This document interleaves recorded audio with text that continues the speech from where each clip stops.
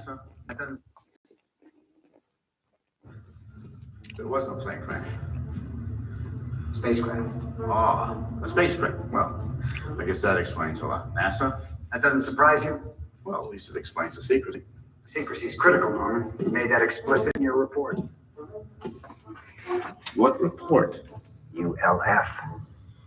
I wrote that for the Bush administration. And that's our Bible here, every jot and tittle. But that was a report about a possible encounter with an alien being. No, it's not about aliens. I'll have none of that. Okay.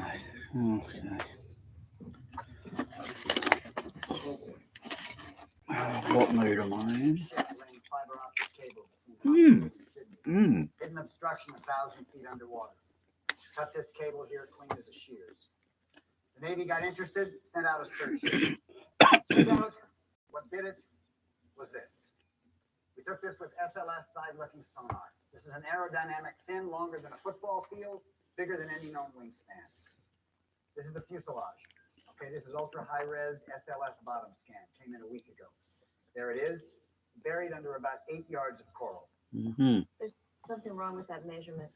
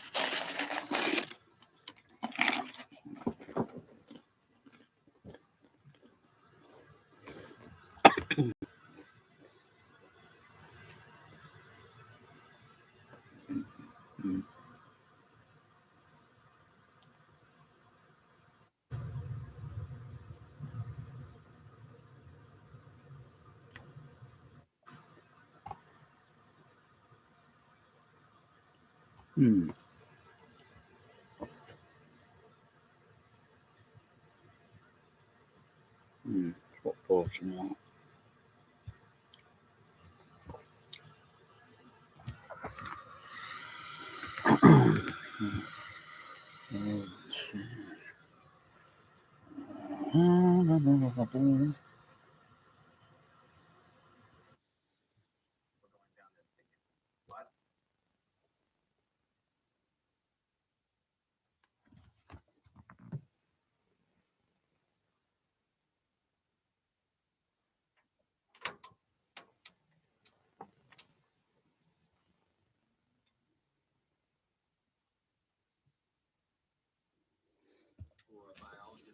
Small like that.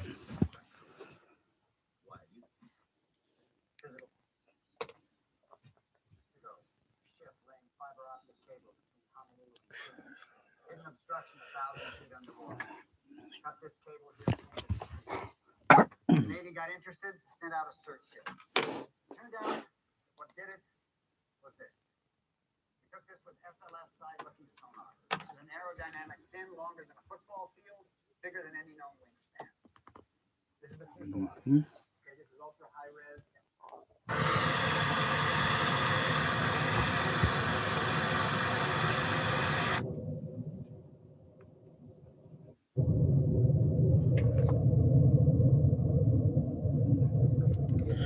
Let's move that microphone. Move that position.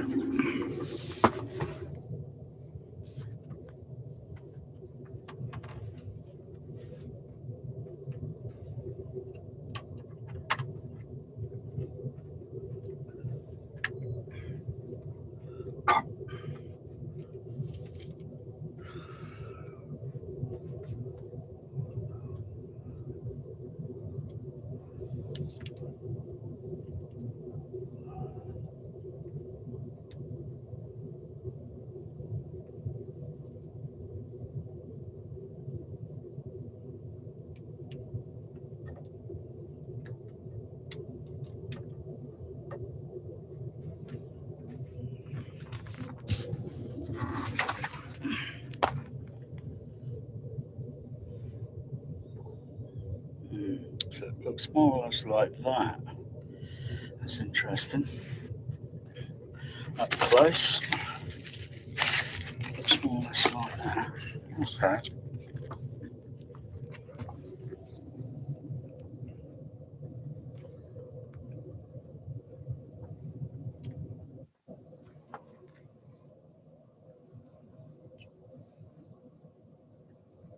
Hmm.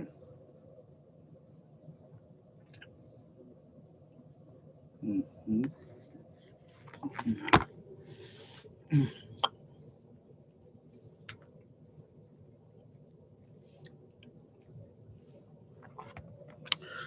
Do some attenuating. Mm-hmm.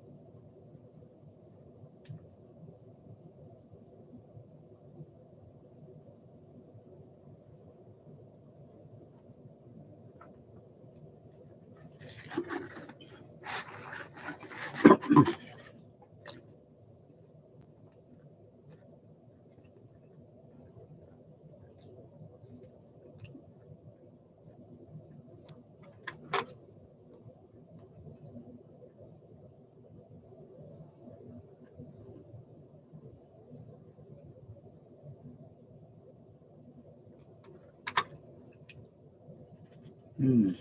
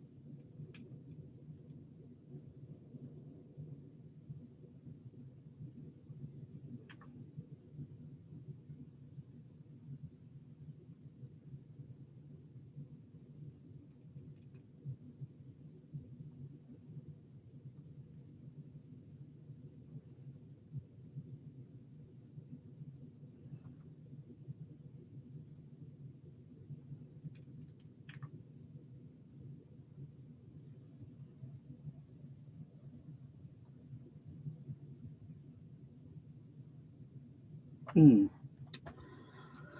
Hmm. Yes. Hmm. Yeah. Hard to say, really.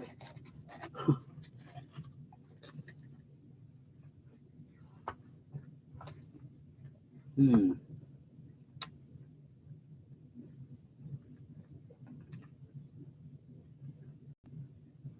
But that's not what's bothering me.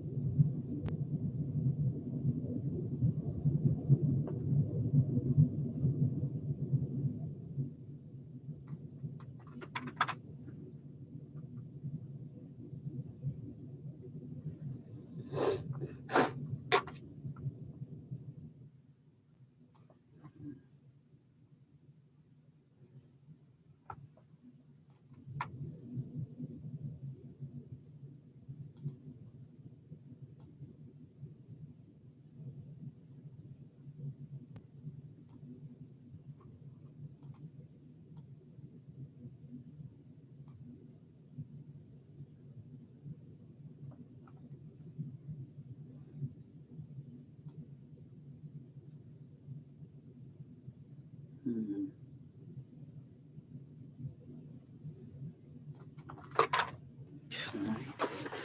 Yes.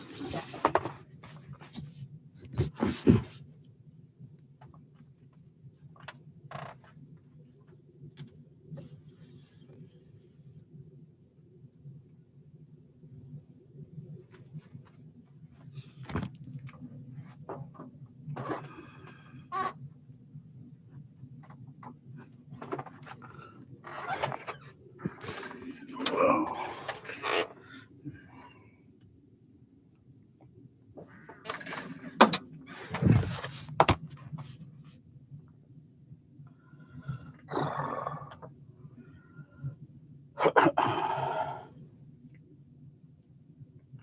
How much is that altered? A bit, because of the position of the microphone.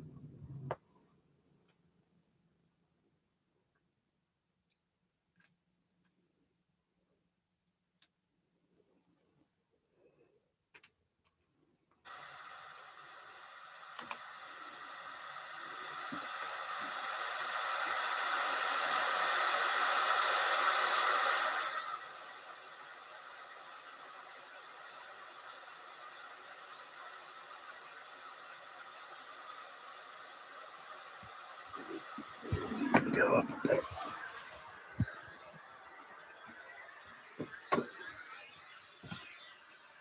Mm-hmm. Go up a bit.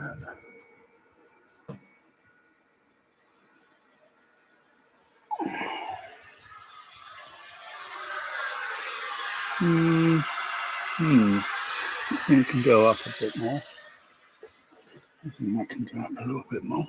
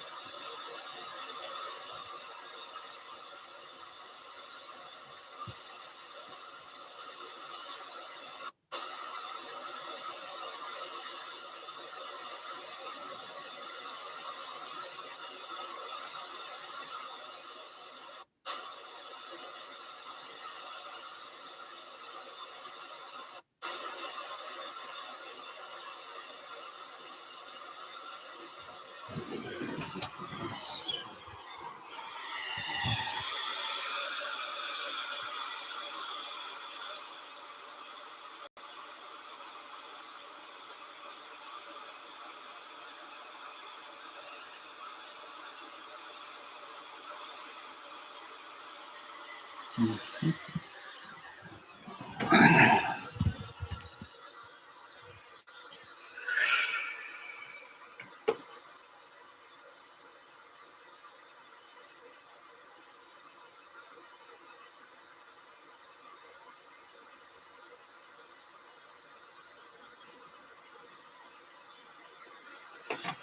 we'll wrap a little bit.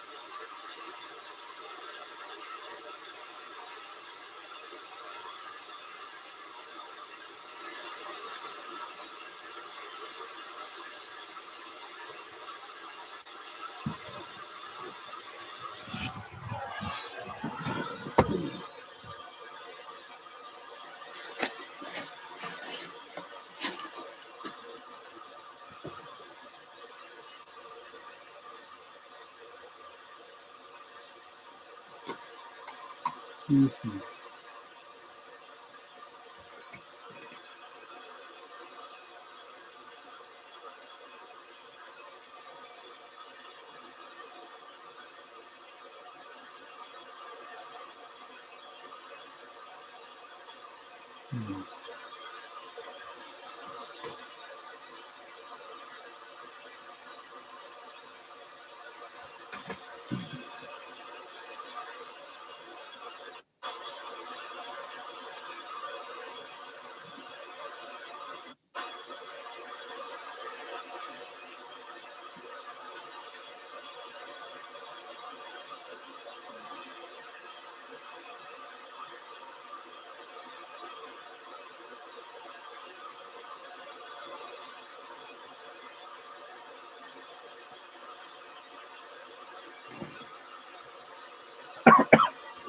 Mm.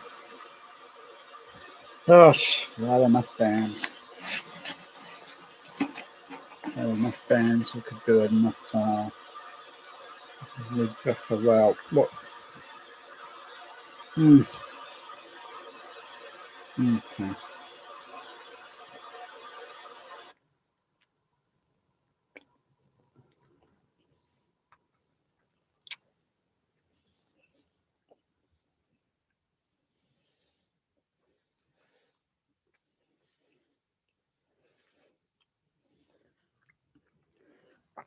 Okay.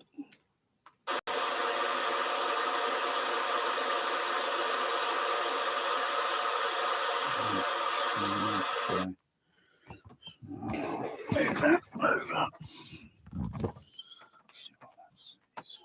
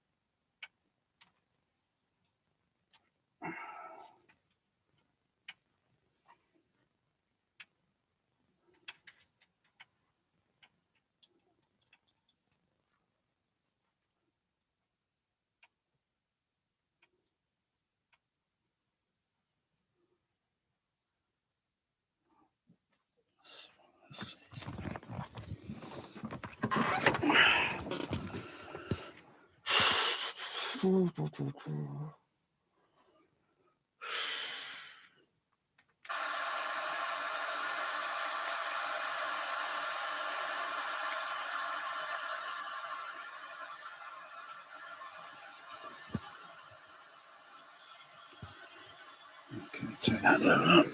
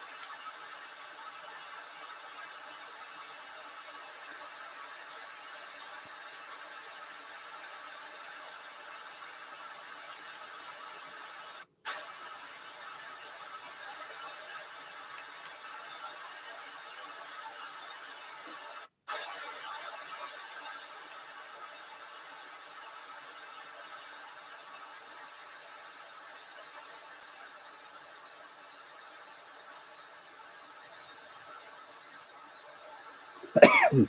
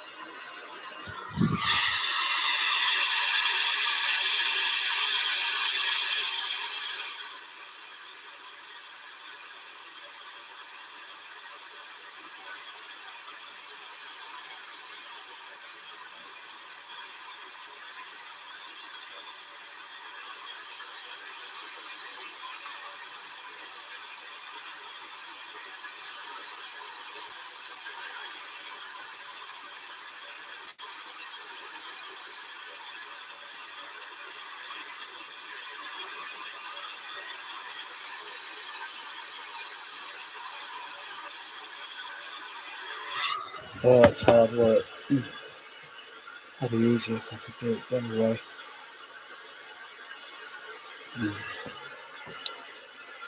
I was going to miss something out.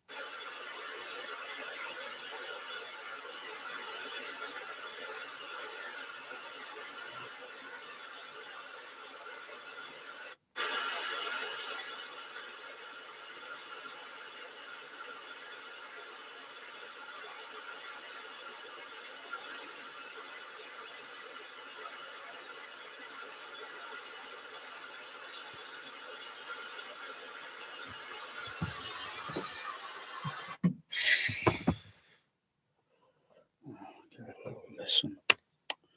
Give it a little listen.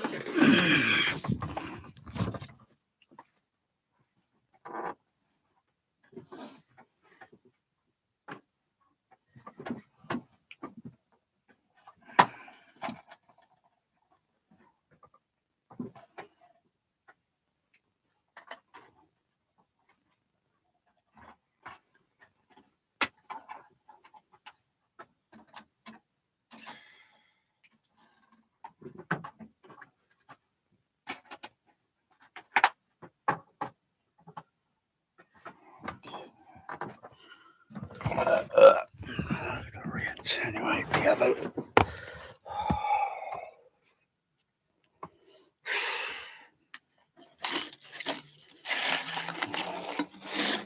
Not bad with that USB microphone. It's not bad.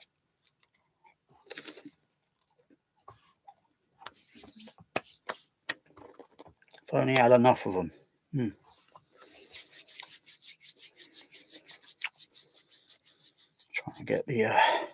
Trying to get another one of those, that USB mic. It's pretty cheap, but it's pretty damn good frequency response. It's a little bit cheaper than that. I think it was. Can't remember.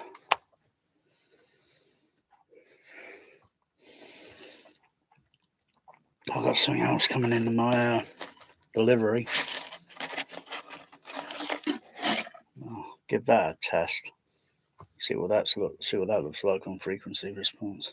I wouldn't be too surprised to see if it's got a rather steep roll off on high frequency somewhere.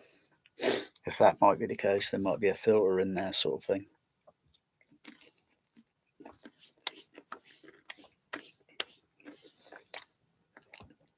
And I wouldn't be too surprised to see are kind of limited in the low end. Just like vocal microphones I got usually for singing, because they're only assigned for a certain range, frequency range. So they have a certain roll off curve and such. It's when these singers sing into microphones, and then you can barely understand what they're even saying, even in a normal conversation. It's like, huh? What did you say? Because I can't understand half what they're blooming vocalizing in music versus the competition of the music instrumental frequency response. It is a like unintelligible soundtrack. I can point out quite a few. Say like Billie Eilish.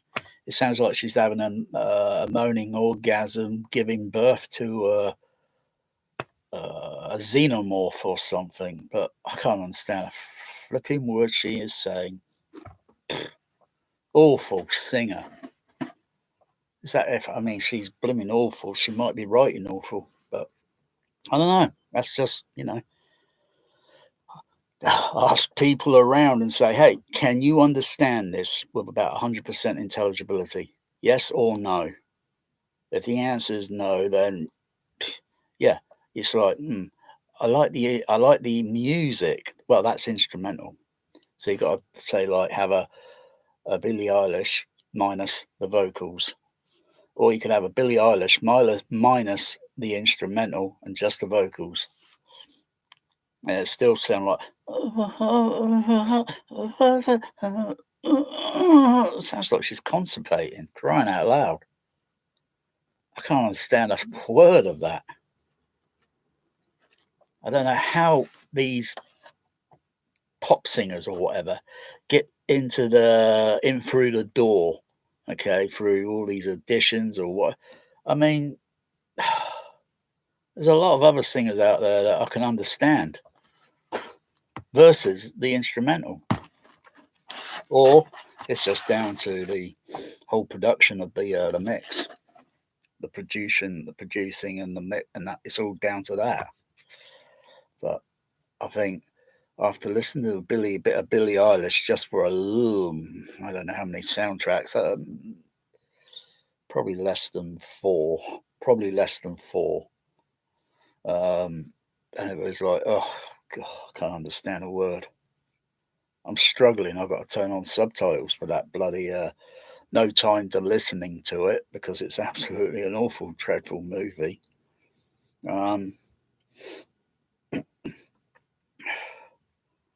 Not even the Dolby Atmos helps it.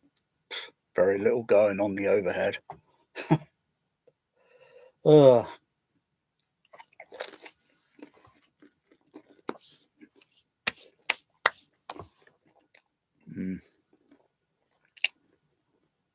mean, it's like kind of like a pop song for like the end of Top Gun.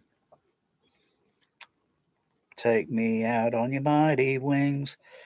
I can understand that within about a ratio of about plus 90. Because occasionally maybe a bit of frequency of instrumental might slightly get in the way of all the vocal frequency. Because that's going to have a certain, and you've got to kind of like think, engineering the frequency response of some of that music instrumental just slightly down a little bit. I mean, you don't want real bloody drum sound and all that sort of thing, really. That's why most musicians, you really don't want that sort. You want a sonic like that sounds like it, but clip something that you can understand vocals and not strain. Because it's like them being on the CB radio, like on the single sideband. And sometimes you got to strain, especially when you got a tiny little signal that just heard your station, and then calls back with your station number, and you got all the other stations out there, and you got this tiny little station there. It's just probably running on standard power versus everyone running half a kilowatt or 2.5 kilowatt.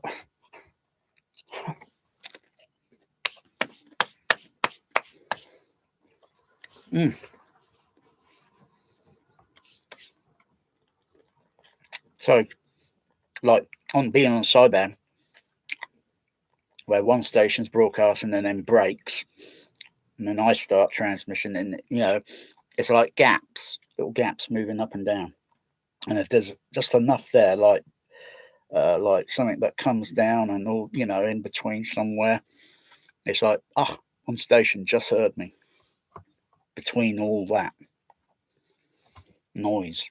It's like putting a pink noise signal on the screen, then bringing a sine wave tone, and so I can bring on two REWs or maybe three. I could have a 500 hertz, a 1 kilohertz, and then you got to have the pink noise there, and I just bring this steady signal up, and then keep bringing it up and up and up and up until that sine wave tone goes over the top of the pink noise, and it's like, it's kind of like that. But still, the frequency response is not even good. Not enough There's not enough PEQ filters.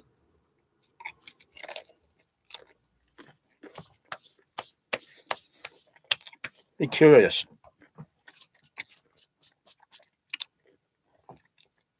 to use. I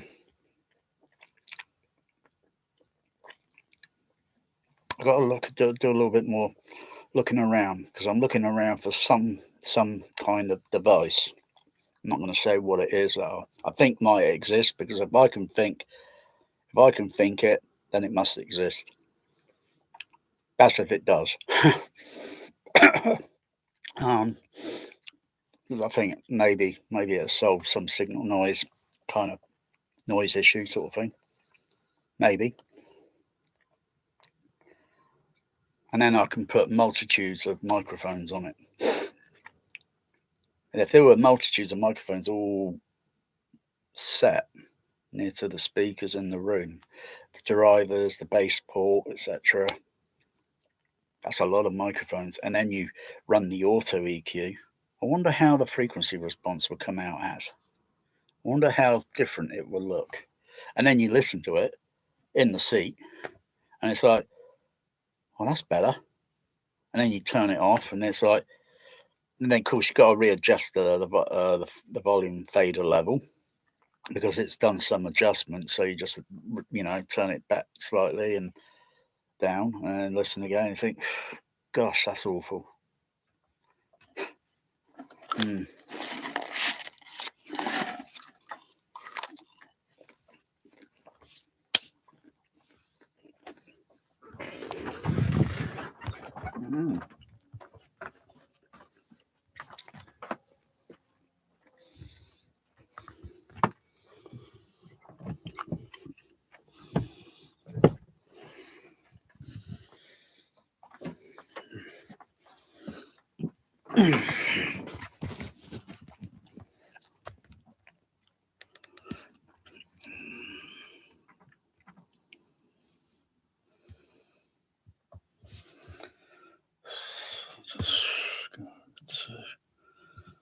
I'll use the HDMI input.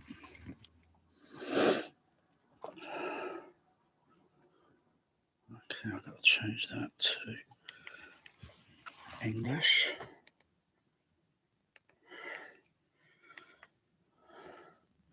Subtitles are off, okay. Turn that pink noise off.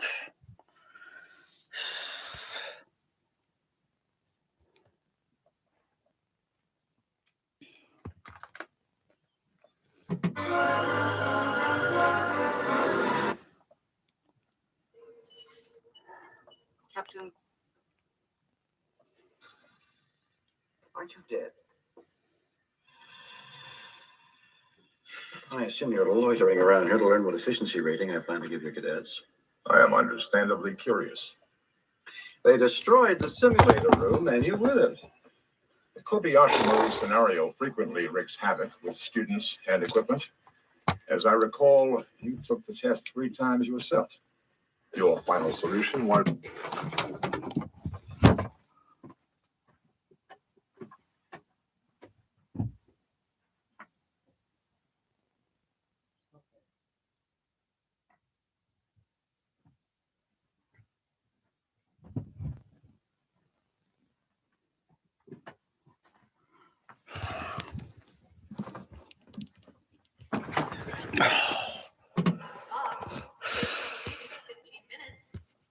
Where are you off to now? The Enterprise. I must check in before your inspection. And you. Home.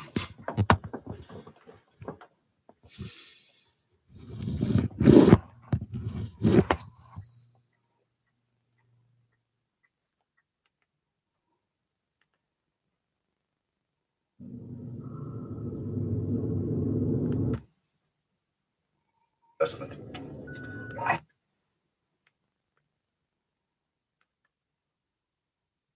Have to be clear on this. There can't be so much as a microbe or the show's off. Oh, why don't you have a look? But if it is something that can be moved, I want that. Doctor, we're on our way.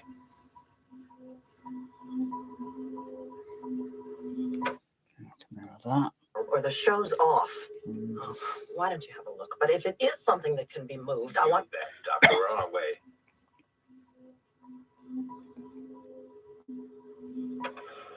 Well, don't have kittens. Genesis is going to work.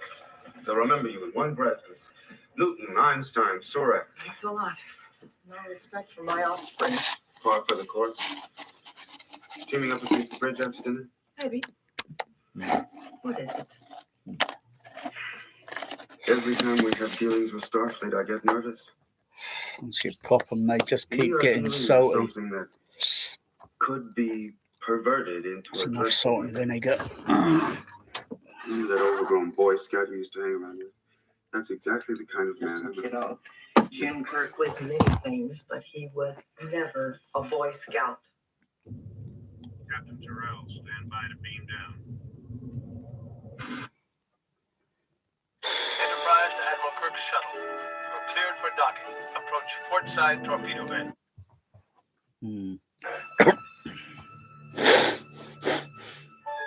Enterprise to Admiral Kirk's shuttle. You're cleared for docking. Approach port side torpedo bay. Enterprise, this is Admiral Kirk's party on final approach. Enterprise. Enterprise to Admiral Kirk's shuttle. You're cleared for docking. Approach port side torpedo bay.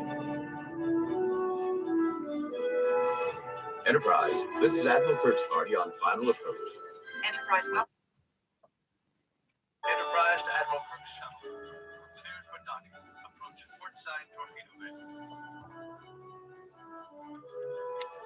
Enterprise, this is Admiral Kirk's party on final approach. Enterprise. Welcome to. No, only picking up one sound there. Port side torpedo bay. Enterprise, this is Admiral Kirk's party on final approach. Enterprise. Welcome to. Prepare for docking. Approach port side torpedo bay. Enterprise, this is Admiral Kirk's party on final approach. Enterprise. Welcome. Enterprise to Admiral Kirk's shuttle. You're cleared for docking. Approach port side torpedo bay. Enterprise, this is Admiral Kirk's party on final approach. Enterprise. Welcome. Enterprise to Admiral Kirk's shuttle. You're cleared for docking. Approach port side torpedo bay. I could play that until I'm blue in the face and chase my tail around. I'm only picking up one sound there. Because if I put the microphone back over there and reevaluate, that frequency is not splat. It's not spot on because there's not enough friggin' TEQ filter. I've had it spot on more or less before. So,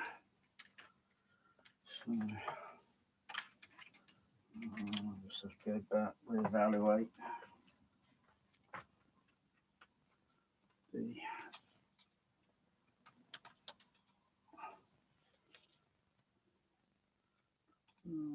well.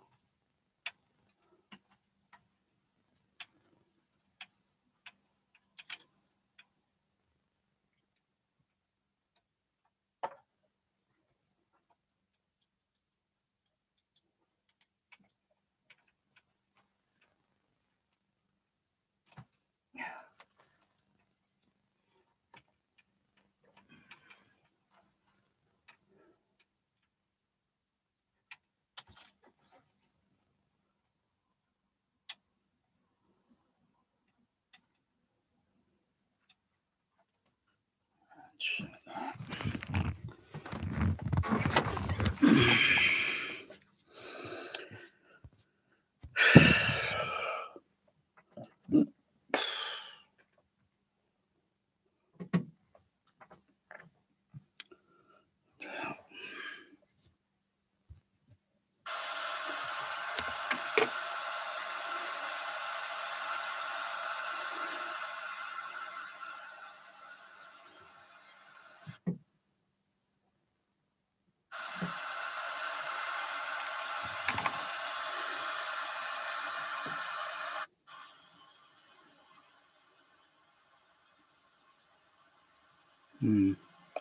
Yeah, so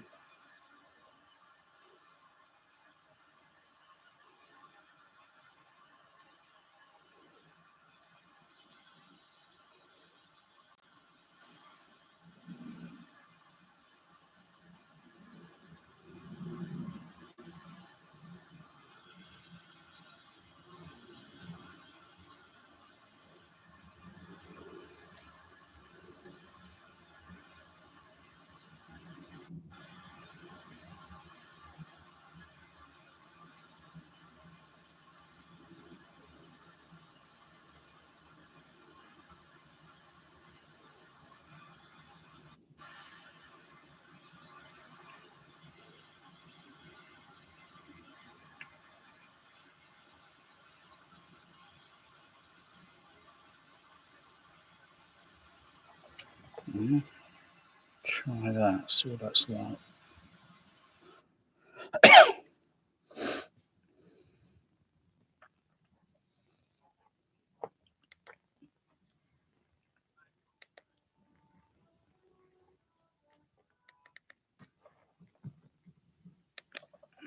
Portside torpedo bay.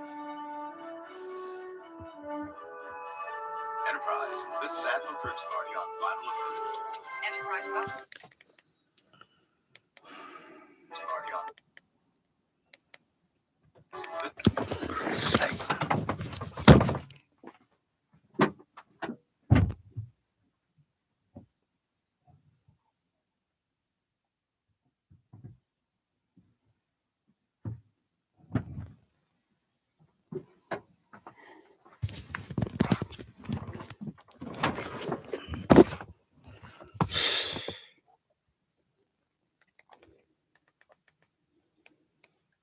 Portside torpedo bay.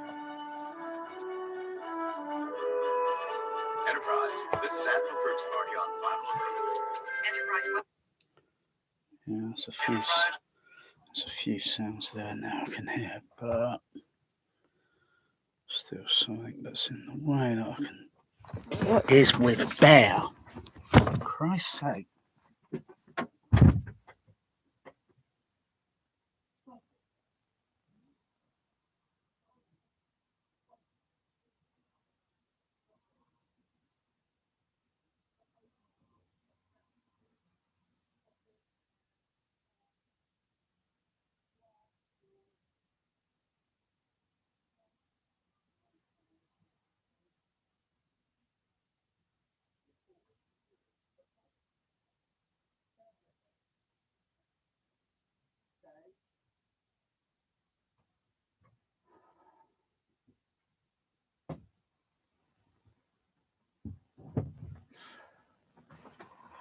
What is it with my cat there? For Christ's sake, how am I supposed to do?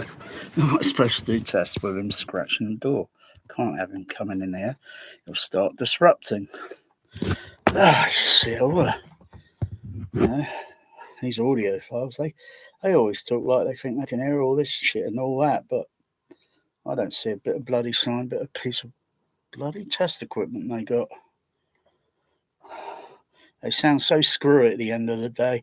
I just don't believe them. Cleared for docking. Approach port side torpedo bay. Enterprise, this is Admiral Kirk's party on final approach. Enterprise welcomes you. It's that very top bit there. It's just a little bit, sounds exaggerated. Okay. Let's try something else. Turn the fader down.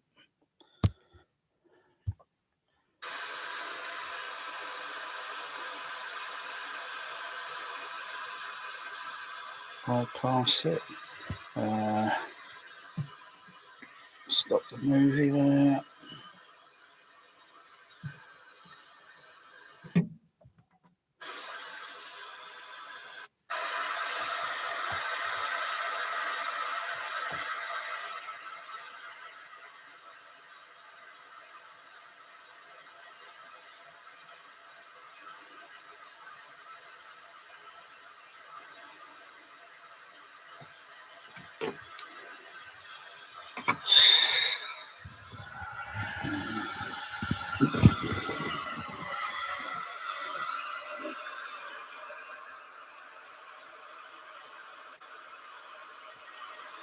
Nice.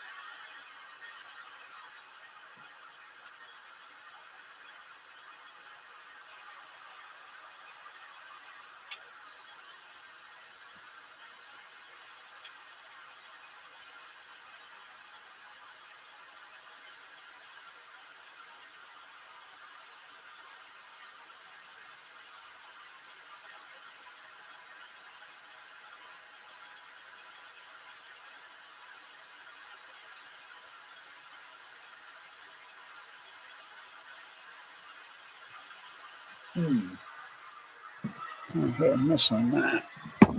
Really. Hit and miss on that.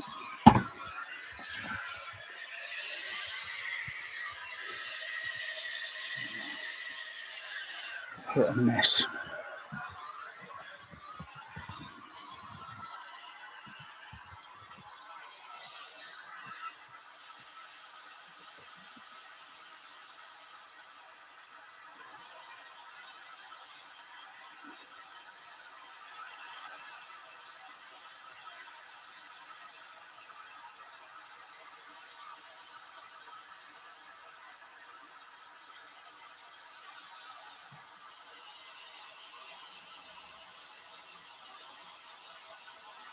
Yeah. So when a bit nearer, some frequencies all look normal. Just testing these things outdoors, like I say. I'm not in that position to do that sort of thing. Other people are in that position. They got gardens, they got homes larger than mine. They keep bragging about their bloody great audiophile BS equipment. And yet I've not seen, all you see is them rambling about how bloody great that bloody music is. And of course you can't do that sort of, you can show it, maybe how it looks on a frequency analyzer, but you can't listen to it. You can get, oh yeah, that sounds like, yeah, maybe, but if I do a video, I play it back on my system on the exact same, it's the complete opposite. It's like something else added, and I think, what the heck is that? I mean, that could be several things. One could be the frequency response of the microphone that's adding slightly some exaggeration, or the room. and the position to where the microphone is placed within the room.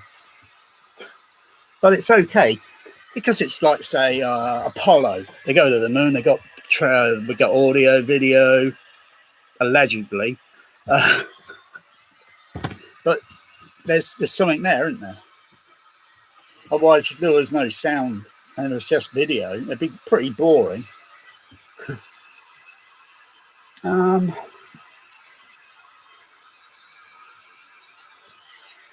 So,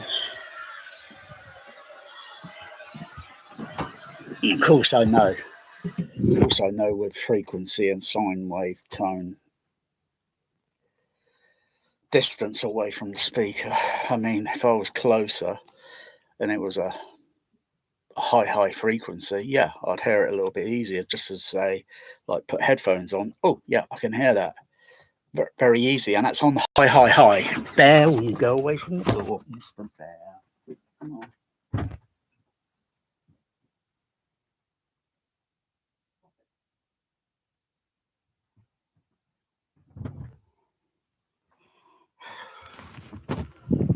And then you come down to another frequency, and it's like, whoa.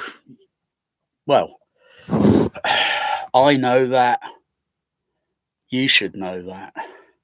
Crikey. Even an audiophile that's been in it like, so many years. I bet that other guy on I bet he can hear. Oh well, yeah. Can he brag if he can hear high frequencies? Crikey, I could play it on a JBL Go3. I can hear 13,000 kilohertz this distance, and then move it over to this side. Yeah, I can hear it. And again, it's centralized, and then it's kind of like, because, well, one of my ears got a little bit of a weird shape. So shaping that, and especially on very tiny frequency wavelengths, anyway. So I can move it there now. I can hear that sine wave. I can go up to 16,000. Got to bring it in a little bit nearer. I can hear it. But that was using another test tone online generator. I used one that was a YouTube one. And it didn't seem like there was too many problems there. But when I went and used this website sound generator, and I think, I'm noticing an additional noise. And it was just the website, I think, or something to do with the connection to the website. And there might be something to do with some sort of, I don't know what's in that JBL Go3. There might be some sort of digital analog conversion sort of thing going on, because I noticed there was a kind of like a faint sound of hiss. But that's when it's nearby. But if I had it over there, I'm not going to notice it. If it was outdoors and I just got a bit of music, whatever, I'm not going to notice that. No one is, The bloody noise background is so bloody loud outside. Oh.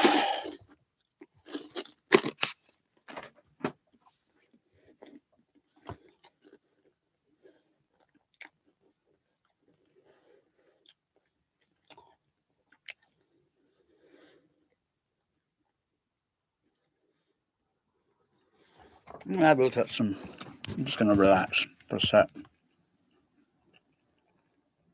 Put the air conditioner on. Cool down. I'm just going to do a check on some things here. So I'm pretty certain, because for which nature cannot be fooled. I'm just going to look at a typical dubbing stage. I don't know which one. Crikey, let's think. I don't know. Try something like Sony Gary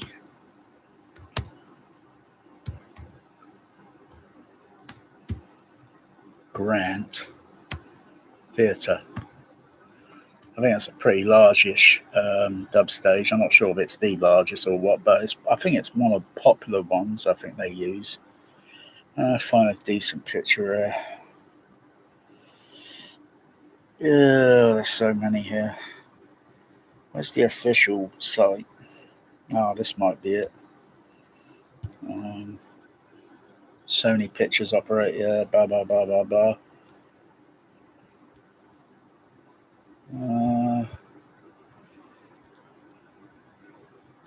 Let's see. Gary Search. They got a high res picture. Bloody hell! Can't even click on that for a high resolution picture. Probably have to look elsewhere. But no. Plus, that picture was not the same to what I saw on the. Are there any other picture? Oh, of course, there's Kim Novak, Jimmy Stewart Theatre, William Holden. Oh gosh, there's so many there. Go back out there. What about this picture here? Yeah, that picture there. Let's have a look. See if they got a large picture. Right. Okay. Right. I'm looking at this typical dubbing stage, right? And of course, I can bring it on the what's it here? I'll show you. So I have to go on the computer.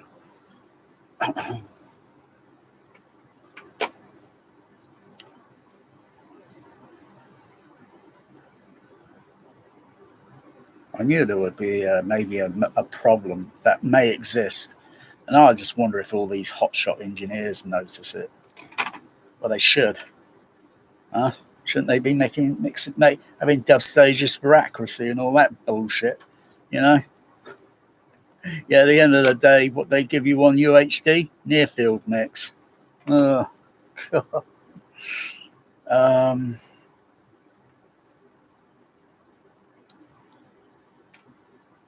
Yeah, that's it there. Okay.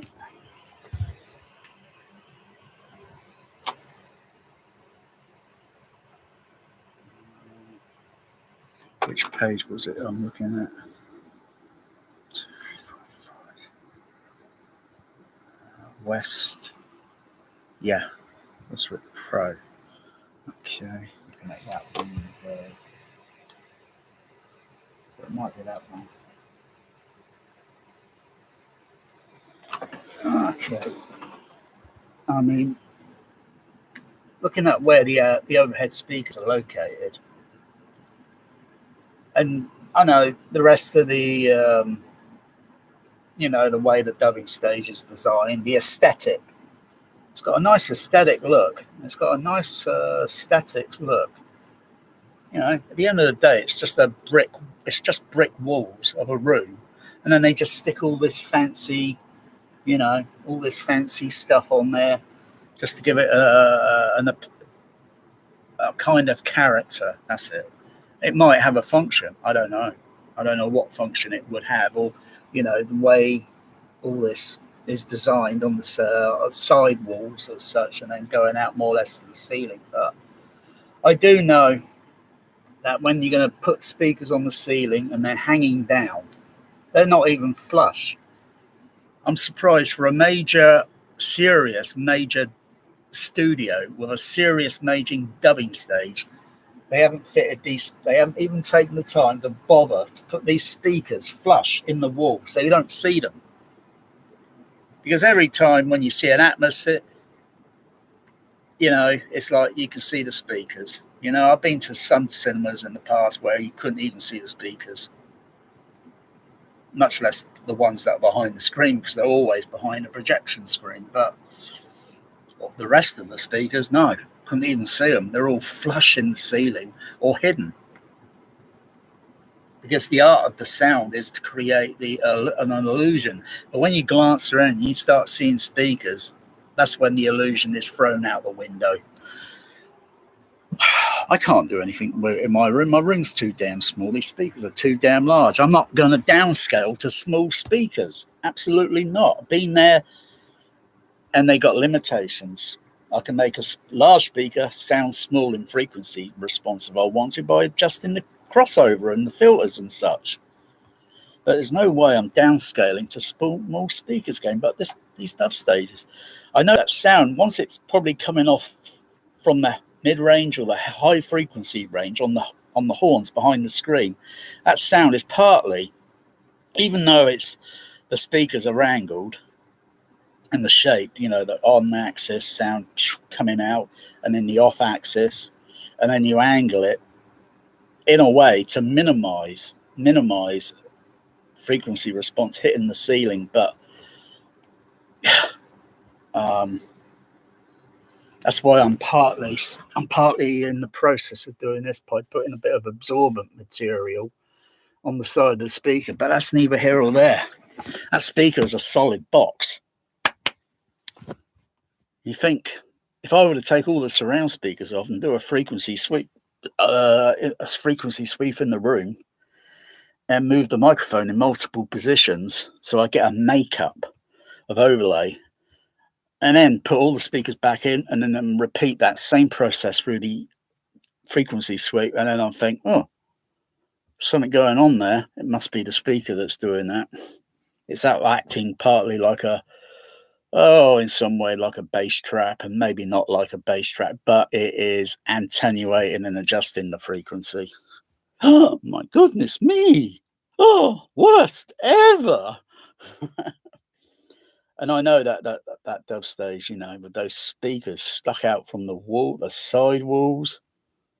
I know that sound coming from those HF horns is going to hit that speaker and literally rebound right back to that other speaker that behind the screen instantaneously within just boom, turn it on, bam. Put a bit of absorbent on there and then test it, and it's like, oh, it's minimized. So minimized reflection. Because if a sound reflects, it's going to cause an inaccuracy, and it will change the frequency slightly. Oh my goodness me.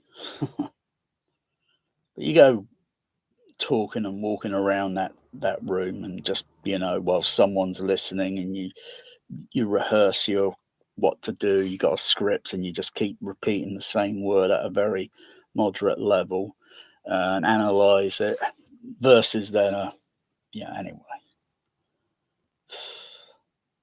I knew it. I had the feeling that dubbing stage, bloody hell, it's tatty. That is a tatty dubbing stage. It's like looking at the Odeon at Leicester Square in London. It's tatty. Speakers and a multi-trillion dubbing stage, Sony whatever. They minted. And they can't even not be bothered to put the speakers flush in the wall or in the ceiling. Plus, you gain a little bit more frequency response because when the speaker's dangling from the ceiling by so much, even if it was coupled to the ceiling, you get a few more dB gain in bass response. Well, they didn't know that.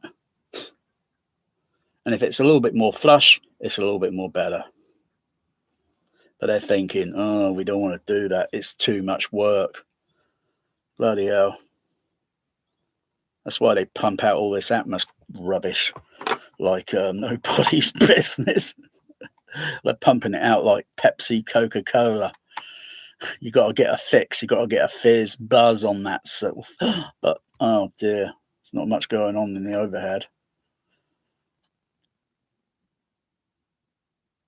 I knew it. Oh, there's another picture of it there. Another angle picture.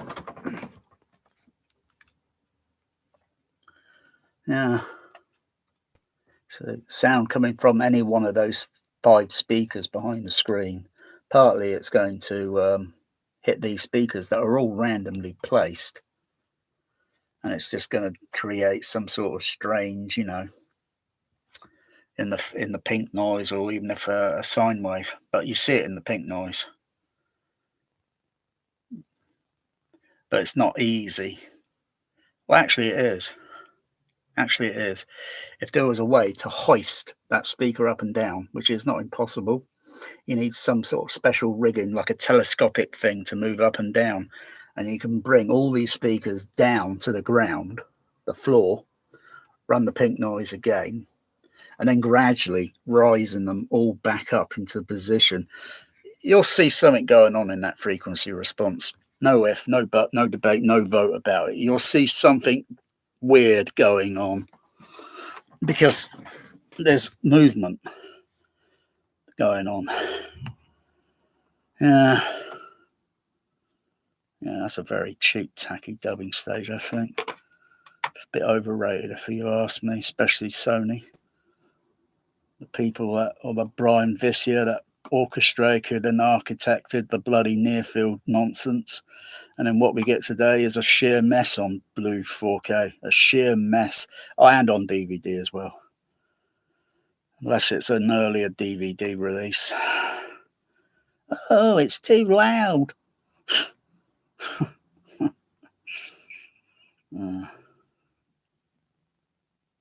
I don't give a damn about dub stages.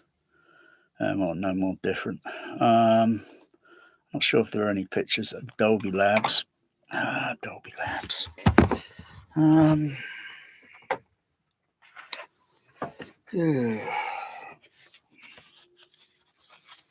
I mean, it takes days to set up the sound system and all that. You know, once it's all in place, and you know, that's all been checked and tested and it's in place, and then you start doing the EQ. It's the ego. At the end of the day, our hearing's pathetic. So unless you're a dog, cat, or a pet bat, well, maybe a dog or a cat. I wouldn't think a bat, because a bat's got limited hearing on the low end. I think they're only more or less limited up to around 1 kilohertz, going up to a little bit higher than a dog and a cat. But you know, a dog and a cat have got reasonably good pre-frequency range compared to us. But they just don't give us that response. But then it's like most people, they're not trained in listening, and they'll give you more or less the same response. Oh, just like all this double blind bullshit listening. Double blind. Everybody have been going to a cinema for decades. You've been blind listening. You don't know what speakers are behind the screen, where they're positioned. So it's blind listening. Think about it. You go to a PA concert, you can see the speakers are visible. Stacks and stacks of them. When you go to a typical Atmos cinema today, oh crikey, I can see the surround speakers, so they're visible.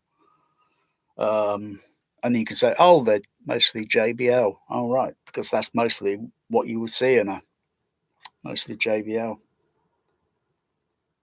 They hold about 85% of the market, and all the rest of the competitors out there, they're still doing okay for themselves. They do okay by selling it for PA concerts and all that. They're just maybe not as big in cinema.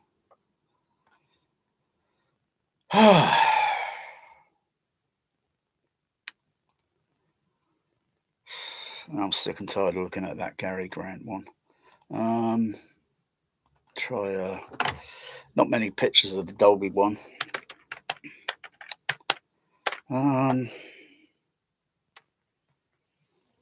Unless it's a new picture, otherwise they got very little.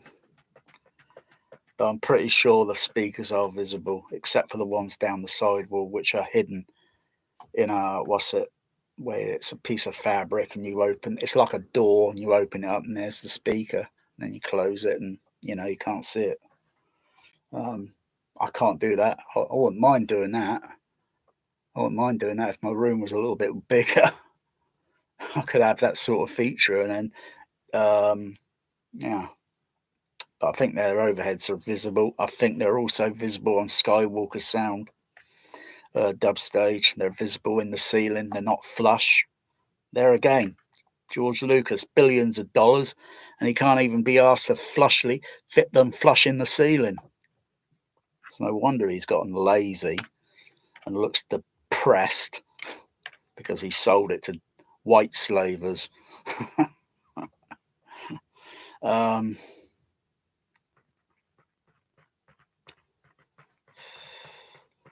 And it's not an easy thing doing it, fitting it in the ceiling. It's hit and miss, It's hit and miss. It's trial and error. And if you wreck the ceiling with too many blimmin' holes, you got to tear that ceiling down and redo it. Otherwise, you're just weakening the ceiling. And you got to start all over again. So it's trial and error. So I don't think some CAD computer thing could even work it out, because it doesn't know that speaker's profile makeup. It doesn't know it. You can tell it, but every speaker is slightly a little bit different. So Yeah. And all people are worried about this positioning the speakers, you know, for overhead. Well, then it's completely BS fake, isn't it? I'm surprised. I'm surprised no one is adopting my idea. So they put a matrix decoder on the height speakers. So then you kind of get a left, center, right, left, center, right, left, center, right, left, center, right, left, center, right, depending on how many overhead zone you're using. 3, 2, 4, 5, 6, 7, 8. And then you got a matrix decoder. So then the phantom sound goes there. It's not playing there and there at the same time. And if it's sometimes a weird mix, it sounds like I'm listening to something that's mono. But I know it's literally going to go on the. And I think, oh, bloody hell, that's a bit of a crap Star Trek Jar Jar Abrams bloody sound bullshit mix, that, isn't it? Bloody hell, what's going on there? Basically, it just makes it it frees up the sound. It releases, unwraps it a little bit more. Surprised no one's adopting my idea. It's cheap, it's free, it's out there, you can use it. It took me less than 60 seconds to figure it out, to do it. Less than 60 seconds. First time I listened to Atmos in the home. Of course, I listened to Empire Leicester Square and I thought, oh, blah, this reminds me of UCI Tower Park. Oh, it's discreet, but it still reminds me of Tower Park. Oh dear, Dolby Laboratories. I think they call it a screening room, don't they? Yeah.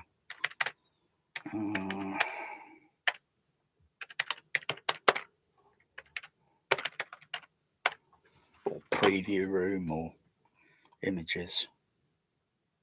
Oh, there it is. Oh no, that's a different one. I think this is one up at Soho. Yeah. Either way. Let's have a look at that one. I think that one's at Soho.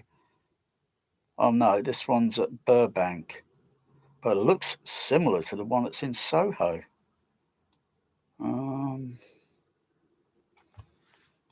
Type in Soho, Soho, and I'll show you. Yeah. Actually, hang on. Have they made some alteration? Or maybe I saw a video. I don't know which one, but is there any library pictures that are good? Oh.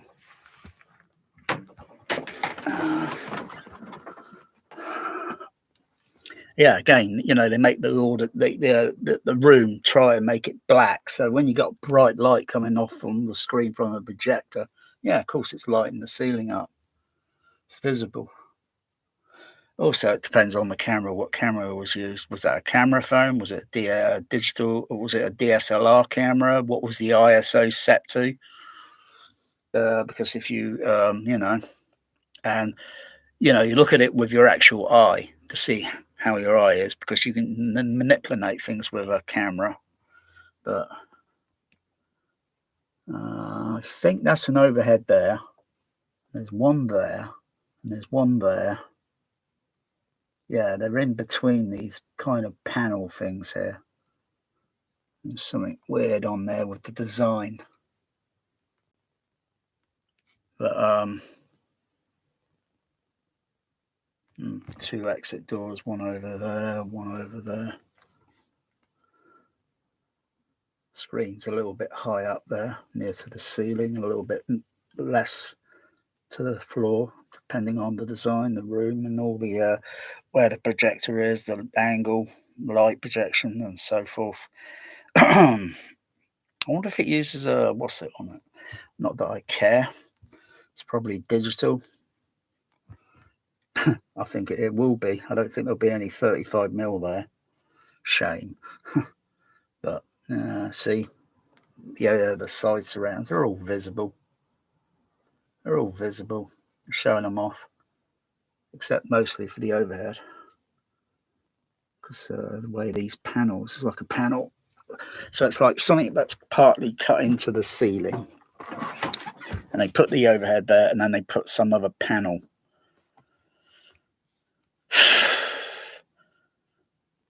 There's a few things I can see going on with that.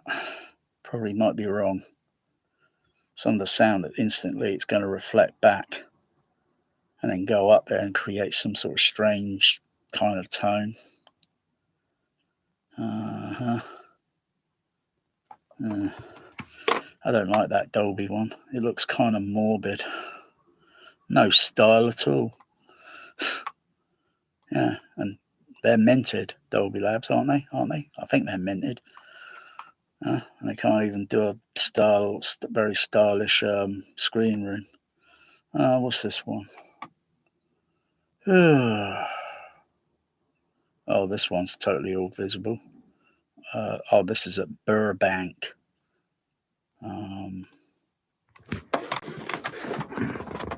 Yeah, so the overheads are a little bit visible on the ceiling. At least they're flush to the ceiling. Oh, they got tabs. Oh, wow, they got tabs. Wow, this room's got tab. Well, they kind of built it that way, and they put tabs on it. So they got what? It's a rising curtain there. Up there, a rising curtain. They got tabs. Yeah. Oh, yeah. Got tabs on there. Laminated floor. Yeah, that's going to be a bit reflective. That's going to be a little bit reflective. That's going to add a reflection there. So some of that sound that's going to reflect onto this laminated floor is going to reflect partly onto this bare wall. This bare laminated thing here, and partly go into it. You know, you're going to get a reflection sound in there of a very strange, annoying kind of pinging echo, kind of weird sort of thing. And again, all the speakers are all visible on the side wall. Bloody hell, they're too lazy to even put the speakers flush.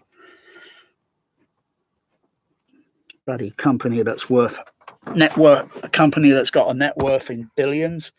They can't even be asked to bloody hide the speakers or put a bloody carpet on the floor, for Christ's sake, because it's just going to be reflected. Nah, I tell you, you wouldn't catch me anywhere in that room. I can't stand bloody reflection, for Christ's sake. If I want to listen to that, I'll hear it outdoors, or go in the kitchen, go in the bathroom, I'll go in I hear that reflection. You only hear reflection or echoes and that on the film mix. If it's in the film mix, it'll be there. And that's what you should be listening to, not your room, even though your room's going to change the bass and all that. We all know that. I don't want to hear flipping echo.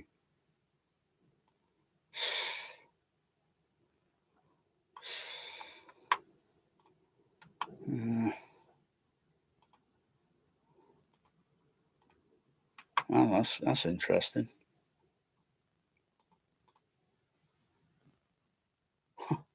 That's interesting. See, someone goes into a state-of-the-art screening room or whatever, and all he could do is mess around on his phone.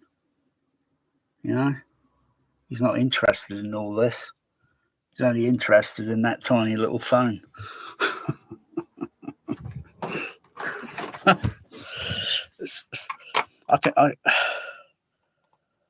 Oh dear. It's weird how some reaction, the chemistry of how people look and react and things. And you know, sometimes I see these fake videos. It doesn't look like they're reacting to the sound, or whatever. I mean, but I could do a simple test, you know, to see if they are listening, really kind of like listening. And then I could just say the word fucking cunt out loud to see if everyone turns around. Oh, I got your attention now, have I? Must be listening then, huh?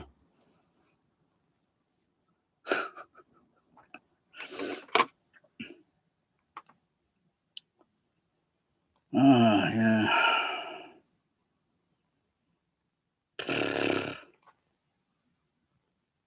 Yeah, I'm gonna to get cracking back on because yeah.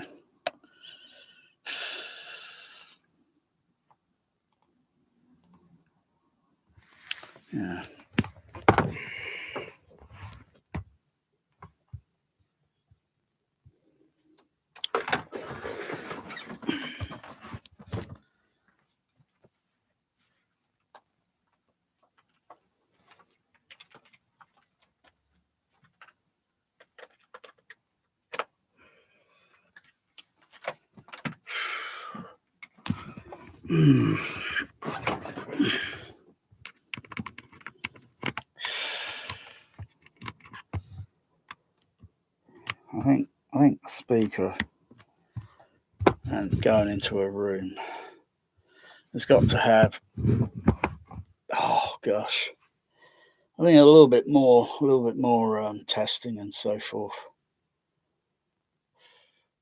Or maybe put the speakers where you think you know where the speakers are go and the seating, and then you start putting up walls. But you do this outdoors. And then you gradually put in walls. Well, there are multiple microphones in the room, fitted down near to the floor, a little bit above. Very complex. And then you start putting in these boundary surfaces, to see what goes on with the frequency response. Because you take the speaker outside and it's total opposite. But outside, hostily, very noisy. No,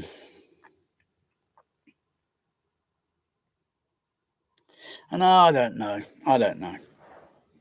Sometimes I care. No, I don't care. I do not care.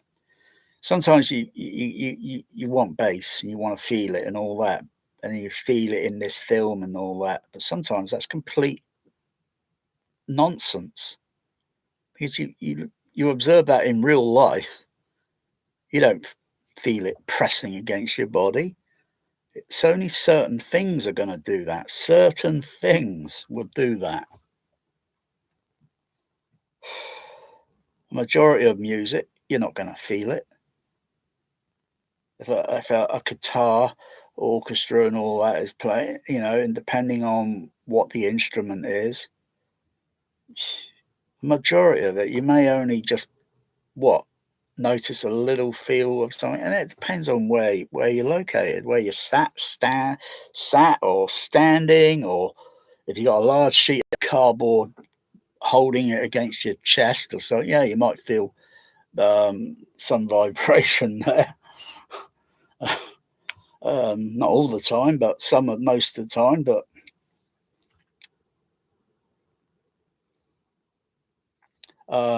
can I feel myself when I'm talking? Yeah, of course I can. I can feel myself talking because there's several things going on there. I can feel it in the body. If I put my fingers in my ears, I hear the sound mostly in my head, and it sounds muffled because I can't hear the exterior sound. So there's several things going on there, at least maybe 3 things going on. That's why someone plays back a recording of their video. I don't like the sound of my voice. You know why you don't like the sound, because you're missing a third, or you're missing one element, and that's the in-head cavity sound. It sounds like you, sort of thing, to a microphone. But there's still a little bit more. If I had to put a microphone, not that it's easy, it'd be very difficult. Kind of put it in my mouth and kind of put it to the top of my roof of my mouth, kind of use a sticky thing there. Not that I don't think it'll be a very successful test with, and the levels got to be adjusted. And then I've got another microphone on the outside. I think I'll go, because it'd be a natural sort of thing. So I'd probably have to be a little bit sedated. Otherwise, I'm going to make that sound. You only have to put your finger, I don't want to think about it, but you only have to put your finger in your mouth slightly, bring it up near to the top of the roof, and you go, so, But I don't have to do that because I know what the sound and the recording is going to look like. It's going to be very loud in frequency on the inside, and on the outside, it's going to be a little bit the opposite. See?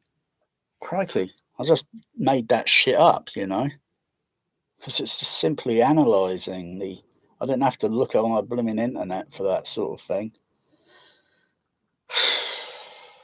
How we feel vibrations, yeah, I've seen that sort of thing, and there were our elbow, our hand, fingers, head, neck, chest area, they all feel different frequencies. They have to be at different sound pressure levels to be noticed, and they're only within a narrow frequencies. So interesting.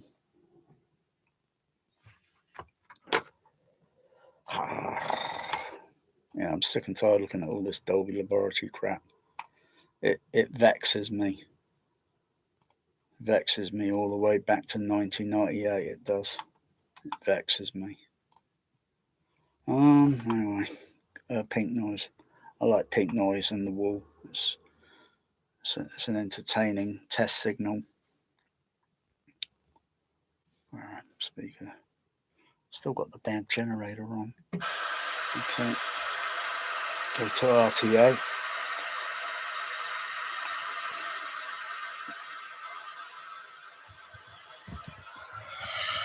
And frequency response is like so.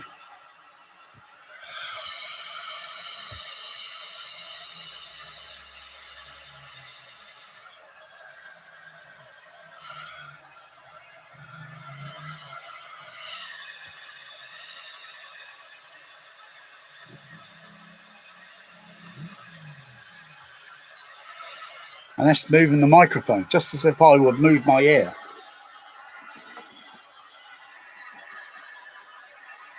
I can hear it changing, it's whooshing, moving.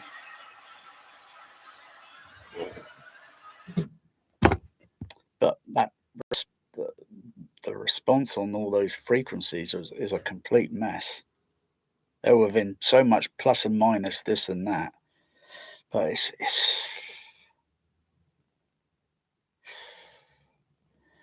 doesn't matter what bloody I'll just say this for the record. It doesn't matter what bloody how perfect the damn room is. It doesn't have to cost. It does not have to cost money. That's what this up here cost. This up here, the mind, cost, well, money to me. Though we have to, you know, depending on what you're purchasing or whatever, it depends where, online or go to a shop, or you could shoplift if you want, if you got the nerve and bottle to do that. Otherwise, the most least you'll get is probably 4 months in prison, 3 meals, okay. So if you happen to be homeless or anything, you know, you think, well, it's either getting in contact with relations or something. There's no, you know, there's no excuse. But if you're a bit of a druggie and you've got an addict and an addiction, and you're going to be doing tea leafing, stealing all the time, just so you can get your fix.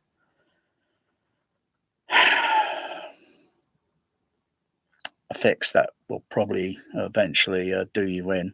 You might as well just do yourself in, because it's either that or you need some sort of guidance. You need some sort of guidance back in your childhood before, when things got messed up, and you need to find that again. So you could probably find yourself, I suppose. Otherwise, you'll be completely lost in a void of an abyss, and then depends on how deep, how far. But money, yeah. If it had to resort to shoplifting, you'll just get 4 months. Well, actually, you get a few, and then you get released, because you do a half time if you're a good boy, and then you get out, and then you go and do it again. Just so you can get a free just so you can get fed. Think about it. Otherwise, go and grow your own produce. But it's not easy, you know. There's things that I think that other people that are in the Think Lab, they work this thing out for big corporate businesses and big companies, majors. Well, majors can always go bankrupt and you'll never hear about them again. So anyway, things have gone up slightly. So when you're buying things now, it's like, crikey, the bottle of milk has gone up, and bread slightly increased a little bit. But that doesn't worry me. The money, the mind is more expensive. The mind has got no price. But sometimes it depends on how stupid that person is. They might be clever, but they might also be, on the other hand, stupid, dimwit, and when tempted with money, a very substantial amount, yeah, they'll sell their soul. They'll be a sellout. That's it. Because everyone else haven't got a mind like one individual, and they got others in the circle of in the loop of the and you kind of rate this person there, and that person may be there, and this other person may be there, and there's this one other person you rate him up there, and it's like, look at that percentage. But that person might be completely and utterly useless when it comes to masturbating. So he's great at parties, you know what I mean? Yeah, I don't like the way we as a species have made this, not the world, because we have not made, it's like made the world. No, I think it's the existence of it's in between, because we didn't make the world. That's way out of our hands. That's way more complex. That's way out of our hands. And it should be. I don't think deserve the right to play God.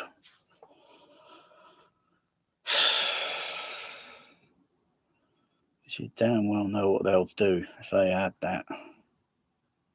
Anyway, I'm just ramming a no random thing. I'm just going to get back to RTA, and what I was trying to say, you can design a room for free, build it for free, but it's a lot of trial and error. It's extremely a lot of trial and error to see how much of the frequencies you can control. I mean, these things that you put on the wall, even though I got random what's it there, I think it looks tatty. I don't really like it. I feel like taking it all down and just do it with more or less the same material, only flat.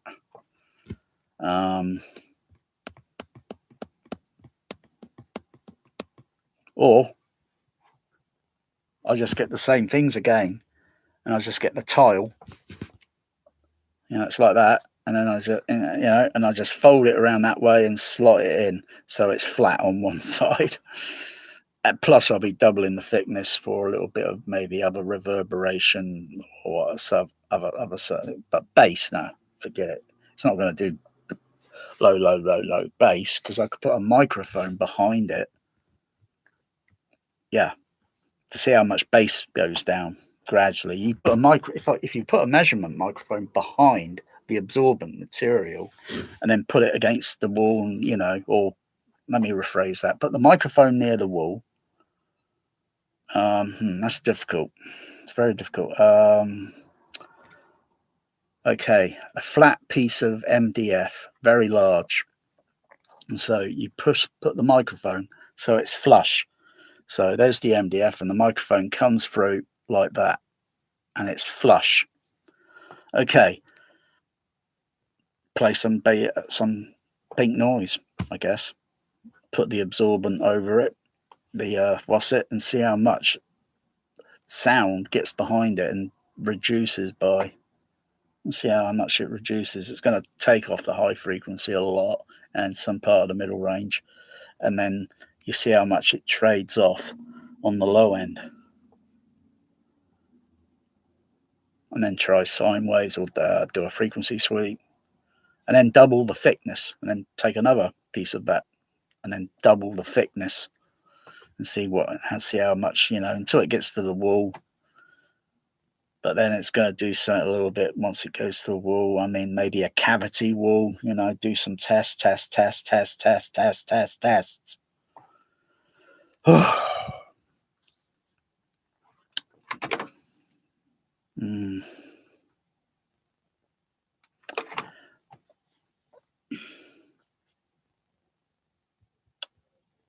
Otherwise, up there. Yeah. I mean, look at all these all this frequency moving up and down, just with my voice modulating.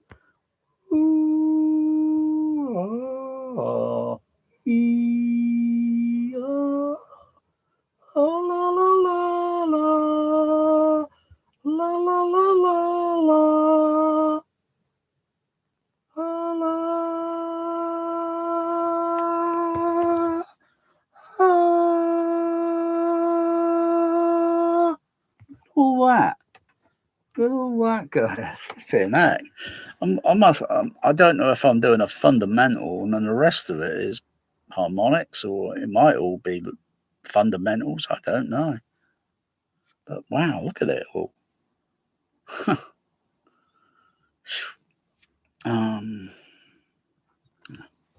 So,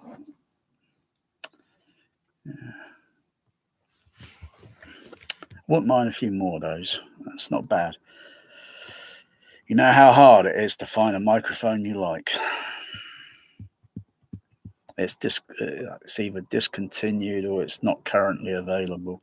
I only got this early this year, I think. Well, no, not even early that. I think just a couple of months or so ago, I got that. There are other ones, but they're a little bit pricey. The mini thing, the DSP mic, that 150, 180. I'm not spending that on a single microphone. That's absurd. And then there's even more ones out there that are even more absurd. Earthworks. Might as well just rent or hire the microphone. I wonder how much it is to hire it. You probably got to put a deposit down on the stupid bloody thing. But it's like, again, it's just a sort of thing for ego. Otherwise, I only have to walk around the room and that. And you know what? That's better than your home theatre. It's better than mine. It's better than Dolby's, because I'm feeling something that most people don't even notice. And I'm thinking, wow, try and do that on a soundtrack mix. It's not possible, because it just sounds exaggerated and like, well, that doesn't sound real. It's got to be like a POV, a point of view. But not every seat or bass shaker or D-boxer or whatever they bloody want to call it. I don't know. At the end of the day, all this is just an entertainment system, and that is it.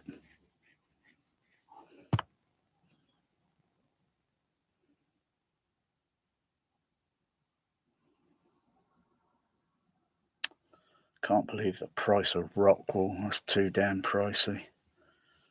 So I can forget about doing this behind the screen. I'm not paying out. Unless, of course, I get it off back end of a lorry. If I can get £1,000 worth of Rockwell off the back end of a lorry for £100, yeah, got a deal. Otherwise, 1,000, no, keep it. Because it might not even work very effectively. It may only do a small percentage, and a small percentage versus the price, not worth it.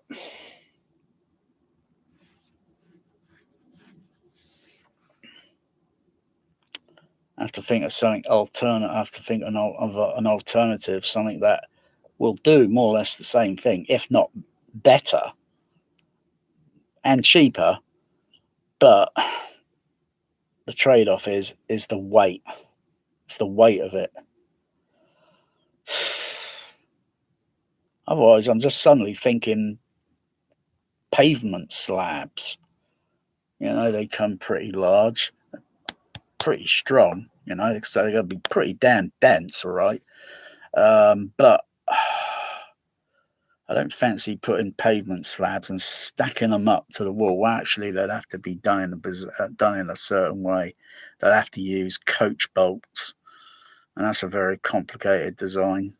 So the first stack that go against the wall, and of course you can use an angle grinder, put the earplugs in and the ear defenders on, and then cut the other piece of concrete slab so it can fit in position. So you got to drill. You got to put a few holes into the and it's got to be designed on the wall.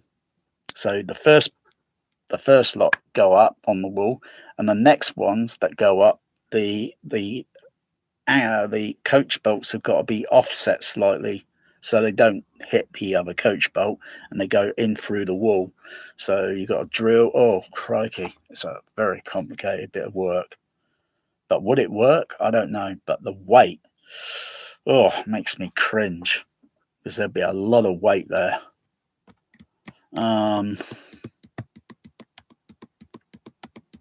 But they're cheap. And then you just put absorbent, and then you put a little bit of fiberglass over it, and then some absorbent and bloody hell, and it's sorted. You could put a microphone behind it, so a microphone will purposely be there, so it's not going to come out away from it. You put all this up and then test it with the bass and see how much of that bass is picked up on that microphone. That's what it's all about. And if it isn't, you know it works because the bass is shifted out this way. Because if you get a void in a room somewhere, the bass is going to change. It's going to go the furthest length it can see it. Well, it doesn't see it. It's going to travel the furthest length, and then it's going to instantly go back to that speaker, and it gets picked up on the microphone. You're scratching your head and you think, what's going on?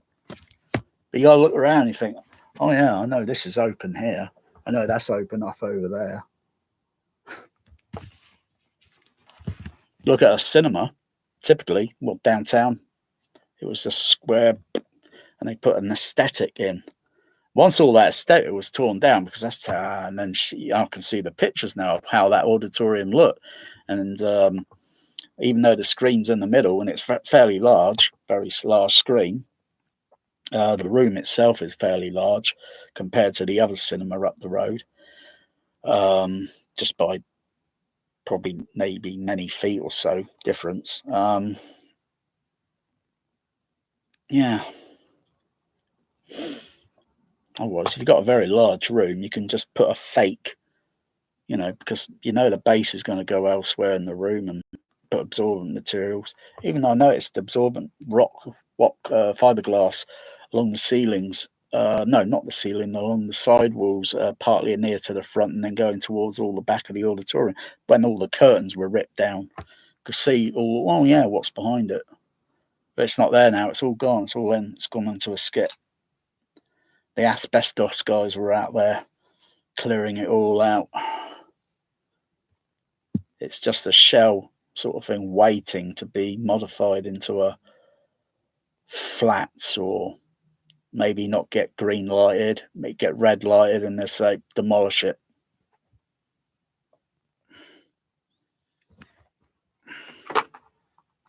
Pity, really. It wasn't a bad auditorium, just needed a little bit of upkeeping. Because the new one across the road, that Odeon, load of rubbish. Never heard anything like it. See, people think Atmos is luxury. It's best ever. I've only heard a few sound systems that are like a breed apart from all the others. Yeah. And they don't exist anymore.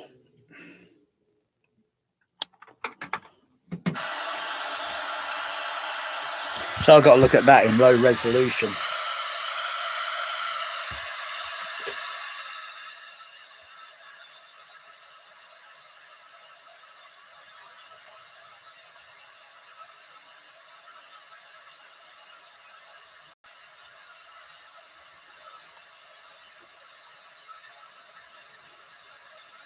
No, not that.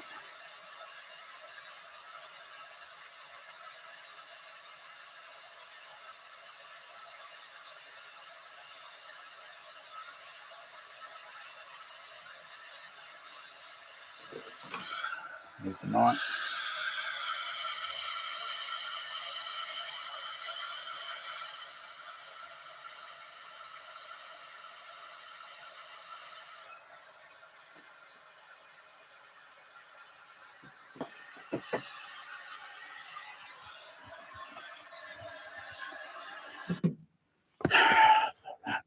It's not here. It's not here. How we hear pink noise from the sort of high frequency. Real life.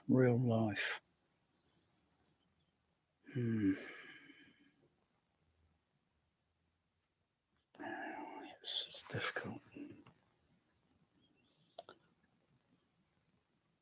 And also the other things that change always is the climate temperature and such.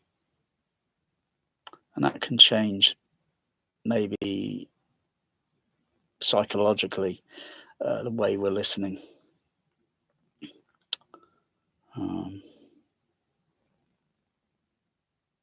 So you got to have it on a microphone. Microphone.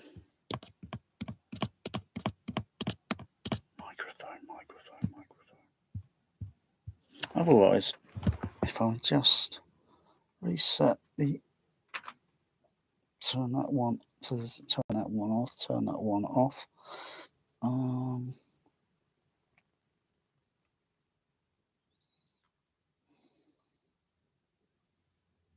Put the THX to 0 on the HF horn, but my gain levels on the those arts they got to be adjusted so they're absolute spot on. But I don't know if they are spot on because the level indicator that indicates on the Behringer amplifier, if I put a sine wave tone on it, they should all come on at the same time. And if I turn the fader down, they should all go down at the same time, just as I will see on the DCX, because that's called a loudspeaker management crossover system.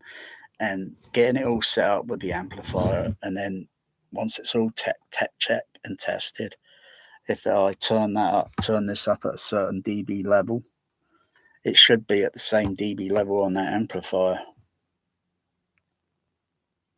Everything except going near to clipping. You don't want to go there because it'll be too damn bloody loud and you're putting the fingers in your ears. And then you're going to wreck the amplifier, wreck the speaker. Oh. Anyway, let me just turn that fader down.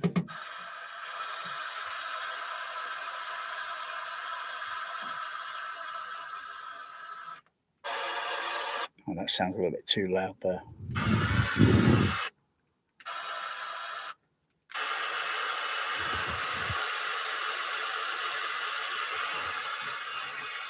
Of course, I'm near the left center, the left channel. So the tone of the frequency, because of the way the HF horns are adjusted. Oh, so much, it's setting up a system on your own isn't easy. It isn't easy. At the very least, I think you only need just a few people, but everyone has got to be absolute certain and tested, checked, But with, so if you're listening to that, and if you move your body, that you're going to hear it shifting, and you have to agree with that.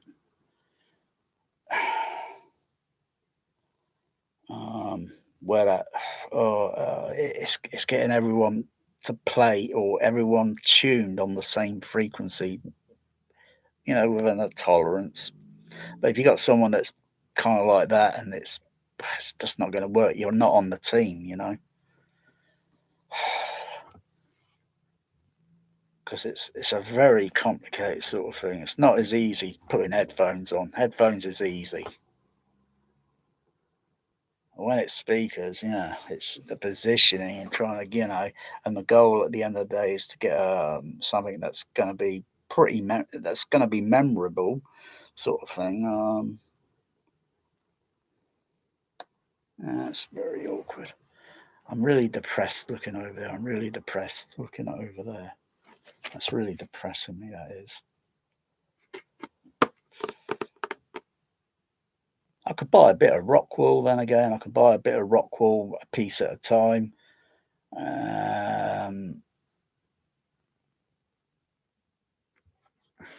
But I want to do it in one hit. Otherwise, it's going to take me months, a year.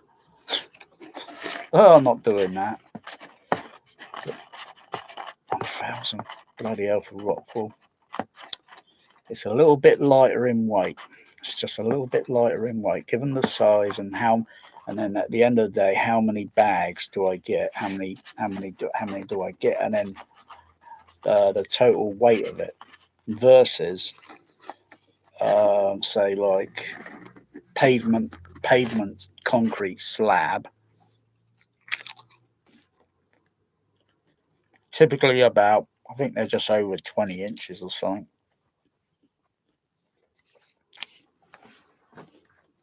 About that thick, like bloody way heavy. So it's like weighing all the differences and then the specification.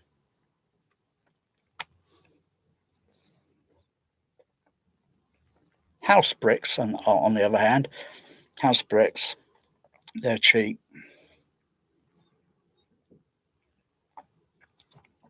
I can't just build a wall over there.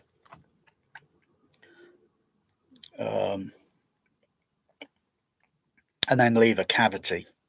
I've got to make it dense. Otherwise, it's going to be a cavity, and the bass will partly still get behind it on certain low frequencies, and then I'll be just back to square one, more or less. Maybe square one and a square and a half of kind of. I'll just be. It's not going to do it. I'll make it the same density, toughness as that chimney breast. Or I'll knock it out. I like to knock it out. Doesn't have a function. Central heating.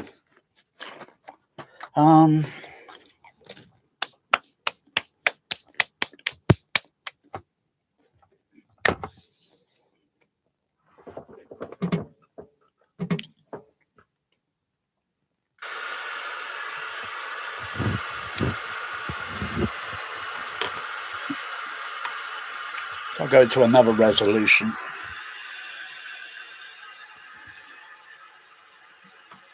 Go to 1.1 smoothing. When you look at 1.1,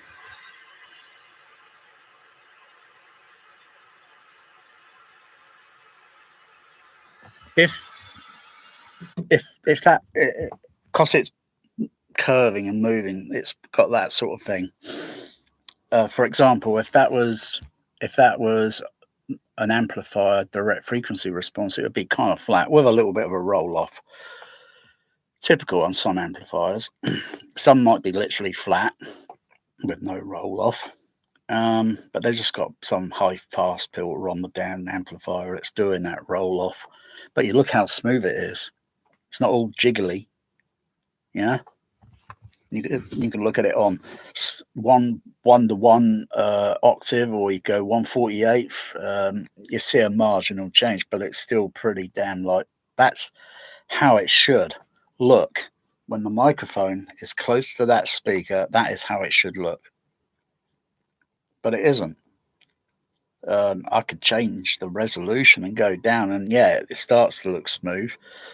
But the reality is I've got to look at it at no smoothing with the microphone close, and I need all those EQ filters to address it, to address all that, because it's just a complete mess.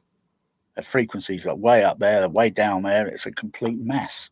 But I need the filters, and there isn't an EQ present on the market that's going to offer the filters that I require.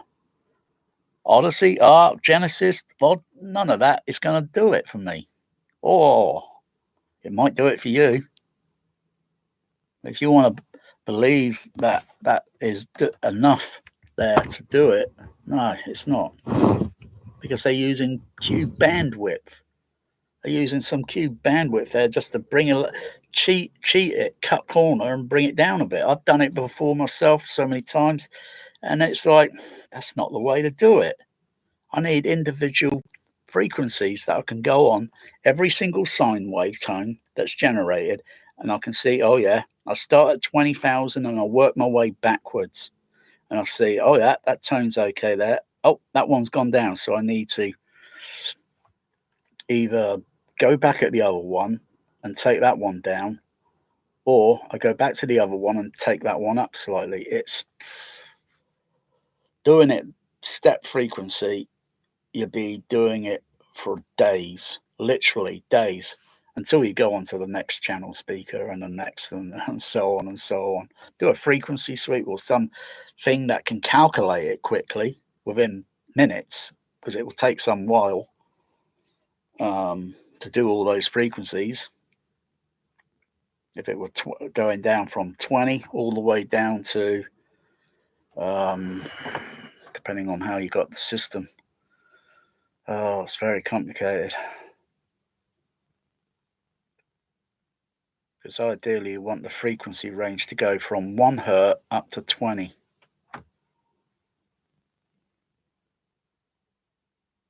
And then how all that is divided and into a system, so you can address everything. Otherwise, these PEQs are just, they're cutting corners. What's the point of cutting corners, for crying out?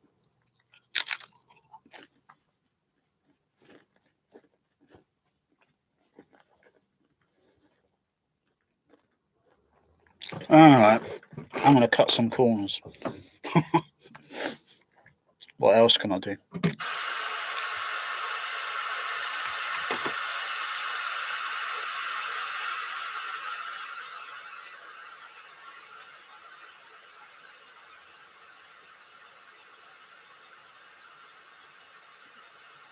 Got to cut a corner.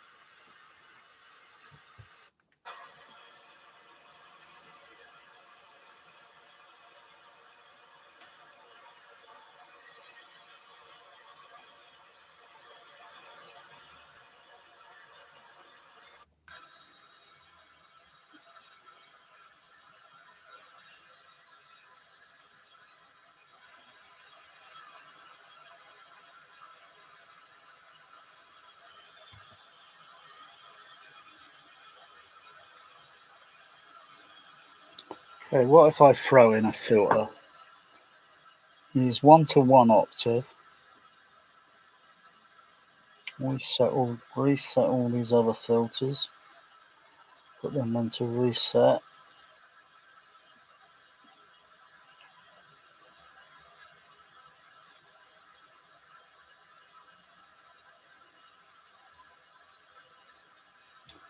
So it's going to take a few minutes to reset all these filters. Not that they're all. There's only 9 per channel output. So It's 18. It's only 18 filters. Yeah.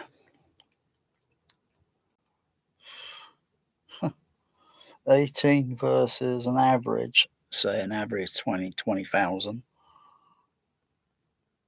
But got to go down into the infrasonic. So you're going to need a few more bands there. Otherwise, yeah.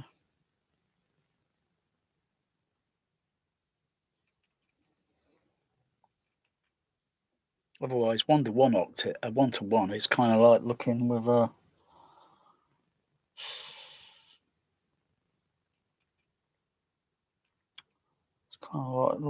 a telescope on the Earth, just amateur astronomy, and then you go to something like another professional. Well, professional. Then you go to another astronomical telescope that may be mounted somewhere out in Hawaii, up on some very high mountain, so it's pretty relatively high up. And then that's probably like going from 1-to-1 octave down to maybe, I don't know, maybe 1/3. And then you get to something like Hubble, and then that's up to say like maybe 1/24 octave. And then I suppose then you got this Webb telescope, and then that's probably going up to a little bit more than 1/48 octave, because of, it's just got different optics, and it's just positioned a little bit away from the Earth. It's not too far away, but it's in a position where it doesn't have much gravitational whatever going on.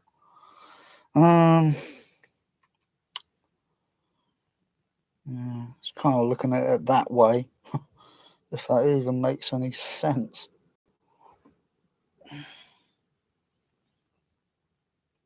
Why can't we have a reset button on the THX? So I can reset that page with those PEQ filters and reset it back to 0. So you can do that on the DEQ. It's got a quick reset button, or you can do it manually, or just do it with one button press. So that's done. Do this one here.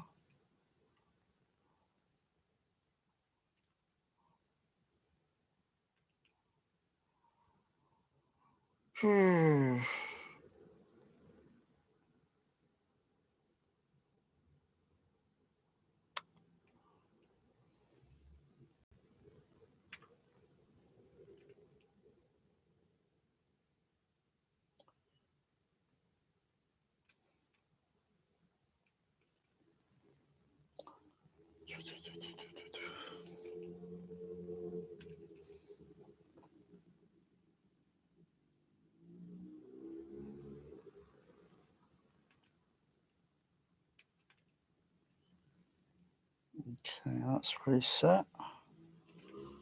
Turn that on. Turn that one on. Turn that one on. Back on. Back with the pink noise.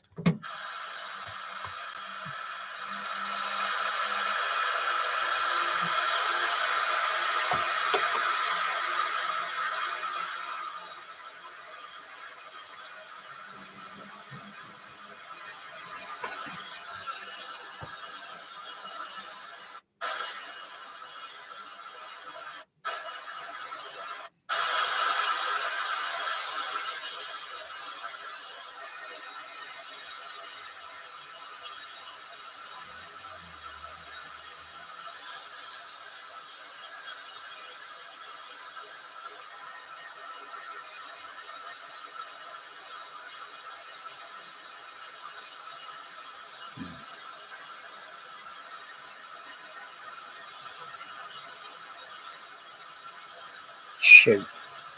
They're audio limiting that.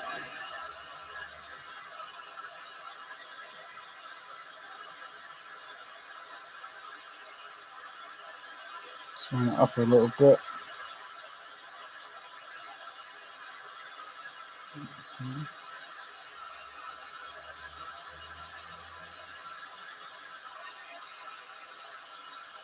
Still nowhere near. Okay. Try doing it the other way.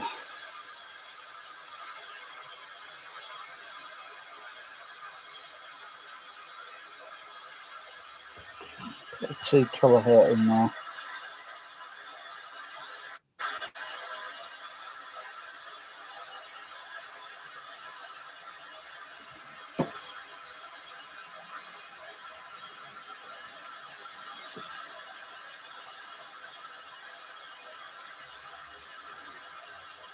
Widen the cube bandwidth out.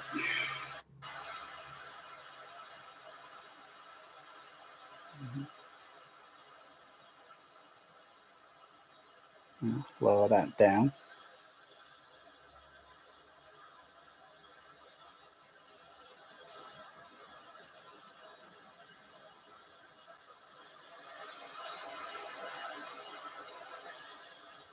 Okay.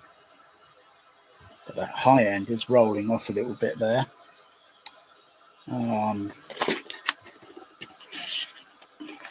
High end is rolling off a little bit.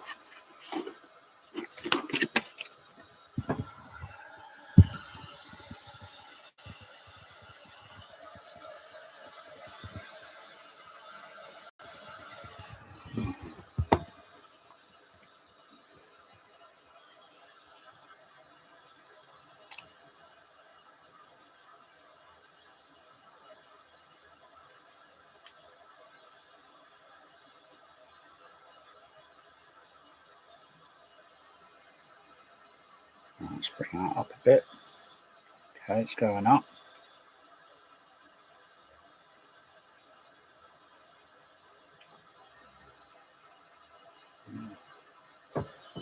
Need a bit more boost.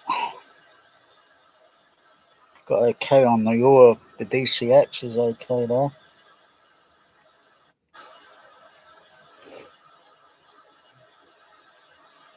Don't know what it's going to really look like.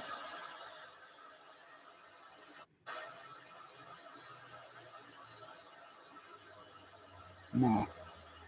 Oh no, I'm not outside the range on the what's it? So hang on, let's back that out. Just notice the frequency range.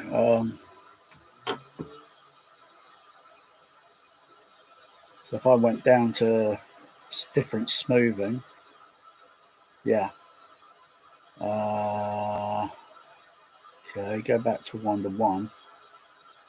Okay, let's take down that other frequency.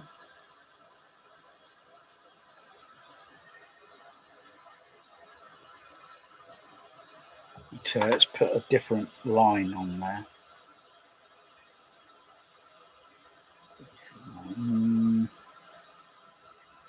Okay, maybe try that 6K. Got a filter, but I don't know what cube bandwidth to give it. So I'll have to guess.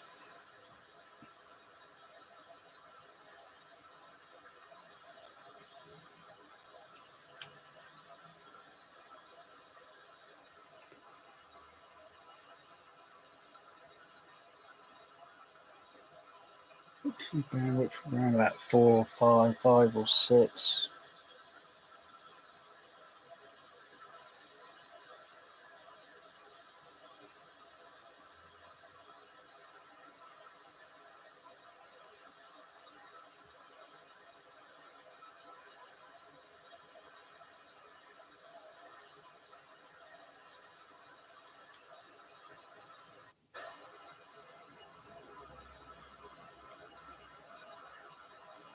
Oh, that kind of looks okay.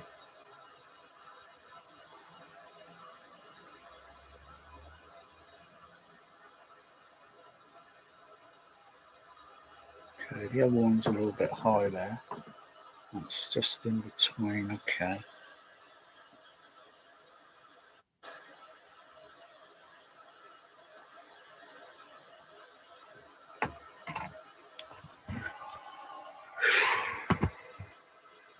On point.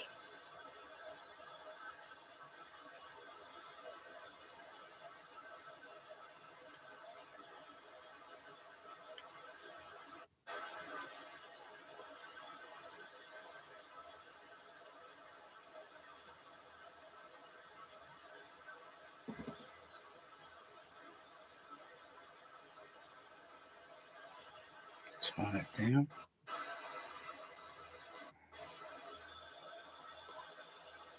The thing I don't like with the Behringer DCX is when you dial in the new frequency on it, and then you cut the frequency down in the gain or boost it, you get this kind of interruption in the sound. That's one thing I think they can fix that. Because it's like activating and it's just being activated. That's all. It's like turning a light switch on and off. If you check that on all the test equipment, you'll probably see there's a little wasset going on there. It's not something that's smooth, or maybe I'm just being too pure. Maybe I'm just being too pure.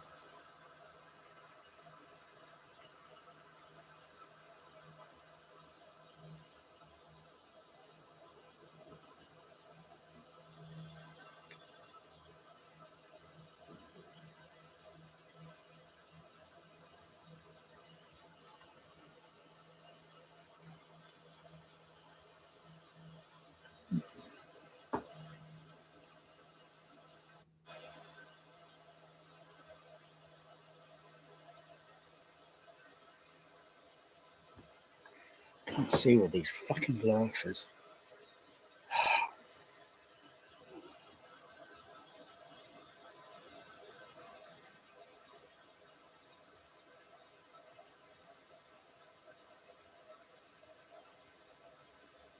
Is that on Q2?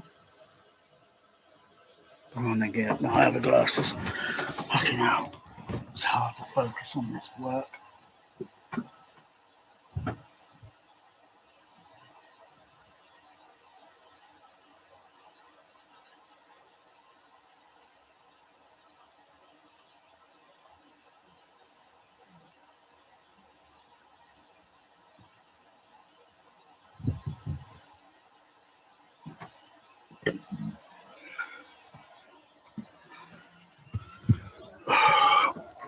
Otherwise, it takes up my time in seconds if I can't focus. Oh, that's better. 2.2. Well, okay, 2. Okay. I can see that one there. I'll be absolute. I'm not doing any commentary now. I'm just going to shut the fuck up.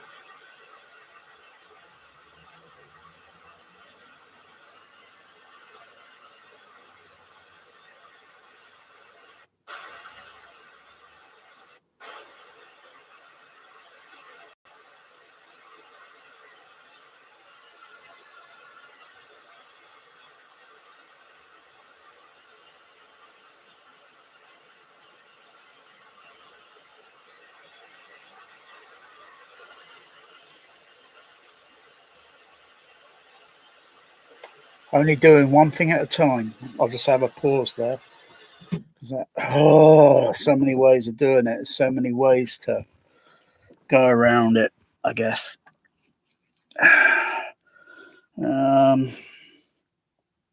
Just doing the high frequency first, doing the HF horn before going on to the bass. And then once I've done that and kind of like, I think I'm okay, satisfied, then I'll add the bass and the treble, or bass and the bass and HF together, or the LF or the HF together, and then see what the damn mess looks like. Of course, then you've got to go through the surrounds, but there's only so little I can do. I can't turn off the tweeters, the mid-range, or the bass range and listen to the mid-range, or I can't turn off any speaker on the freeways. Not unless I have a simple wiring coming down to a box where I can turn that one off and turn that on. So it's basically a switch to turn it off to a closed circuit, and then open circuit, closed circuit, open circuit. When it's open on, certain, and then one speaker's closed, I can focus on the frequency response, the characteristic tone of that frequency, and then try to use the PEQ filters to manipulate it to sound kind of near. I don't think the word will be nearish, but similar in the frequency that I can see coming from the HF horn, but it won't be the same characteristic because they're not the same personality. They're two different personalities of speaker. So they're not going to have the same character. They can get it to look like the same frequency. You see, that's what most people think. They look at that. They look at the frequency and go, oh, wow. But are you actually listening to the actual speaker itself on its own? Because it's got two different characters, two different different signature characters. That's a mid-range driver, and that's a little mid-range driver, and that's a flipping HF horn. They are not alike. They are totally different, but they might give out the same frequency, but do they actually sound, when you listen to it in pink noise, you can hear, oh yeah, have the same speakers all around, the same exact speakers.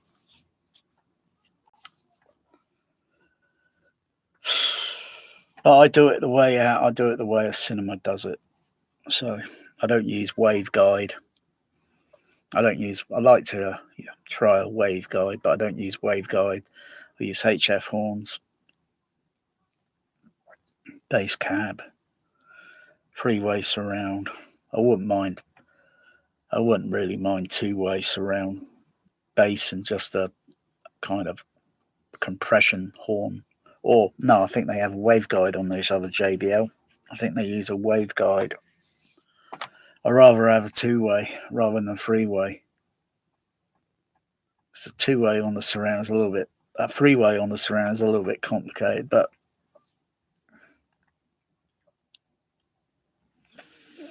it works.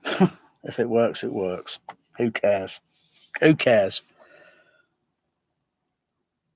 As long as Indiana Jones and the Dial of Destiny gets you off, no one cares.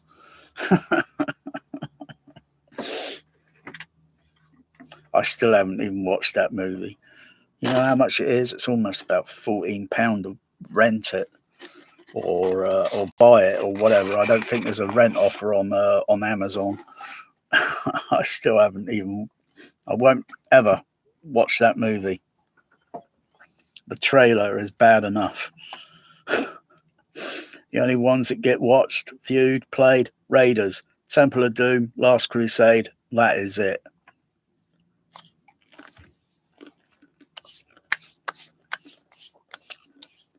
Because the John Williams music sucks. In Crystal Skull, And I'm pretty sure it sucks in the dial, and it sucks in the dial of destiny because I've seen a video on YouTube in a cinema, end credits, and it sucked. Oh my goodness, it absolutely sucked. It was almost like Crystal Skull. It sucked. Didn't have that watch it right at the very end. What you typically hear with Raiders, Temple of Doom, Last Crusade, right near to the last couple of seconds. Dun, dun, dun, dun, dun, dun, dun, dun. And it doesn't have that like right in there, right at the very last few seconds. Oh, nothing's changed.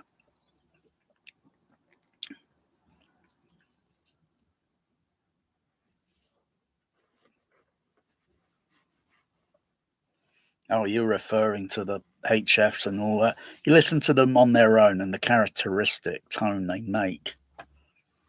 The actual, get them in front of you and put those speakers side by, and then you can have them more or less side by side, and you can listen to one and the other, and they got different character. They might have the same frequency on the RTA, and it might look a little bit weird, but more or less the same. But they characteristic is slightly different. It's like putting my hand around my, doing that, and the characteristic sound of my voice just changes a little bit. Or I put that, or a little bit, and then I do that. They just got different character sounds. Bass, even bass. What should that bass actually sound like with a crossover on it? But you can see other frequencies. There are other frequencies being pushed up, and then you can still hear those. And it's awkward. Listen to a loudspeaker management crossover system on headphones. So you can feed the crossover system. You can take one of these, the output, because they're XLR.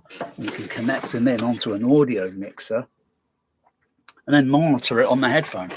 And it's like, wow, I like the sound of that. But once you're listening on, you take the headphones off, you decouple them, take them off, and you listen to how a bass driver is, and it's like,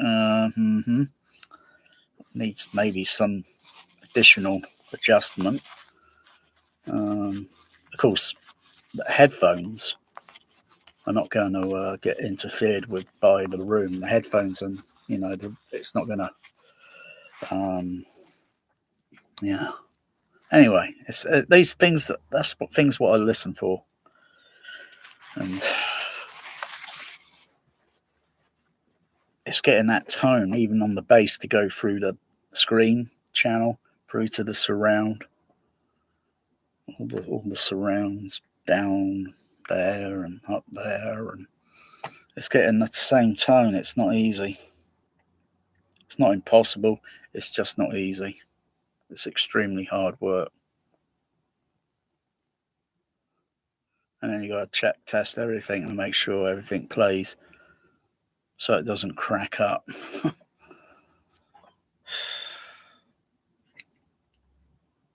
Because not like real life. Yeah.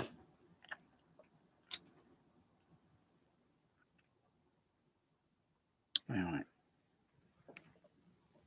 Let's get back to that.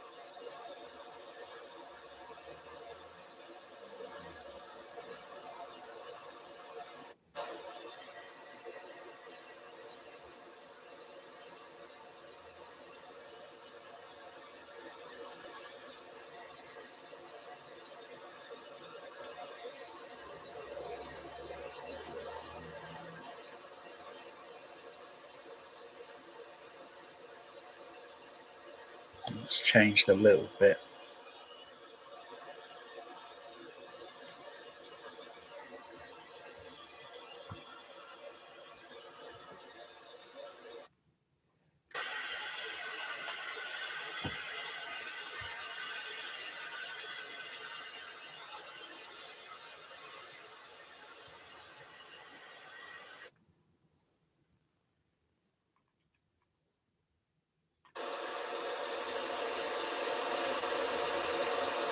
Yeah, I see it.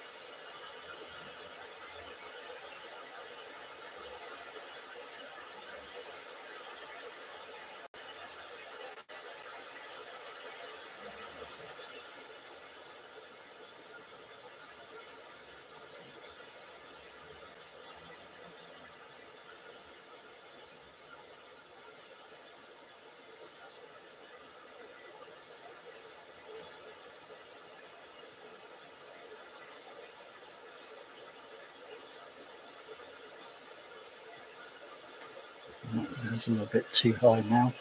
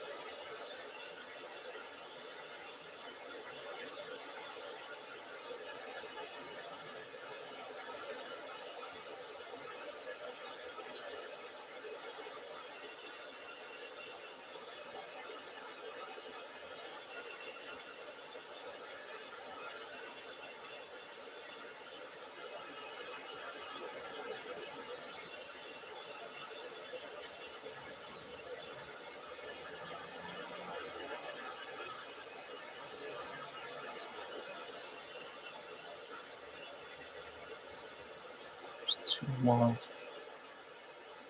Right, a little bit more.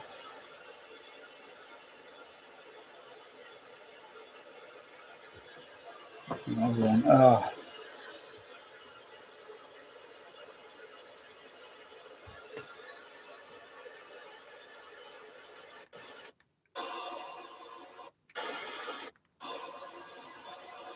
Part of it sounds, but the rest of it a little bit toppy on the other speaker.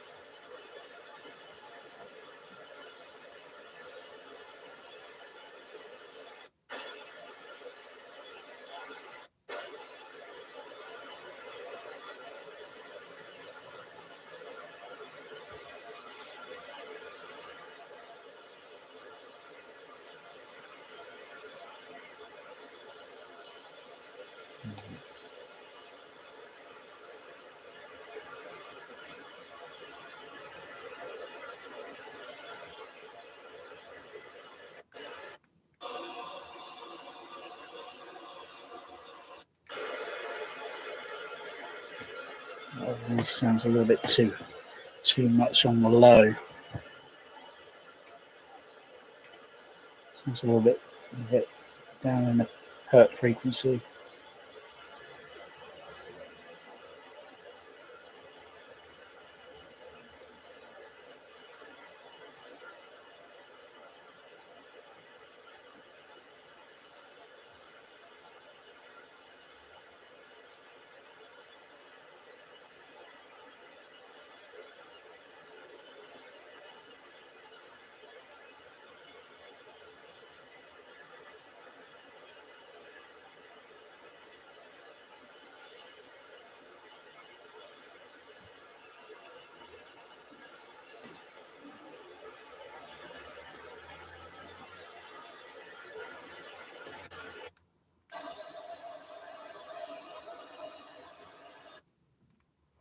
Give that a listen, see what it's like.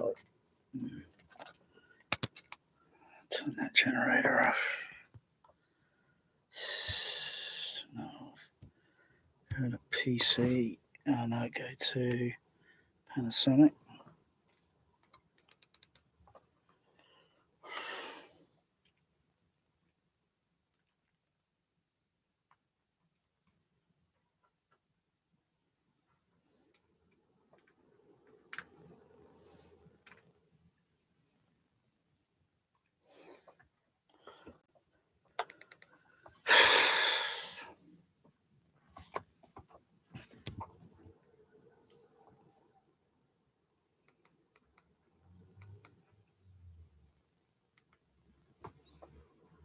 I may find. Now tell me, why are you here? And tell me where I may find James Kirk. Enterprise to Admiral Kirk's shuttle. You're cleared for docking. Approach port side torpedo bay. Enterprise, this is Admiral Kirk's party on final approach. Enterprise, welcome. Approach port side torpedo bay. Enterprise, this is Admiral Kirk's party on final approach. Enterprise, welcome. Approach port side torpedo bay. Enterprise, this is Admiral Kirk's party on final approach. Enterprise. Cleared for docking. Approach port side torpedo bay. Enterprise, this is Admiral Kirk's party on final approach. Enterprise, welcome. No, Port side torpedo. I have to give that a bit more doing.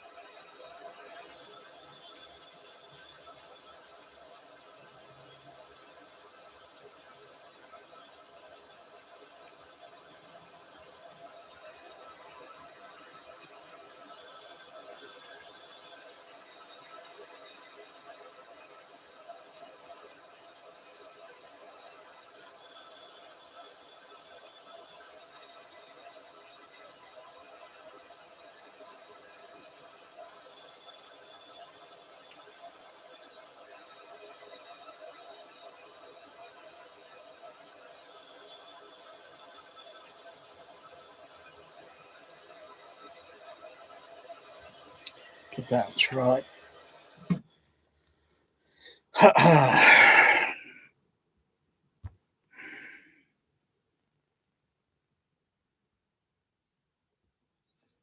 right.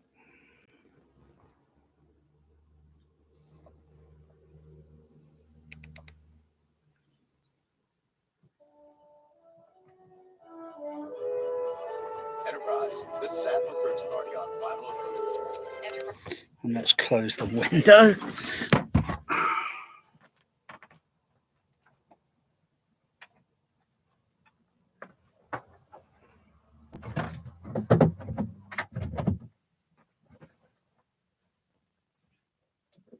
Otherwise, some of the frequencies that are coming out from outside within certain frequency ranges as such will cause an audio frequency masking depending on the soft dynamics, though they are fake in a movie. Or even music, they're completely fake, not real dynamics. You could call it dynamics, yeah, but they are fake at the end of the day.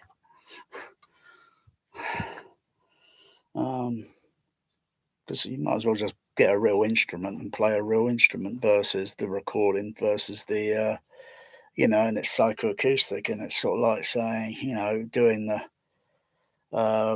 recording of an instrument, record it, play it back over a loudspeaker, and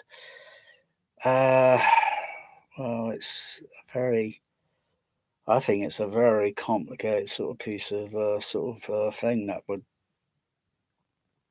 It's not do it sort of quick and once. It would take hours, days, literally, if not weeks, just to do a simple instrument. Because a musical instrument, is a three-dimensional object. A loudspeaker is, because you could play that instrument, a guitar maybe, you know where the fingers are placed over the strings and such, and even if you held the guitar and look at it from the back and then move your fingers along the string, or maybe one string, what sort of sound can you hear? Because you'd hear your finger kind of make a kind of sound. And if you turned it round the other way, facing it toward you, and then repeated that again, does it sound the same? Look, I guess it's easier with a microphone. So you got two microphones on two RTAs, one slightly behind and one slightly in front, and then move the finger along and just to see if there's a difference in the because that's how it'd be that musical instrument. But a loudspeaker, when you play it over a loudspeaker, most of these the middle and the high range sound is only coming out from the front, of course, depending on what loudspeaker design. You can have a kind of one where the sound is going out that way and this way from the speaker, and maybe upwards, sideways, so it kind of mid-range and middle high range sound sort of go out in all directions.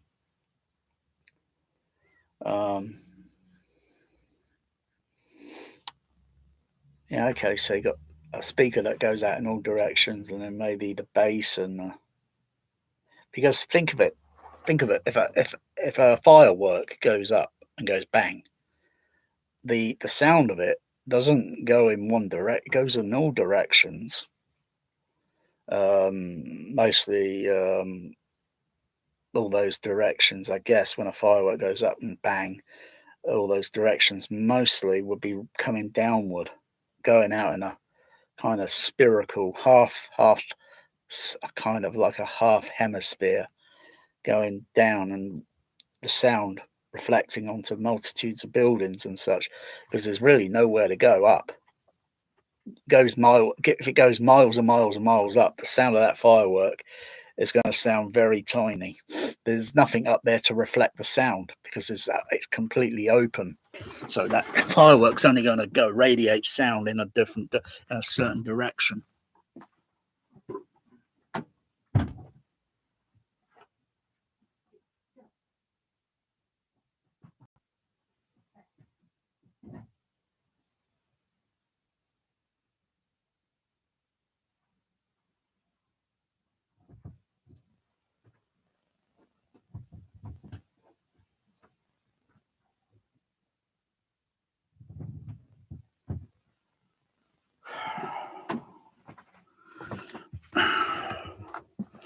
So,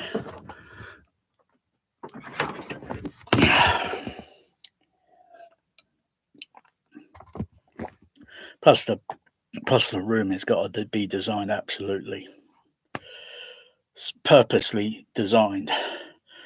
Can't just fit a speaker that radiates sound in all different directions when a room is completely not even equal shape of the walls. But then real sound, firework goes up, bang, and it reflects and echoes and differently on different buildings, and they're all the same. They're all different shape and design and height, and it's going to reflect as well as ground terrain, the terrain of, it's very, very sort of complicated. You can't go out there and equalize that. It's not possible. No, it is possible. It is possible to change and alter things, but I don't think anyone will say, no, that's not a good thing. Now you're deforesting the flipping trees and just for the sake of a firework.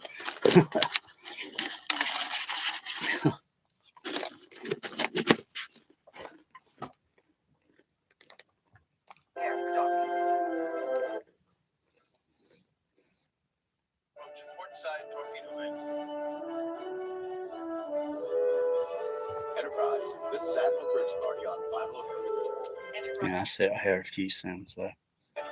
Except for that other one that sounds a little bit toppy.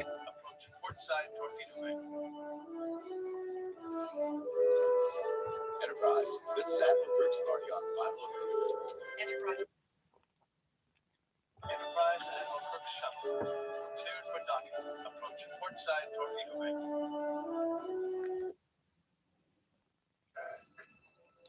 Let's switch the sound here because I want to see what frequency that horn is on the musical horn of the James Horner music. Computer. That was inputs. Set that there.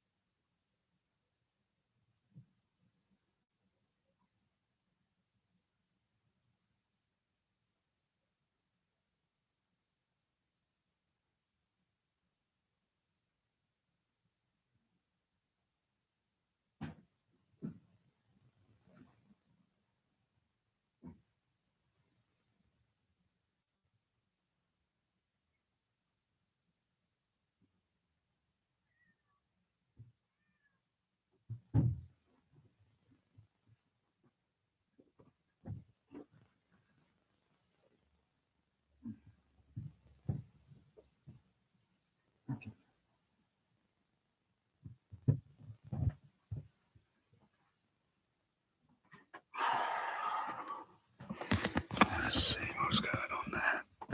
Oh. I wonder if I could use that. I wonder how cheap and how effective they are.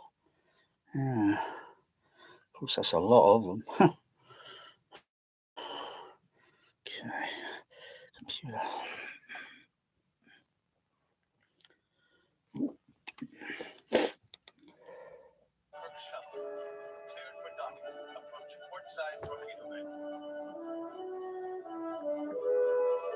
Enterprise, this is Admiral Kirk's party on final.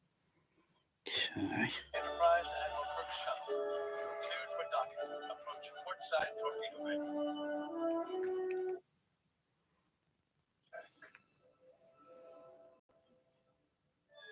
Enterprise Admiral Kirk's shuttle. For docking. Approach portside torpedo bay. Enterprise, this is Admiral Kirk's party on final approach. Enterprise welcomes you. Prepare for docking. Okay. Approach port side torpedo bay. Enterprise, this is Admiral Kirk's party on final approach. Enterprise welcomes you. Prepare for docking. Approach port side.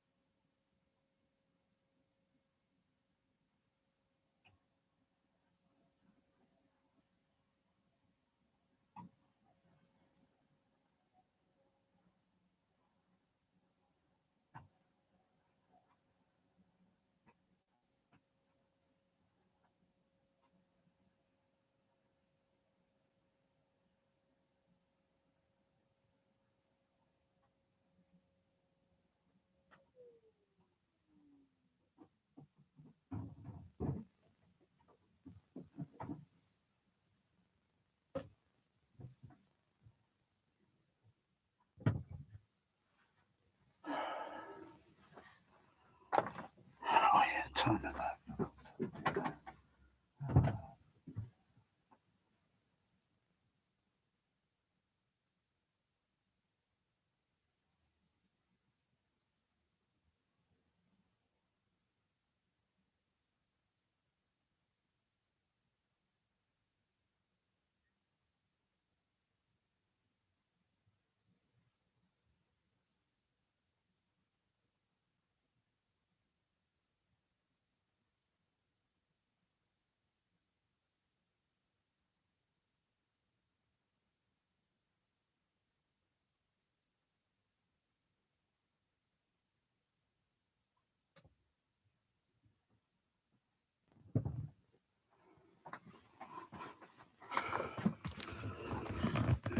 Let's see what we can do here. See what we can do.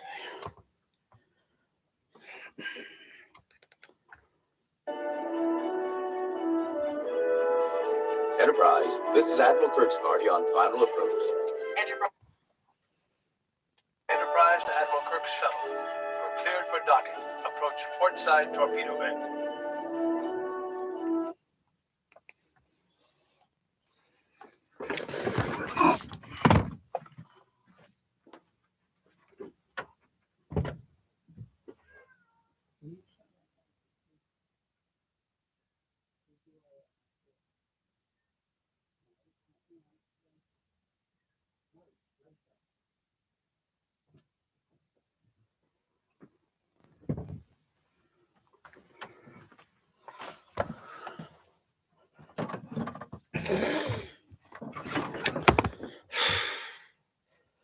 Gosh.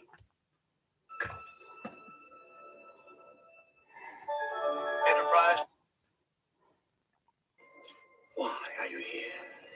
And tell me where I may find James Kirk. Why are you here?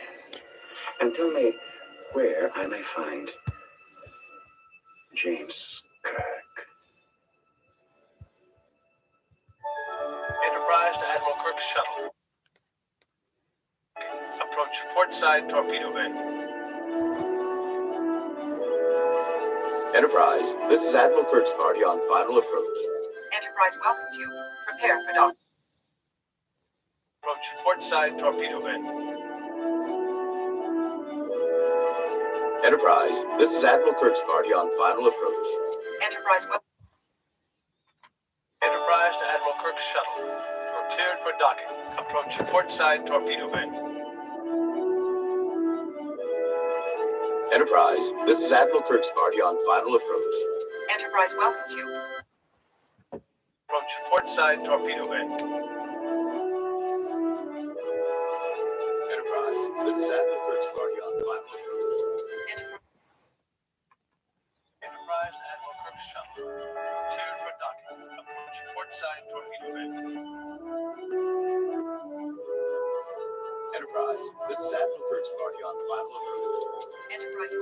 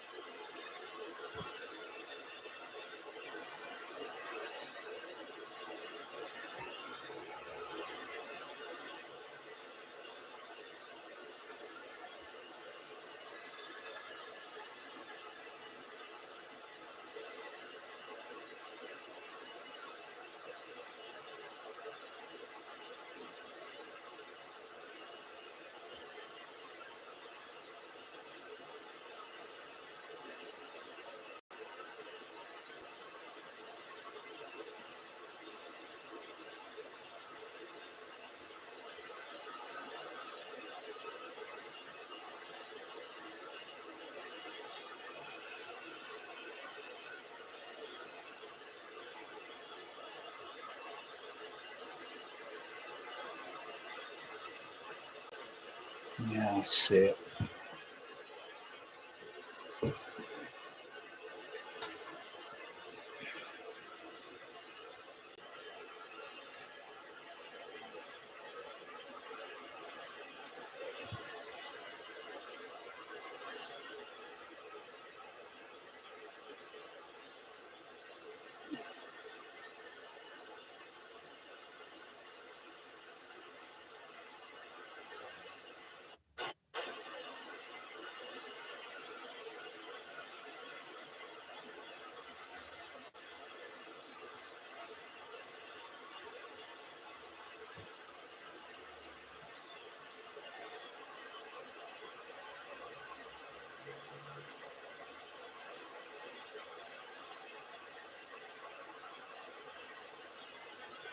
Another blessing.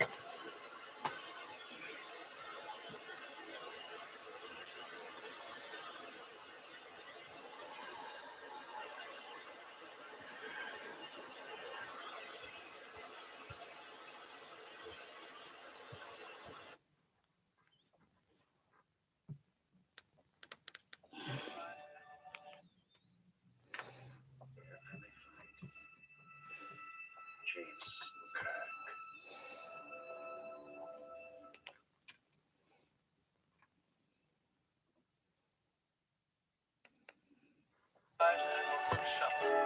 Cleared for docking. Approach port side torpedo bay. Enterprise, this is Admiral Kirk's party on final approach. Enterprise welcome. Okay, now here. Still. Port side torpedo bay. What the fuck's going on there? Fucking hell, why does this DCX randomly, sometimes unpredictably, you're on the gain level, you got the gain level set, and suddenly it just drifts upward or drifts downward. It does something weird. It's got a gremlin on it. I didn't even touch the bloody thing or something. Okay, where was that level? I think it was about there. Because I've got to readjust the levels on the other things as well.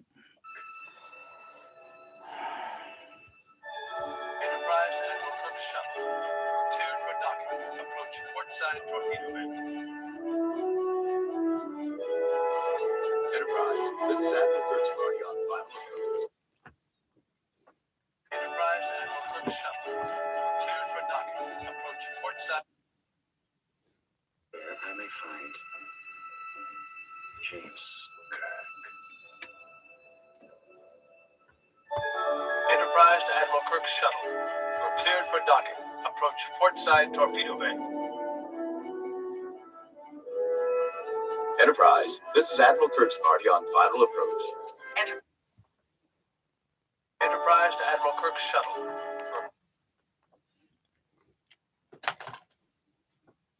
Let's have a look at that. Let's have a look at that. Kind of move the microphone around.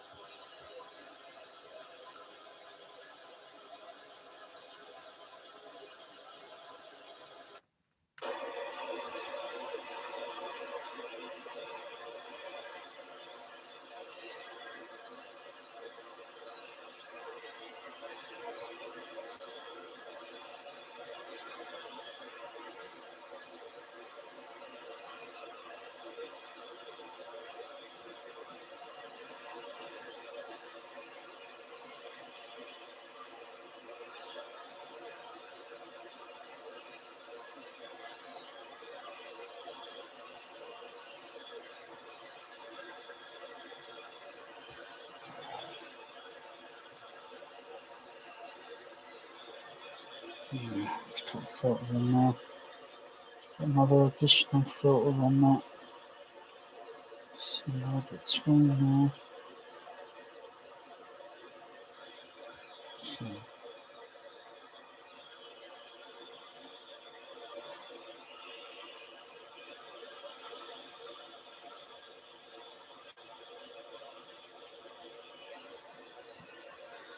Well, another right shot. So that's right.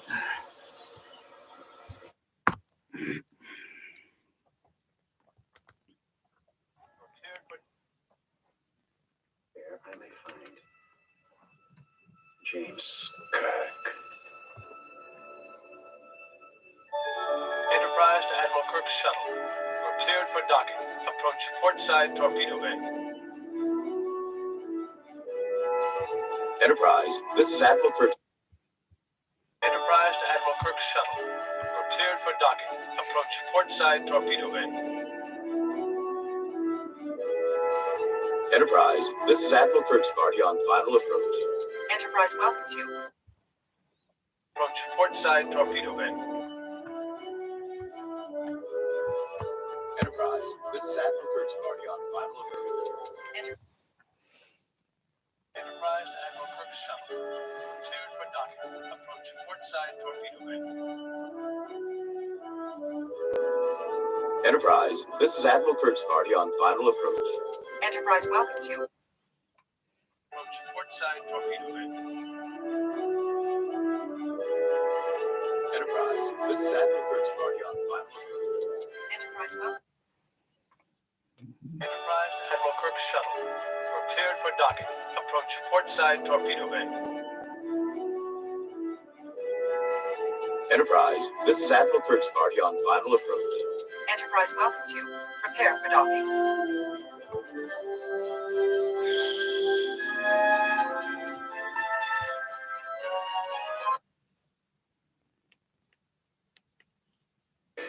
My old friend, do you know the Klingon proverb that tells us revenge is a dish that is best served cold? It is very cold in space.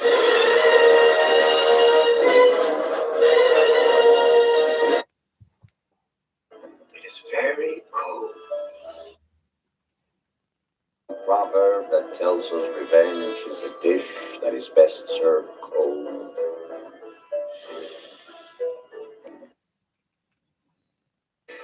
My old friend, do you know the Klingon proverb that tells us revenge is a dish that is best served cold? It is very cold in space.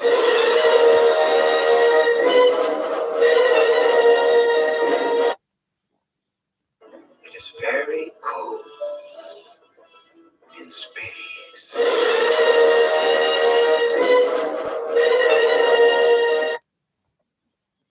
It is very cold in space.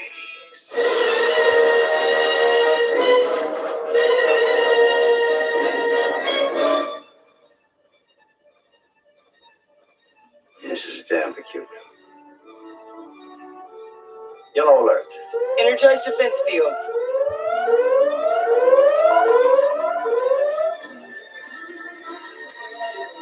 I'm getting a voice message. They say their chambers coil is overloading their comm system. Spock, scanning. The coil emissions are normal. They still haven't raised their shields. Raise ours. Their shields are going up. Lock faces on target. Locking phasers on target. That wasn't too bad. Still haven't raised their shields.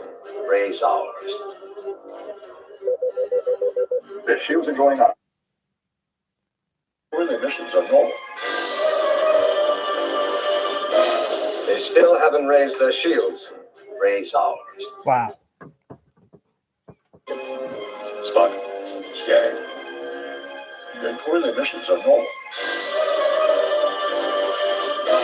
They still haven't raised their shields.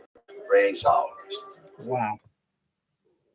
Spock, scanning. The coil emissions are normal. They still haven't raised their shields.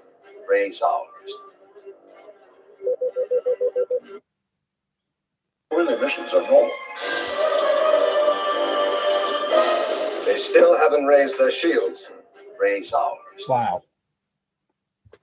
Spock, scanning. The coil emissions are normal. They still haven't raised their shields. Raise ours. Their shields are going up. Lock faces on target. Locking phasers on target. They're locking faces. Raise shields. Fire!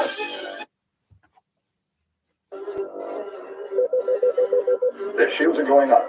Lock faces on target. Coil emissions are normal.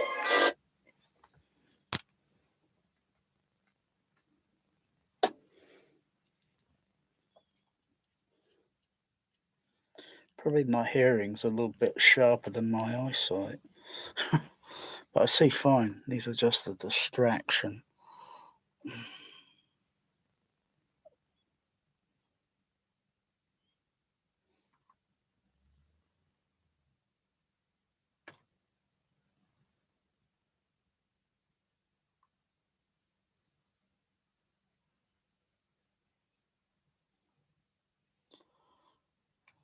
Just setting the level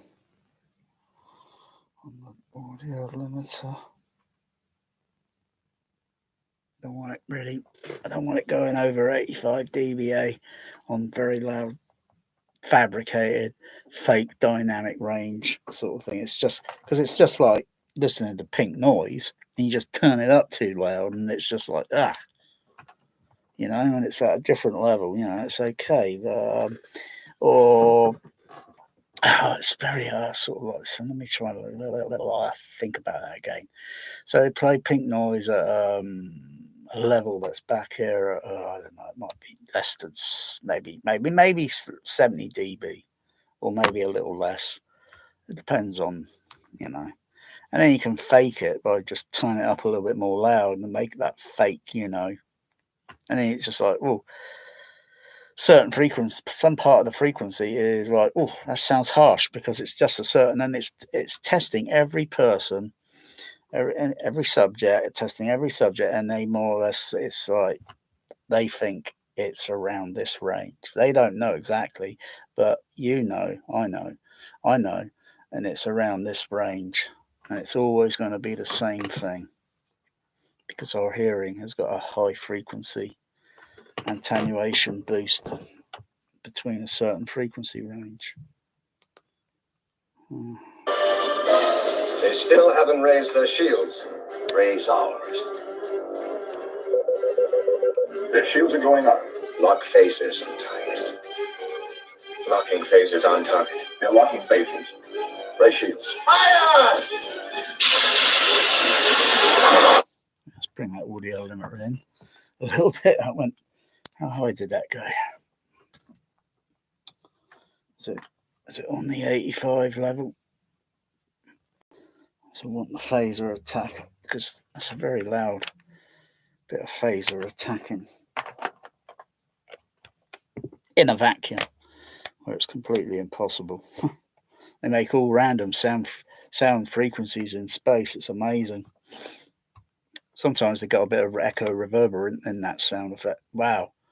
And you can't see a valley or a mountain anywhere in space, you know, not even an asteroid field where it would, you know, reflect on a solid surface, you know.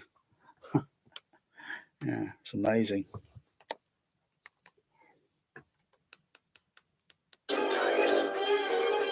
Locking phasers on target. They're locking phasers. Raise shields. Fire! Yeah, it's over 85. Lock phasers on target. Locking phasers on target. They're locking phasers. Raise shields. Fire! It's getting almost 90 dB. That it's too loud. Early emissions are normal. They still haven't raised their shields. Raise ours. Their shields are going up. Lock phasers on target.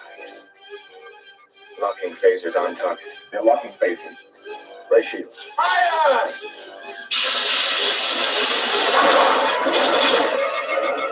I've got to come down a bit more low until Lock phasers on target. Until the audio limiter Haven't raised engages. their shields.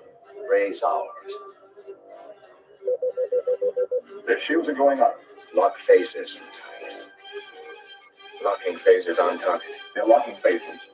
Raise shields. Fire! Bit more. Their shields are going up. Lock phasers on target. Locking phasers on target. They're locking phasers. Raise shields. Fire!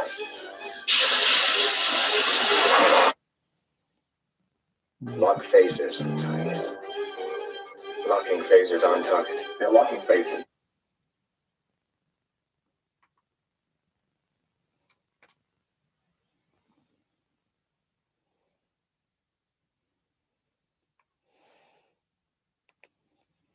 Fire!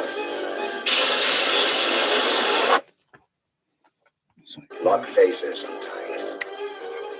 Locking phasers on target. They're locking phasers. Raise shields. Fire! A few more dB to make it a bit more comfortable.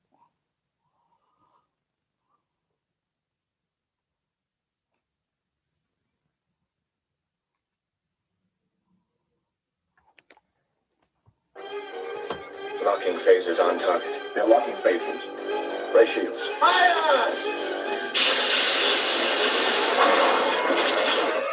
Okay.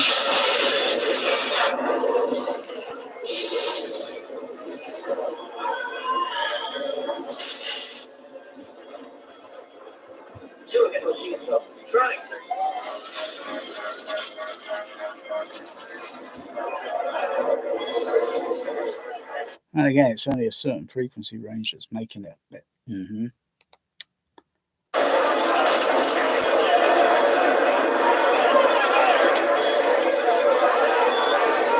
Samples, just checking everything.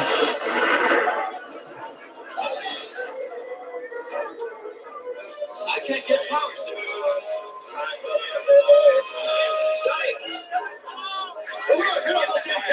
Mr. Stop on the street. Just hanging on, son. The energizer's out. Try auxiliary power. Damage report.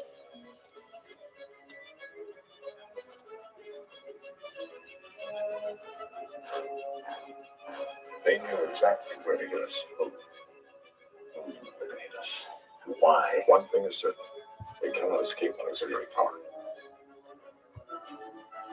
Visual. No. Let's go back on that.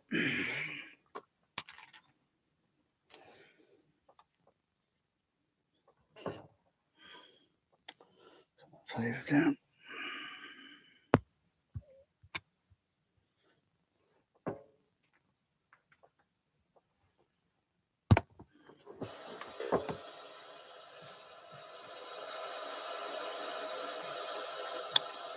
It's got the audio limiter on there now, so I've got to turn that audio limiter off.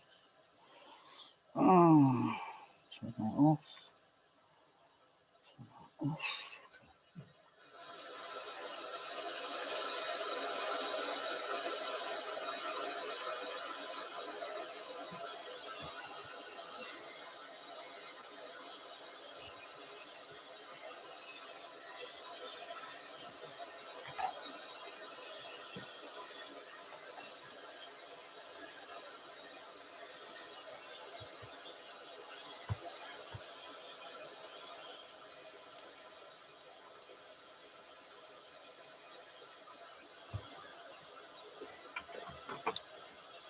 Let's go from one.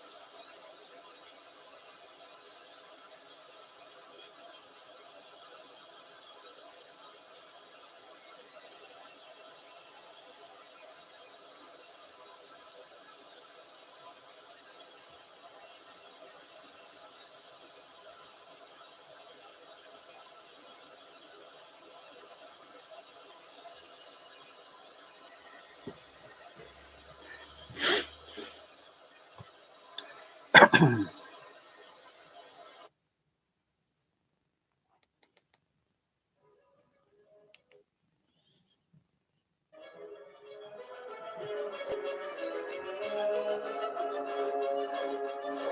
knew exactly where to hit us. Who knew where to hit us?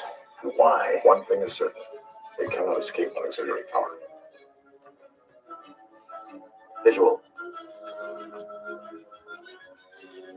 Sulu, divert all power to phasers. Too late.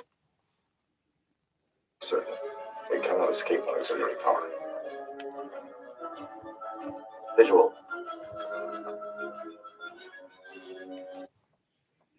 Hmm. Who knew where to hit us?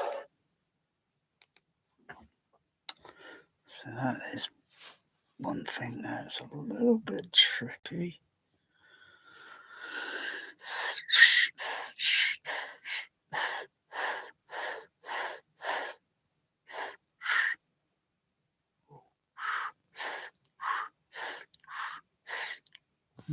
Hmm.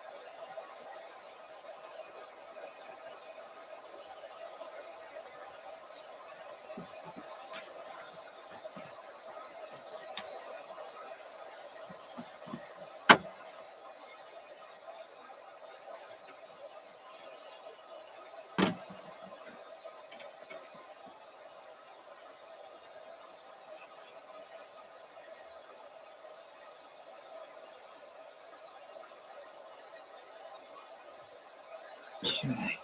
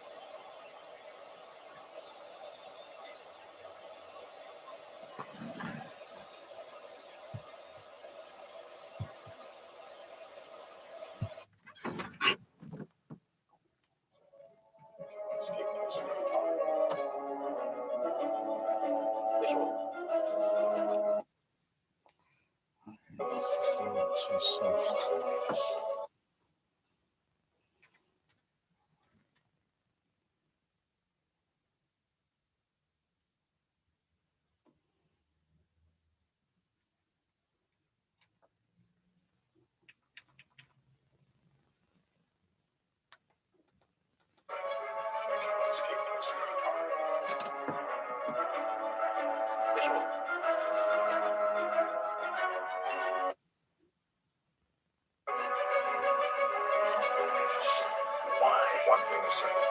I cannot escape this car. Visual.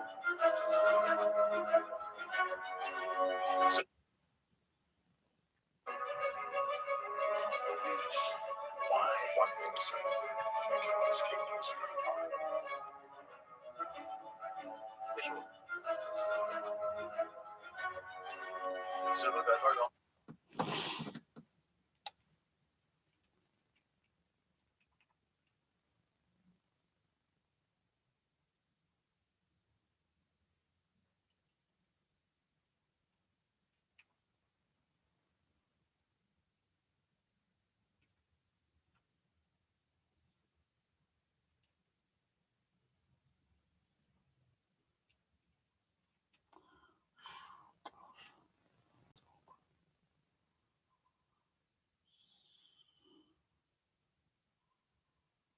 Lines and everything. They seem to be playing a little bit.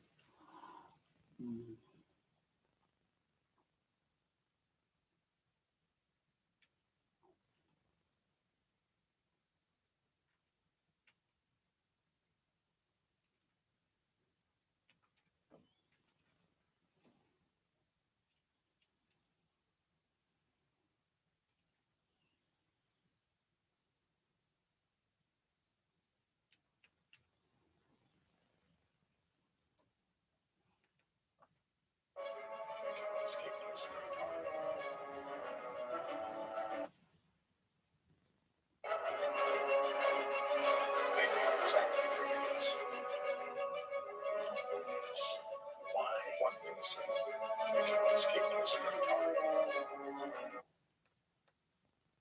Visual.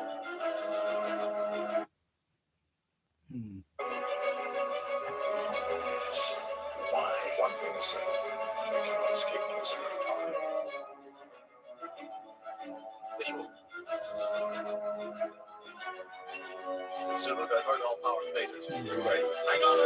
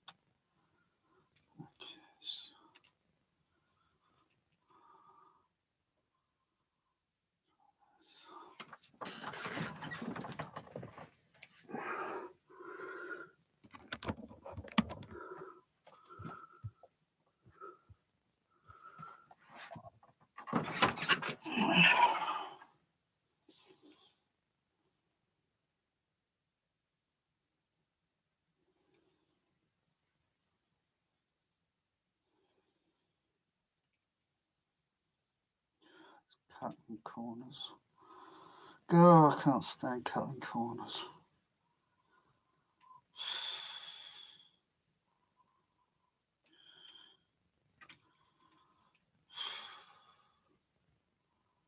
Traveling.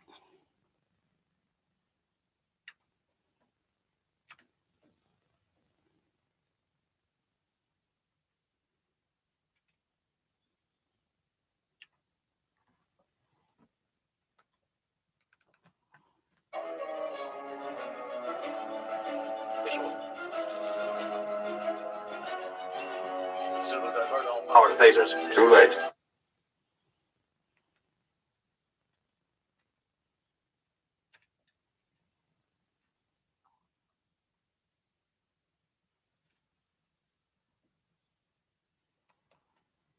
Escape auxiliary power. Visual. So Sir, we cannot escape auxiliary power. visual. Zulu, divert all power to phasers. Too late. That wasn't bad. That wasn't bad. Okay.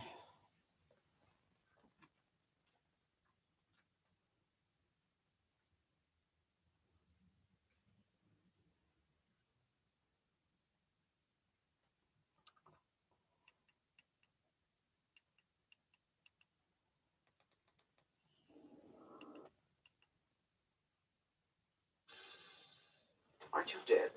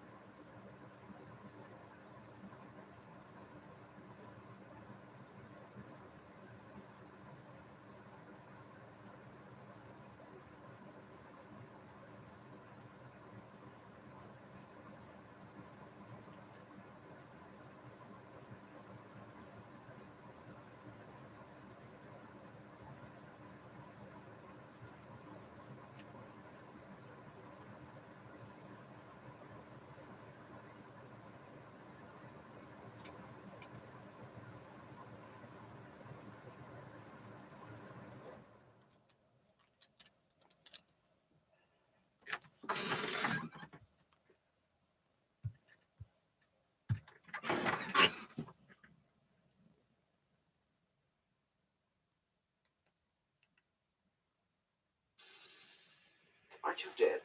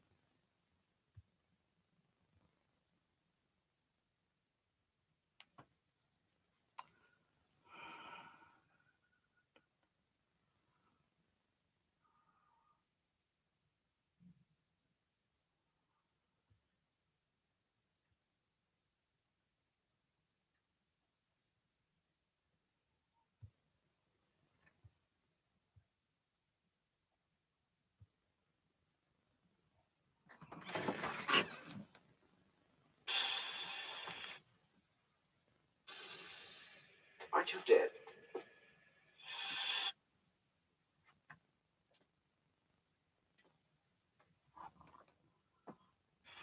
I assume you're loitering around here to learn what efficiency rating I plan to give your cadets. I am understandably curious. They destroyed the simulator room, and you with it. The Kobayashi Maru scenario frequently wreaks havoc with students and equipment. As I recall, you took the test 3 times yourself. Your final solution was, shall we say, unique. It had the virtue of never having been tried. Oh, by the way, thank you for this. I know of your fondness for antiques. It was the best of times. It was the worst of times. Message, Spock? None that I'm conscious of. Except, of course, happy birthday. Surely the best of times. Captain Spock, Captain Spock, space shuttle leaving in 15 minutes. Where are you off to now? The Enterprise. I must check in before your inspection. And you. Home.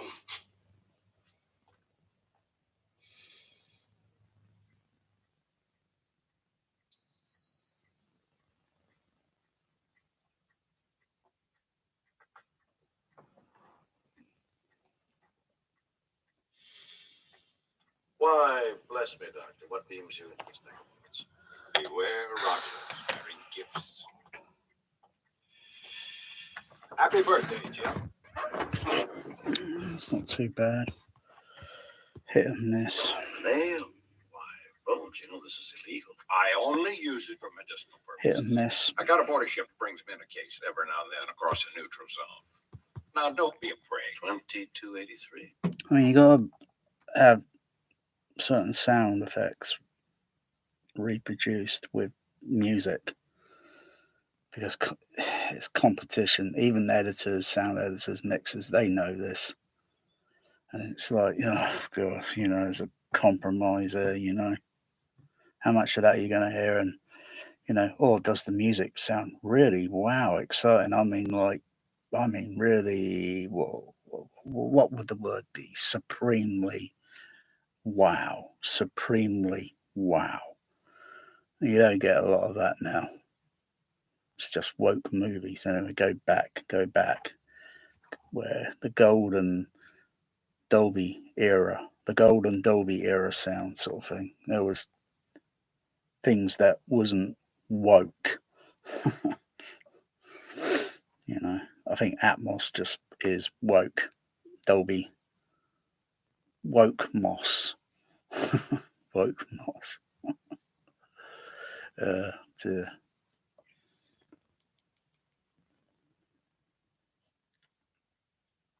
Anyway, it's listening to all the different sound effects and music that's going on, so it's reproduced. I heard it clear in the Empire Leicester Square. I heard it pretty clear on the centre line in the middle. That's 20 meters. That's 20 meters away from the screen. But then the shape and everything, how everything is placed,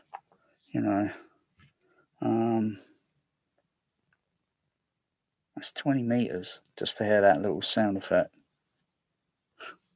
Yeah, it was a loud scene. It was a loud scene during the movie. I can hear the sound going from over there, and then as the camera moves, and then it's repositioning there. It's like doing this sort of thing. So my voice would be over here, over to this side, if it's panning, and then goes a little bit there, goes into the left center, and then go a little bit over there into the center, and then go over there to the right center, and then go over there to the right channel, and then it's kind of still in the right channel, but it's off screen. So you can't really see it. So it's off-screen sound. You got on-screen sound. If that makes sense. And then of course you got sound that goes round and then pans and all that. I'm talking gravity. Wow. So just moves and geographical. Wow. It's really clever stuff now, isn't it? I think that's the only about decent Atmos mix that exists.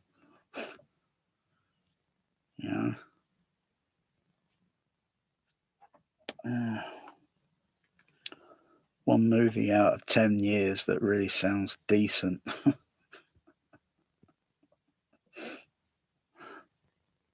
All the rest are woke. I mean, what does that movie Brave? That's a Disney movie. Not that I would even buy it. I don't even care though. I wouldn't even give it the benefit of the doubt of listening to it. It's Disney. They can keep it.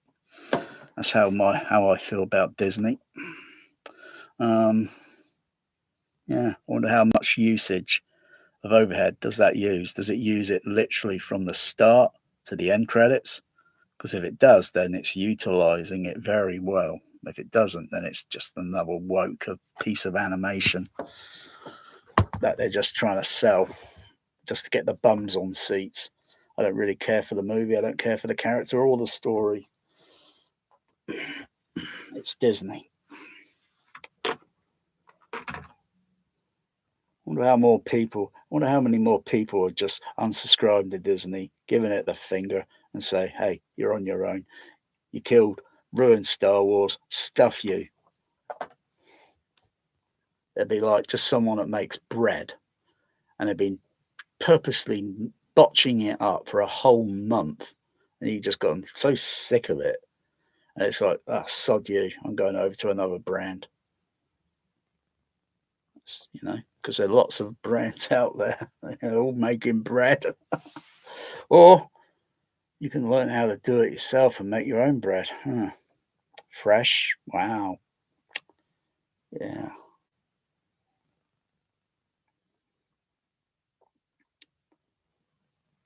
Of course, you got to do that you got to make quite a bundle of it. You got to make quite a bundle of it and then put it in the freezer. And then just take it out. I put my bread now in the fridge. Because think about it, when you go to a shop, because it has a nice fresh taste, the bread, when it's in the fridge has a nice fresh taste. And think about it, when it's in the kitchen, it's at, it's well, whatever, it's at ambient room temperature. But you go to a shop and buy a sandwich and mostly they're in a fridge. Open the fridge door and they're in a fridge, or they're in an open fridge, but they're being cooled. Think about it. Of course, when you take that sandwich and you put it in a car or something, it's been there, sat there for an hour or so, it's not going to be the same. It'll be a sandwich, but it won't be the same as like when taken out, because it's warmed up slightly to the ambient temperature. Plus, I think it might just keep the bread a bit more fresh for maybe an extra day or two. But because it tastes nice fresh out of the fridge, I just tend to go for it a little bit quicker now, because it's just got a different taste.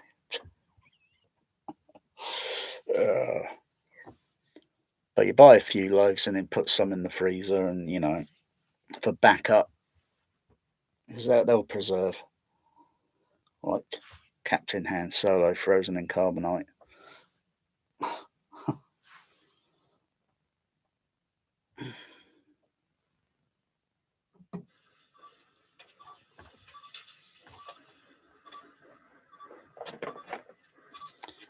What the hell is that? What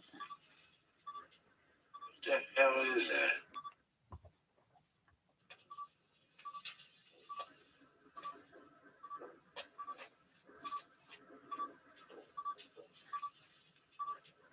What the hell is that?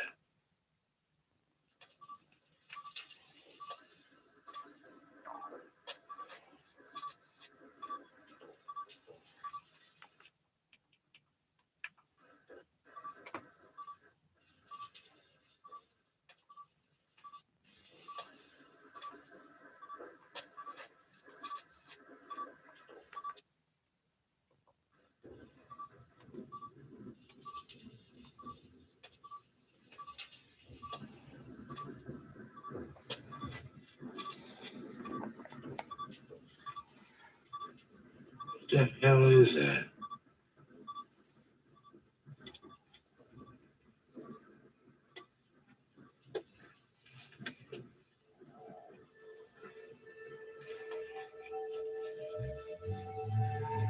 Botany Bay.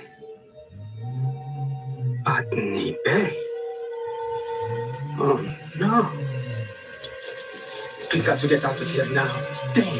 What about the never mind. Hurry! Chekhov, what's the matter with you?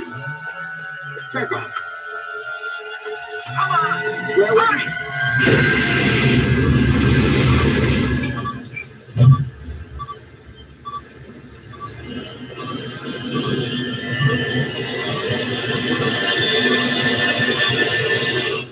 Wow. Starship Reliant to Captain Terrell. This is Commander Kyle. Will you please respond, Captain? Captain Terrell, respond, please.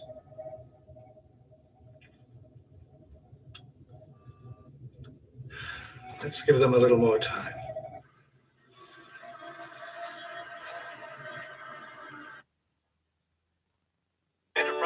Admiral Kirk's shuttle. You're clear for docking. Approach port side torpedo bay. Enterprise, this is Admiral Kirk's party on final approach. Enterprise welcomes you. Prepare for docking. That was good. That was good. That was good. Those series now. I don't know whether just to keep that EQ filter with that bandwidth. I just don't know. I think whether I should keep that Q band, the Q band, the Q, you know, Q like Q branch. Get off my ship, Q. Get off my ship, Q. Get off my ship, Q. The bandwidth. Narrower, and then wider, and then you go really wide, and then it just can go over all the frequency range and just cut everything down when you turn the gain level down or you turn the gain level up. I think, I mean, it seems to work there, but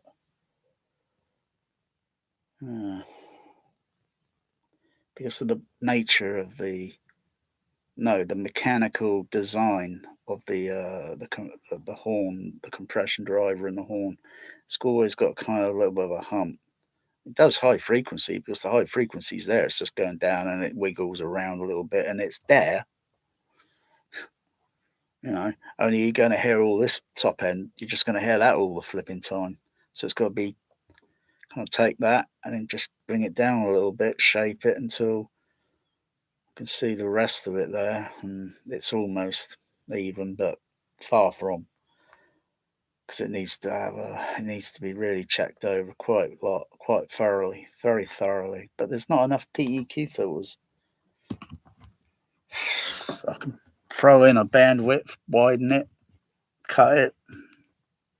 It may improve, but it's not going to improve everything because there's still all those other little complex frequencies there that may just go completely unheard.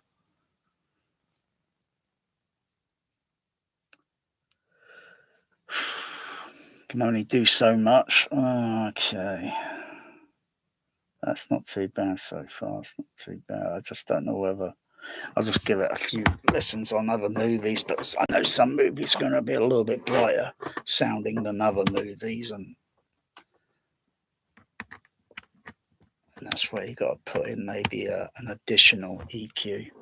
So you got a primary EQ, and then you got an additional,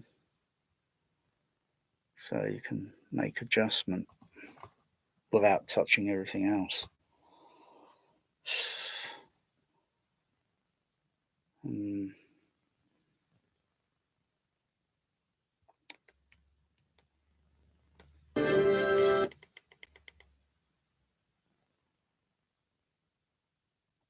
think this will be still okay.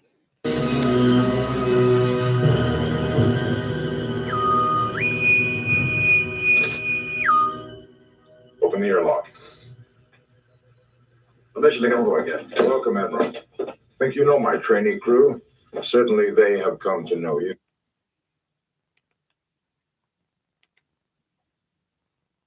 That'll be a pleasant surprise, Mr. Scott. I'll see you on the bridge, Admiral.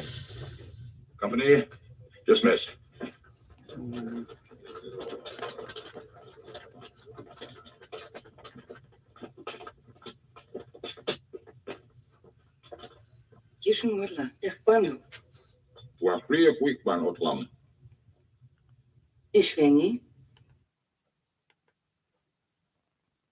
Space Station Regular 1, please come in. Dr. Marcus, please respond. This is Enterprise. Space Station Regular 1, please come in. Dr. Marcus, please respond. This is Enterprise.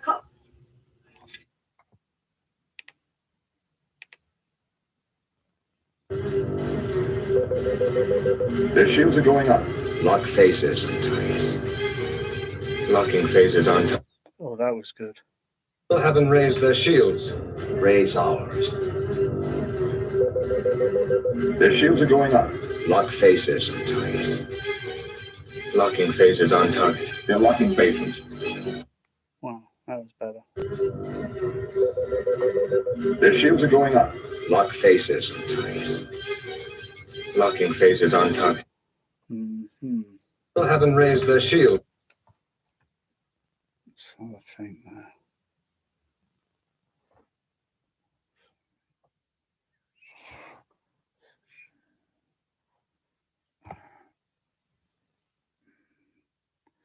Yeah, it's awkward. That's awkward. Trying to look at here something. I'm trying to get us some sort of. If I could take that and mirror and move it. Come on, move that position, that position, that position. Their shields are going up. Lock faces on target. Locking phases on target. Locking.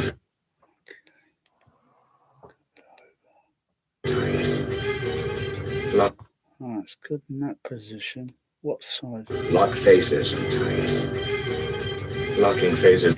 I can hear that on my left. Locking phases on target. No, sorry, I can hear that on my right. Locking phases on. Hear that on my right. Locking phases on target. A little bit less on the left because of this. Lock faces on target.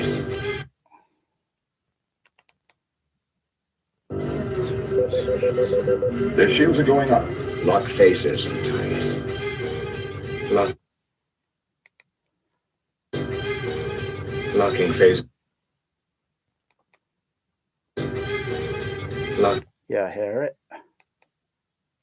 Because you think you got something wrong with your hearing, and it's because it's like two microphones. I can have two microphones there on two RTAs, so they're independent, and one microphone's going to be getting sound a little bit higher, and the other microphone's slightly a little bit less. Okay, so I'll just have to glance around. Let me see where. The equipment rack.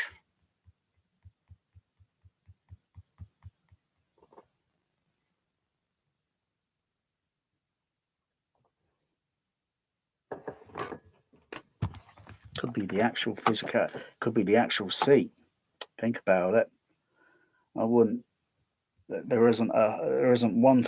I mean, sound would be coming from the screen channel up there. Come down, hit there. Could even reflect into here and over there, and cause a difference in the frequency. To do a extend onto the video, I'd have to put the microphone down. Of course, I'm also seated in it, but that is not far from. But I know this is absorbent. Sorry, what am I saying? The seat is the seat back part. There's absorbed. This part's reflective.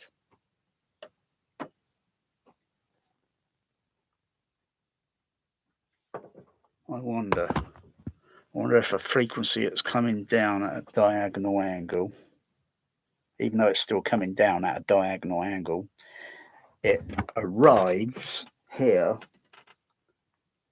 and then gets reflected back at a certain angle. And then there's also the seat itself,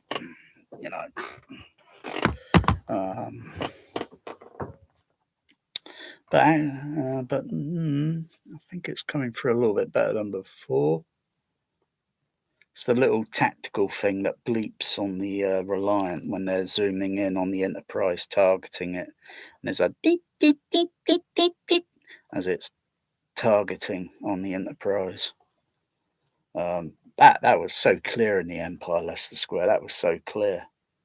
I didn't notice it's clear as like on VHS tape when playing it in just, I think at the time, during the time, only 2-channel stereo. And it was like, oh, wow, that's so neat. plus a lot more, plus a lot more. It was so well. Wow. You know, every little scene was wow. Lucky. I can hear that better now. Still haven't raised their shields. Raise ours. And maybe move over a little bit more. Their shields are going up. Lock faces and ties. Locking faces on. I can hear it a little bit there, but Still haven't raised. Problem is then the other musical sound gets in the way. Every room's going to have it. You think your room's perfect and all that. Crikey, I don't see people doing long videos like I do and then saying what they're hearing or what they can't hear and all that, blah, blah, blah, blah, blah, versus their galactical 1 million whatever Star Wars theatre.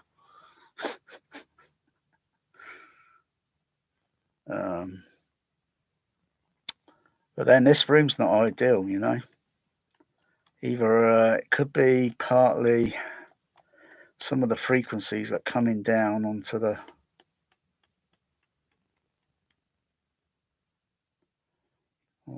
use the mirror. Have I got a mirror? Yeah, I got some mirrors.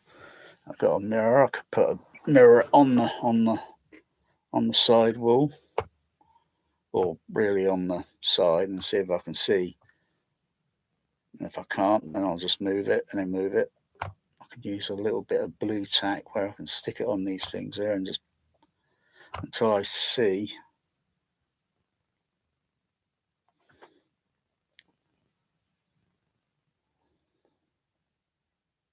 I'm guessing it would be somewhere within that range there that I'm looking at.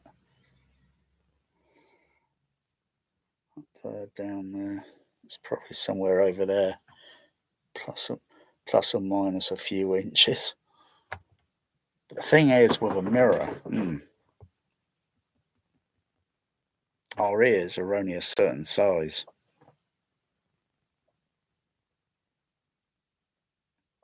I've seen people use mirrors that are a little bit large.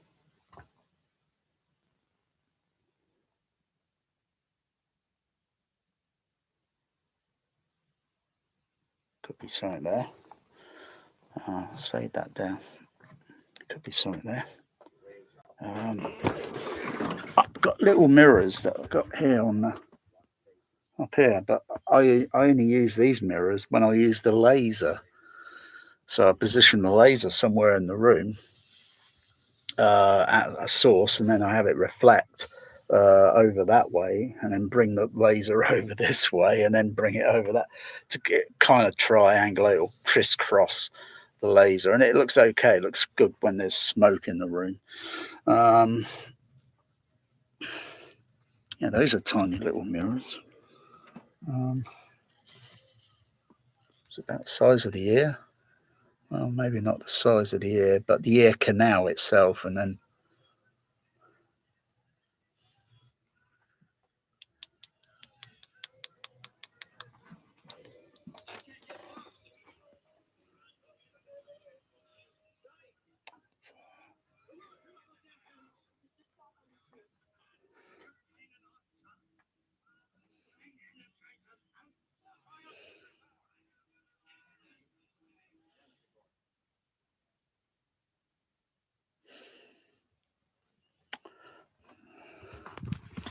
just trying to look and see what actually that is that exactly. Can't remember.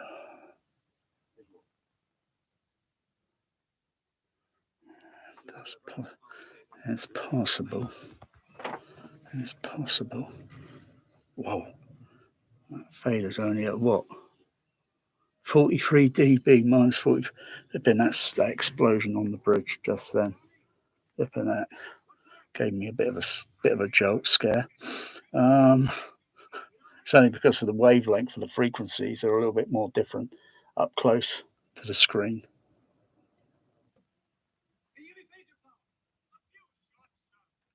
It's like I could do quite a few tests.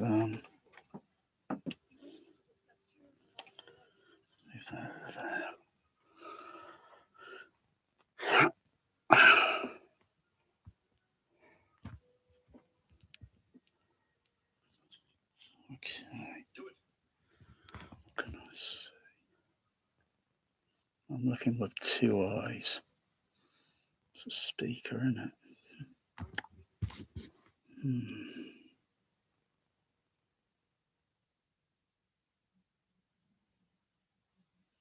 Looking at the video projector, the lens, and yeah, I'm just kind of thinking, I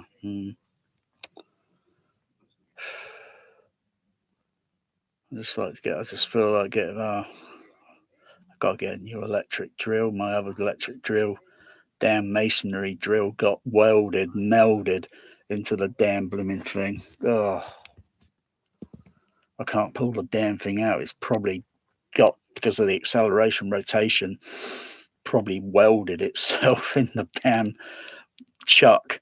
The damn masonry's welded kind of into the flipping chuck part. I mean, you can get that part off.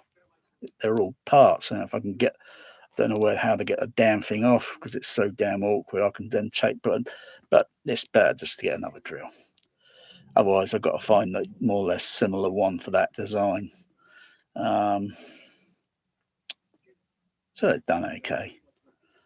It's done okay. I've just got to be, yeah, it's just one time, I guess. You just, damn. Otherwise, I've drilled in the brick wall quite enough times and not had a problem, Houston. Anyway, otherwise, I like to make that projection port just a little bit wider. Just a little bit wider. Doesn't have to be too wide, only has to be wide as much as an inch or two. Doesn't have to be super wide. Because at the end of the day, light coming out from, is at a certain angle. Pull the projector away from the wall, yeah, and then you need a hole in the wall that's pretty large. Otherwise, the beam's going to hit the flipping wall, and you're going to get a weird shadow. You get a weird shadow on the screen because of the way the light's hitting part of a wall and partly going through the wall. Just thinking what I could do with these little damn mirrors. And let me see. I put that. Of course, I can put a mirror there, and it's in position, and I'll go up, and then I can look at it at this angle. And of course, I'm looking. I can see the seat, and then I come that way and over this way, and I look up, and I can see the speakers behind the screen. Only so much because the angle I get into, and then the image becomes distorted or blurred. Put that back up there. Oh, actually, I could put little things like that in this fabric, in the this wedge tiles. Get little, not that I'm going to cut up lots of mirrors. I could put something else in there, something cheap, something easy, yeah, something like that, but not, and then random, put something like there, and then another one maybe there, because sound from the high frequency is going to reflect onto that surface. Certain frequency will reflect onto that, and then yeah, I'm not saying it's up there and it's possibly doing something, no, but yeah, can absorb the room and then start putting little things around. But it's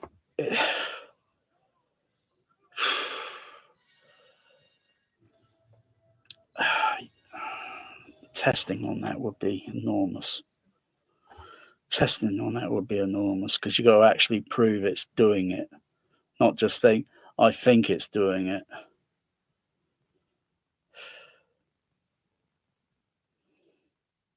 You got to put a speaker in a position, and then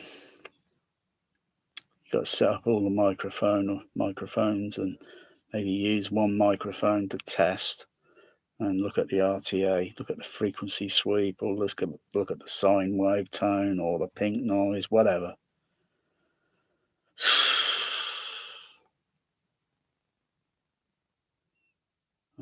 Anyway, what scene was it I was listening to? Oh yeah, play that again. Oh no, the laptop is there, and I know sound's going to hit that laptop. It's going to the screen is up like that, and I know sound's going to come down on the back part of it and reflect.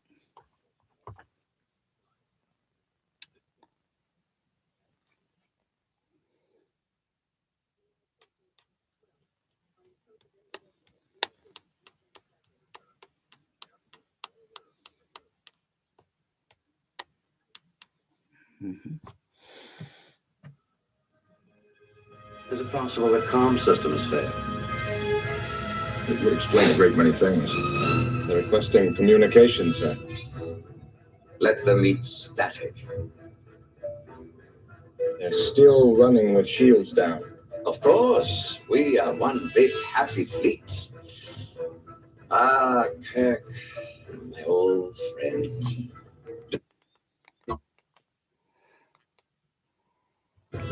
In space.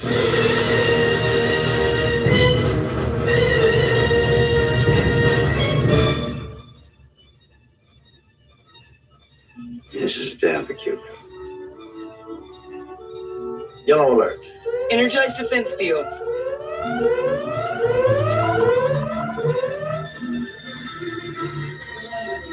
I'm getting a voice. Wow. Alert. Energize defense fields.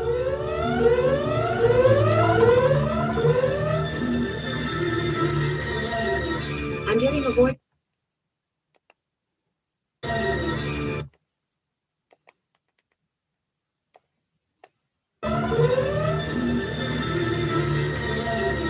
I'm getting a voice message. They say their chambers coil is overloading their comm system.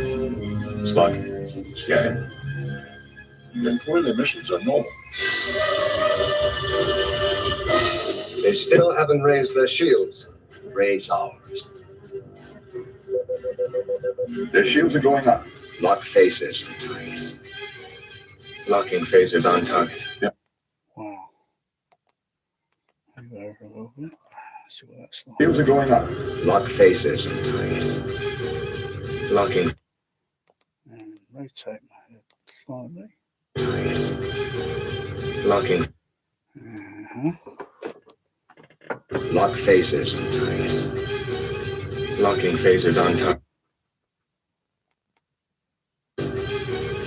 Locking faces on target. They're locking phases.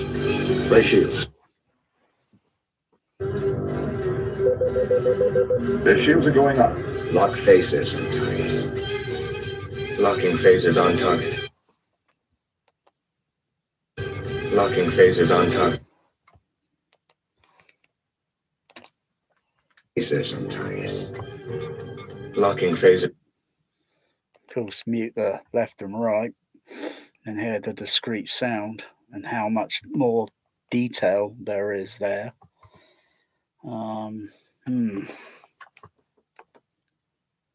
Locking phases. Target. Locking. Target. Locking phase. Locking phases on target. Target. Locking phases on target. They're locked. Phases on target. Locking phases on target. Into RTA, PC, let's have a look at that. So roughly, it's a bit difficult to zero in on the sound effect because it sounds like it's between maybe, because it's not one sound, it's several frequencies going, several frequencies are moving, but they're probably not nearby. They're probably offset slightly. So one's going down here, so doing that, if they're too close, it's very easy to do with sine wave tones.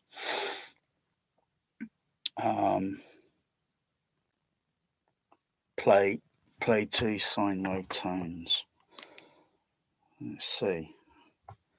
Oh yeah, I'm on there, on pair down here. Oh, I can swear up here. This system is so complicated. So complicated. Okay. I guess with people that got all these trinovs and storms in their home, is it always easily connected to the computer so they can, it wouldn't be too bad if you can put picture in picture, so I can still see the movie on the screen, but I can also see the RTA, a picture in picture. Otherwise, it's an having something like some outboard. Oh, crikey. Bit of a dog's dinner, that, I think. To have the computer, and then so it's got to be connected in, and you've got to have a lead going into a box and have another look just to get a flipping picture in picture. Otherwise, just listen to the sound. Lock phases on target. Locking phases on target. So I just have to do that. Still haven't raised their shields. Raise ours. Their shields are going up. Lock phases on target. Locking phases on target. They're locking phases. Their shields are going up. Lock phases on target. Locking phases on target. They're locking phases. Raise shields. Fire! My old. Lock phases on target. Locking phases on target. They're locking phases. Okay, see how loud, because the music score is different loudness on left and right. Whereas in the music score in the center, they should all be the same level. But music score on left to right, so I'll put that channel on. No, hang on, turn that one off, put that one on. That's it, okay. Their shields are going up. Lock phases on target. Locking phases on target. They're locking phases. Turn that down.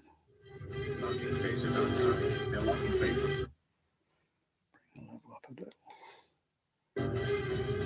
Locking phases on target. They're locking phases. Okay.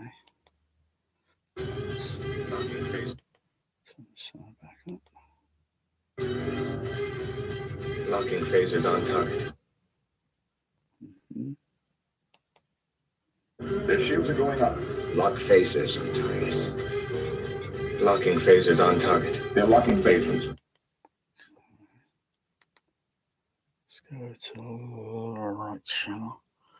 Yeah, that one.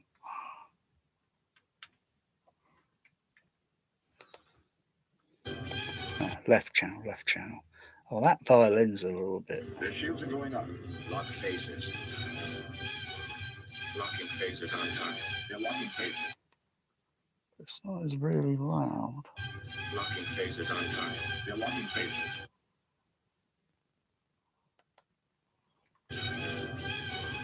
Locking phases on target. Locking phases on target. They're locking phases. Raise shields. They're locking phases. Raise shields.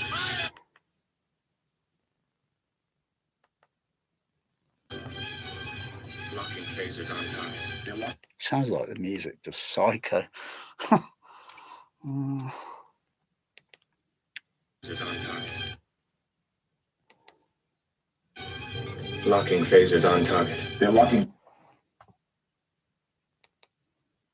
Target. Locking phases on target. They're phases.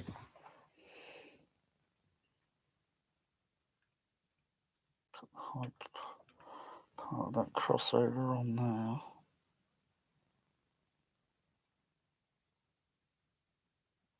I'm going to attenuate the frequency down on the left channel.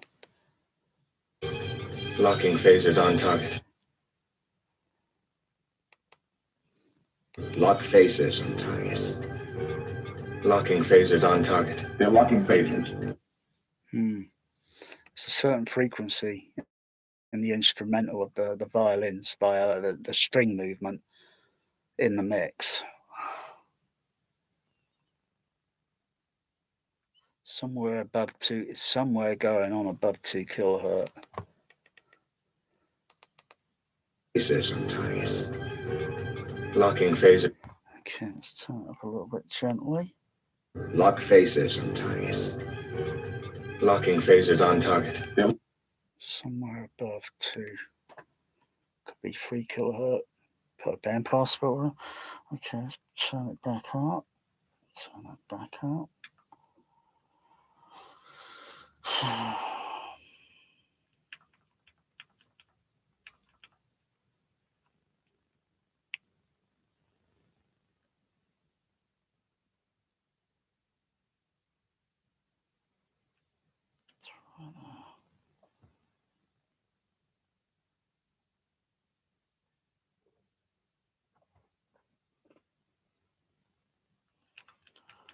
Okay, let's cut that and see what goes on.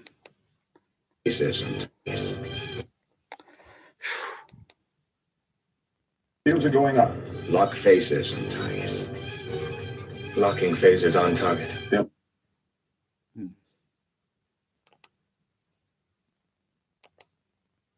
Shields, raise ours.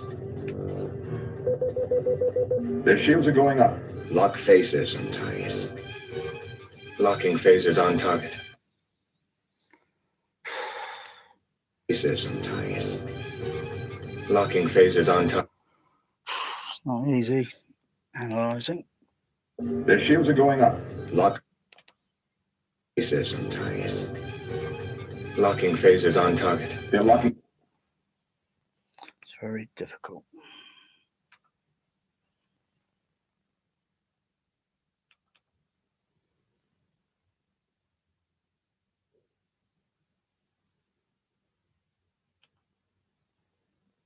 It's somewhere definitely above 2K. Locking phasers on target. They're locking phasers. Ratio. Locking phasers on target. They're locking phasers. Ratio. Still haven't raised their shields. Raise ours. Their shields are going up. Lock phasers on target. Locking phasers on target. They're locking phasers. Ratio. Fire!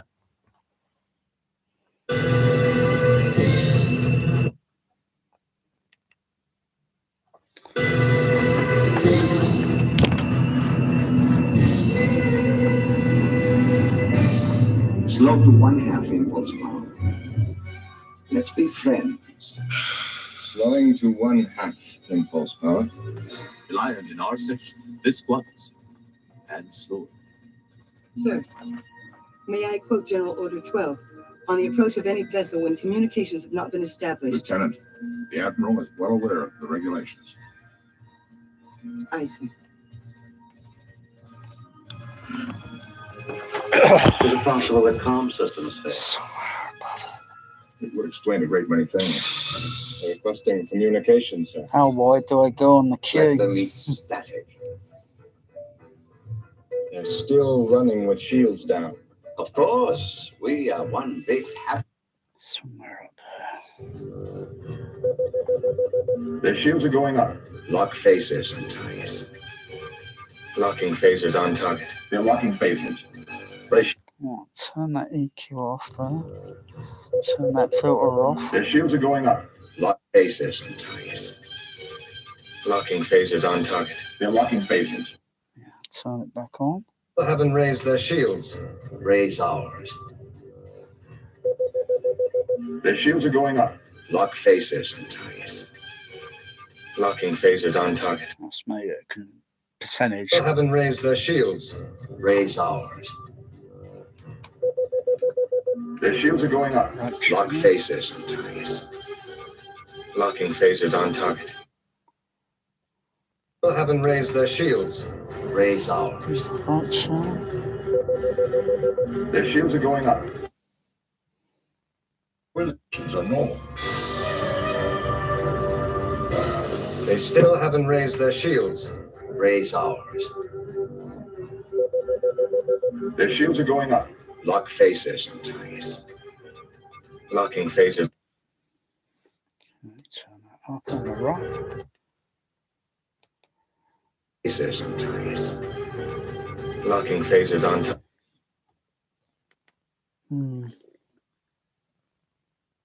Somewhere, still somewhere above there. Let's see. Not too, don't go too much. I don't want to wreck the other frequency.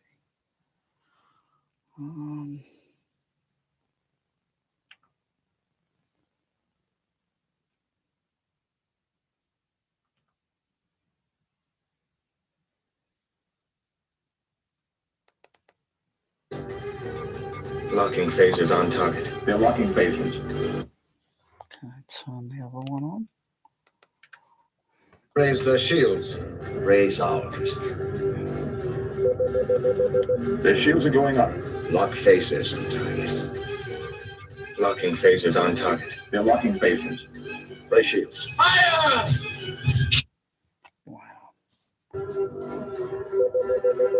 Their shields are going up. Lock faces and ties. I could play this over and over. They still haven't raised their shields. How many people, can do a test and evaluate? Oh, it's okay on bass, I guess.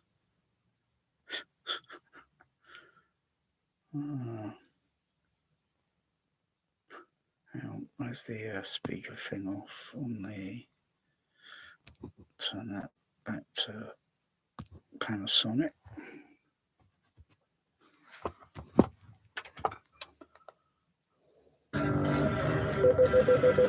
Their shields are going up. Lock faces and ties. Locking phases on target. They're locking phases. Raise shields. Oh, yeah. They're locking phases. Phases. Most people think, this movie hasn't got bass. Of course it has. Of course it has. I felt this all bloody hell way before all that Trinov bass wave that they talking about. What are they trying to sell? How much is that going to cost? Is it a free software upgrade for Trinov owners? Yeah, and then when Storm Audio are going to think, and they got to do their version, and then everyone else does their version, maybe they'll patent it and sort of like, yeah, you could buy this, and then yeah, because you can't just, well, maybe there was something else going on in the Empire, but nearly all the bass that was all up on the screen channel for all the all the heavy end, all the heavy duty stuff. Unless they had something hidden somewhere else, but not that I could notice. All the surround speakers were virtually all mostly disguised. Couldn't really see black boxes sticking out from the walls, and the back ones were kind of nicely done. They were kind of nicely done.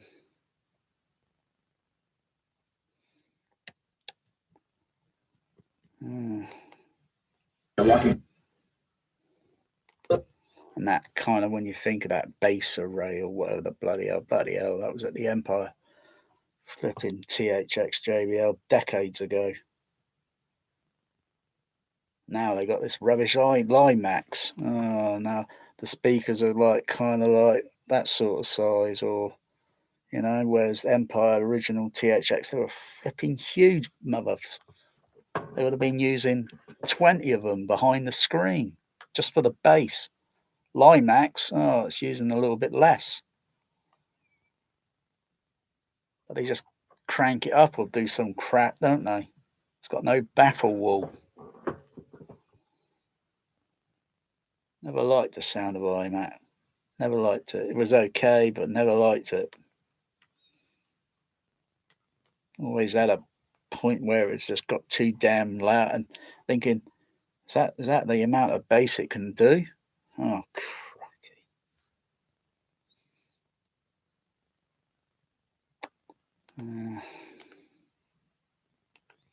But that's not a big, that's like, oh, big deal. Get it through your head, everybody, all right? You don't feel real life sound pressing against your body. You got someone talking to you over there. Do they press against your body with unrelenting pressure?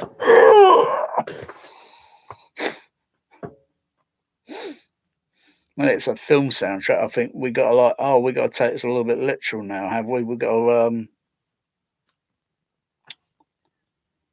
because every other cinema always sounded the same.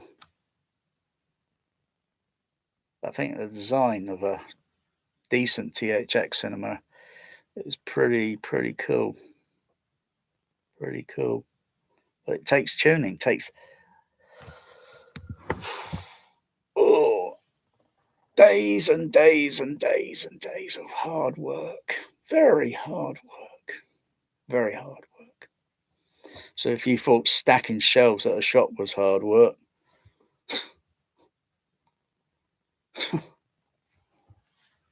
or yeah, it's like doing precision engineering. It's that sort of thing. It's you got to be spot on.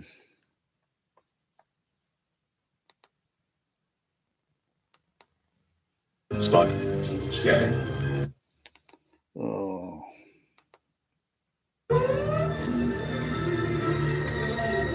I'm getting a voice message. They say their chambers coil is overloading their comm system. Spot. Scanning. Your coil emissions are normal. They still haven't raised their shields. Raise ours. Their shields are going up. Not fair. Coil emissions are normal. They still haven't raised their shields. Raise ours. I mean, it's okay to turn off the high frequency horns and then listen to just how the bass sounds. You know, across the screen channel. How many home theaters can do that within just a few seconds? This is like the USS Enterprise. I just go over and turn off the hailing frequencies and monitor. You know, I know a lot of home theaters. They got some pretty. Oh yeah, they got some good JBL in the room. But they can't turn off they can't turn off this and that and just monitor how it sounds. I'll just have a listen. The shields are going up. Lock faces. Locking faces on touch. They're locking faces. Faces. The shields are going up. And I can hear some part where it sounds a little bit peaky in some part of the range where, of course, looking at it on RTA.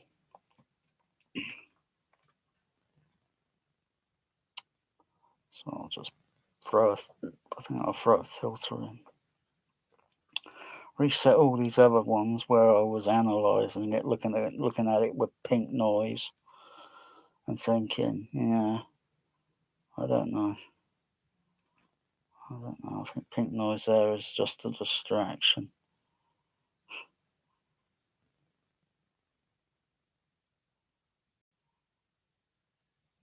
Because any speaker would do it. Any speaker, and how no matter whatever design, it's always going to have something weird going on. Because, well, let me see. Let me do evaluation here. So I'll try and mimic Mr. Spock. Because I'm turning the EQ or the HF horns off. Their shields are going up. Okay, dialogue like that, or their shields are going up.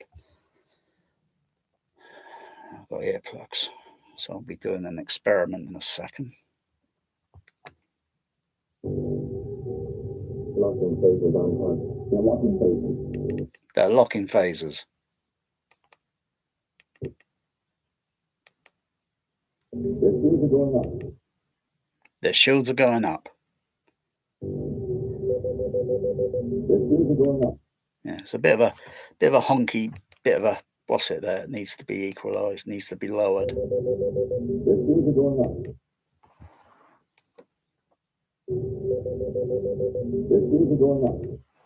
The shields are going up. Okay, their shields are going up. The shields are going up. I can't quite mimic Mr. Leonard Nimoy, the Spock is. Their shields are going up. Yeah, he's not. The shields are going up. The shields are going up. The shields are going up. Okay. Shields are going up. The shields are going up. Okay. Oh, crikey.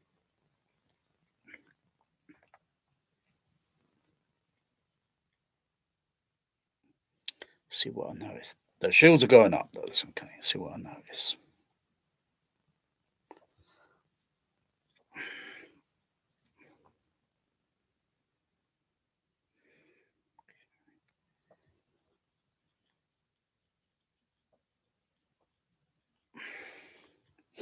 Give that a few seconds to expand.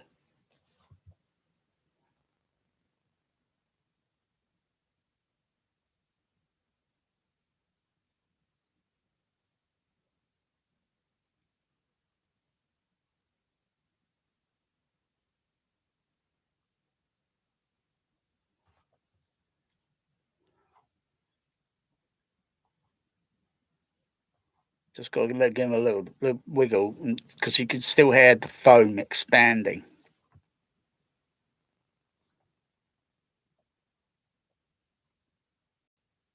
That's good. The shields are going up. The shields are going up. The shields are going up. The shields are going up. Yeah, I can hear it in my voice. Slightly in head as well. The shields are going. So hear it. The shield. I hear a sound here. The shields are going and a sound up here. So I can hear that. The shields are going. Let me do some tones. Ooh, oh, ooh. It's somewhere there and there and there. Interesting. Okay.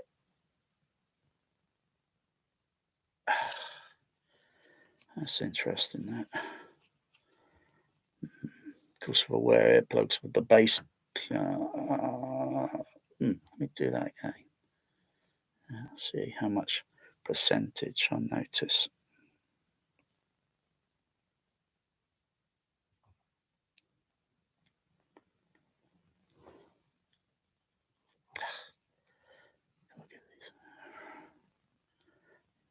Use that. Okay. Expand.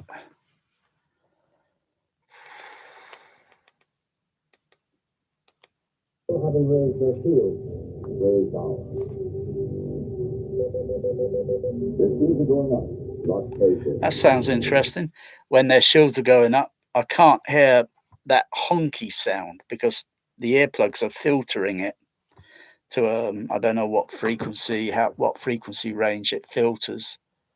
I can still hear other sounds depending on the sound pressure.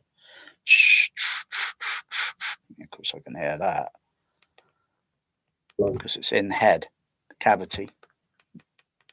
Woo! The shields are going up, not faces. Yeah. Still having raised their shields, raised out. The shields are going up, not faces. Locking faces on top. They're locking faces. Right here. Fire!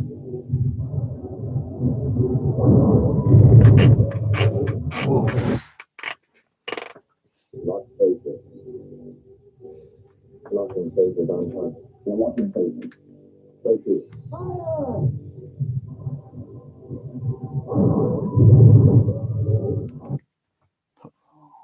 Lock faces.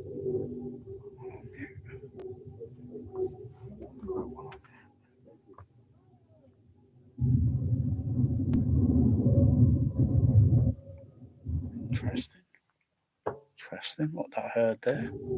Heard and felt.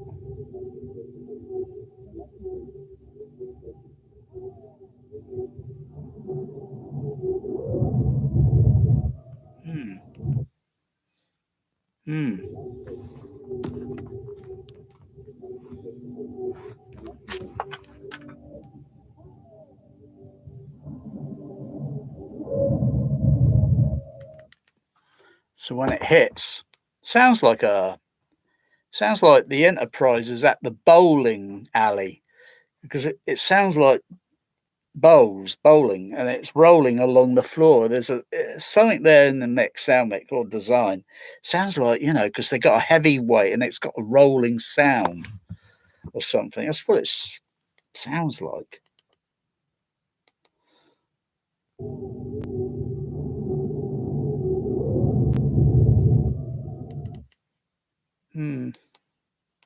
Anyway, it sounds and feels different with wearing earplugs, because it's doing some filtering.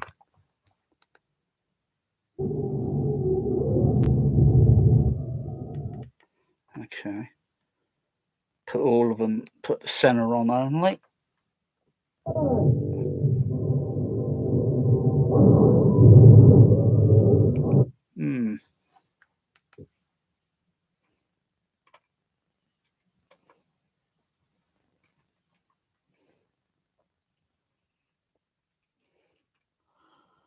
Put a filter on that.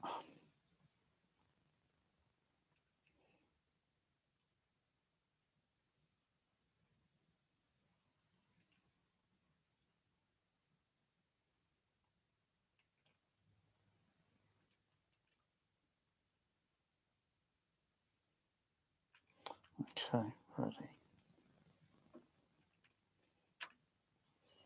It's got to be somewhere above the crossover point. Widen the cue out a little bit. Let's try that. Locking phases on top. They're locking phases. Right here.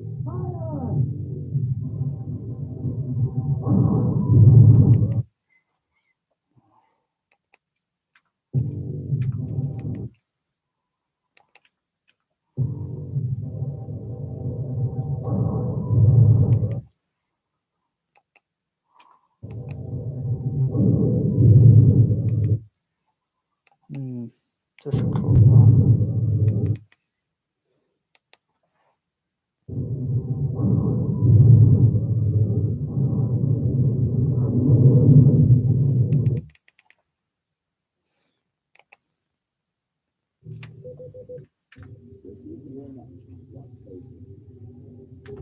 Put left and right on. Center off.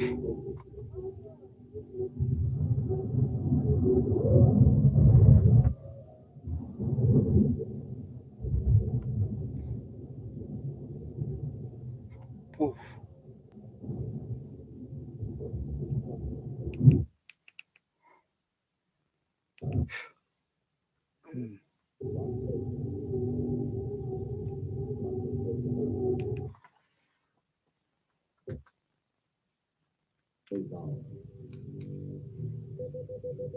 The fuse are going up. Lock phases. The ships having raised their shields. Raise down. The fuse are going up. Lock phases. Locking phases on top. They're locking phases. Right here.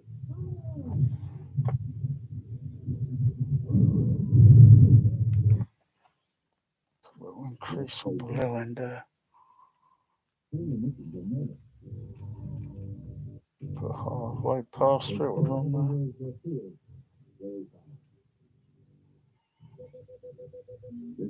Just take up a few dB. Locking phases on top. They're locking phases. Right here.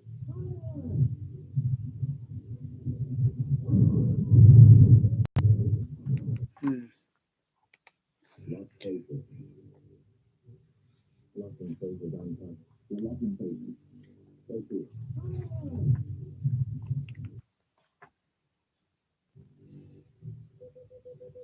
The fuse is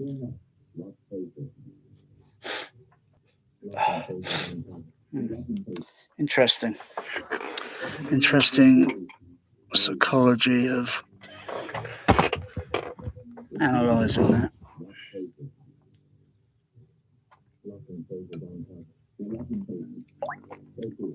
There might be some studies, where someone's done that.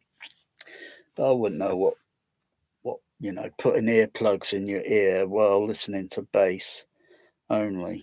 It's not exactly a good keyword now, is it? Or listening to HF horn and then, what other part of the range you can hear and what part, something go round and round and round on the test.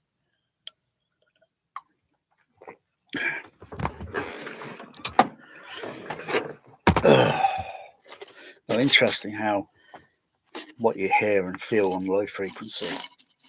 Tend to notice certain lows. Oh yeah, that sounds better, or that sounds different, but better.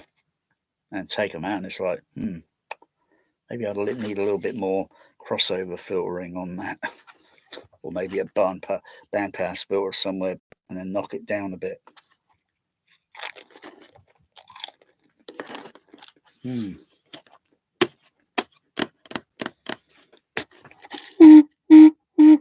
Huh?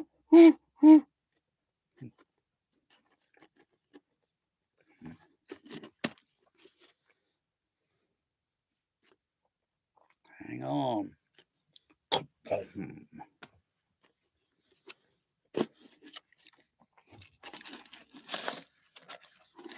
Scotty, what's left? Just hanging in there, Captain. The ship's breaking up.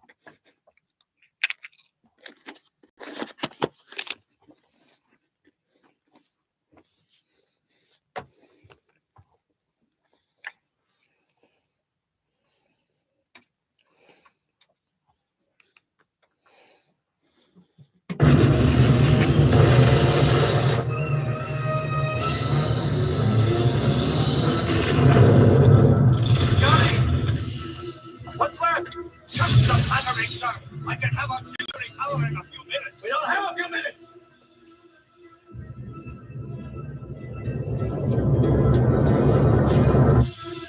Can you give me phaser power? A few shots, sir. Not enough against their shields. The hell are they? Admiral!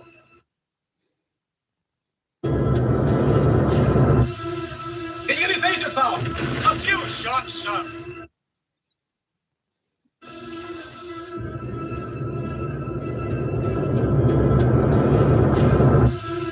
Can you give me phaser power? A few shots, sir. A few. Bloody hell. Can you give me phaser power? A few shots. This is a series of sound effect going on there in the lows. I can hear.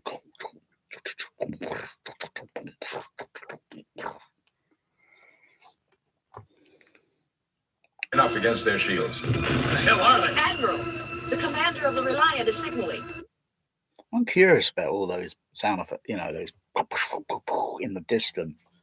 It must be happening somewhere else, and because it's all one vessel sort of thing, it would have to, so if you go somewhere on it and knock with a hammer, it should go through all the vessel because it's all connected, it's all coupled, and unless they got things like rubber isolators or such to minimize mechanical transmission. It sounds like maybe I don't know, because the turbo elevator on the bridge, the shaft that would go down that way, and then it would have to then go descend down to the through the that kind of neck shape that's angled, and then it would have to go down and probably maybe a turbo stop at a certain level, floor level, because it's got the shaft probably have to go all the way down through to the engineering and then a little bit below. Of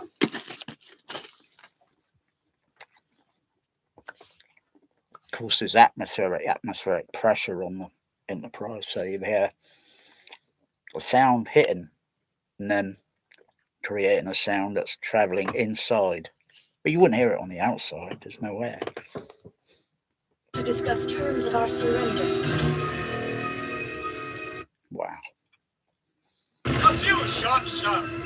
Not enough against their shields. Where the hell are they? Admiral, the commander of the Reliant is signaling.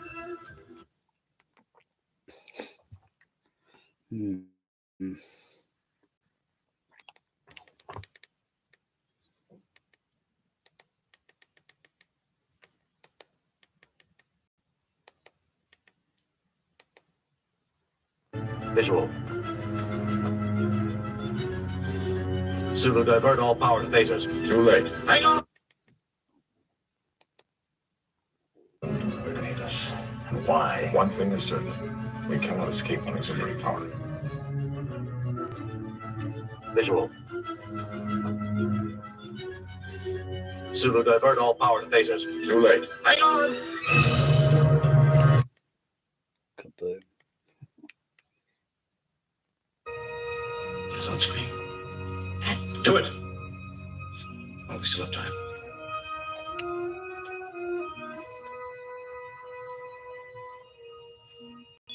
On screen, sir.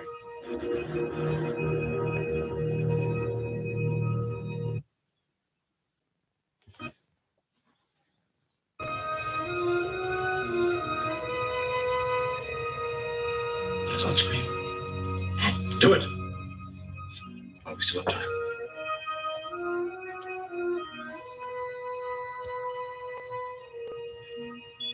On screen. It's on screen. Do it. Oh, we still have time.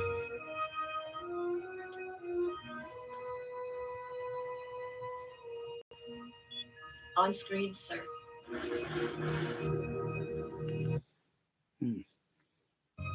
Oh, we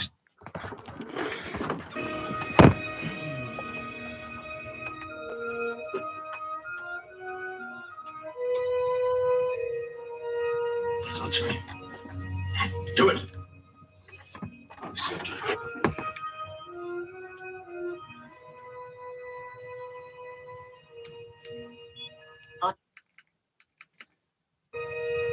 It's on screen. Do it.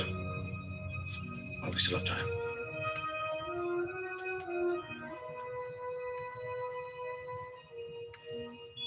On screen, sir. That's cool. Oh, we still have time.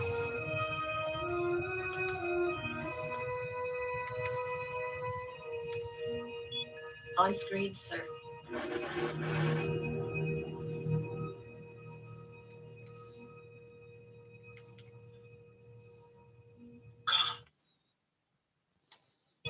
On screen, sir.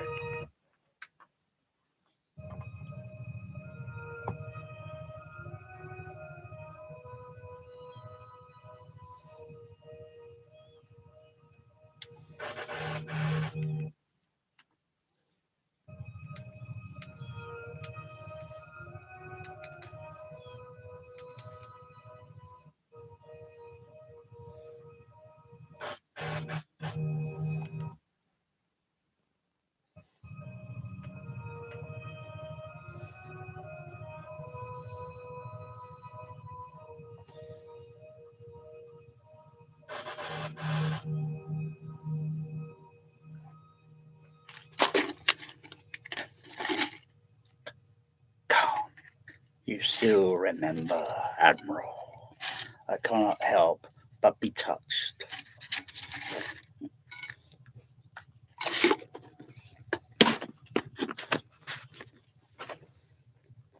Surely I made my meaning plain.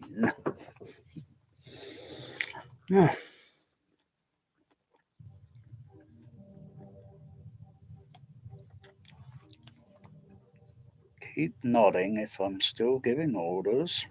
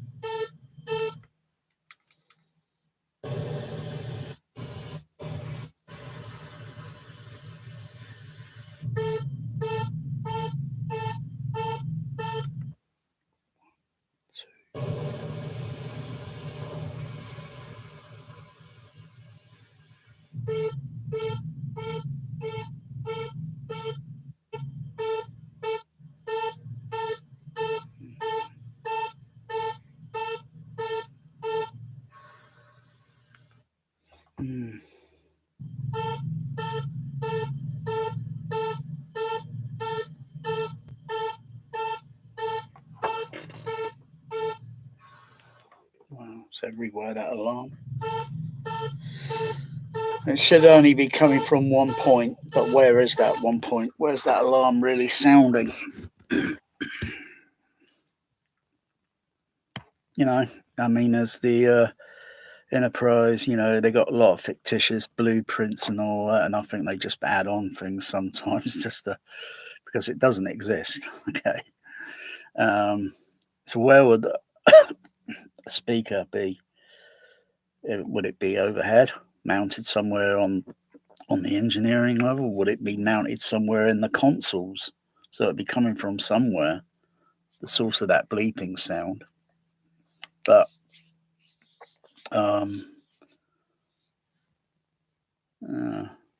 it's just on the whole damn, you know, it's not using DSU upmix, because that just doesn't, does a complete mess, and it's only taking sound only from the front, and that alarm sound really won't be in the overhead. There'll be other sound that's only coming from front left right, going for a matrix network kind of to send it over all the speakers, give you the illusion, oh yeah, but it's complete BS. What I'm doing is just taking the same signal from the surround, putting it through a special switcher box, special wiring, and then just sending that over to the Dolby SA10s in the kitchen, all three of them. So they're all getting the same signal, more or less, kind of. But that's only on the wiring, on the special wiring on the output. Was it the output or the input lead? No, won't be be only the input lead. So the input lead is only coming from the I think it's coming from the Sony, or is it coming from down here? I can't remember where it's wired. It's blooming complicated. So yeah, I want to experiment how the overhead surround was in 1989 at UCI Turner Park. I could do that. Plus, I've got the other side, and that so speakers all turned on. I could turn them off, but I have to go into the crown amplifier architect, or just go into the kitchen and just turn off the amplifier, and then just play the sound literally on the overhead.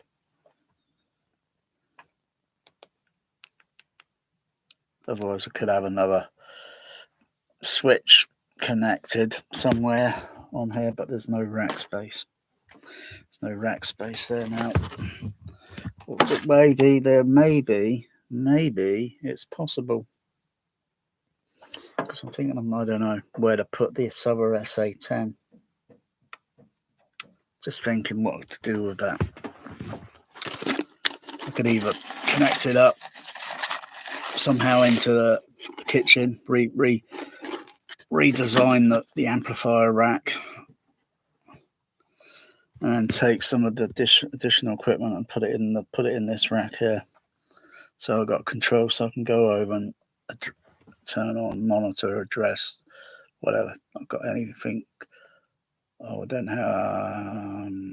have discretion of my system.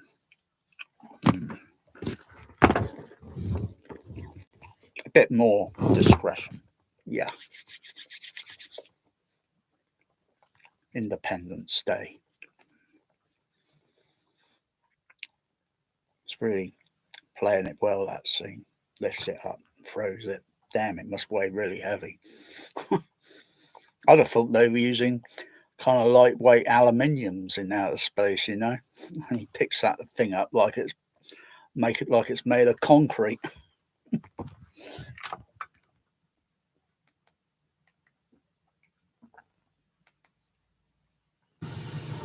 It's like, oh my goodness, that's really heavy. You know? It's amazing. I'm kind of curious about Apollos. Mostly everything that surrounds that command module, or what, like LEM or whatever, there's a couple of layers of baking foil, tin foil. And then what pressure, and then it's got to be filled up with pressure, you know.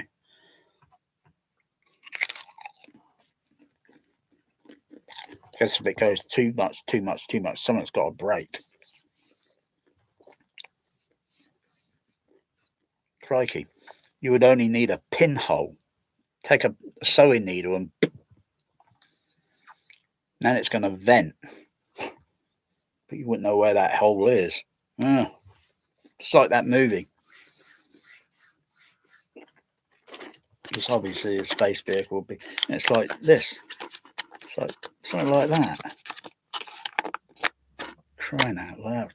Baking foil. I've got meters of it in the kitchen.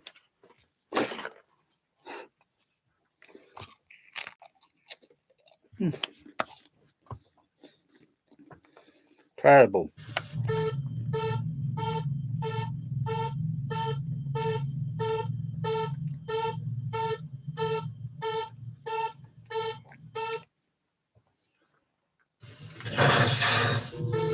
Damage, Mr. Scott. Admiral, I've got to take the mains off the line. Entering. Damage, Mr. Scott. Admiral, I've got to take the mains off the line. Entering. Let's bring that level down there. Damage, Mr. Scott. Admiral, I've got to take the mains off the...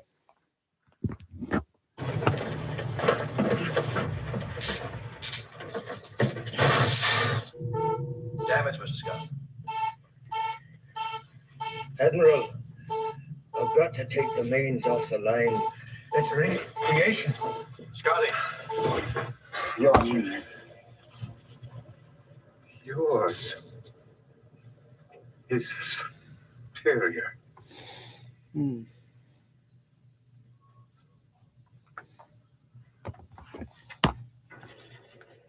I shall avenge you.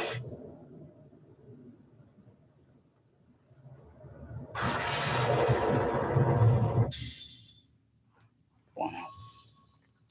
Could you use another hand, Admiral? Man the weapons console, Mr. Checker. Where's that sub-base lead? That's one there.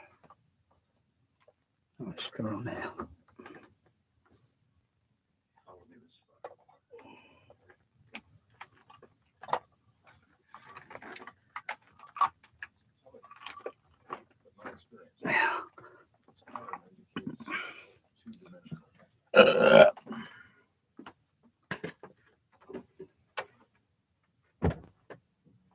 Full stop. Full stops.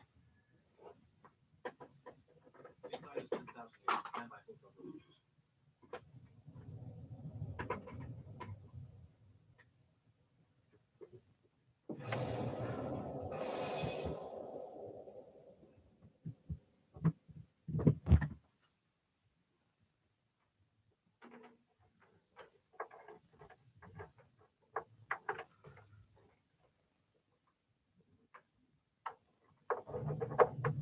Bang.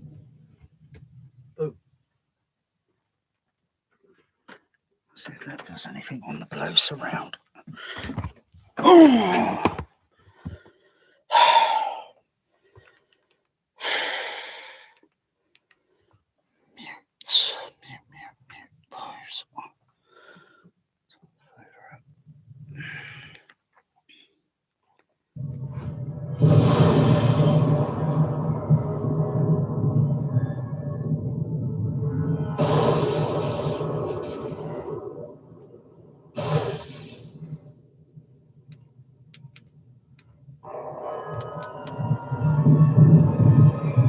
Probably not much signal going into it.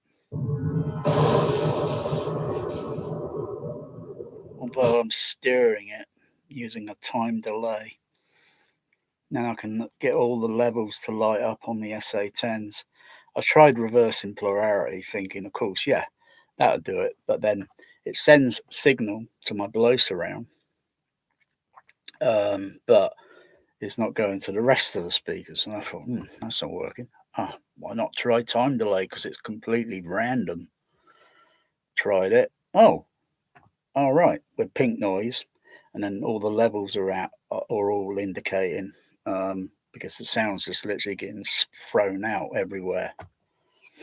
I only use that on specific sound format modes, or I could call it a Dolby mode, couldn't I? Maybe, but yeah, I don't think I'm the only home cinema that can do it. You can't hear it in a mono, static, poor sound quality on a live stream. And even if it was recorded, you still wouldn't notice it. I wouldn't even notice it unless playing pink noise and doing a demo of like, can you hear that going up and this and that? Because I can use 2 REWs, 2 REMs, one positive output and the other negative on the polarity. And then the positive output goes to the side, the overheads. The negative then goes to the below surround. And it sounds very disorientating when the pink noise is playing. It's very disorientating. Because it's then the immersive bubble ever. Because it's from there, and it's coming down from that JBL over there, the ones behind me, the ones a little bit behind the seat, the ones that are in front slightly in the room. One down there, one down, and then one down here. When it's playing Atmos discrete, it does add a little better, you're not just hearing sound up there sort of thing. It's kind of moving. So there are some hidden sounds, I think. You need an extra decoder. Need an extra decoder connected onto. You've got to have a proper. And yeah.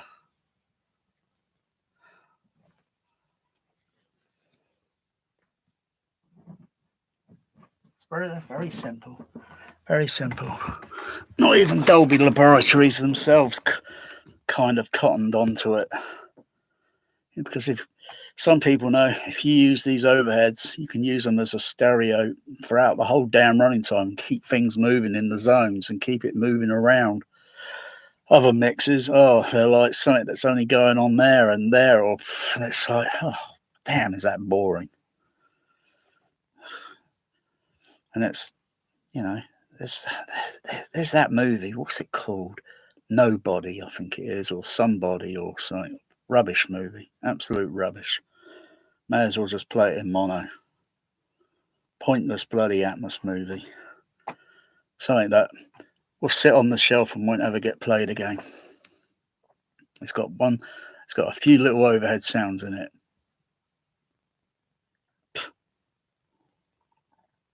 Yeah. Yeah. And they don't even sound decent in the mix. It sounds so post dubbing stage synthetic. It's like they rushed it. They didn't put any effort into it. Oh well. But even if mixes like this, take all the sound effects out of certain things, and then it sounds like, there's something missing.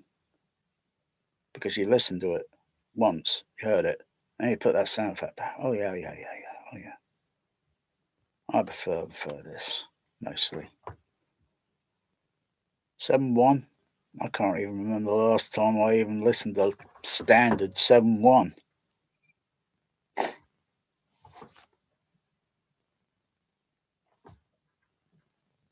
It's got to be at least probably last no year now. Maybe the last time I listened to a standard 7.1.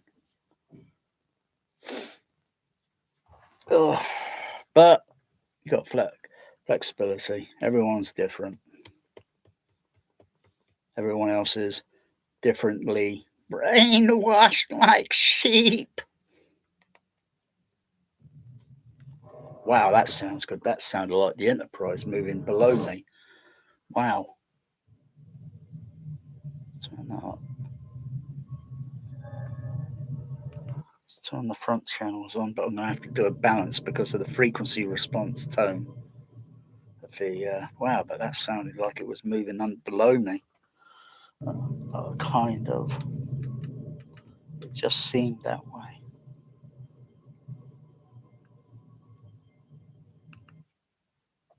Let's turn those on. Turn the gain level down.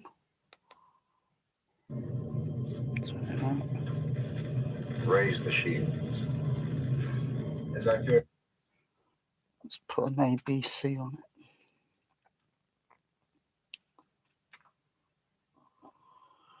Put an ABC on there.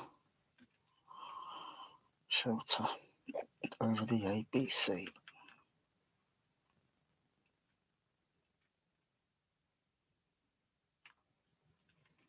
No, not a high pass, I need a band pass. I'm reducing speed. Turn it up a bit.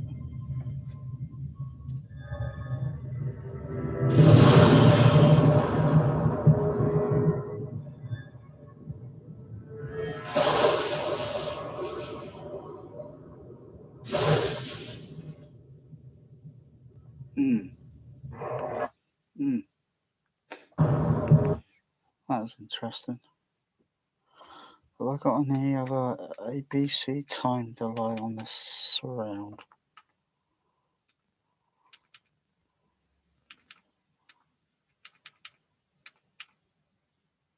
No, it's turned off.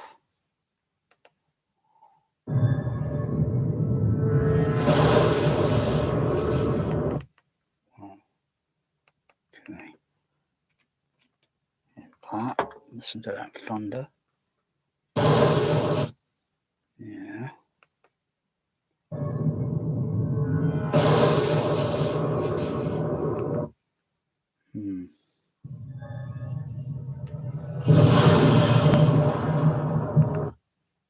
So a bit of thunder there.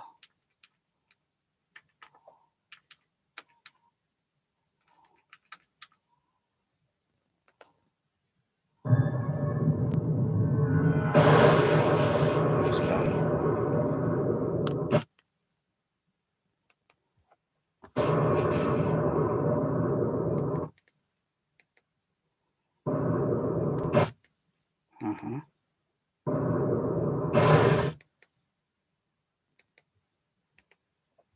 Because we'll turn the time delay off on the one surround channel. Turn it off.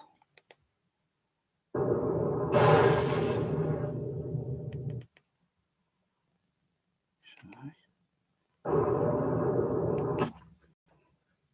Let's go into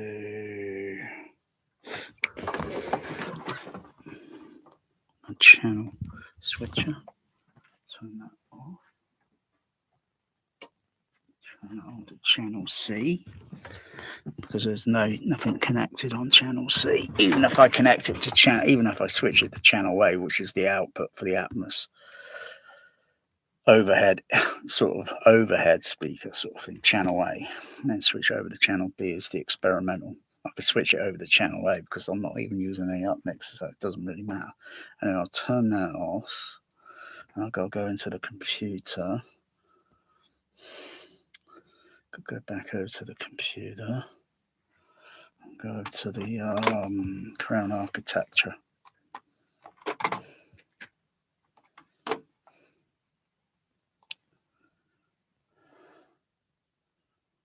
Crown Architecture. Yeah. Architect. Yeah. Feel like playing the Towering Inferno. Makes me want to play the Towering Inferno.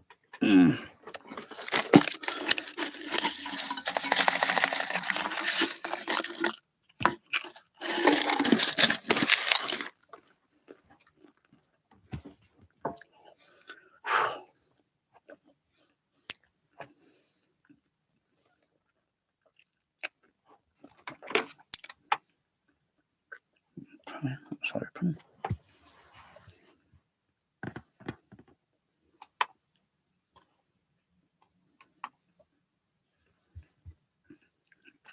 Input level. And I'll start muting.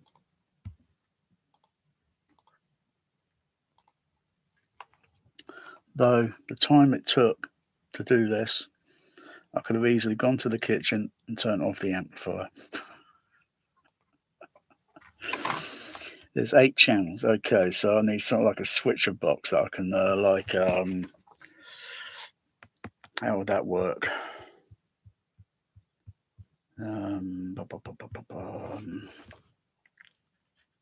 Because I can't go onto the Storm Audio and mute the outputs, because then the surrounds don't work. So I'd have to have something additional that does, where I can just have it there somewhere, something imaginary, and then just mute in just a few seconds. Mute.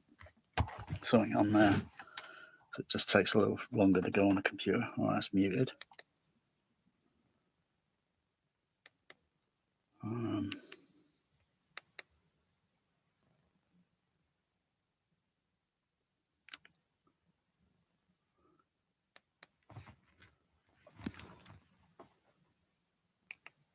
Okay, I'm just seeing where I am in the movie.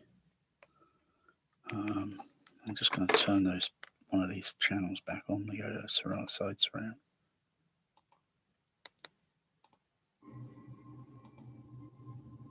Just turn them on. Okay, just a few of them. Here, sir. Not functional. I'm reducing speed.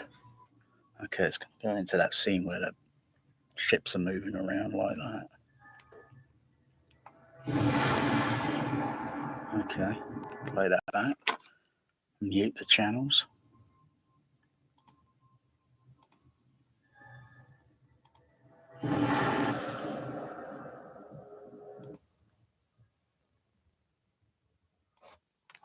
Right, they're muted. Let's go over to here.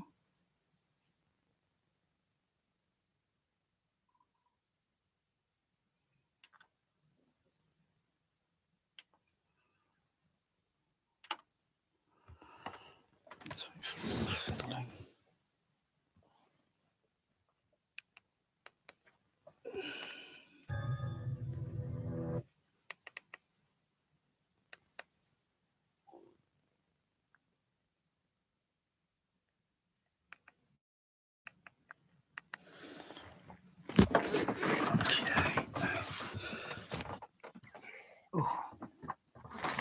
Bloody hell, once you pop them, you can't stop these damn things. Yeah. Dreadful snack.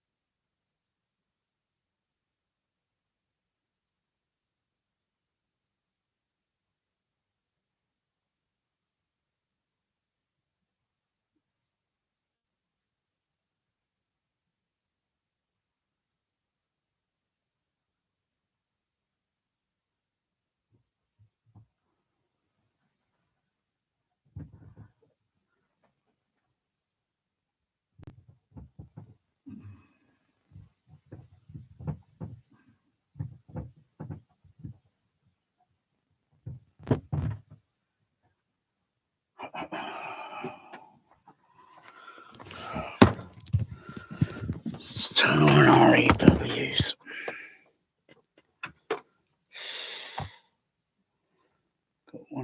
REW on. Turn on the other one.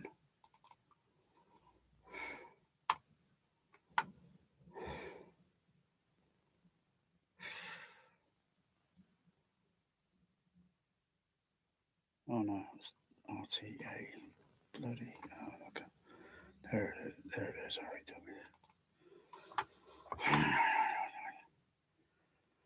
Initializing. I can see color banding on this. I can see a color banding effect on that screen with that REW. Oh, it does my head in, this color banding thing. Okay. Minimize that. Okay, pink noise. Custom. Okay. Turn the fader level down.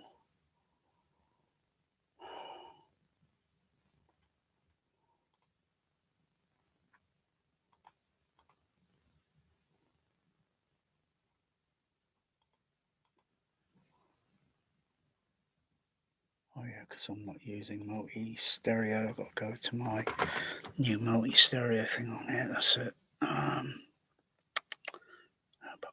Speaker. They're all turned on.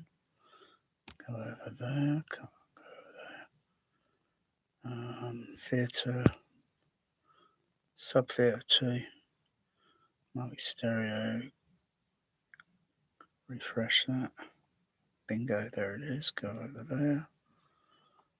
And unmute those.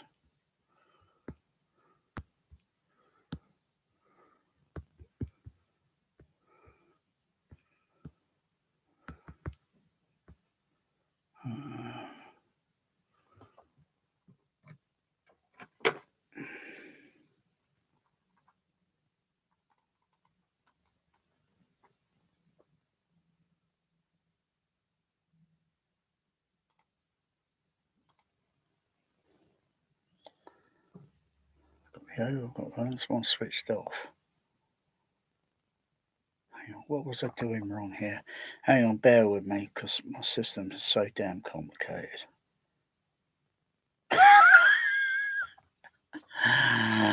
That's why I wasn't hearing it.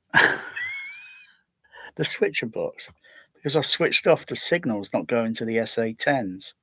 What I was going to do it, because I think I'm getting dementia. But I'll keep those on. But I got to go to the kit. I got to manually do this in the kitchen. I got to turn the other amplifier levels down. Otherwise, the switcher box thing here, which is down here, is a switcher box.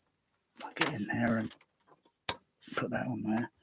I need to redo these wires at the back here on this rack, because these switchers should be a little bit up here. They're a little bit too far back because they're the cable, and so I've got to redo that. So yeah, okay. I've got to manually turn the other levels down. Meow. What are we doing out here?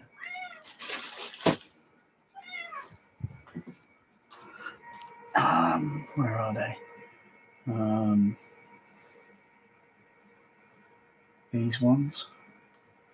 Is it these ones that I turned down? Just trying to remember, because my blow surround. Yeah, that's height 1. That's height 1 left to right.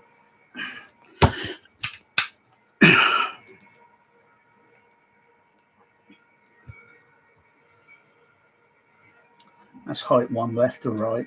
Height 2 left to right. Magic wants to play.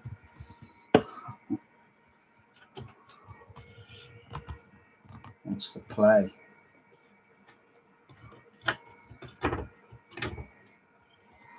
That's height 1 left to right. Height 2 left to right. Height 3 left to right. Dog 1, dog 2, dog 3. Extra 1, extra 2. No, hang on. 1, 2, 3. 1, 2, 3. Oh, that one there's dog 1, dog 2, dog 3. That one there, extra 1, extra 2, extra 3. So the side ones are muted, so basically I've just got to turn those down. I can remember roughly how many turns, turn them back up at. 1, 2, 3, 4, 5, 6. Okay. So turn those ones down. Leave those ones alone. Leave them in their position. Okay. So I need to design it so it comes back to the room so I can do all the that loudspeaker management sort of thing back. But oh, that's a lot of design. That's a lot of design. Yeah. This is where I completely lose everybody. Okay, so if I turn that on now, turn on the invert, should be a signal going on there. Should be a signal. Let's just check here. So I get the pink noise out on it. 1, 2, 3, that's all on. It's all on there.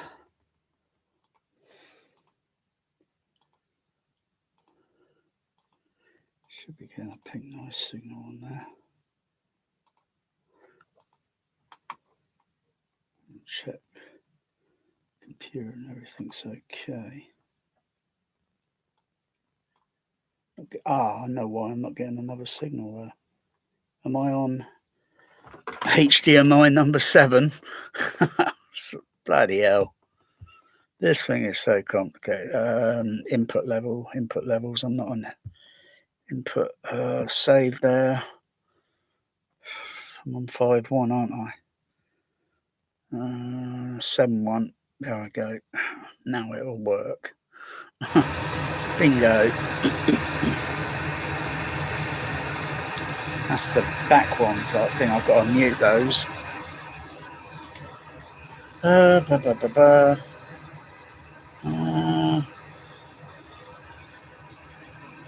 2. Mute those back ones. Okay.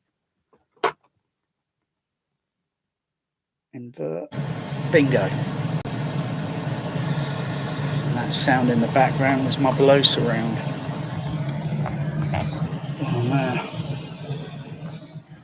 Change the polarity back to normal. No sound. Okay. Okay, so where is it? Up here. Switch over to Panasonic.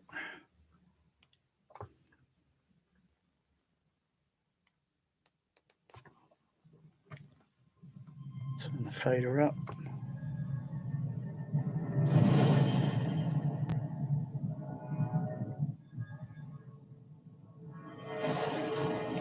That's my below surround. Right, that's good. Let's go to the, what's it here? So I can adjust. Oh no, that's on HDMI. So I can't adjust anything there.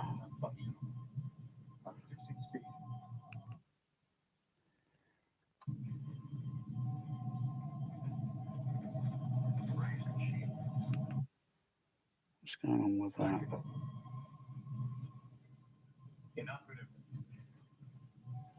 Oh yeah. I'm on multi-stereo mode. That's why I made dialogue. Although I'm not on discrete, so mode. I've got to switch back out of.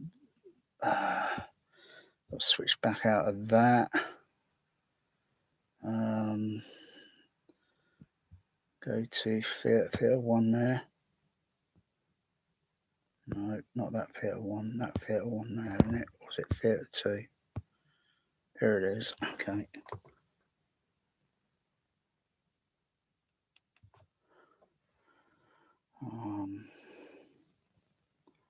Refresh.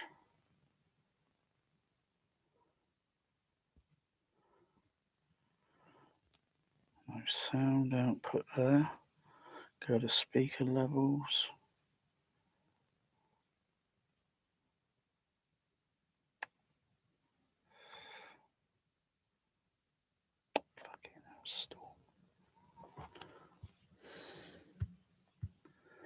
Very difficult. There we go.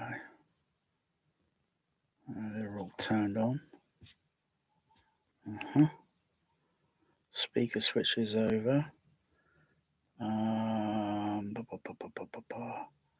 Even if I'm on there, turn the fader up.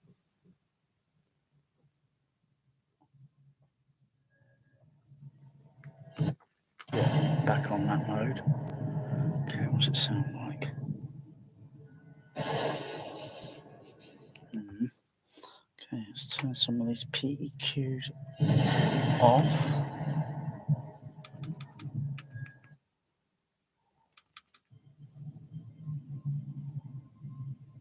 More or less, turn them up a bit so better.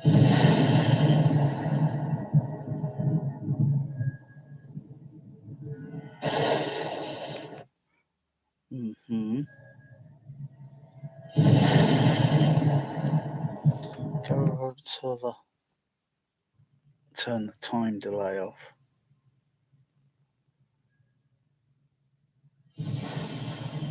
Yeah, because it's a stereo kind of partly remix sort of thing. There's still some stuff. So I think the only time I have to use that time delay thing is when it's strictly mono matrix, or mono matrix surround, or mono discrete. But this has got a degree of, so gosh, so many format things. There to configure sound, get things going in places where no speaker home theater has gone before.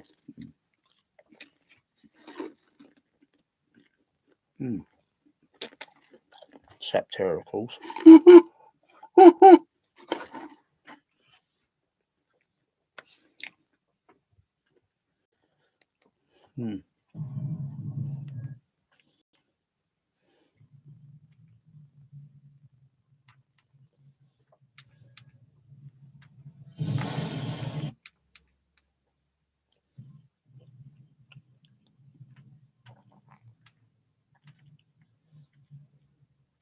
Let's turn it up a bit.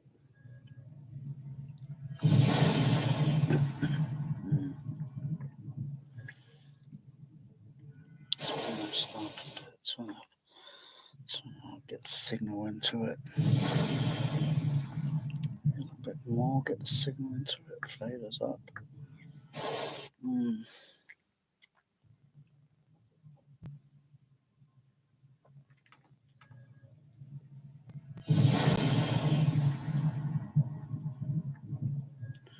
I could create a theatre mode.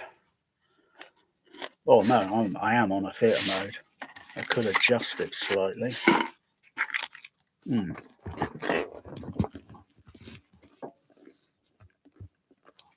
A little bit output.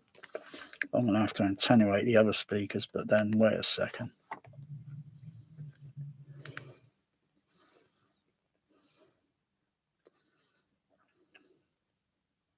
Yeah. So if I were to switch over to another, theatre mode and profile, theatre mode and profile. So if I can design another profile for the output levels,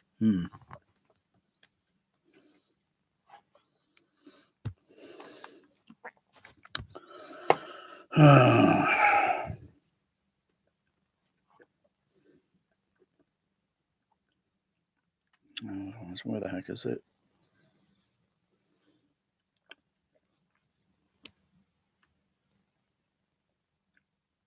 Levels. Which ones is it on the output on here? Which ones are the output? Though I think it's really a bit of a dog's dinner. I might as well just turn that up and turn it up on that ABC there.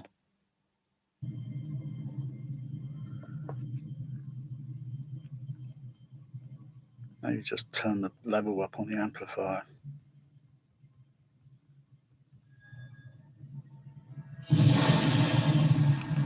Needs a little bit more.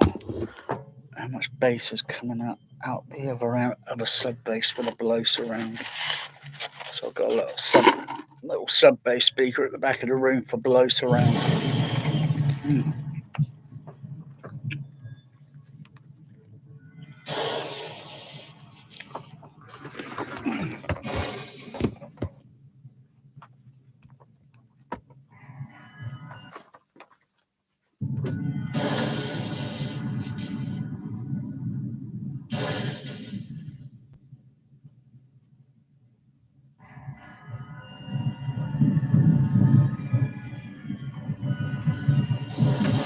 A little bit. See how it goes.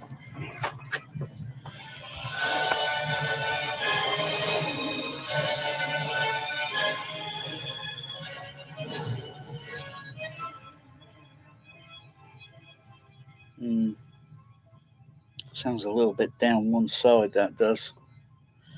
I think I need a second one over there behind the other side. So I'm localizing it unless I turn the crossover slope down until some part of the frequency range then goes a little bit omnidirectional.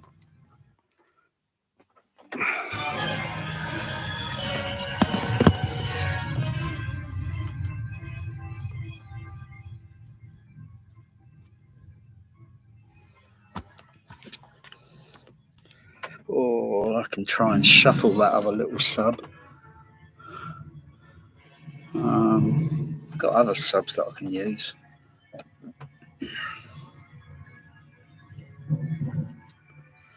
Just thinking.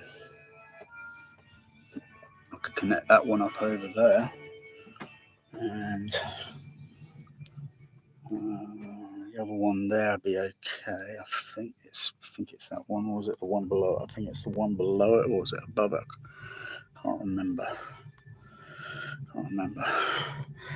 Can connect those up.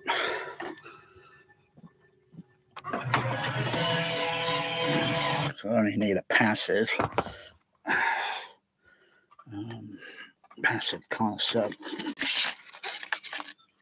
Control the frequency on the because it's full range.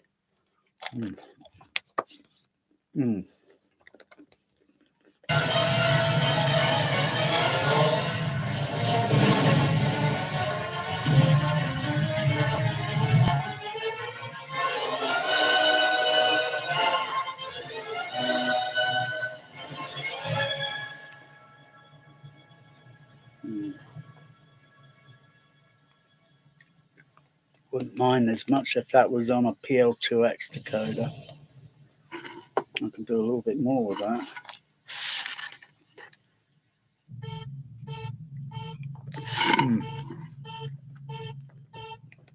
That sound is filtering slightly into the matrix of the.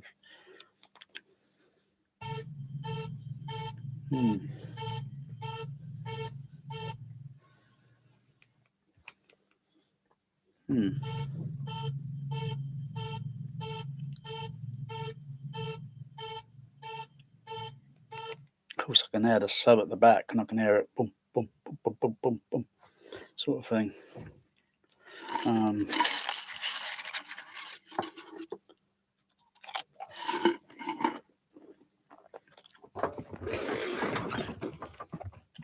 Is there any way I can position that?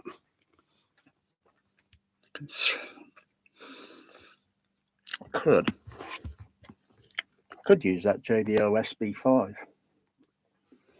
Could use that SB5 down there. Sat on top of a professional TCB. That little TCB and connect that, and that might do something. Or use these SB2s. Got quite a few JBL SB2.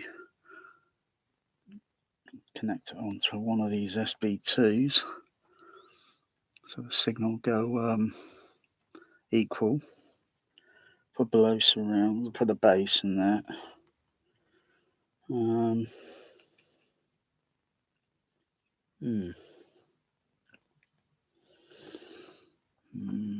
Don't think it'd be the port opening on that.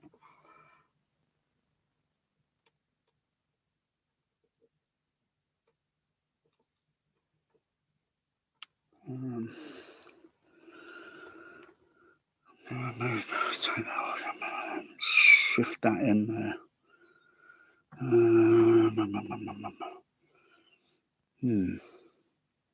And take that one and shift them over. Can't really put that JBL up there in the corner. Could, but it just wouldn't look right. And do it on that corner over there. It wouldn't look right in that one. It's not really a corner. Yeah, the door, that's not really a corner with a door there. It's going to open and close, open and close. It's not really a corner. Part of a corner, I guess, but anyway. How many can do this? I mean, that's what it's all about. Gosh.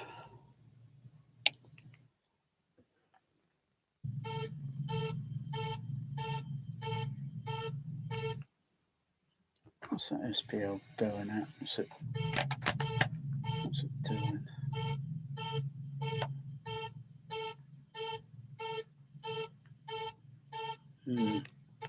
Oh, another thing.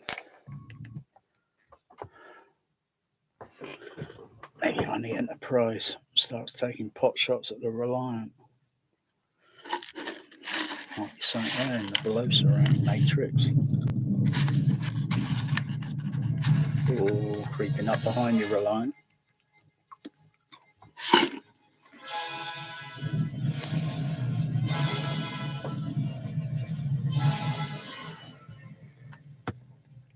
If I use the time delay again.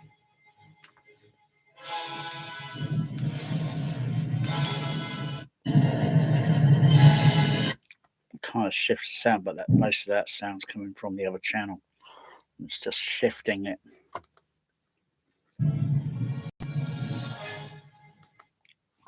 I'd rather do it without a time delay. So if I want to add in below the surround, bypass the matrix, and sometimes use it depending on what mood I'm in. So then it has a steering effect. Depending if there's something there that's happening where the sound is kind of shifting and moving in the vector. The vectoring is shifting.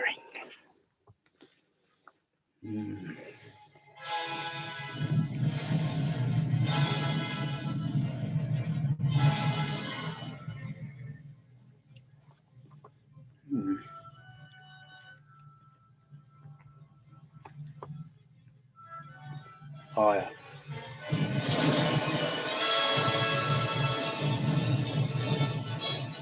Higher.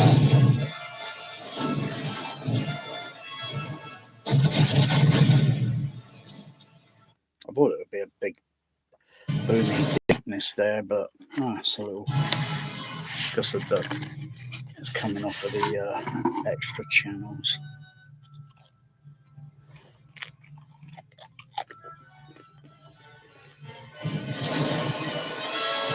And depending on the frequency response. Wow.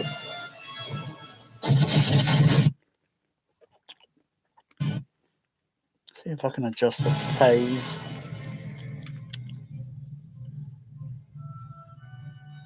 Don't notice anything.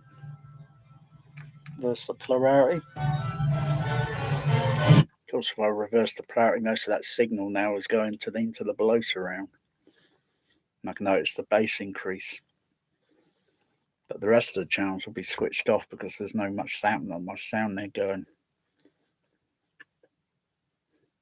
I wonder if I could put something in there.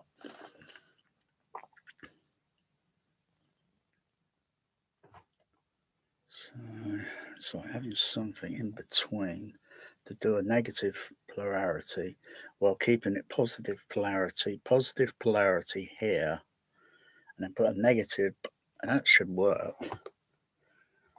theoretically. Anyway, what's it sound like?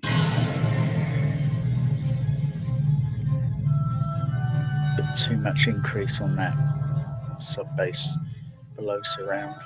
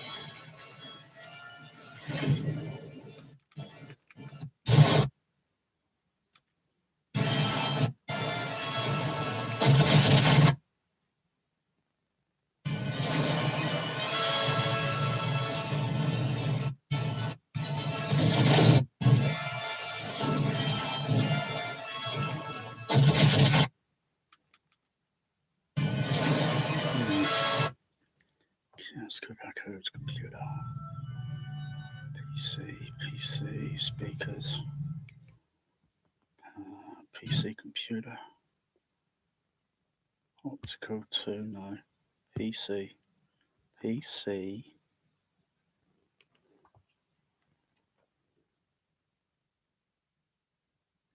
I've got to switch, yeah, got to switch out there.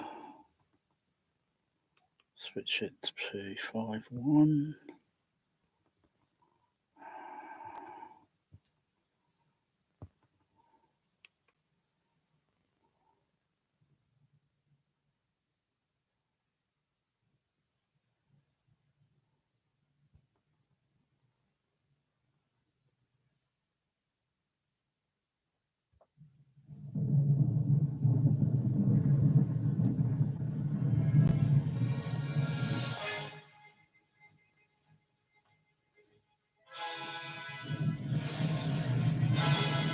Wow.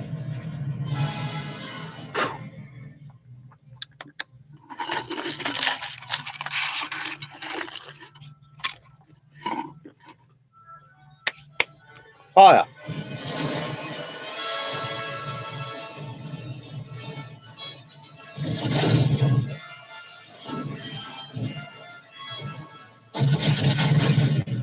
Mm-hmm.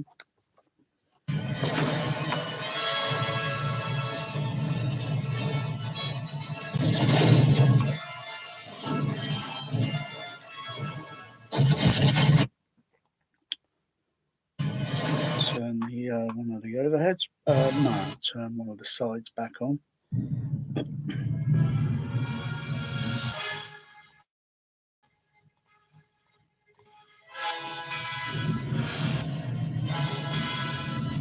Yeah, I think frequency needs to be adjusted on that because that's sticking out. Needs to kind of blend it.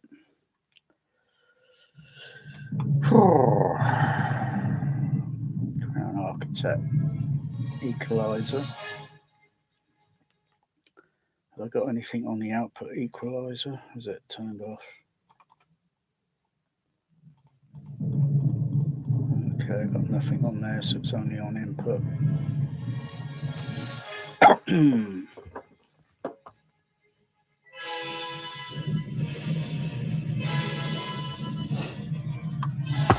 Bypass it. Hang on, did I turn it on or turn it off? Can't remember. Input level. Turn it back on. To toppy. Sticking out like a sore thumb.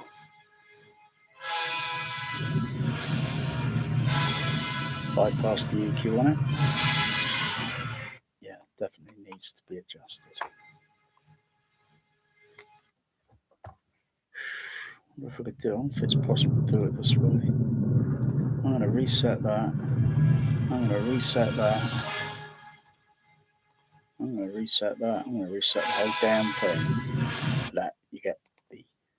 For that you get the crown, the dynamic range, the whole goddamn PEQ.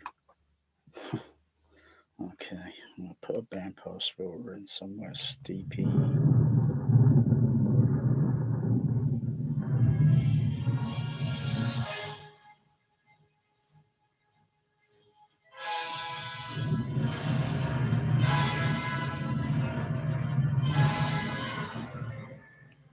Wow, that's an interesting sound.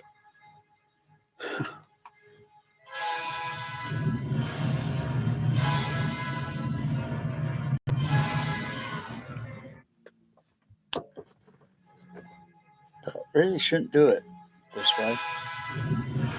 Got to use pink noise. Let's see what I can do with it. Just playing something over and over because it's complete random.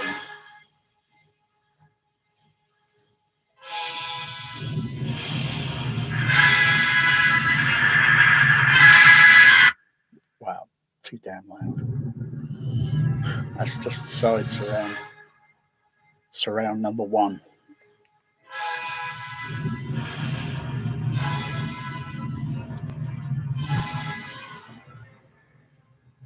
That's quite a bit of a dB cut, 24 dB.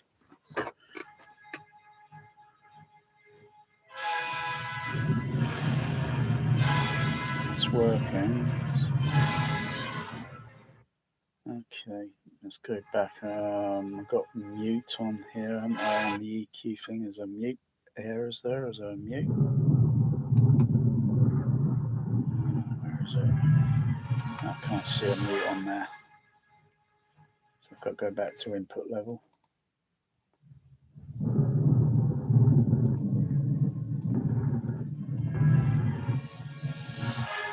Yeah, I hear it. Wait.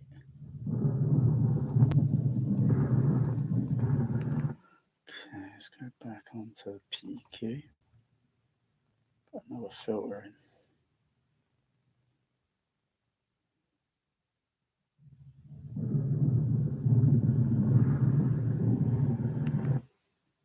Like that. So back to more or less 0.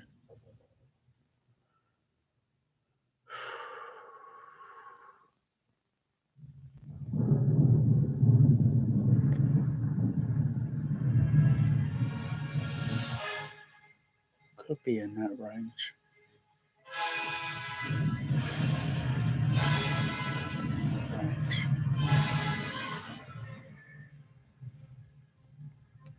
Okay, let's try and experiment with that. Take it all the way down to 24. Okay, go into the 500, 4 kilohertz, 504 kilohertz, 504, okay.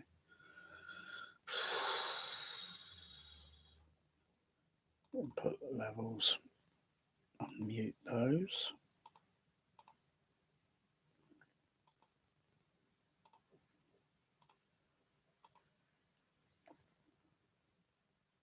Go into EQ, go to the next channel, delete all that, put a filter in at 4,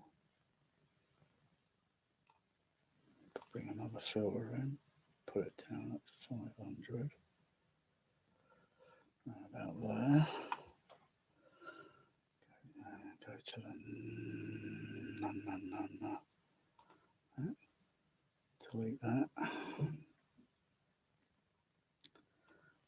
Filter there for 4K. Put that around about there. Trial and error.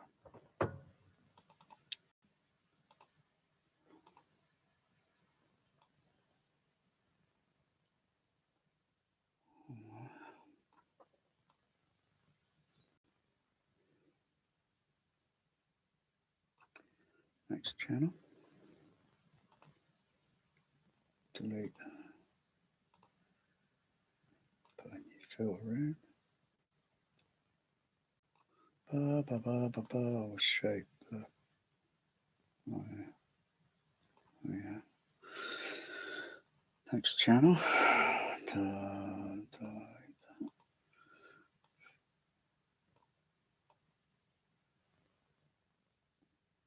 Wow.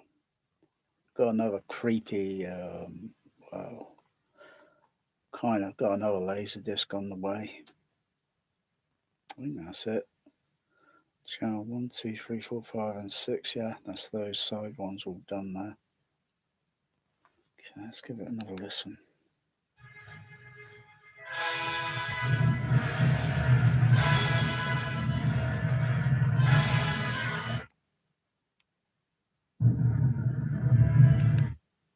Yeah, I hear that.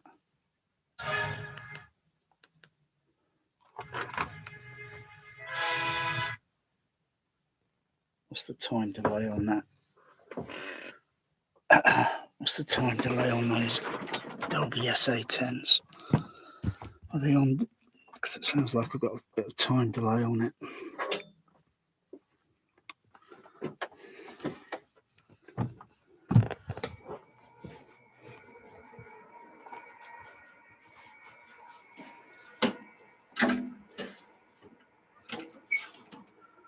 Oh, if I can remember where the time delay is.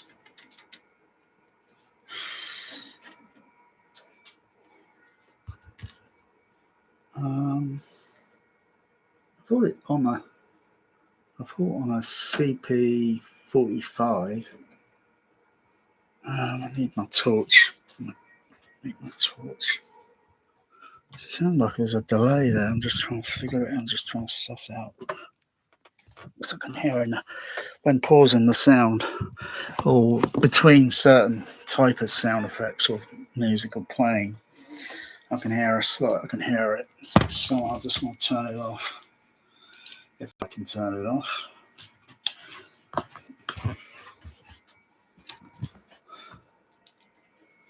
So I'm pretty sure. Yeah, the surround delay would be over here on the SA10. On a CP45, there will be pop in something there and turn the variable click, click, click. It sounds like it's prefixed because I'm hearing a delay.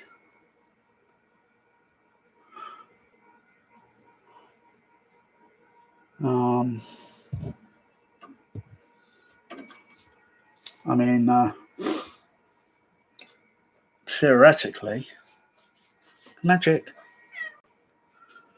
Let's see, theoretically, it should work.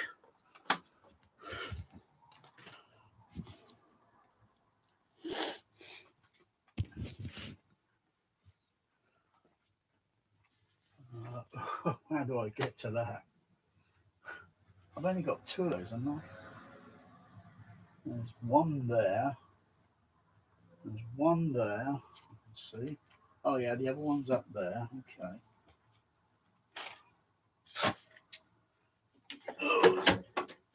Take this one. Put that there.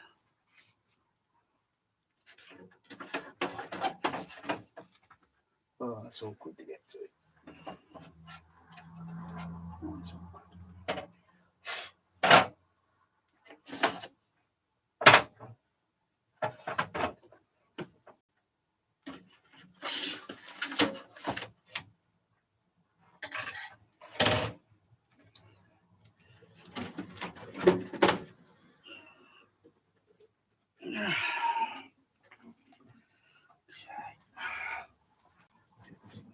Oh, magic. Magic. Move that way, sweetie.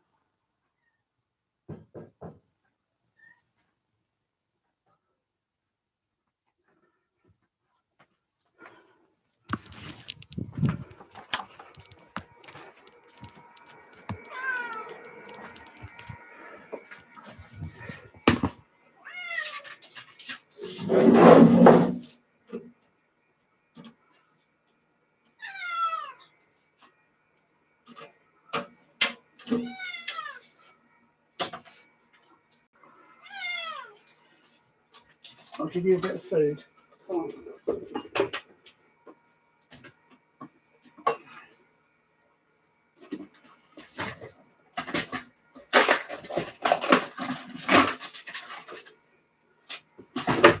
Oh, over there, magic.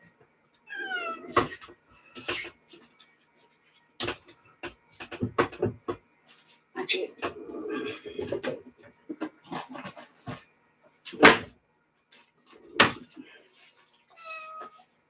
Meow.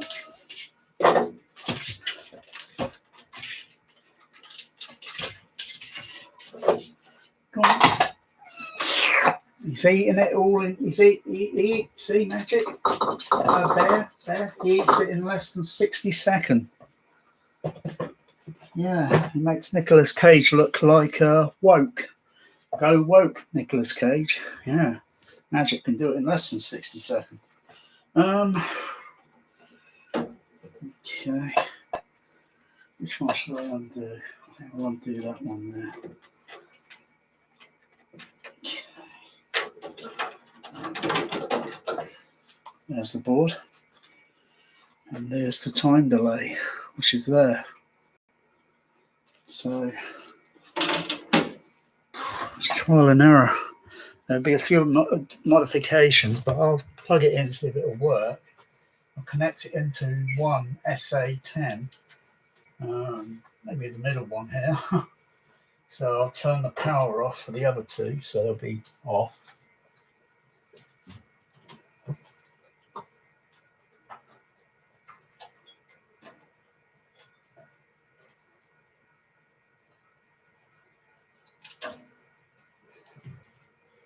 Just check. Yeah. Yeah, that's off. Okay.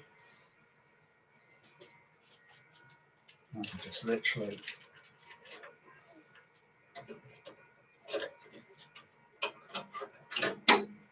pull that card out.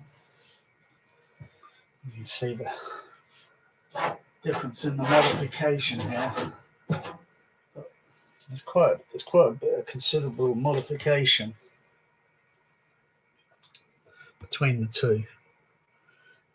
two boards.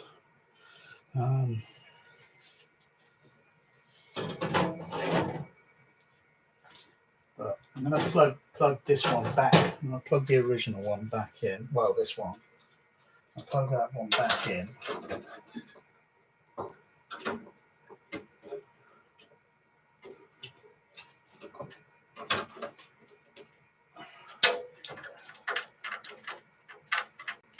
Shabam. Just going to listen to it again, see if that whatever it is, it's there. So that's the point of doing checking. I need to double make sure because I can hear an echo.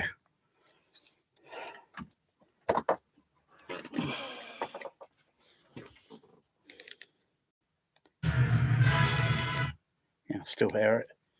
Yeah, I hear it when muting. There's a slight delay in the sound going on there. Okay, I'm going to point this over to a friend of mine that may not notice this sort of thing because he's got SA10s like I have.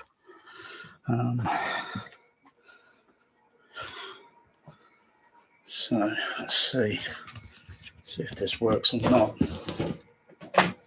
I've just fed you, Magic.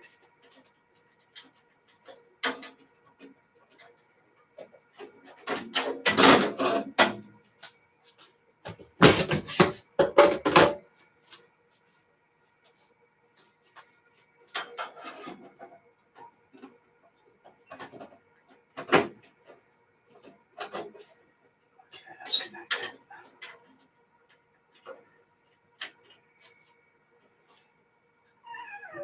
It's connected. It's connected in there. You're a greedy tomcat, Magic. Can't believe him. I just ignore Magic. I love him. I really love Magic. I'm just going to ignore him. It's just being fed. It's like having someone that you know, and they're just greedy. You know, you make a big meal for someone, and they, you know, really well, and you say, "Well, can I have more on the plate? More on the plate." It's better to eat a little bit at a time. If you think you can, that's up to you.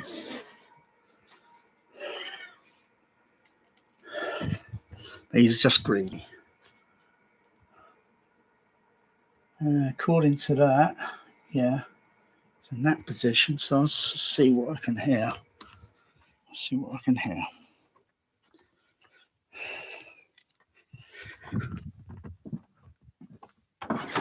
If it works. Oh.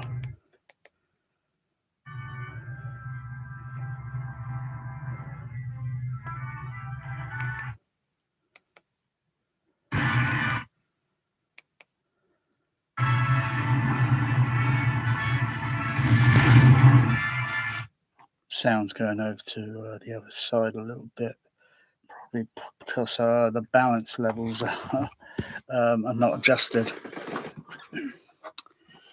on that card, because they're probably adjusted onto when I last used that CP45. You're a greedy Tomcat, Magic.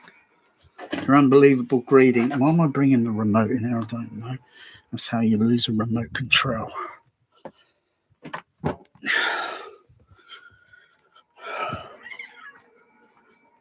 Poor Magic. Thinks I'm going to feed him again.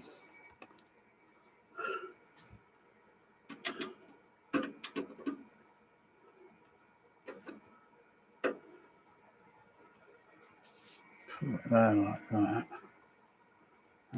Plus, oh yeah, I'm thinking I had a CP45 in there for a moment because it's slightly.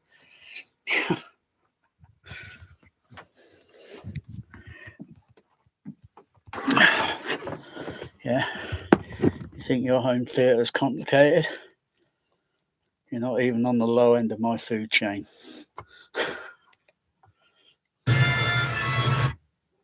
Yeah, I can still hear it. Pause it. I still bloody hear it. Now let me make sure.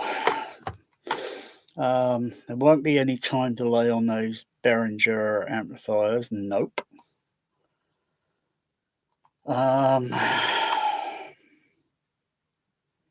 Any time delay on the crown amplifiers, on the outputs, on the speaker outputs? Let me double check.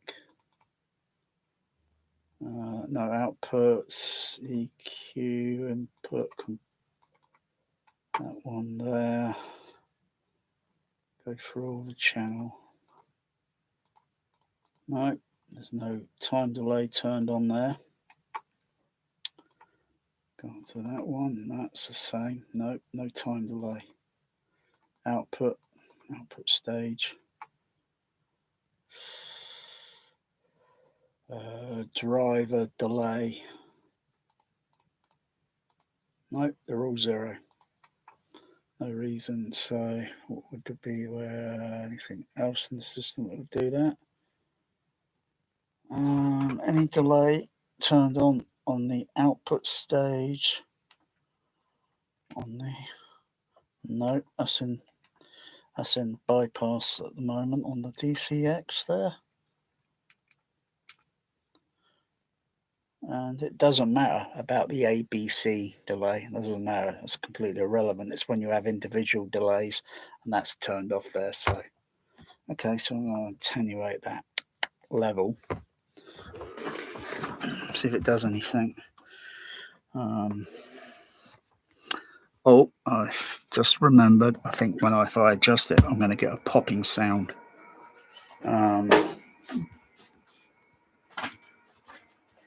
Magic.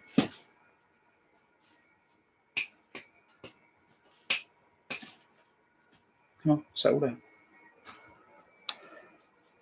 It's just a little brief. Yeah, I hear it there. Right, that's in. According to that, it should be in bypass. That should be kind of off. But even with I think number one, I think is 10 millisecond. See if there's anything going on there. If it's still there, then it's something other that's eluding me. Yeah, still there.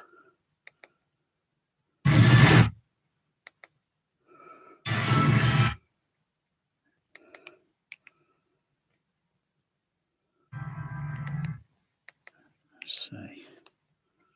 Let's go and turn that delay on a little bit higher and see if I notice anything. Should kind of give a kind of delay echo.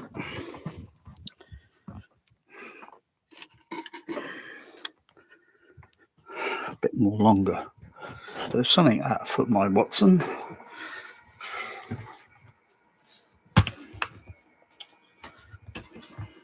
Magic loves me.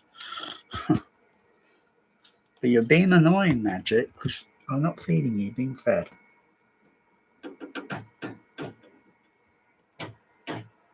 Click, click, click, click, click, click, click. According to that there, I think that would be a very long delay. I'll see what it sounds like. See what it sounds like. See what's going on. I'll try and find it. Oh yeah. It's a bit more longer delay there.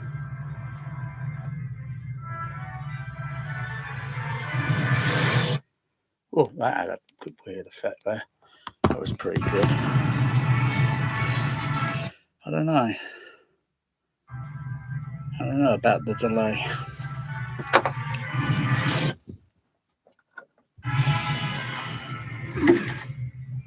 I don't know. I wonder if it's possible to solder a variable.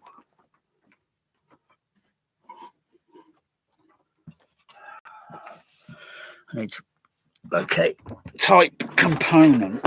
Maybe I can remodify that. It's kind of okay in some way, some of the sound effect and panning and delay moving and sort of thing. But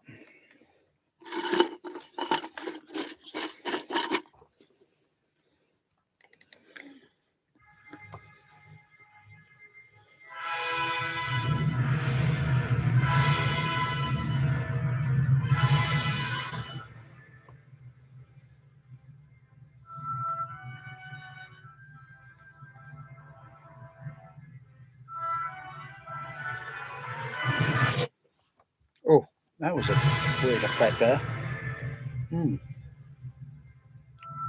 Come back.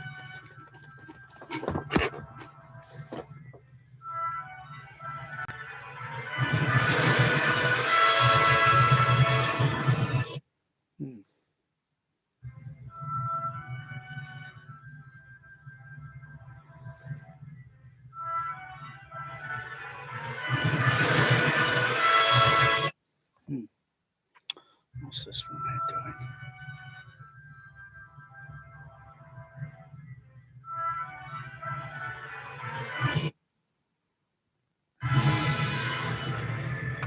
Let's check these. What's it? So they're not level.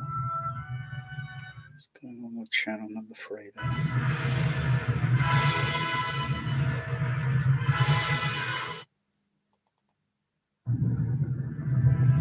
Okay. Output level. Output level.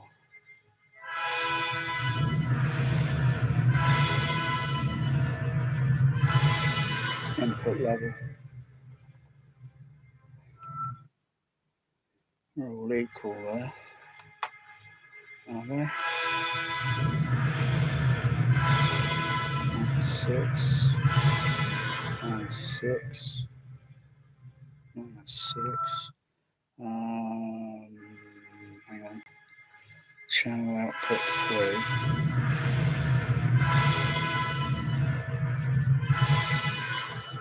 If there's any gain level on the does sound got a little bit of shift over one side. Beat. My cat bear, what's he up to?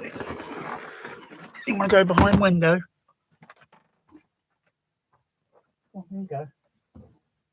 Go behind the window there.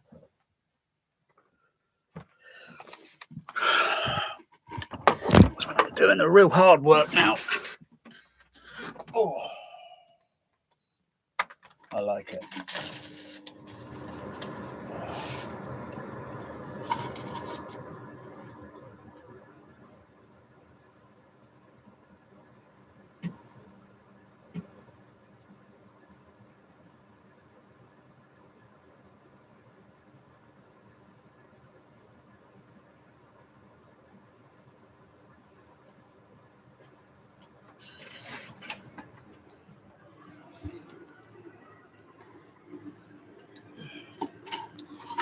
Check the output levels on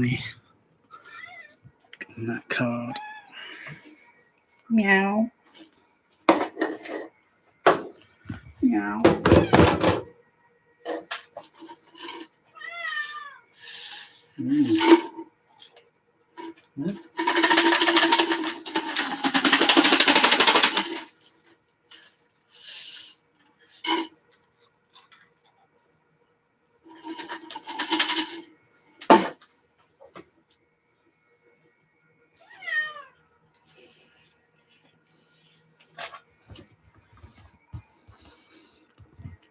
Those are the output levels here. Here, here, and here. And the other output levels are here. There's two of them up here. That's when using split stereo surround or stereo surround or whatever.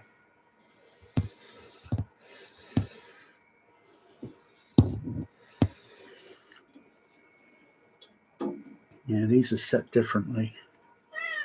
Those are set there. Where is it?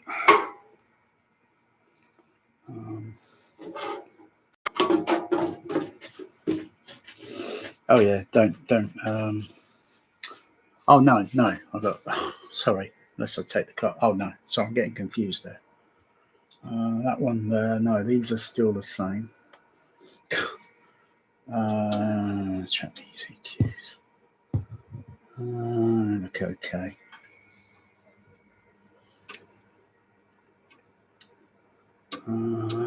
Oh yeah, check that. Check these pins there.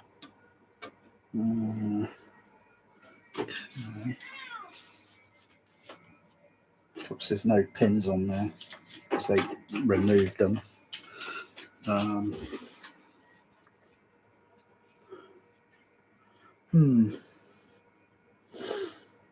Otherwise, I really don't see the big deal. I'm just going to take the card out. It's just like 2001.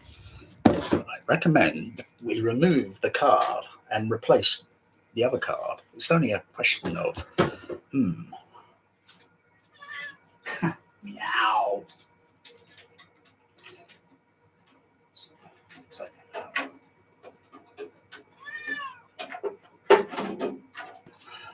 But there is a bit of a delay going on there somewhere.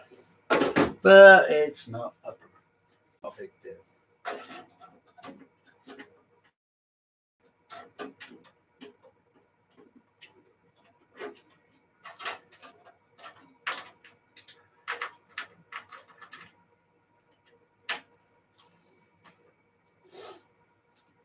How are the other ones back on?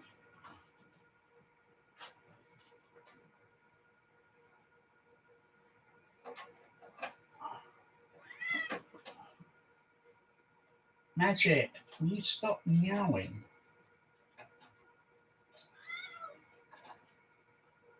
Magic.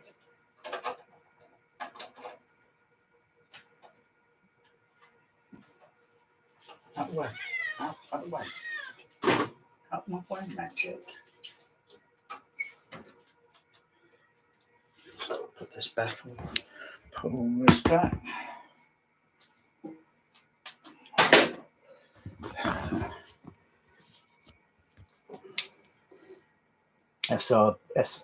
ASR card.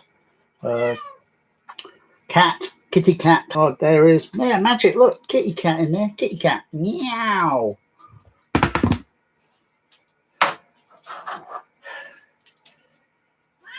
Wow.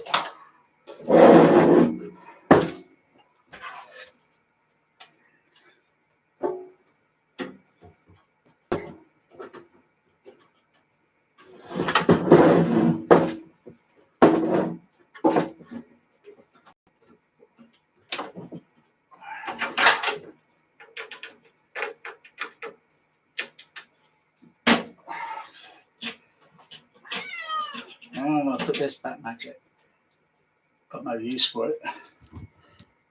Well, I could use it. Got a backup. Got two. Oh, gosh. That's 3. That's 4. Was it 6 of them I got? I think it's 6 in the periodically. 6.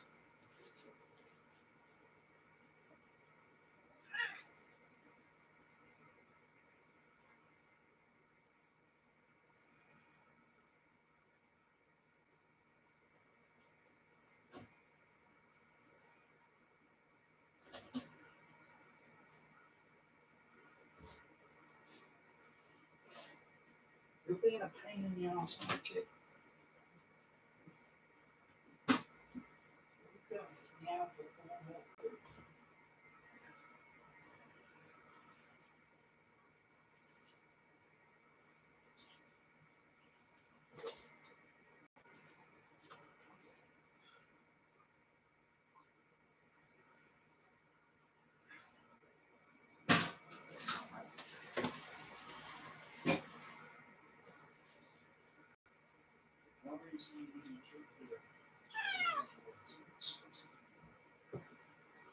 Okay.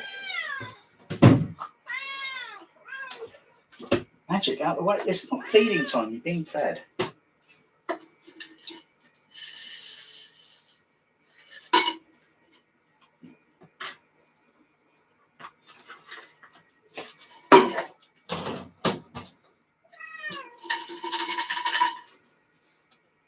You as well, Bear. You're being fed.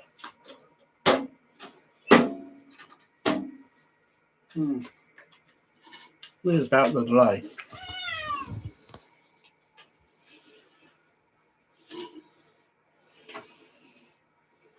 Whether it's something to do with the actual amplifier.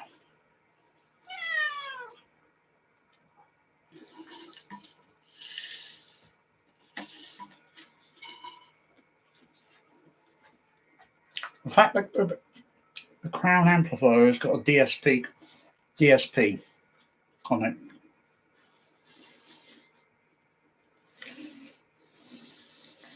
There could be some additional millisecond delay sort of going on.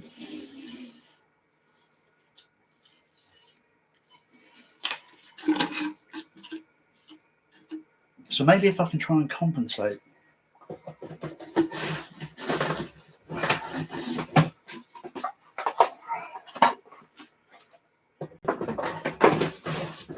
Because it's mostly a DSP and these are not DSP. Well, I've got no EQ or no all that sort of thing except for the Crown amplifier. Even though all the delays are all switched off, are all in. What's it? What if I turn? The thing is, I've got to turn one channel on and then adjust the time delay to kind of match. If I match, then it will. But it's tricky, and I'm not going to do that. I'm not going to do that to satisfy myself or anyone else because it's too damn complicated.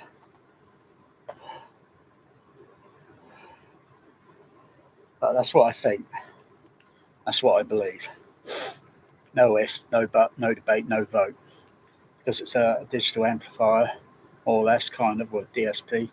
That's what I think is going on. That's what I think is going on. Something delaying the signal, or it's got something there, and it's like sometimes you get lip sync issue, and it's like, crikey, this one is very strange, and you can't figure it out, even though you adjusted, and it's still kind of like not doing it, what it's supposed to on the. So it's probably something like that. Thinking about it. No matter. Out the way. Out the way.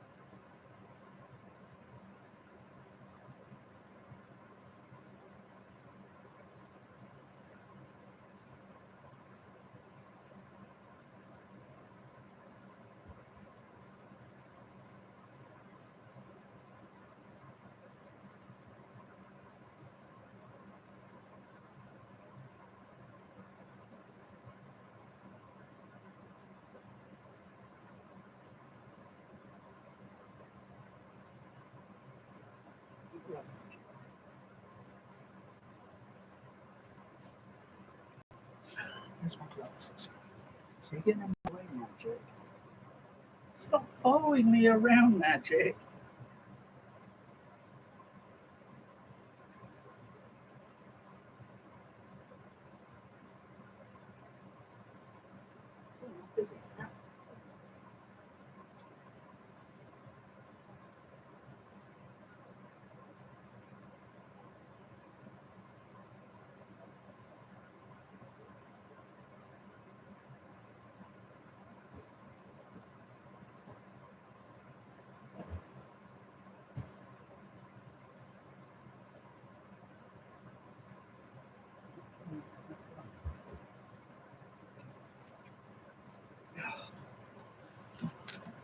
Oh, oh, a lot of things to do in the lab.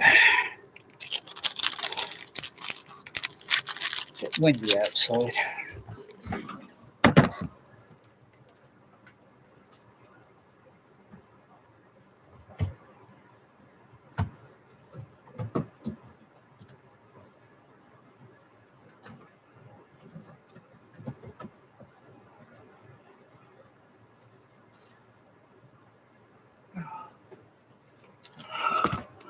Oh, it's a flipping flu. Oh. Okay. Ah. Wow.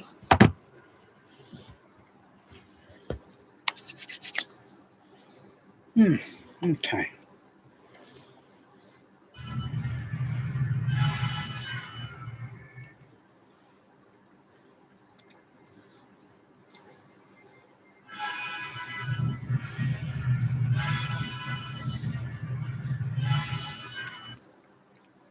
Why is that channel shallowing?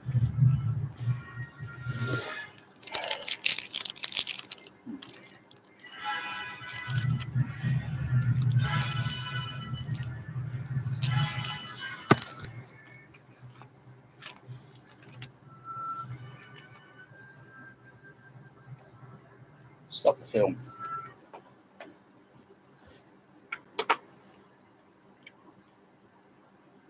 Storm audio, pink noise. Fader down.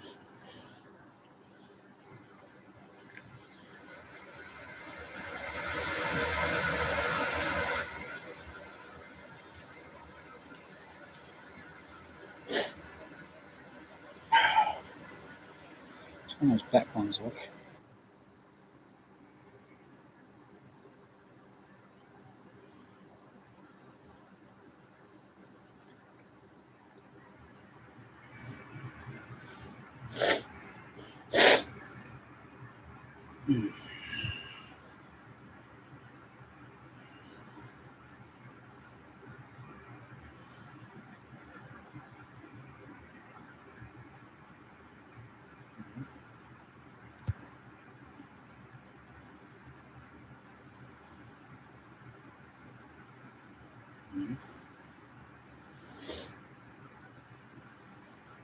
So.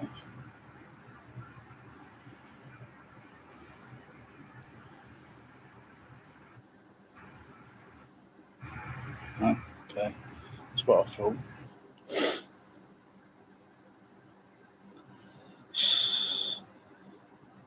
You exit that and you go over and it doesn't exactly go back onto the page. Fuck you, still.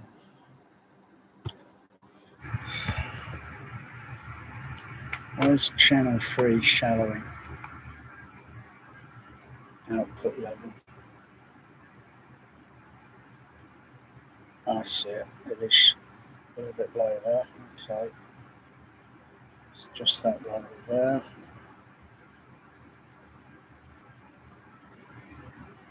Just that one there. Go to channel 2.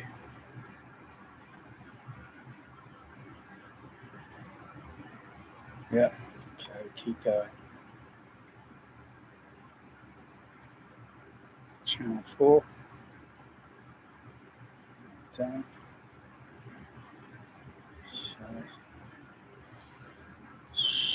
channel 5.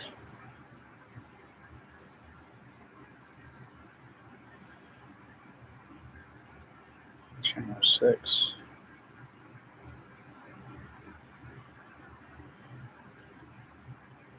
Yep, channel 2.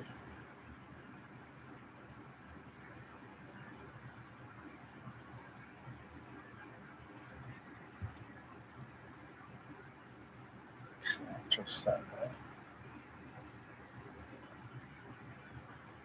Okay.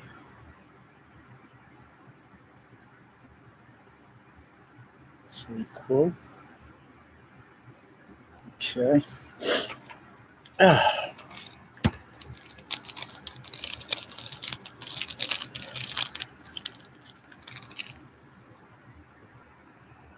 Generator off.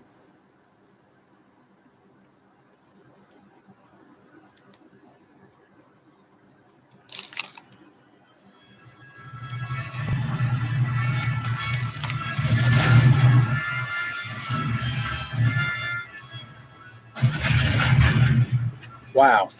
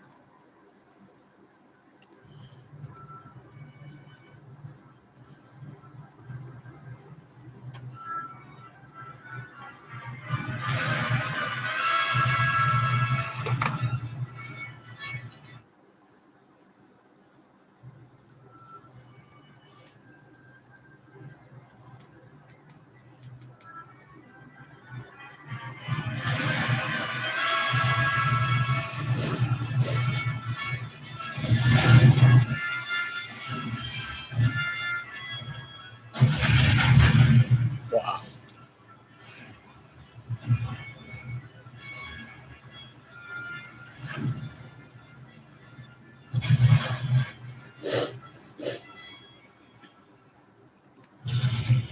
Wow.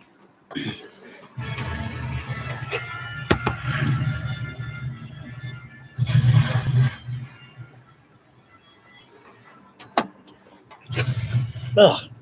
Ugh. Too much room temperature. Tastes like bloody sperm. Ugh.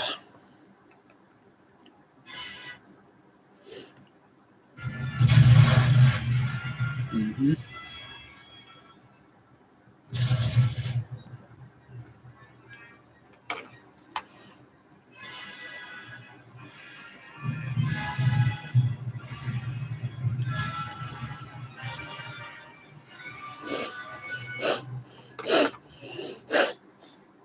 Tomorrow.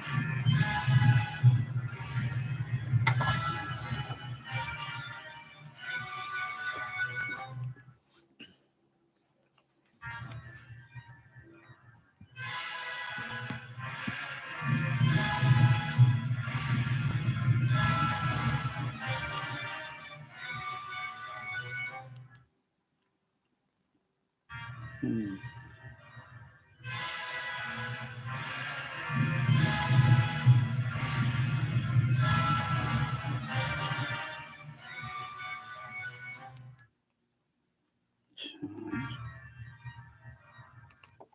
So turn the amps off. Switch is on. B. Can turn the amplifiers up. I've got turn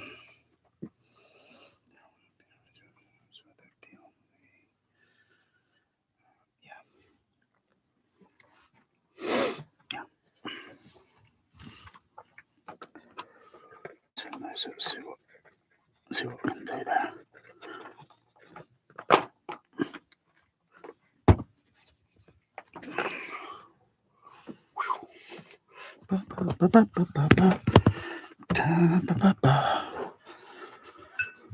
Meow. Meow. I've only been out of the room for about 6 minutes, Magic. And you're meowing already. How much food do I have to give you until you... Oh, I'm content. I'm settled. I'll relax.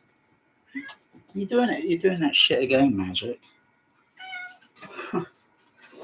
You are. You are. You're kitty, greedy kitty cat. Greedy kitty cat. Okay, I had these up at 6. So 1, 2, 3, 4, 5, 6. 1, 2, 3, 4, 5, 6. 1, 2, 3, 4, 5, 6. 1, 2, 3, 4, 5, 6. 1, 2, 3, 4, 5, 6. 1, 2, 3, 4, 5, 6.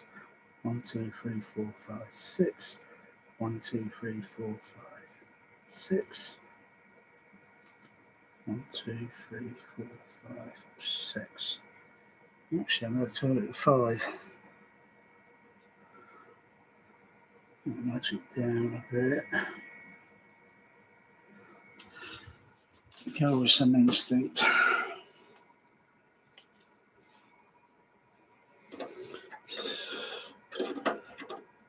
Turn that down, turn that down, turn that down.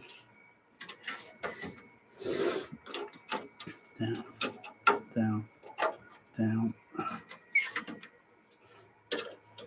See what that sounds like.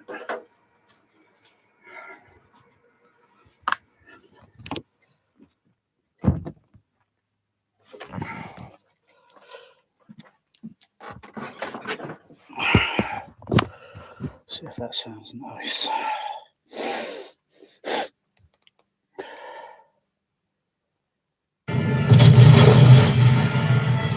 Yeah, a little bit too high.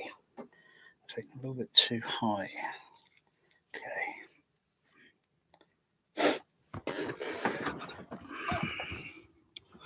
It's a little bit too loud. High. Okay. So maybe.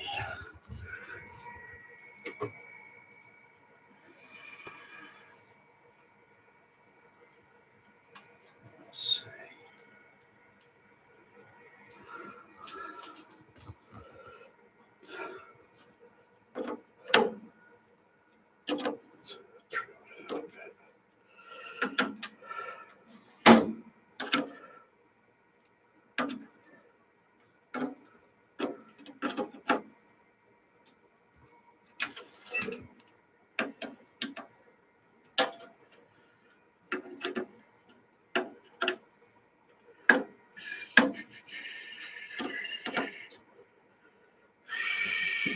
Try that, see what that's like.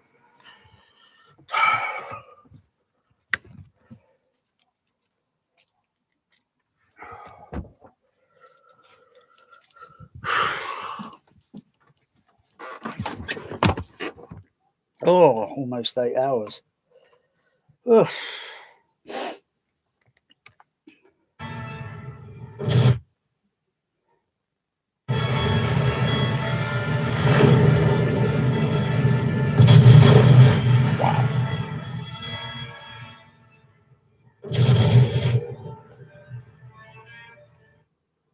Come down a little bit more.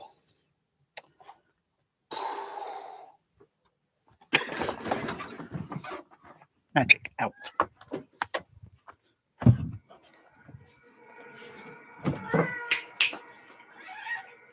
Yeah, magic. Wow. Wow. It's a very bossy tuxedo, aren't you, Magic? You're very bossy tuxedo.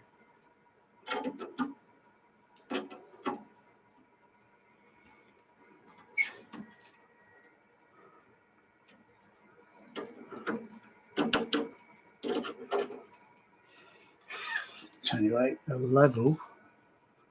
Magic. Way. Up it. Magic. Magic. Come on, stop it. Stop it, Magic. Come on, that's enough. Relax. I'm not feeding you. You're being fed. You're just sheer greedy.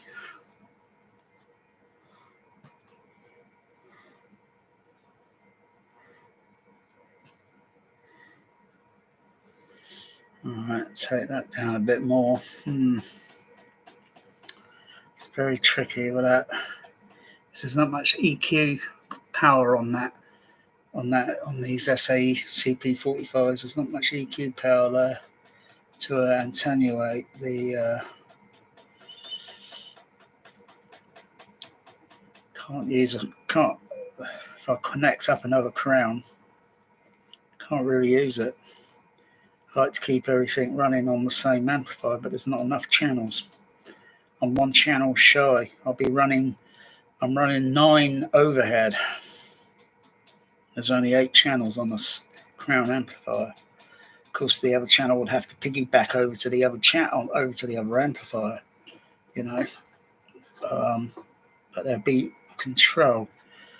If I want control, I've got 3 of these. I'm not going to use them.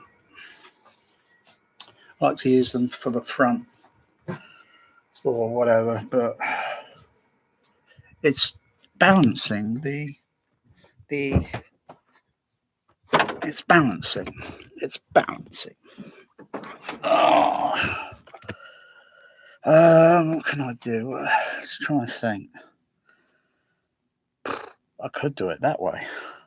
That's possible.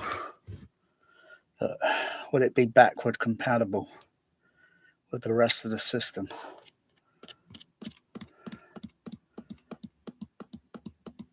Would the actual Atmos overhead decodering be now? Because taking the gain levels down. Magic's coming in. Just opened the door. Okay.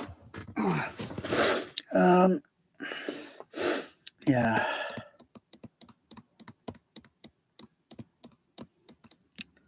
Evaluating it with a movie is not really, like I say, it's interesting to do it because, you know, people always do the same thing and I do something different.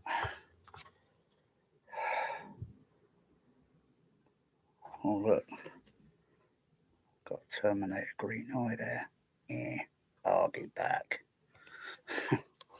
Actually, it's a red. I know I've got a green one. Where is it? Ooh, about that. Boop, boop, boop, boop, boop, boop, boop, boop, boop, boop, boop, boop, boop. Yeah, do it there. Oh, over there. No. Oh. Tilt it the angle. It's like a laser. It looks like a laser, doesn't it? Like a green laser, but it's not. It's the, what's it?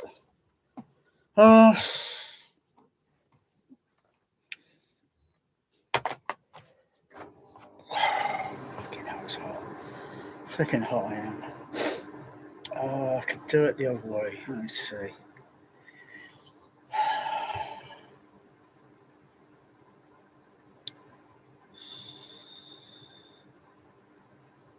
Set all those to bypass.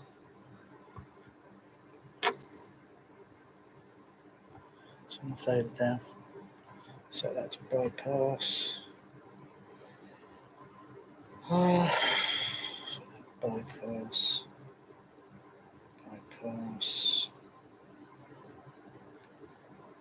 Bypass that. Bypass that. So that's all of them. Okay. Storm.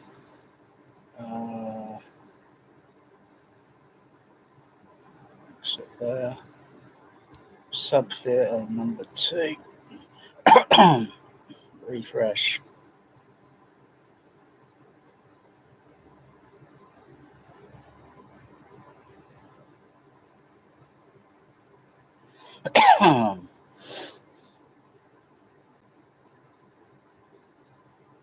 Refresh again. Oh, it's not showing.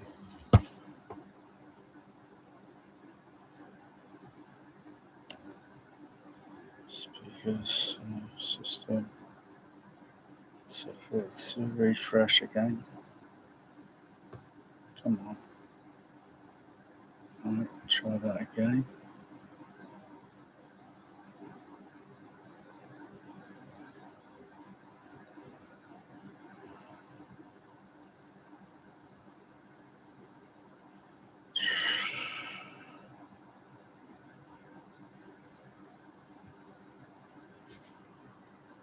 Put that over 5.1 onto HDMI 7.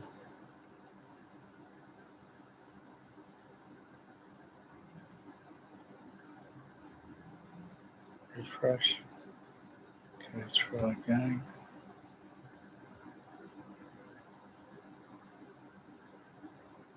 Software 1, software 2. There we go. Software 2, go to speakers. There it is. Click on. Okay. Pink noise from the REW.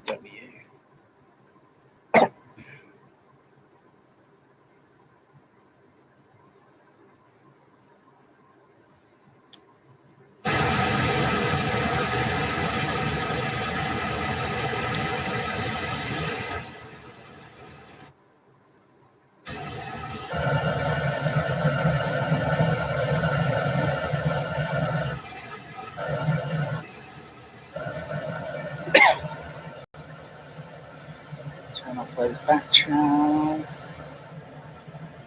Turn those off.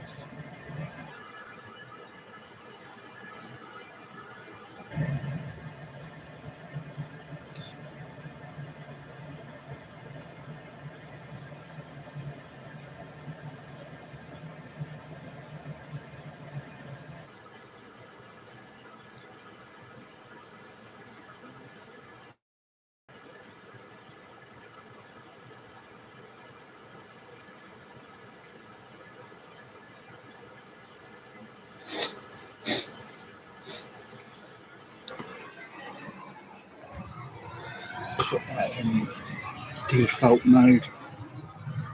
It's the L set.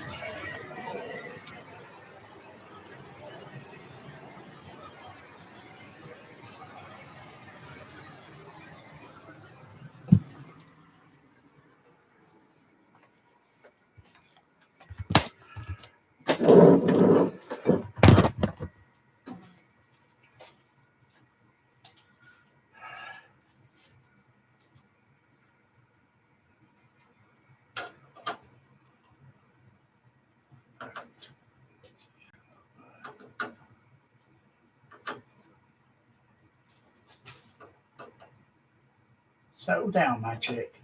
Come on, relax. If you don't relax, you get stressed out. You got food in you, all right? You just relax. Okay? Okay? Just relax. Good boy.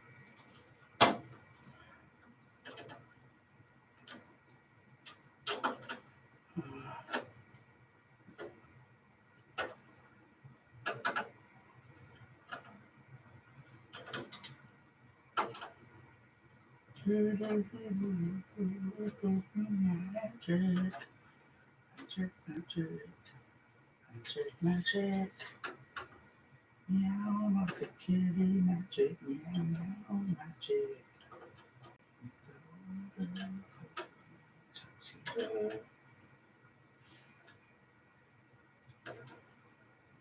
You're a lovely little tuxedo, and there is a little bugger.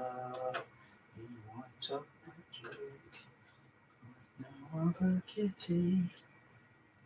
Okay, so I'll put that into. I'll switch this over into normal operating mode. Not that, but I think there is anything word normal. I've got to turn off the other channels so I can focus. 1, 2, 3, dog 3, dog 1, dog 2, dog 3. Turn those down.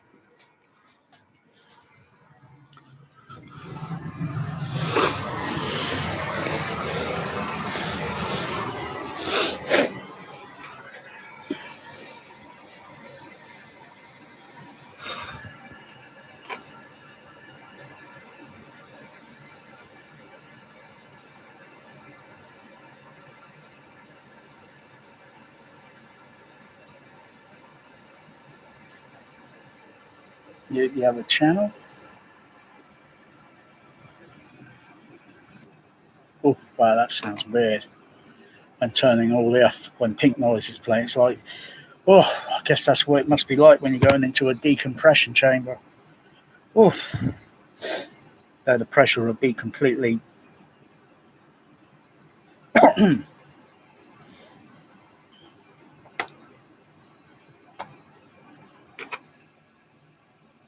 turn the air conditioner off.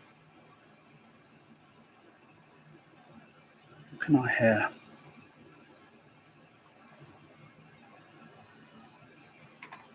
Let's go around there, check the USB out.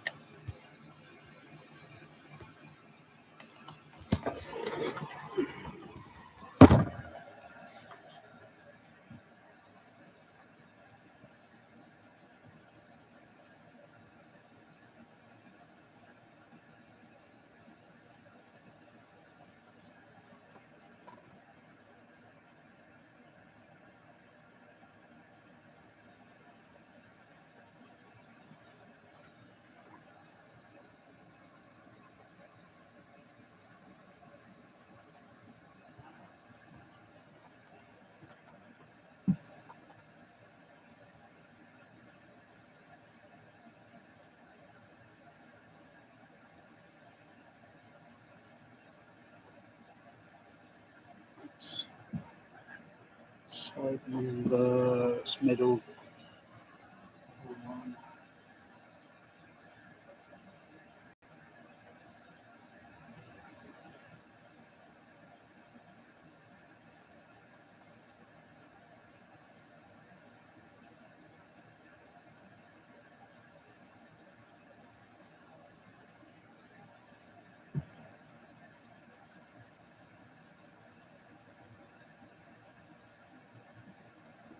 More.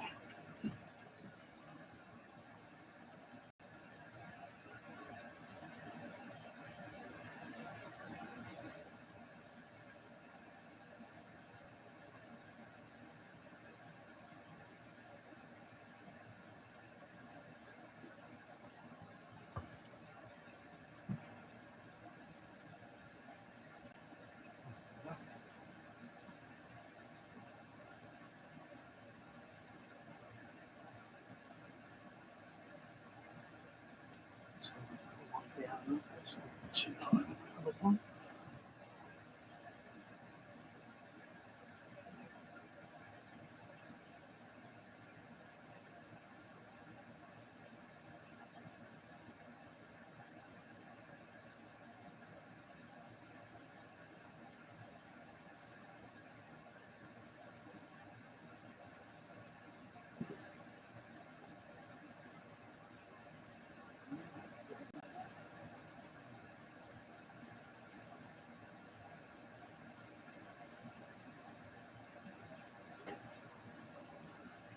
Check the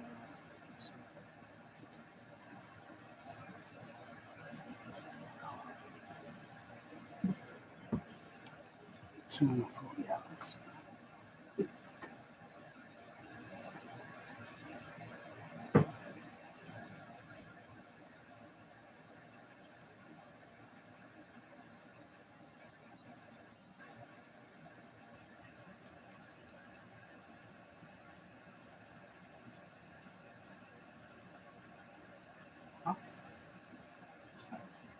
DP25.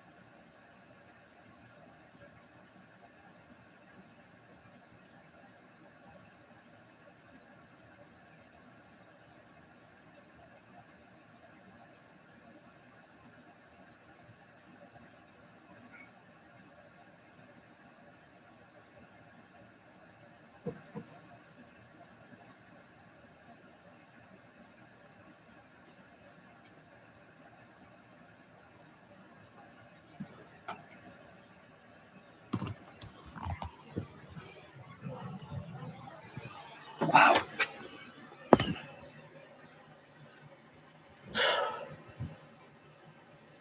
Mm-hmm. Nice. Okay.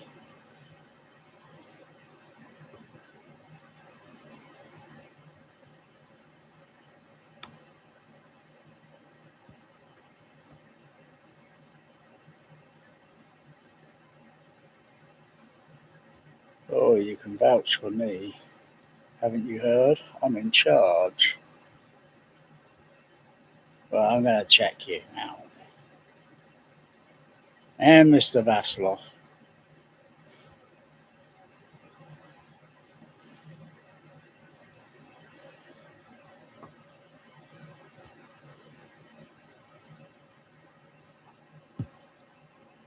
Mm-hmm.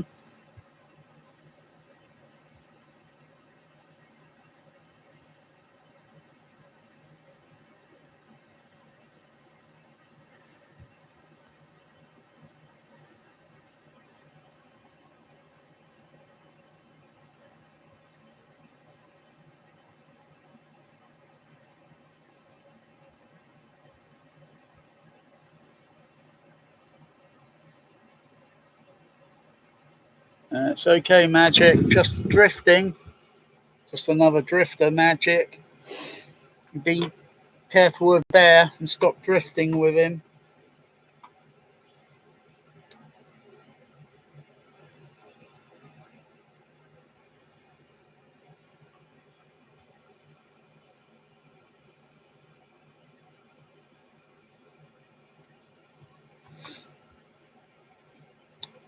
Playing. It's the thing with pink noise, you know, if you've got speakers playing overhead, pink noise, and go into the REW. Go into the REW and go to the what's called the custom mode. So I can go on there, turn it down 20 to 500.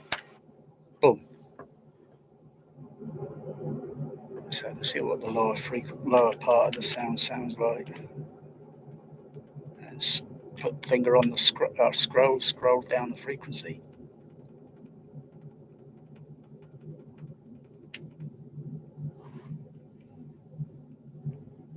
I can listen to evaluate the frequency on the lows with the pink noise. It's kind of like putting a crossover filter on it, but without the crossover filter. I'm just cutting off all the, it's like band pass filtering. So just use the, just scroll down the frequency. I can hear how that sounds at 20 to 200. I know that some of that frequency is up there somewhere because it would be. Scroll down a little bit lower. 20 to 100. Turn the fader up.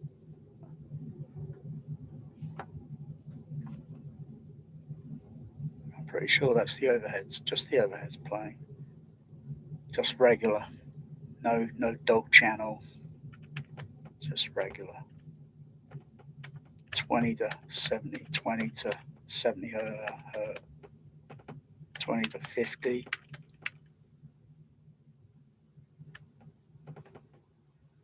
20 to 36.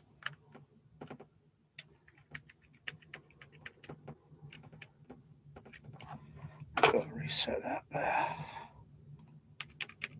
Put that at 20. 20 to 50, 20 to 50, 20 to 49, 20 to 48, 47, 46, 45, 44, 43, 42, 41, 40, 39, 38, 37, 35, 34, 33, 32, 31, 30. And then go 9, and then as you go down into 29, the 20 drops down to 19. So effectively it's going at 19 to 29 at the moment on low frequency. But I can still hear what's going on over, but it's kind of uniform.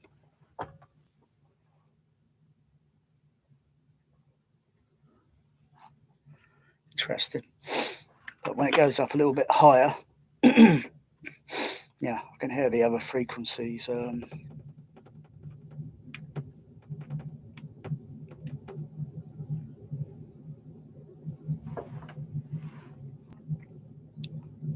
Sounds like there's a shift down this side with. Yeah. keep going up, scrolling the frequency until it goes very bright.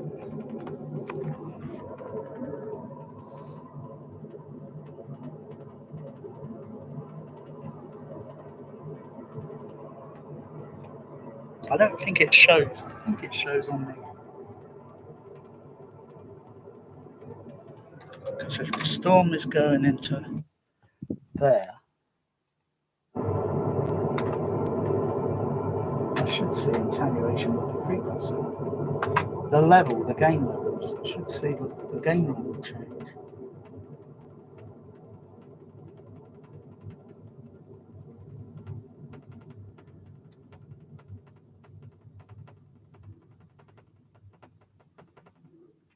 Oh, I don't see the. That's weird. I would have thought I would have saw the that frequency on the VU meter change. All right, go up to 20. 2000.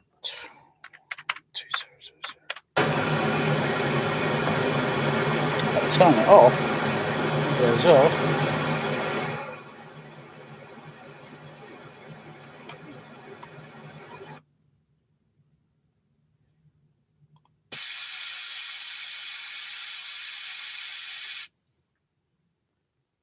Turn it off and it goes down. But that's controlling it. I don't see any attenuation. Okay. So that frequency.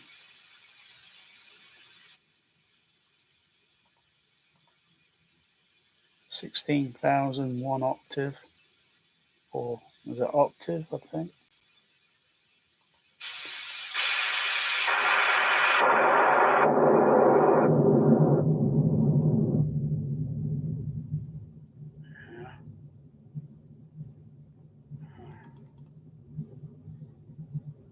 Go full third octave.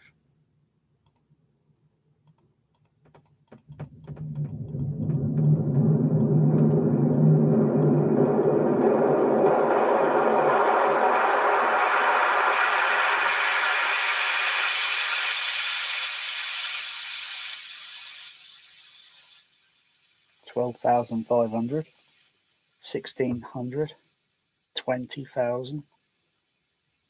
Yeah, I can hear that. Interesting.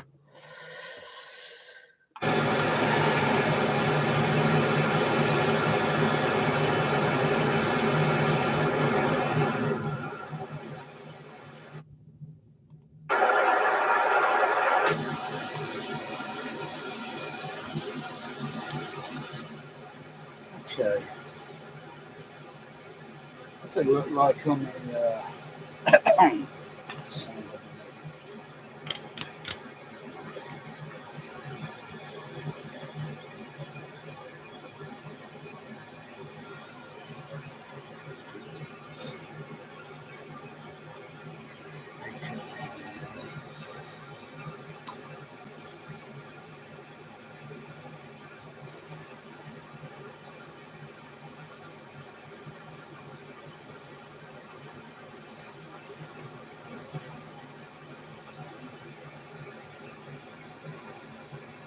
just want to sit on that.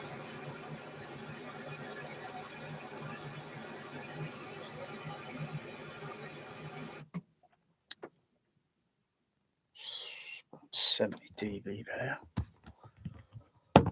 70.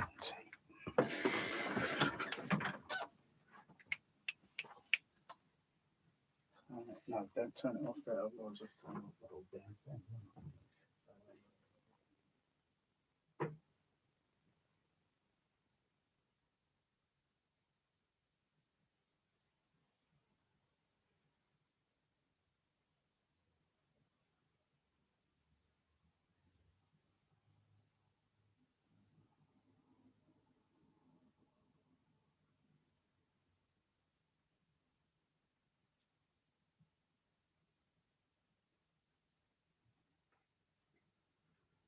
Turn those amplifiers off.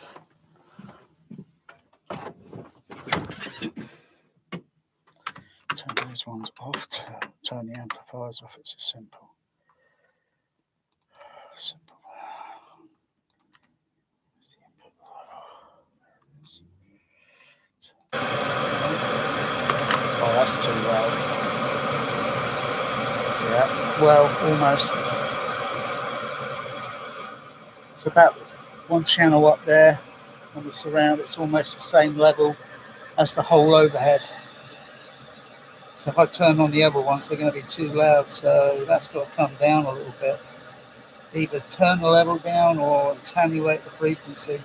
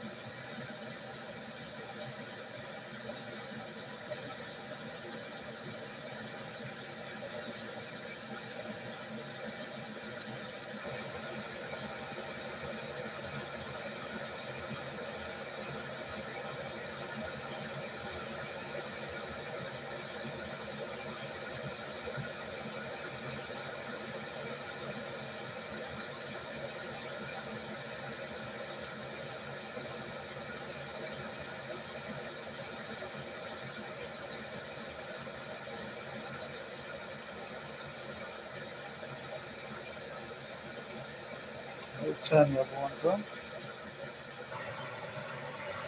Let's see what we have.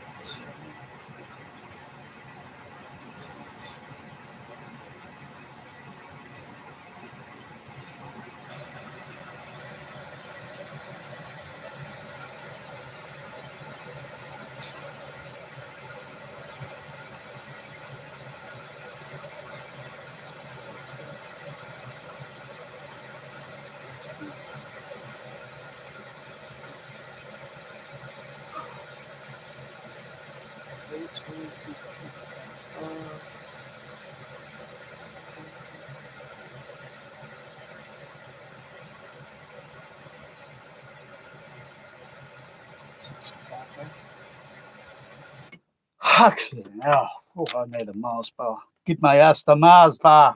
And wrap a towel around your head. It'll help muffle the signal.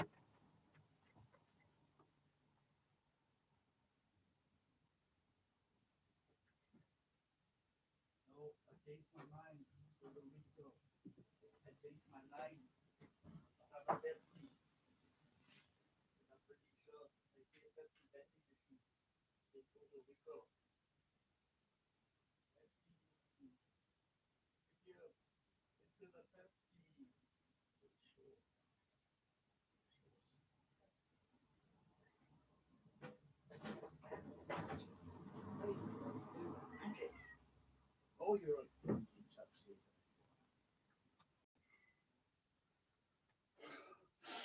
I changed my mind. I love a Pepsi.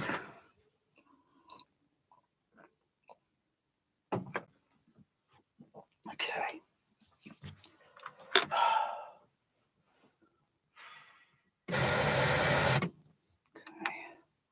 Turn back on the other one. Amplifier on, see what goes on.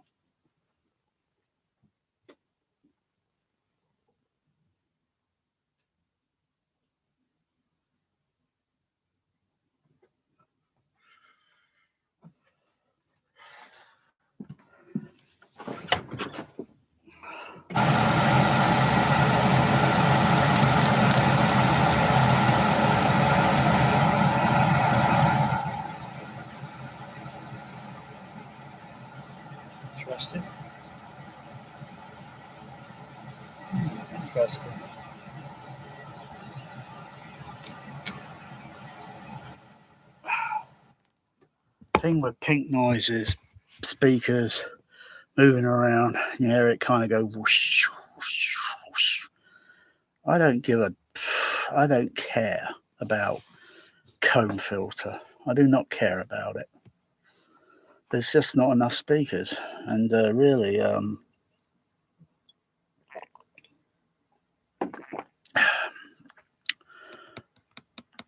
think I would kind of prefer a coaxial.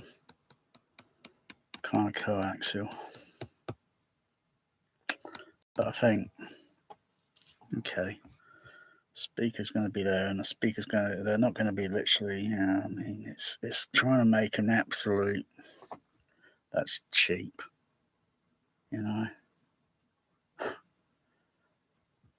The funny thing is, you go back so many decades, and some people say, "Oh, my room's too small for for 7.1. My room is too small." That's a load of nonsense. Their room's larger than mine, and they're moaning because they're going by all this BS that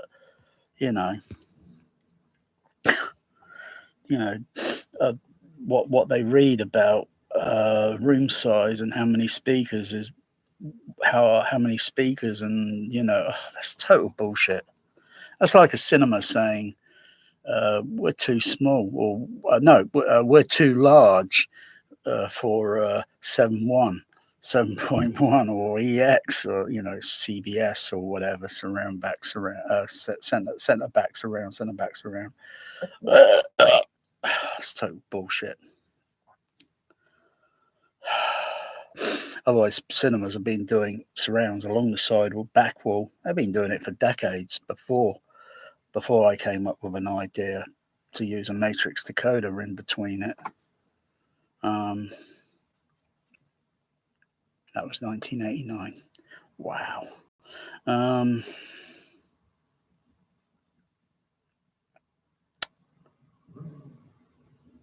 So the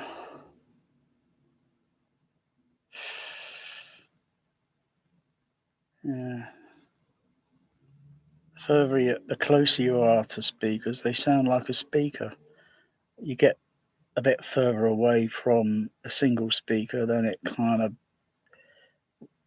frequencies sort of change. It's like, so if I go back on here and turn on mostly the low frequency, so it only outputs mostly low frequency, it's going to sound a little bit different with regards to combing, the filtering of the hair.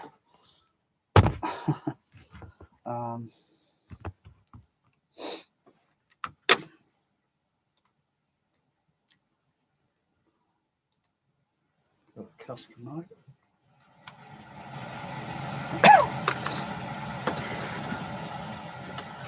Turn it down to 500. Boom.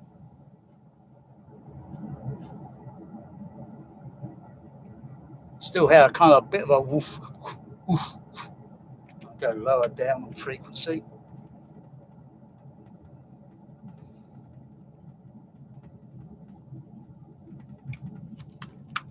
Let's go up a little bit. Let's go in 10 hertz, that is. Go a little bit up, about 20 there too. Okay.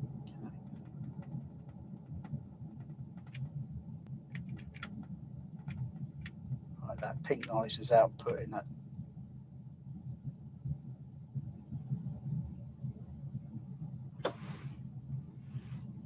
$20 to $148, $20 to $138, $20 to $130, $20 to $100.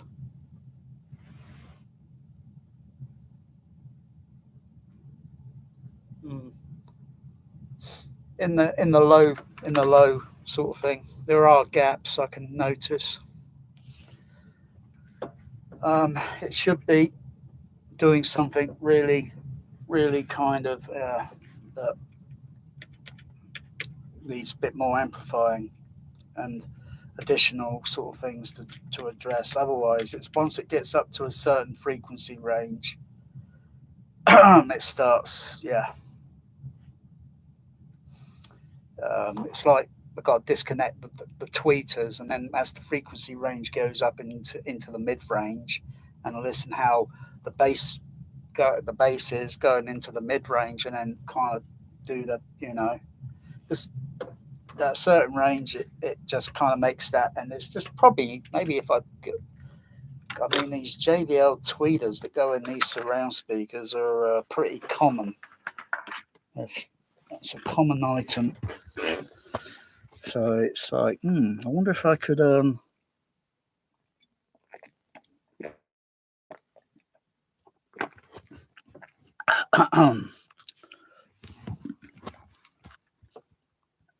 wonder if I could buy a bundle, which are cheap, and then get some MDF wood, and then drill the holes, and then fit the tweeters in this MDF, and then slot it in between this here, and then the one over there, and then slot it in between, so there'd be a series of tweeters, and then sort of see, the levels will have to be adjusted. Very, very rigorous adjustment to. Oh, it's getting two tweeters, putting them side by side, mount them side by side so they're not, they don't move, and then just move. Obvious if I do that, it's going to go without even really getting them and doing that. I know it's going to do that sound. Because there's only two of them. I need a completely surround sort of thing, but it's not cheap. Even if I get a load of tweeters, they're going to be at least a few hundred just for one slot in between here to do all the rest. And then let's think of something else. Something else that might be cheaper, a bit more that will cover the same range, or the width, or the width, or length, or whatever.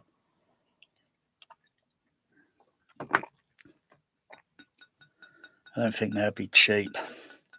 It's like I say, I think they worked it all out, so there's no way of unless just got to do looking around.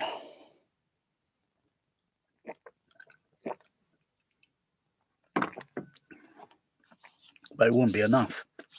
Even if I put a set of tweeters going along that way, that's not enough. My ears, I know where they are. My ears, I know I'm going to hear it. Like, it's a giveaway. So it's having the whole thing, so it's literally, but that's impractical. Really is.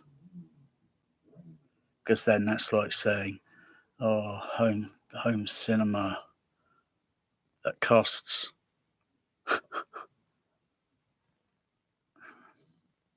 just on not the room or any aesthetics, just the sound system itself, and it costs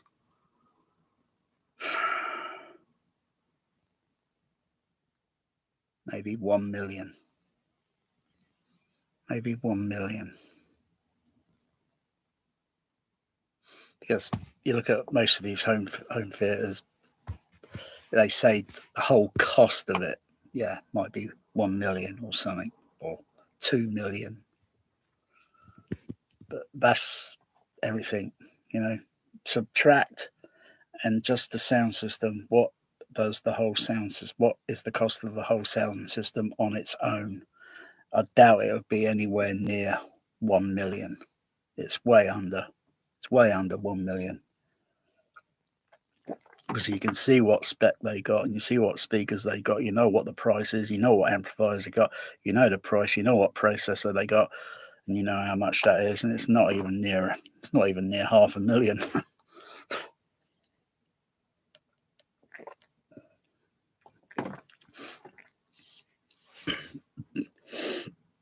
I say 1 million just for argument's sake.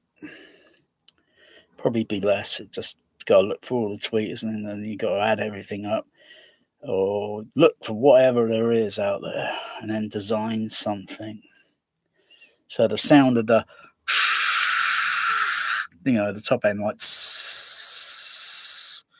is literally across the whole area of the ceiling, all the way down the walls and the floor.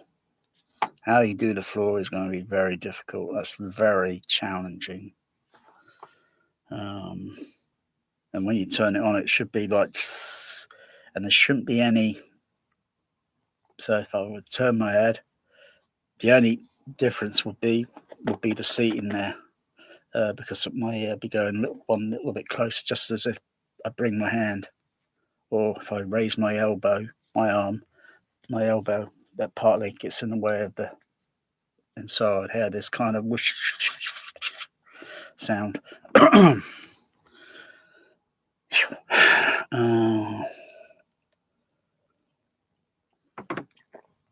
of course, you've got to do all that through the bass as well. It will not be cheap. It's got to be designed so some speakers could run wired, parallel, or series, depending on the amplifier and the impedance and all that. So you cut down on the amount of amplifiers, otherwise powering every one, even though a speaker is going to be in two different positions. It's time and space and dimension. So probably better to have it on an independent amplifier, but the cost will be extremely enormous. It's got to be calculated what power amplifier would be required because it would be so near. You might only need 100 watt, and that's all, or maybe less, and that'll be enough. And of course, I have to have its own equalizer, covering a range of over 20,000 PEQ band filters, or just a little over 20,000 PEQ band filters. Otherwise, what's the point? No, that would be extremely.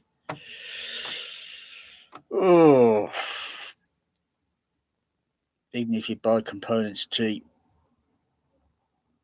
that would be extremely, extremely, extremely expensive.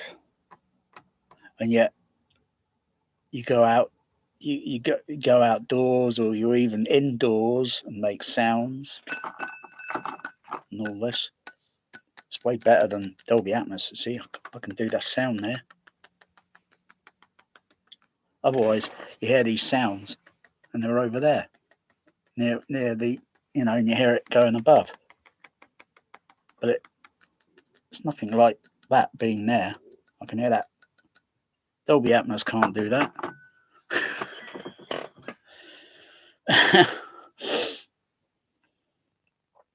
Speakers, you can see where they're placed, for Christ's sake. Loudspeakers are completely dumb and dumber.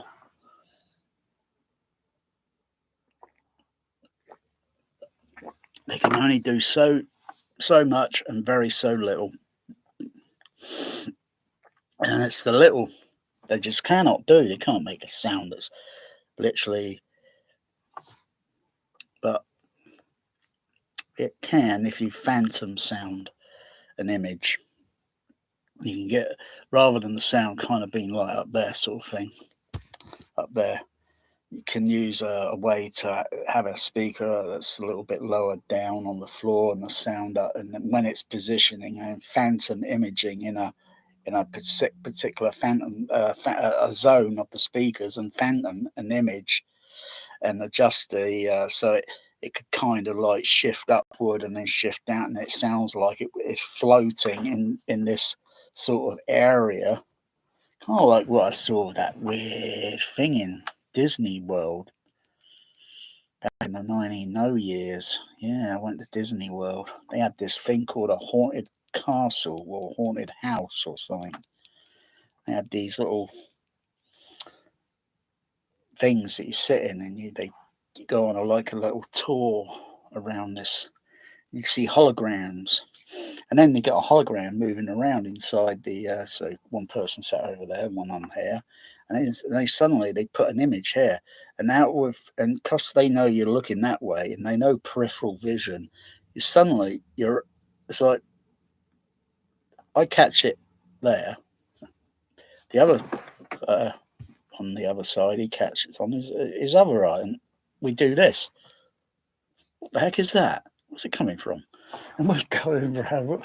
Where the heck's this thing coming from?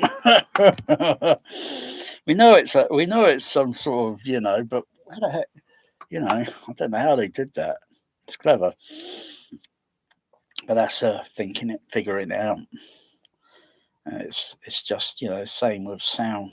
You just get an image and you float it. Get an image, the sound come, because I've heard it in one movie. I've heard it in one movie. I think it's Terminator Dark Fate or Terminator Genesis. That's a dreadful movie. And there's a sound where I think there's all these Terminators in a room or something. There's this little miniature, I don't know what the bloody hell that is. It's that Sarah Game of Thrones or whatever.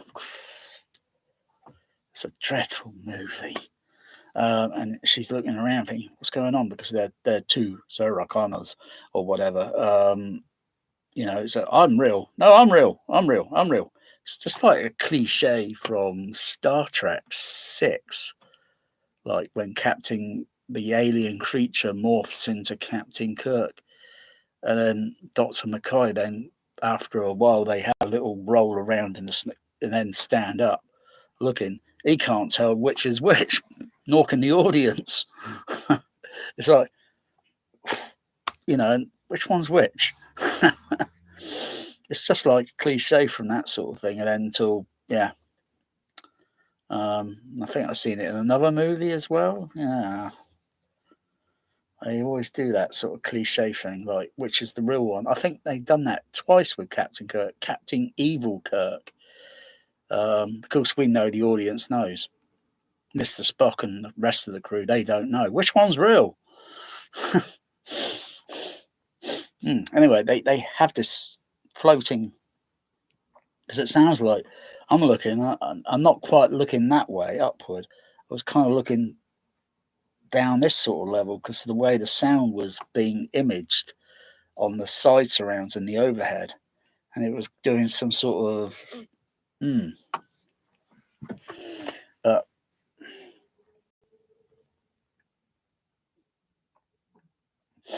side surrounds. They're terrible.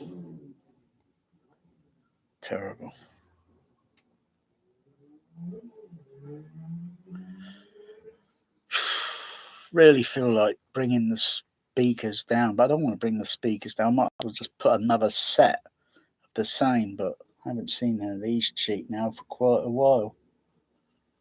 And put another set of them in. But I can't do. I can only go so little in this room because I can't. I've got to move all that rack out of the way, change everything there. I could put another JBL one down there. I could just about, if I do near the door, but it'd be about squeeze. Another JBL coming in down here. So it's like stand there. Yeah. Coming down here.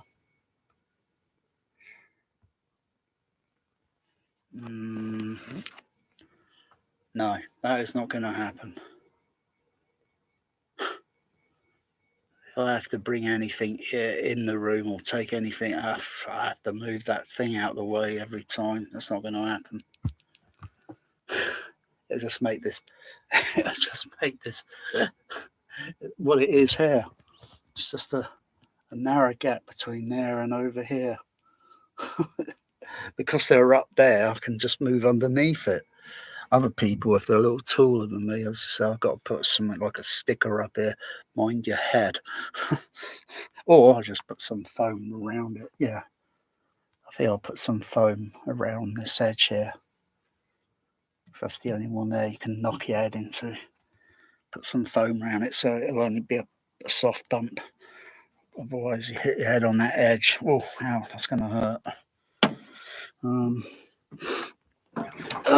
Yeah. But I'm aware of it, you see. I'm aware of it. Most other people, they keep talking about, but bloody hell, they don't expand on all this Atmos nonsense. They like brainwashed with what is presented to them. Me? Oh no. There's very few other people like myself that can see beyond all this. I hope they are a better listener than I am. When you listen to real life world sound, and it's like,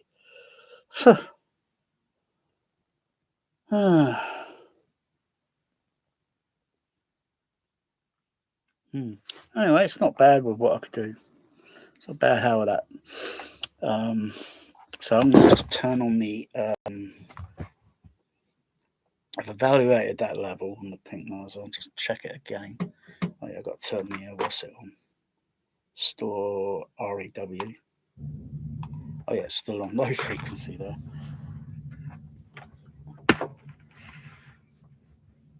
It's interesting that. 20 to 100. Now put it back to 20 to 20 to 20.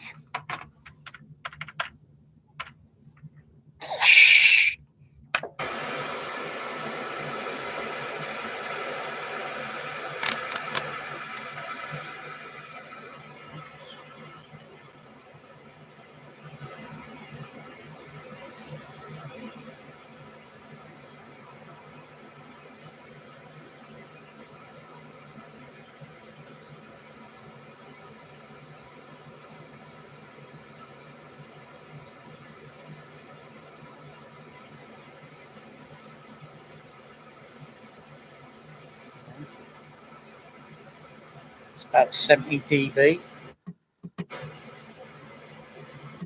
It's about 70 dB there. Okay, so mute all that, and then I'll reverse the polarity. See what the level is on the below surround. So mute those, and that's the side surrounds. They're muted.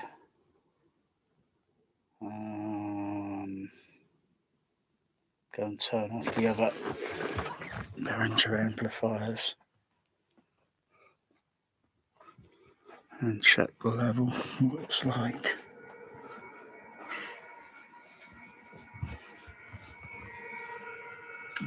That one there. And that one. And leave that one. Yeah.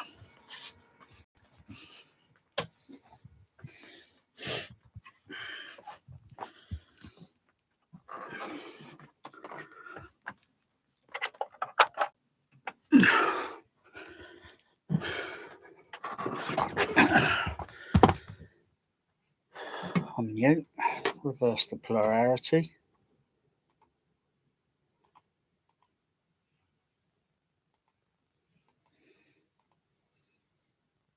And what have I got turned on or turned off? Not hearing any sound. Not hearing any sound.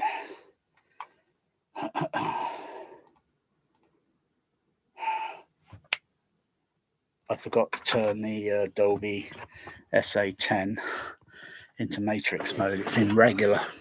It's in regular mode.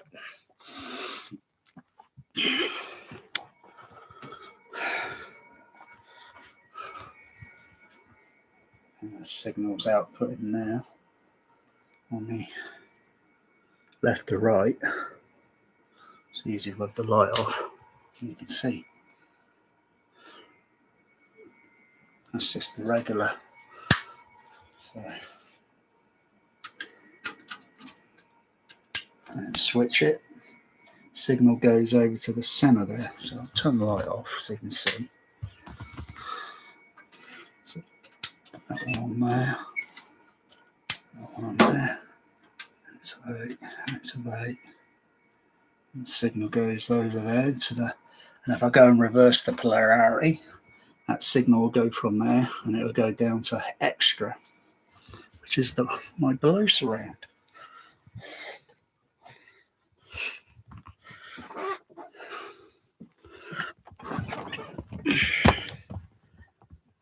And press it and voila.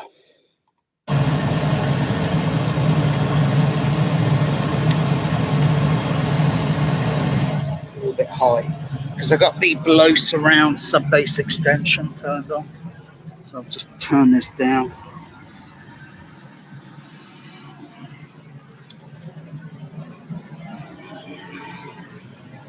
Check the level. Sounds like it's a little bit too high, which it is, yes.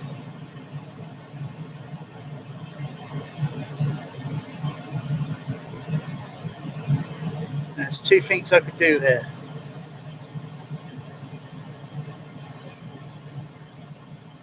Turn that level on, fader down.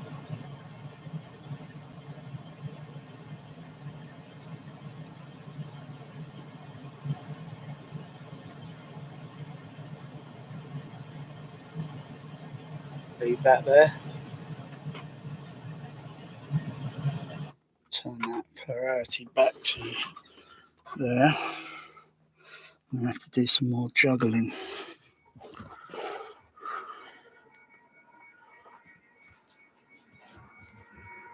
Turn those back on. And put those back to normal mode. And go and adjust attenuate the level a little bit. So I've got to take it up again. Got to raise the level up again. So raise that level up. See what goes on. Oh yeah, I've got to turn on the other channels as well.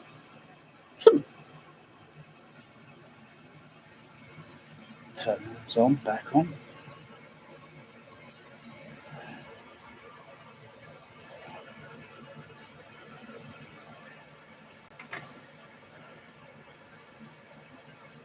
So I've got to go up a few dB. Okay, so I'll turn the crown up a little bit.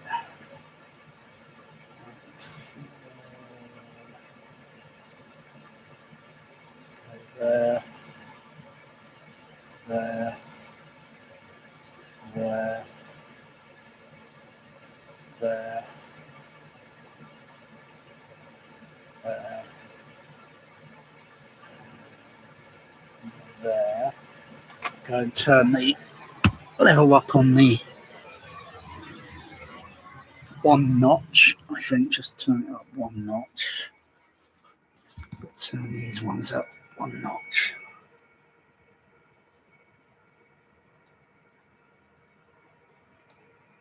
Okay, go and check it.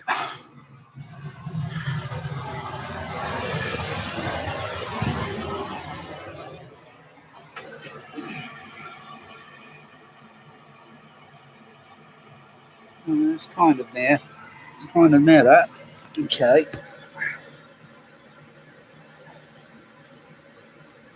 So the other ones for the below surround, I've got to turn the matrix back on. And of course the sound on the overhead will gradually change.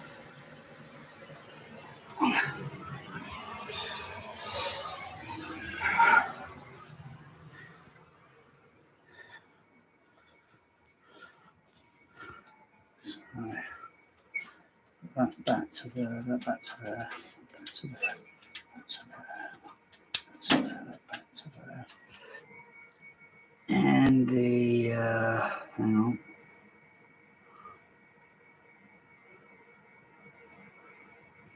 It's height 1, height 2, height 3, dog 1. Turn dog 1 up. Yeah, see dog 1's blinking there. Turn dog 2 up. Just a little bit shy there on dog 2. Dog 3 is a little high. A little, but not as high. I think dog 1 might be a little bit too We'll get, I'll just turn dog 2 down a bit. Dog 1. That's the, let's see.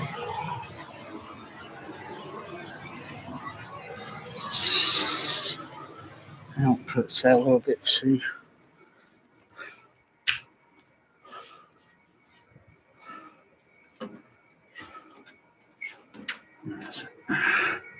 Dog 1. It's up there.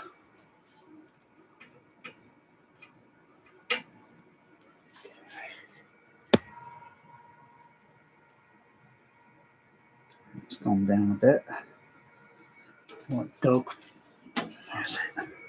Dog 2.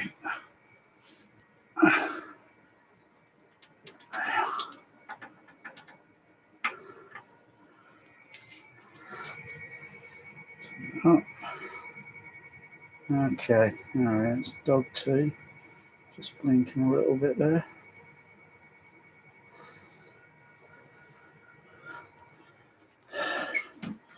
I'm just gonna, okay, turn the matrix thing. Maybe put 2 REW.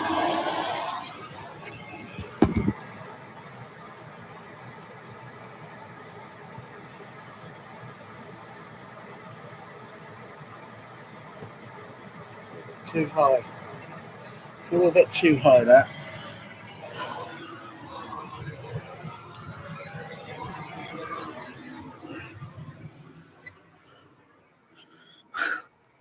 See, this is really, I think, cool.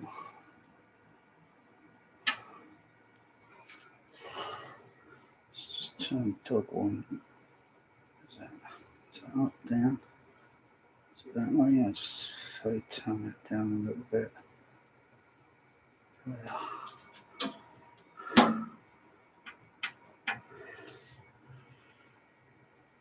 Just turn it down a bit.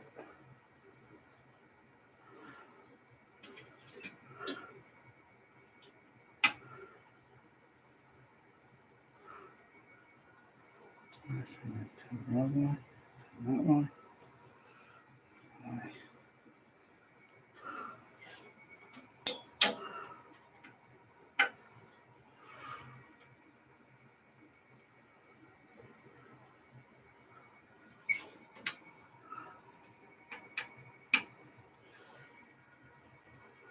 And check it.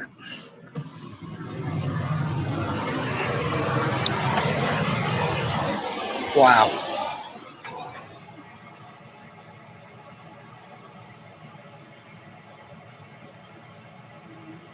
Down to about 2 dB still, but anyway, I'll just check it would be.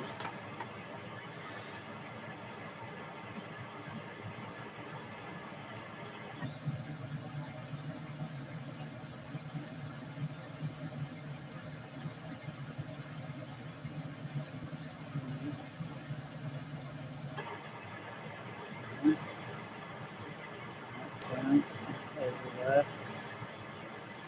There's the RR, the REW. One there, I think. Open a second generator. That's the first generator.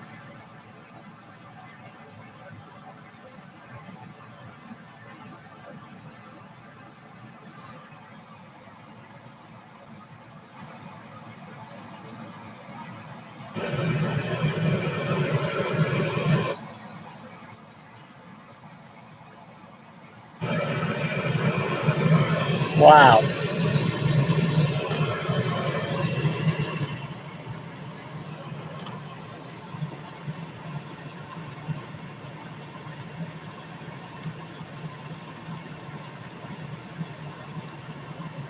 It's pretty high. Even that beta's a bit low.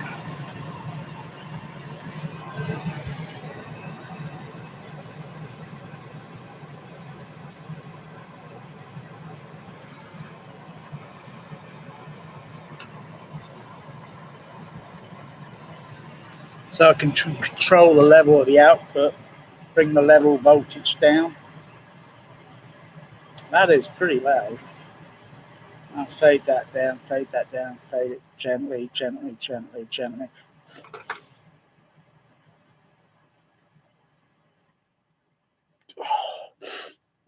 With the way that sounds, literally,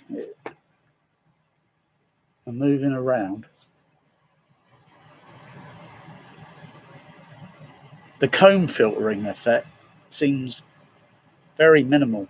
Whereas if I turn that off, turn that generator off there.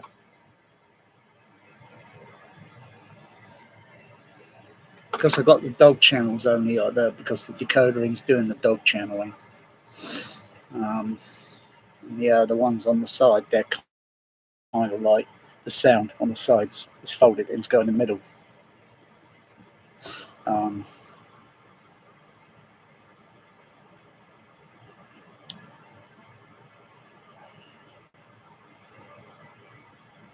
There's no way you can use a time delay on this REW because I know where the sound on that pink noise is going. So if I turn that one back on, the sound is going on the dog channels and then the below surround. I think if I bounce the levels up.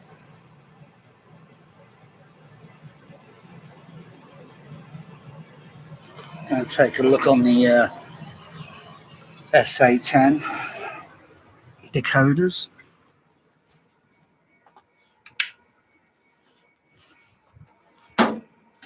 Oh no, it's indicating all of them unless they're getting some sort of partial sound.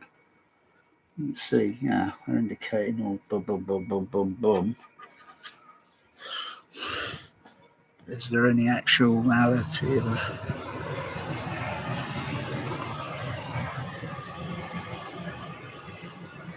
not really hear anything there. Faint there, but more there. Back there.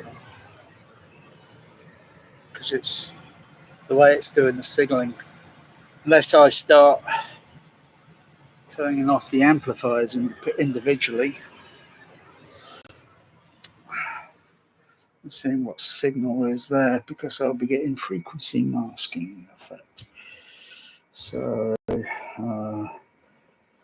turn off those ones and those ones.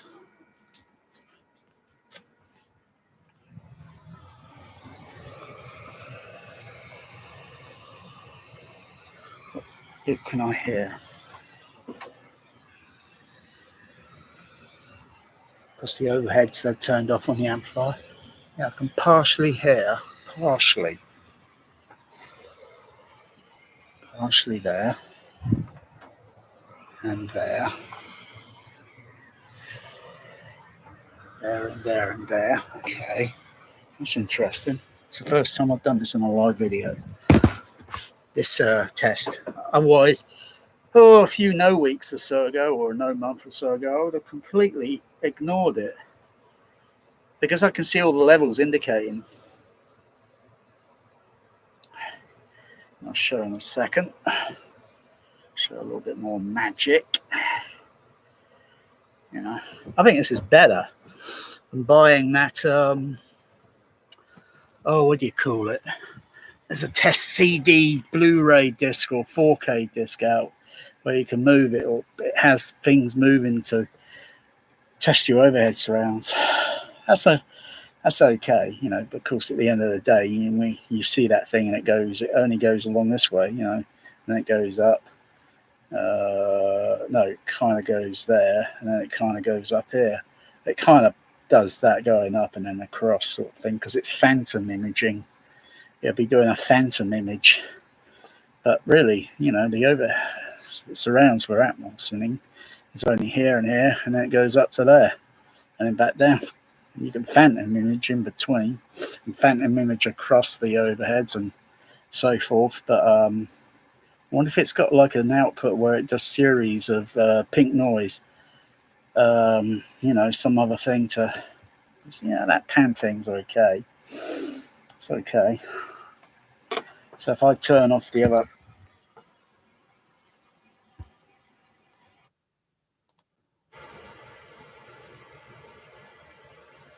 Okay, that's negative polarity. And still hear that, half and half. I'm kind of curious about that.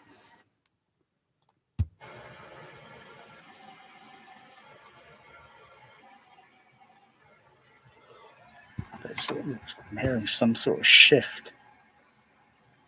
But anyway,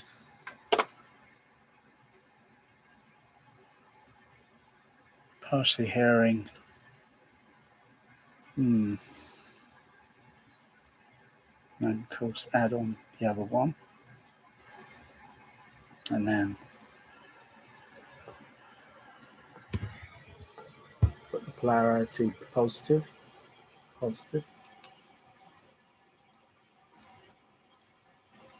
Okay, negative. So I'm still hearing that positive and negative, even in the even though the other speakers are not turned on. Let's have a look at the evaluate the level. Turn that fader up a bit.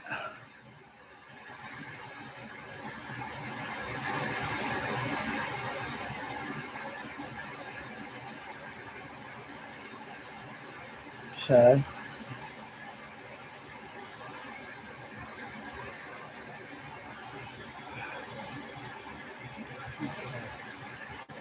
70 there. Okay.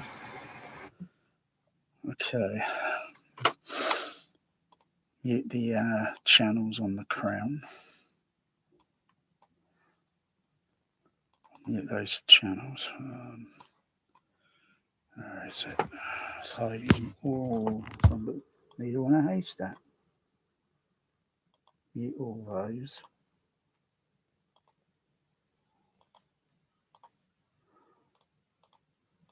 Mute all those. Okay. They're muted. Mute it on the. Okay. Going to turn the other amplifiers on, see what the level is. I know. Okay, I'm minus 17 now. Right, I know those levels are going to be a little bit high.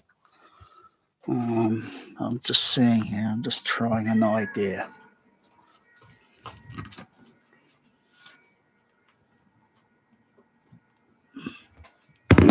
Oh, there's fur magic.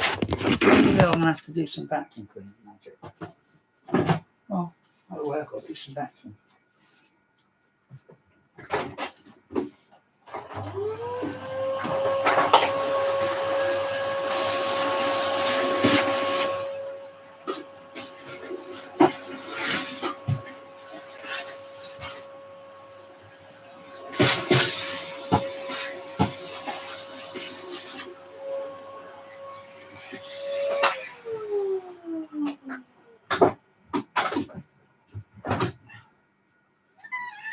Meow.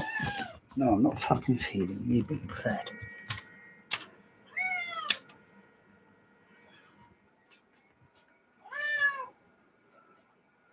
Okay, so now what's it mode? Decoder mode. Okay. So let's see what that's like. That's minus 17. Okay. Turn the fader down because I know it's going to be a little bit high. Turn it down. Turn it back on.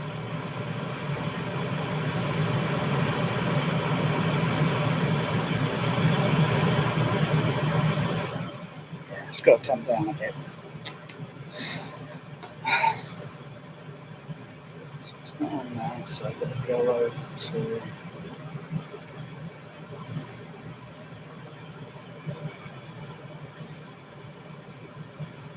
Or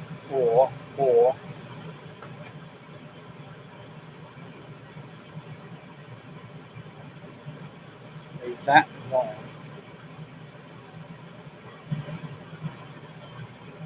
Go and turn those ones out. All right, I'm going to do it the other way round.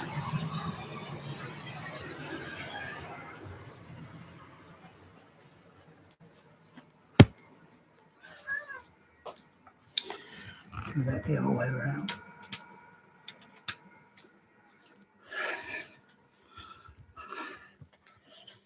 Do that the other way around because I'm those gain levels on the other amplifiers would be almost down to nothing. Okay, so turn these back on.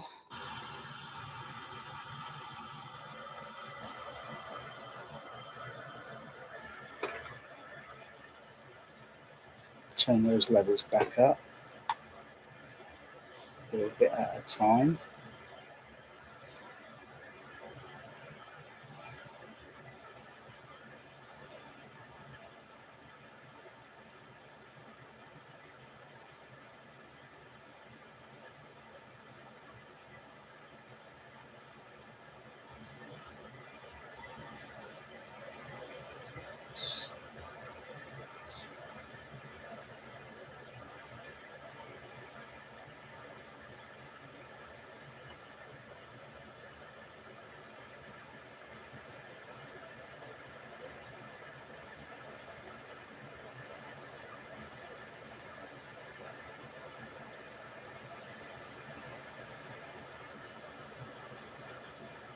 On.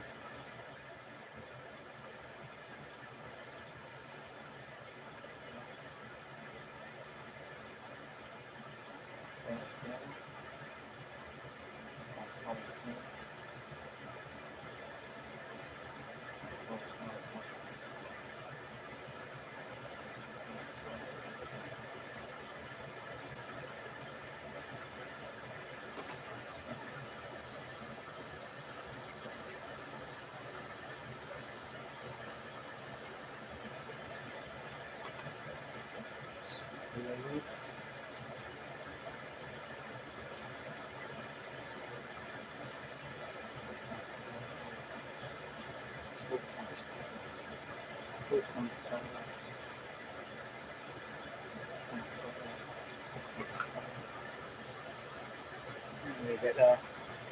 Okay, mute that. Turn the other ones on. I like this. This is cool. This is really cool. Magic. Oh, you're being fed. Where's my Pepsi? Pour me a Pepsi. Oh, I've got to step on you, Magic. Yeah.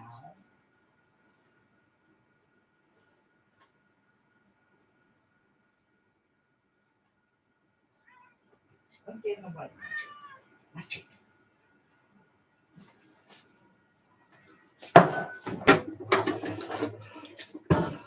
If you could get to the cupboard and the food, there wouldn't be any there. I mean, you and Bear would be completely fighting over it.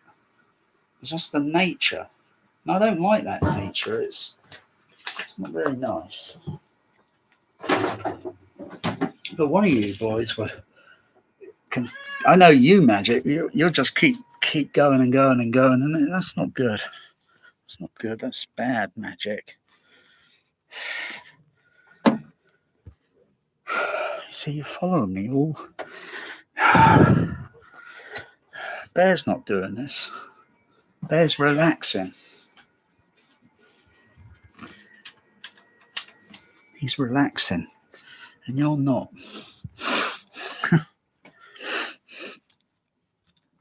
You're not relaxed. So you're following me again.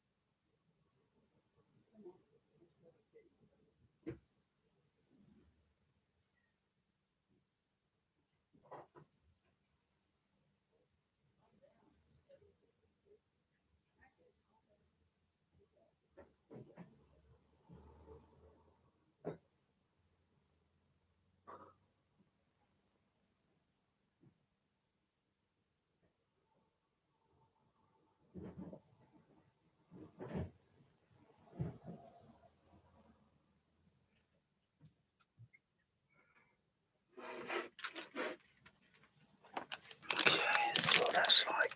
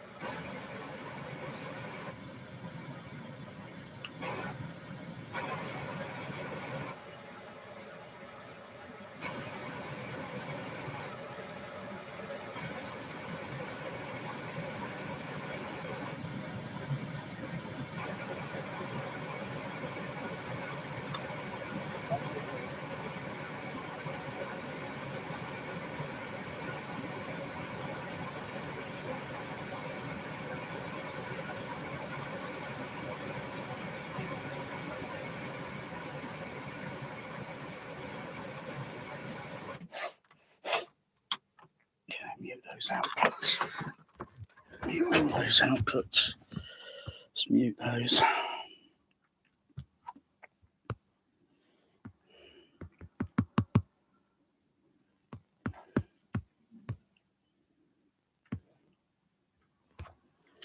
Okay, that's muted.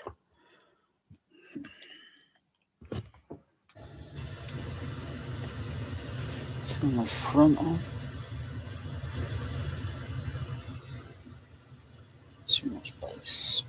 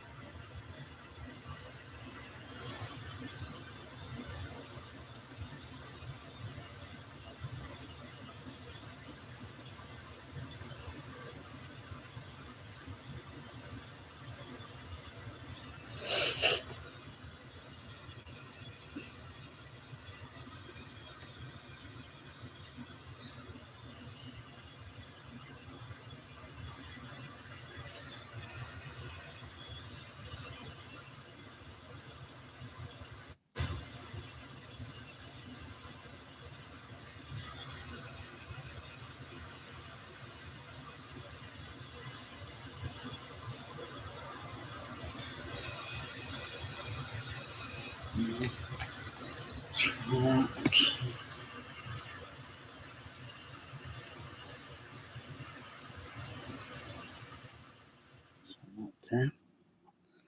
Turn those on.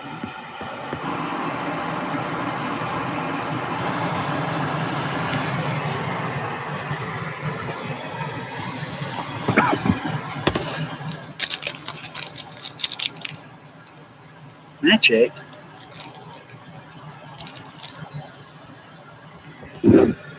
No. Magic. You just had some more whiskers. Go on. Not eating this will make you sick.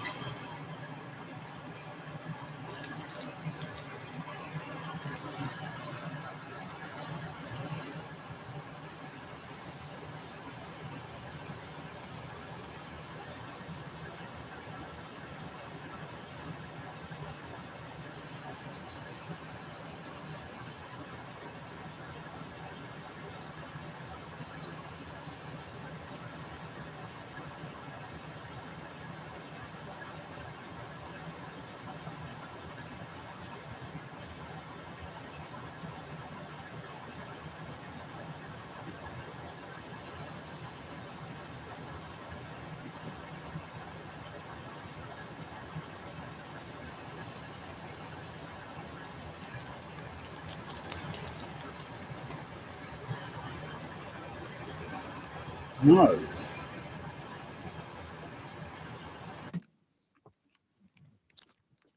And make you sick, magic. You're not eating ice cream, it'll make you sick.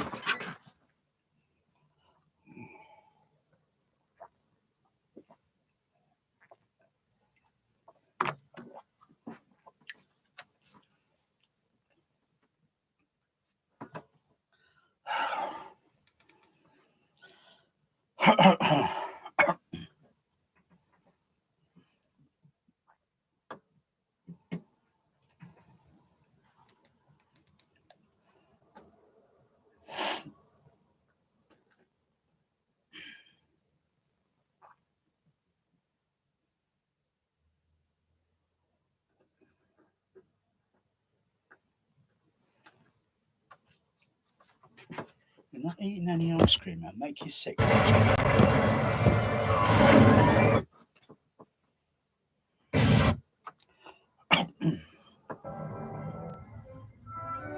Fire. Switch that. So what's it mode? Oh. It's on multi-stereo there, so switch that off. Exit. No, I'll go back. Oh, shit. Reset. I forgot to save it. Turn those back on. Save. Exit.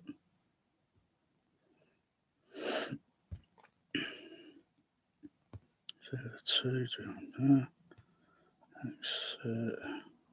Refresh. Okay. Speaker output. Okay. Check. Turn those back on because that's on a different preset. Turn that back on. Okay. Let's see. Let's see what it sounds like.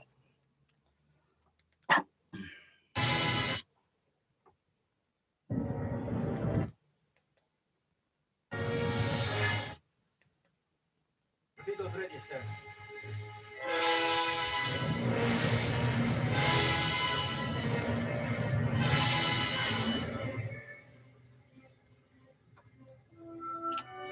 Sure.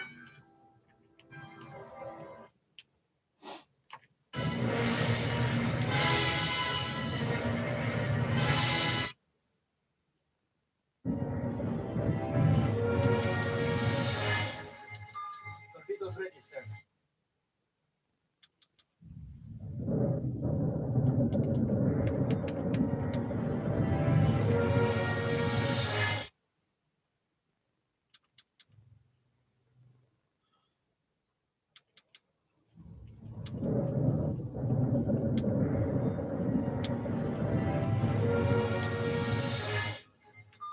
Torpedoes ready, sir.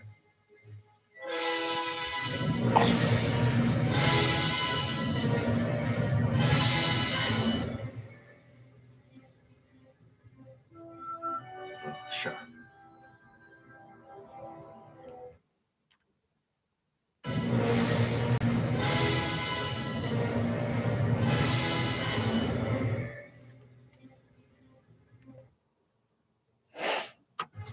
Torpedoes ready, sir.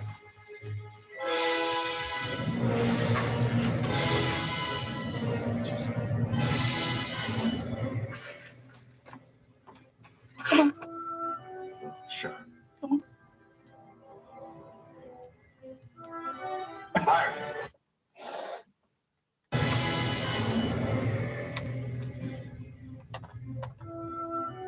Sure. Fire. No, leave the Pepsi alone. You're not drinking Pepsi, magic. Come on. Sure.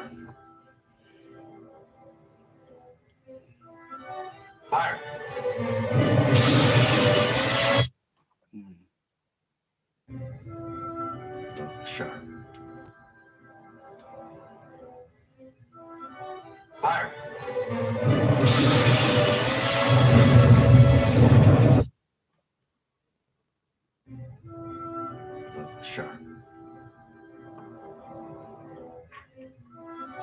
Fire.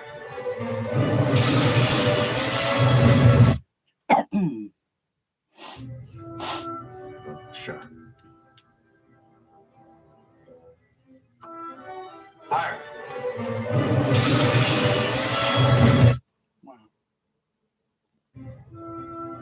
Sure.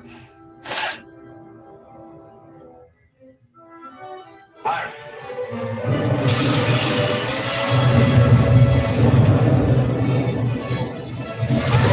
What? Wow.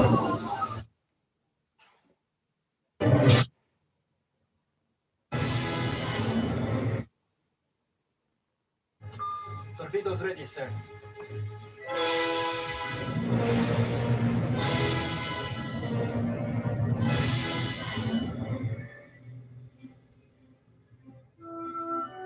Sure. Fire.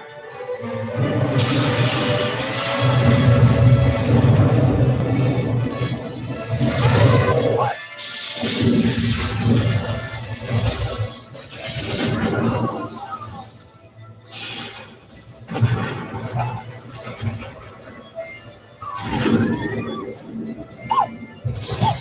Boom!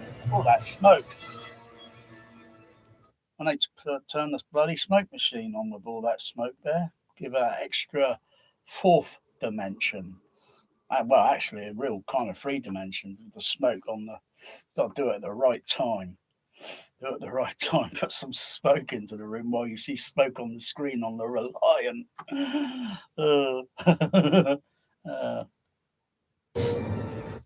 Might do that in a moment.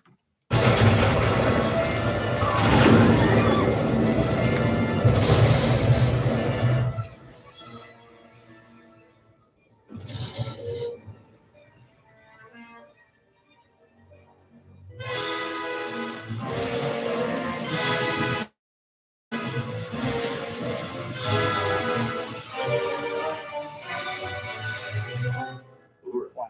Send to Commander Reliant. Prepare to report. Aye, sir. Commander Reliant, this is Enterprise. Surrender and prepare to be boarded. Enterprise to Reliant. You are ordered to surrender.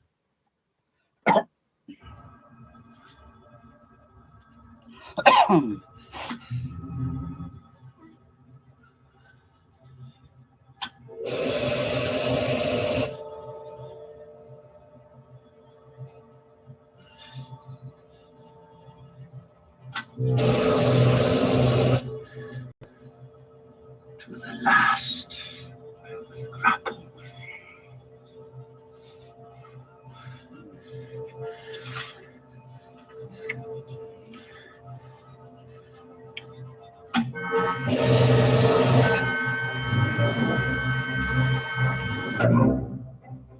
Scanning an energy source on Reliant.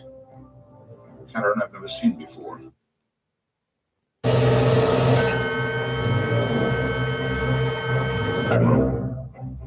Scan.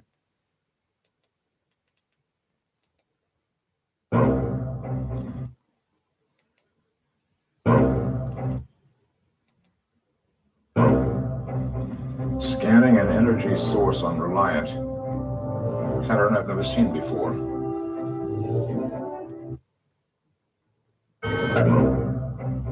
Scanning an energy source on Reliant. Pattern I've never seen before.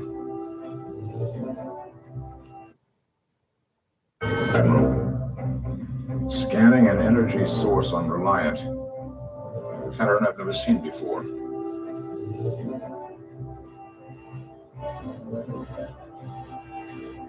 It's the Genesis wave. They're on a build-up to detonation. How soon? You encoded 4 minutes. We'll beam aboard and stop it. You can't. They're on a build-up to detonation. How soon? You encoded 4 minutes. We'll beam aboard and stop it. You can't. Scotty, I need warp speed in 3 minutes or we're all dead. No response, Admiral. Scotty, just get us out of here. Best possible speed. I see.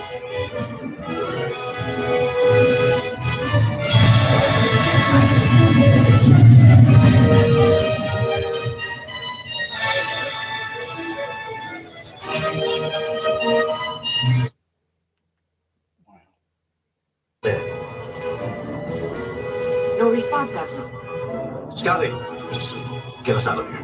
Best possible speed. I see. Scotty.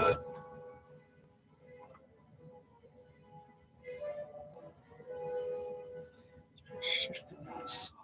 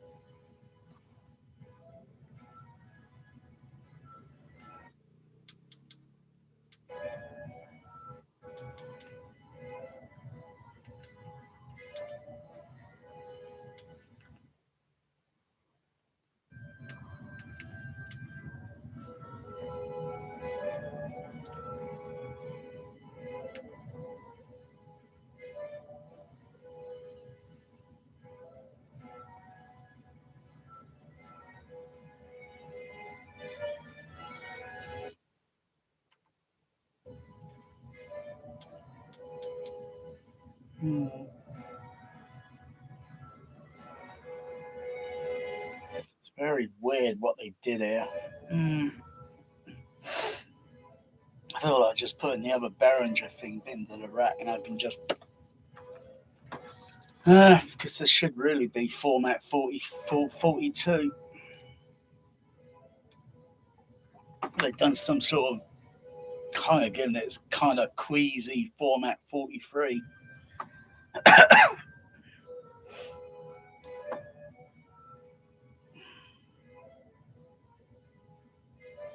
In some sort of way or a sense that I'm thinking of the 70mm 6-track mag.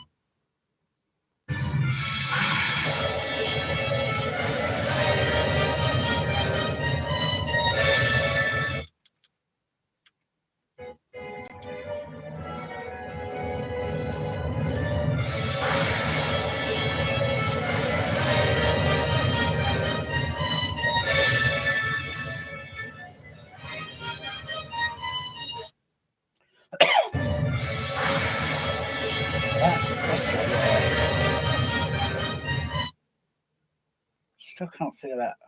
It's got to be definitely on that baronet. It's definitely got to be on that crown amplifier. So if I turn that crown amplifier off and keep doing that, I don't think I'll notice it. It's definitely something to do with probably the signal going in. But there's no other things that I can see on that crown amplifier. All the delays are turned off. It sounds like it's got a short delay of maybe about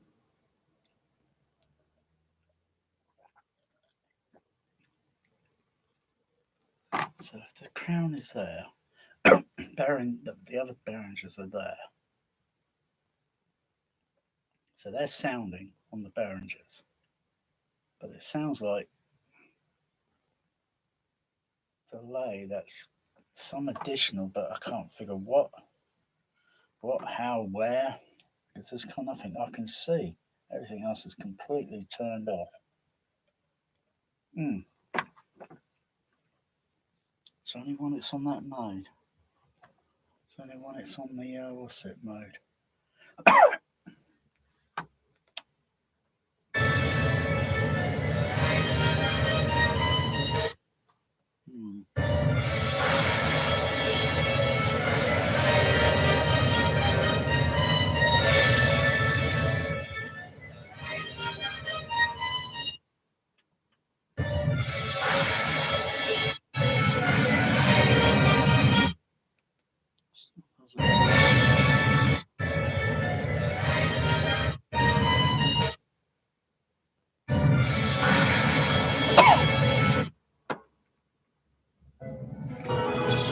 Get us out of here.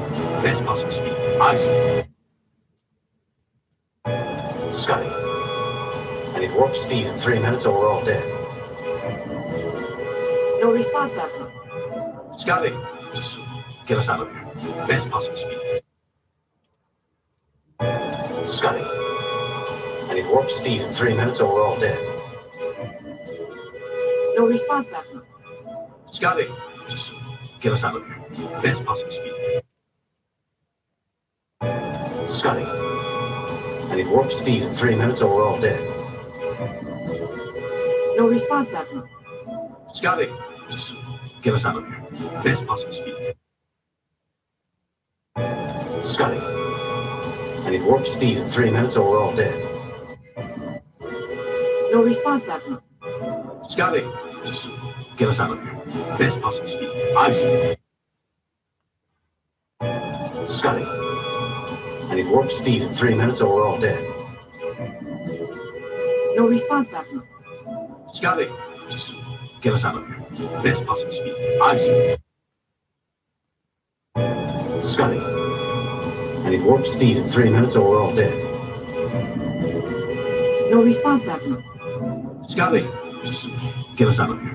Best possible speed. Ice.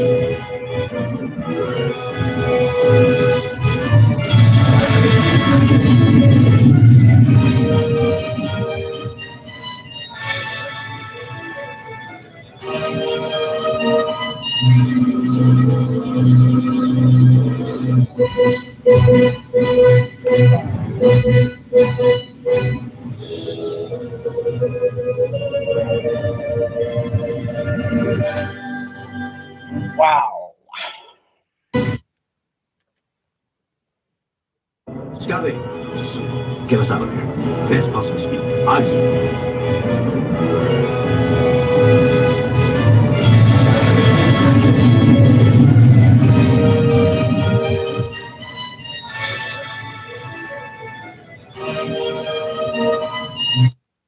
Wow.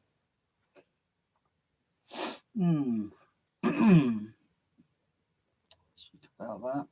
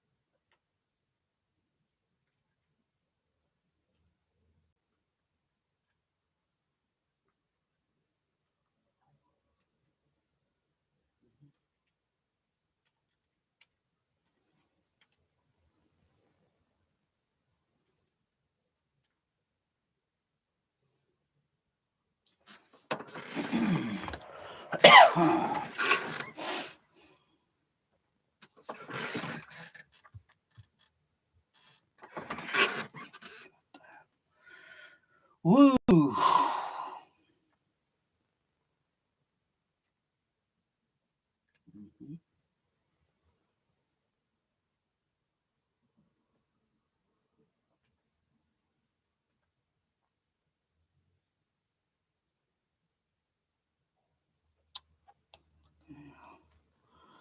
So where have I got that bandpass filter at?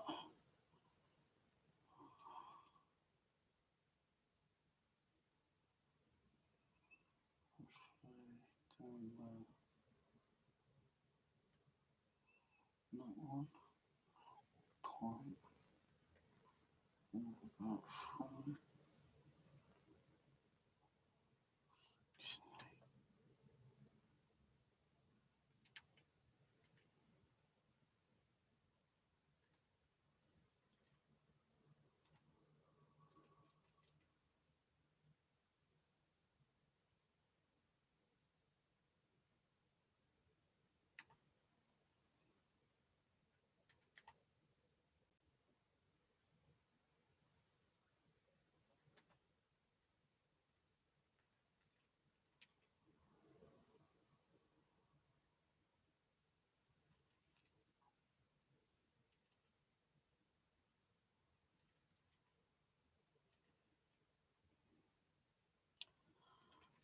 Oh, you're finally relaxing, Magic.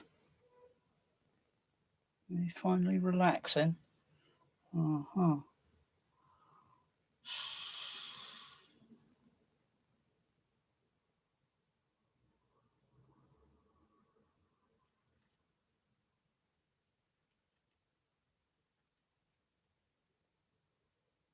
I don't know how you can sleep through this, Magic.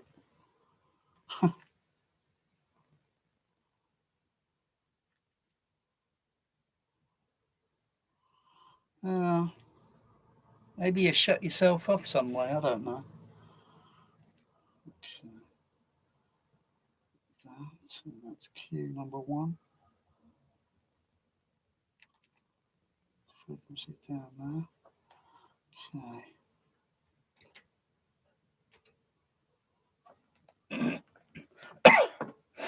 There. No response, Admiral. Scotty, get us out of here. Best possible speed. I see.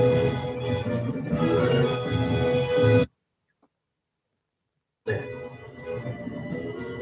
No response, Admiral. Scotty, get us out of here.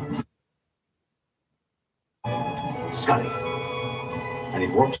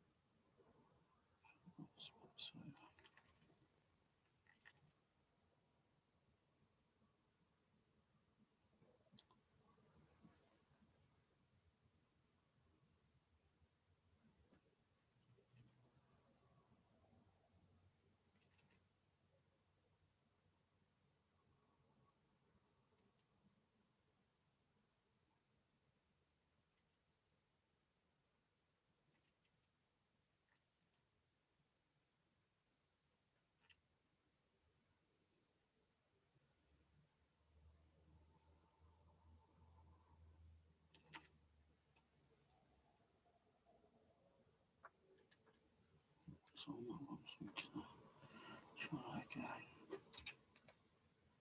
There. No response, Admiral. Scotty, get us out of here. Best. Scotty, I need warp speed in 3 minutes or we're all dead. No response, Admiral. Scotty, get us out of here. Best possible speed. I see. Scotty, I need warp speed in 3 minutes or we're all dead. No response, Admiral. Scotty, get us out of here. Best possible speed. Scotty, I need warp speed in 3 minutes or we're all dead. No response, Admiral. Scotty, get us out of here. Best possible speed. I see.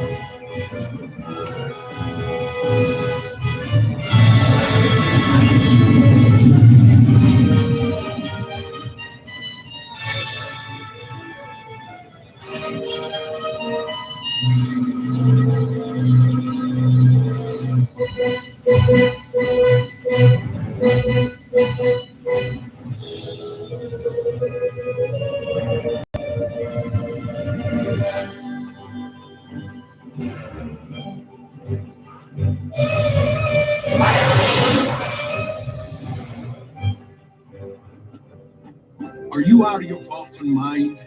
No human can tolerate the radiation that's in here. As you are so fond of observing, Doctor, I am not human. You're not going in there. Perhaps you're right. What is Mr. Scott's condition? Oh, I don't think that he... I'm sorry, Doctor. I have no time to discuss this logically. He's sneaky like you is. Yes, you are, Magic. You're like a Vulcan. You're sneaky, creepy Vulcan, aren't you, Magic?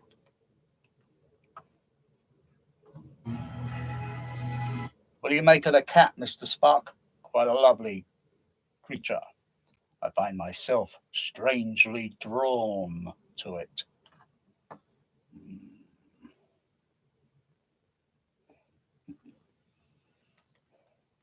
I'm sorry, Doctor. I have no time to discuss this logically.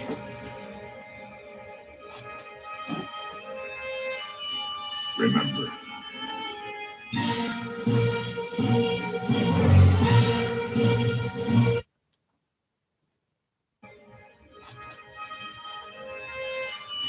Remember. Oh, I don't think that he... I'm sorry, Doctor. I have no time to discuss this logically.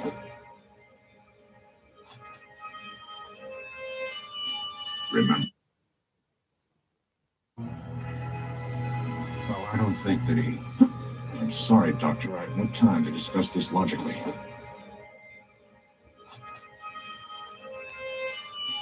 Remember.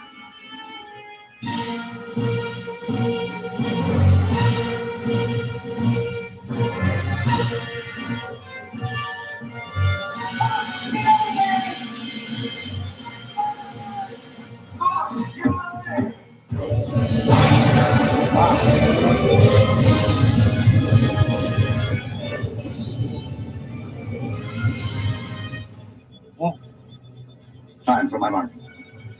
2 minutes, 10 seconds. Engine room. What's happening?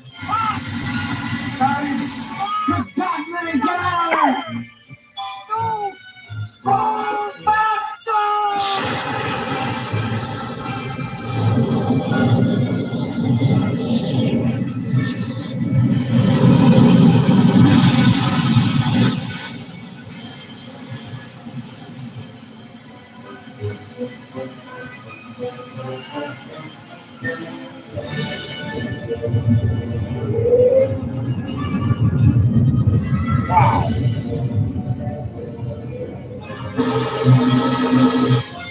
Time. 3 minutes, 30 seconds.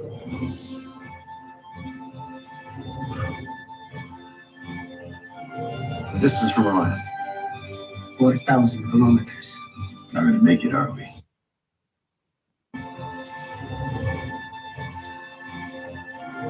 Distance from Orion. 4,000 kilometers. Not going to make it, are we?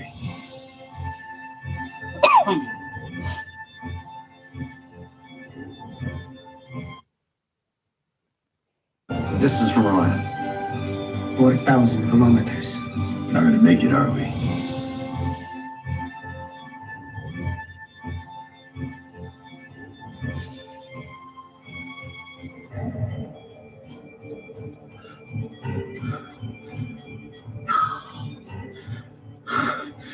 No, you can't get away. From hell's heart, I stab at thee.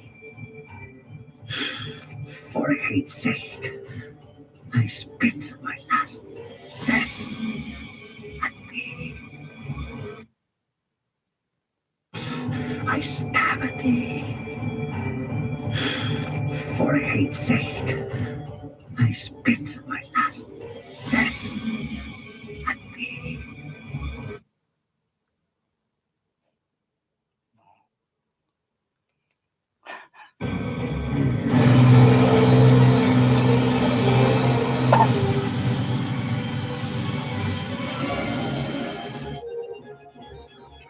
Sir, the mains are back online. Scotty, go through.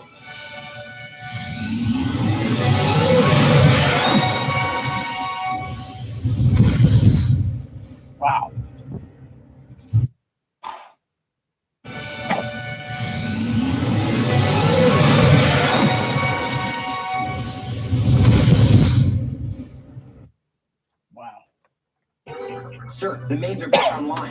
Scotty, go through.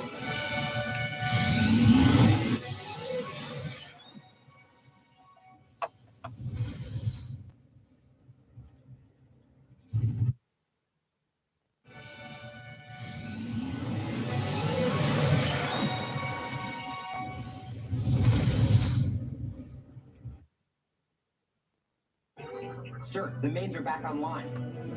Scotty, go through.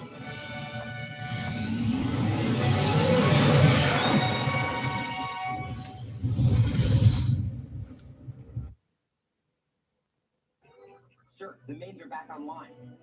Scotty, go through.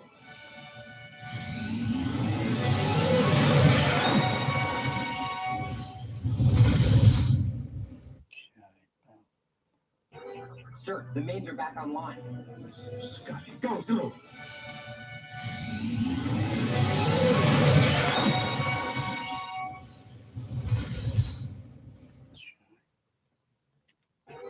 Sir, the mains are back online. Scotty, go through.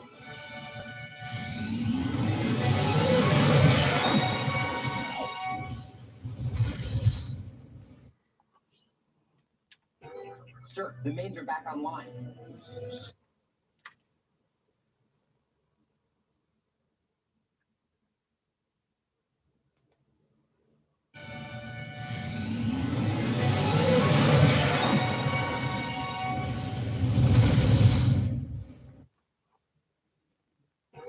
Sir, the mains are back online. Scotty, go through.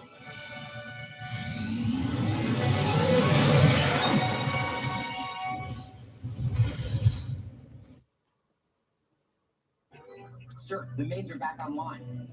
Scotty, go through.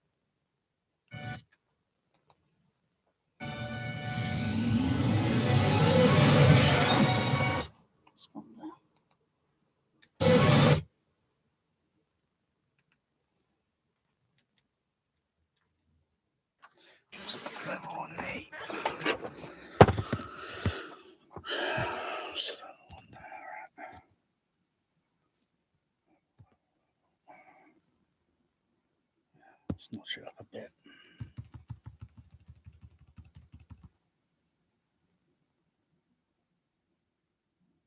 No, it's too high. Put it there. Save it.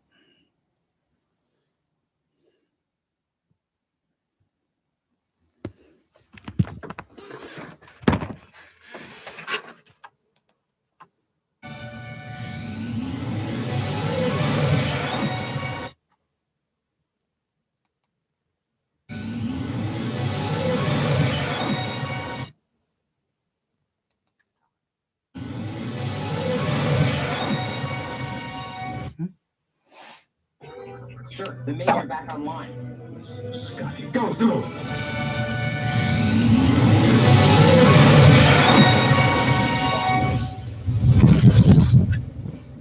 Wow. Wow.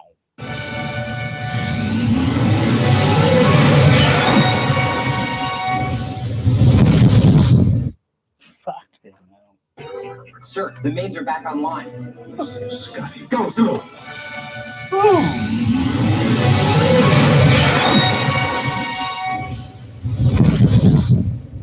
Wow.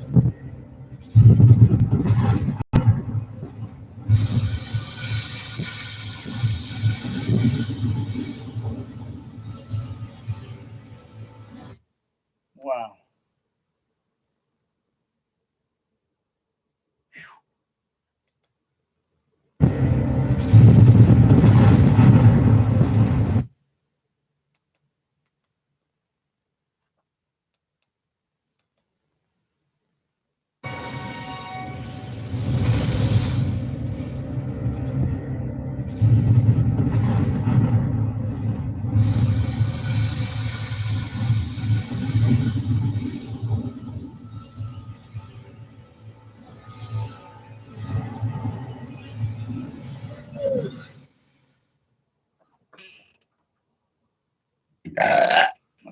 guess he got fed up with the bit of that infrasonic almost.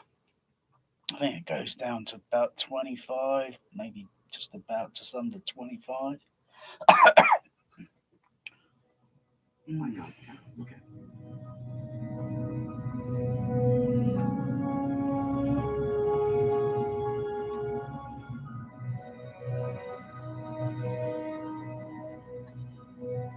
Engine room. Well done, Scotty. Jim, I think you better get down here. Bones? Better. Hurry. Savik, take the call.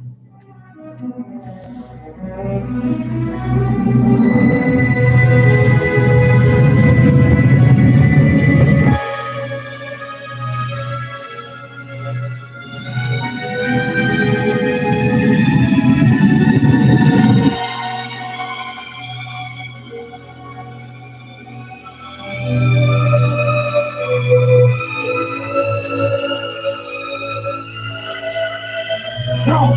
You'll flood the whole compartment to die. Van, he's dead already. It's too late.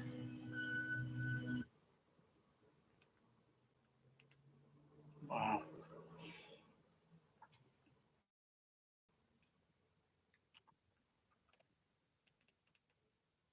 Okay.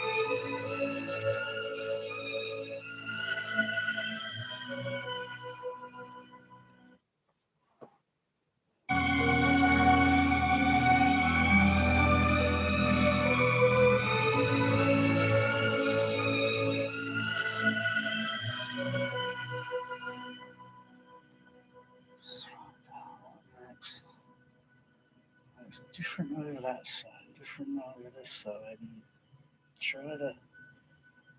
It's like one side is like that, and the other side is kind of skewed.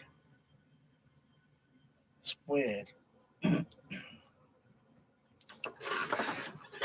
would the channel layout be on a 4042?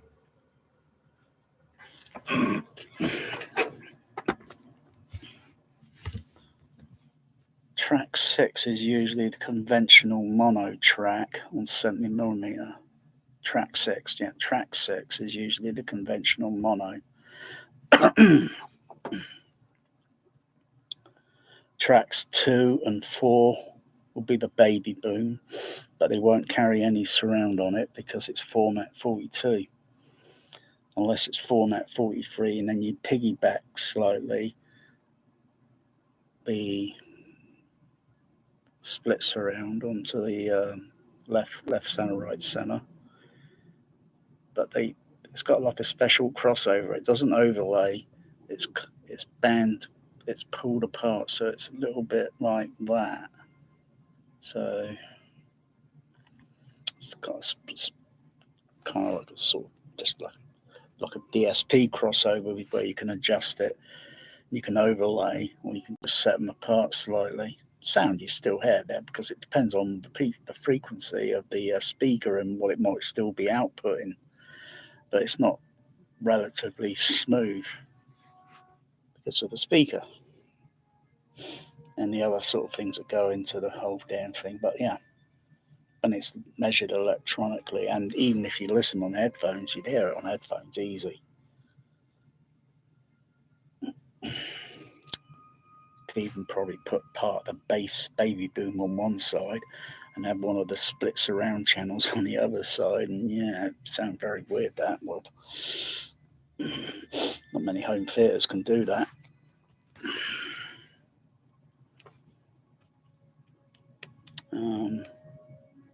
But with this one, this mix is just as they've had a bit of a tweak on it. I had a bit of a tweak on it because I'm pretty sure if it was an actual 70 print, I wouldn't be. There shouldn't be any. What I'll be hearing, it'd be completely different. But it's like it's still there, sort of thing, because I can still recall some of the sound effects that I heard at the Empire. Even kind of looking overhead slightly. But as far as some source information goes, there weren't any speakers, or were there? Because there's very weirdly something in the ceiling, but someone says no. Those are the outtake. Those are the outtakes for the air condition, I think, or outtakes or intakes or something. But it's just these things in the ceiling look suspiciously like, particularly at the far back of the auditorium. There's like 1, 2, 3, 4, 5, 6 going across. Go a little bit forward. About 1, 2, 3, 4, 5, 6. Go a little bit more forward. 1, 2, 3, 4. Go a little bit more forward. 1, 2. And just thinking, But seeing how high the surround speakers were located in the auditorium, into relation to where I'm sat, so the ceiling will be way up there. One of the surround speakers be over here. It flush kind of almost can. Kind of had to kind of look really hard, and you think, "Oh right, yeah, I can see one there, and one there, and one there, and one there, and one there," but they're very hard to spot. You know, you got to know what to look for. Anyway, and then the angle of the speaker is coming down to about here, where I am in the auditorium in the middle. It's where they got that bleeping sound alarm on the engineering. Admiral, I've got to take the mains off the line. Hindering radiation. You got this alarm sound. Beep, beep, beep, beep, beep, beep, beep, beep, beep, beep. Or whatever. And it's kind of made me look like that whilst also glancing, still keeping peripheral vision to the screen. Caught my attention. Nicely balanced, I think it was in the Empire. Nicely balanced.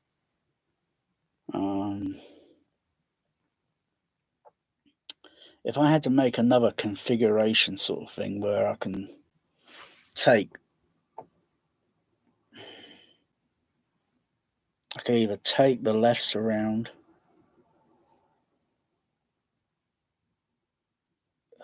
let me see, it's better if I draw it on a diagram, because it is, but could I design that actually into the system? Complicated, very tricky, because what I'm thinking of taking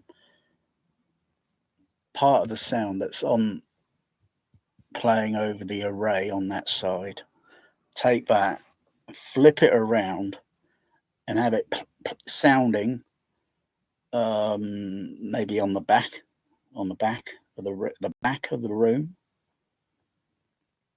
and take this side here over this side, flip it around, and have it playing all along the side surround, and that would have some sort of forward back sort of. It's tricky to make a configuration mode for that, because it's doing the wiring and testing it, making sure it works, and I've got to be able to remember that, okay, I'm in this mode, and then switch it back to the normal mode when playing another.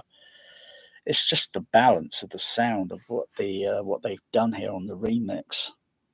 I hate remixes. Some films that have got mono surround discrete got the balance okay. Even The Abyss sounds a little bit weirdish. It's like they've done some whatever kind of queasy, some maybe added signal delay or something or other. Otherwise, there's other mono ones like, say, discrete, like Aliens is a so-called, well, they call it a 4.1, but really there's like left, center, right, baby boom on tracks 2, track 4, and then track 6 would be the discrete mono surround. Otherwise, I can just wire back into the rack, and it worked. It does work. I can wire that back into the rack.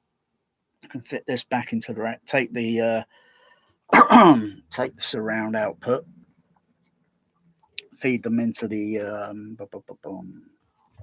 where is it? Input. The input levels down here. Put them into the input level, left and right, and then the outputs will then be controlled. Over here, the outputs there could be controlled, and if I want to have it mono, all I have to do is just press that switch. Voila, done, sorted.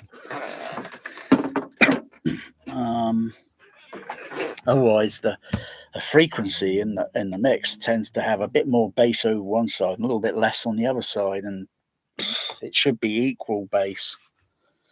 And I'm not going to start trying to juggle that around and shift some of the bass that's over this side and shift it over that way, or is it that way and shift it?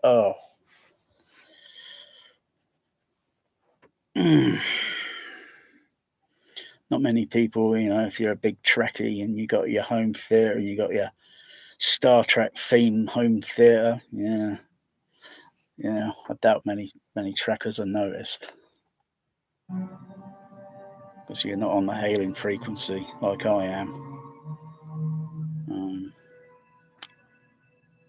But there it is, I'm just pointing it out.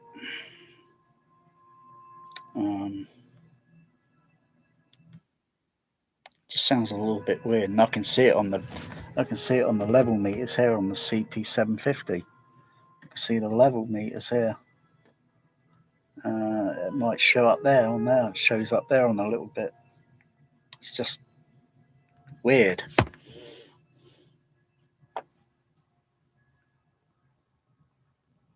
Otherwise, it's too bad the processor hasn't got mono switches on it, so I could go into the surround mode on this 750 and select. Okay, that sounds a little bit too weird. Right, I'm just gonna press that. Bam, mono, sorted. Or otherwise, it's looking at two RTAs in real time, left or right, and I'll be able to see what's going on with the frequency response, because it's very, very erratic, very kind of jumbled up.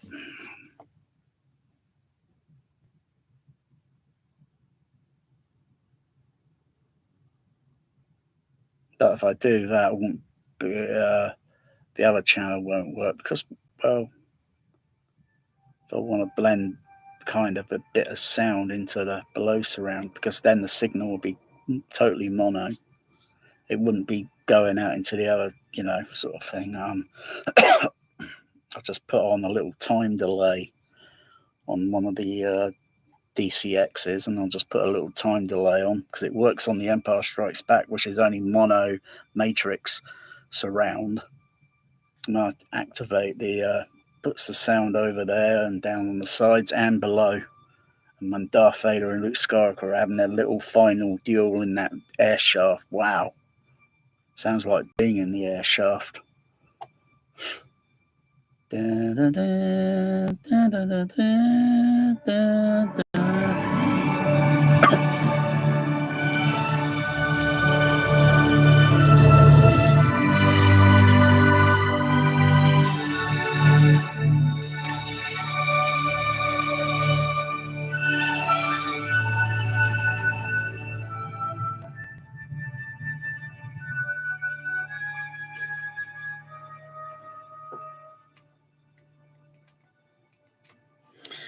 And the 7.1 next, it's no better. It's no more better. It's just another near field.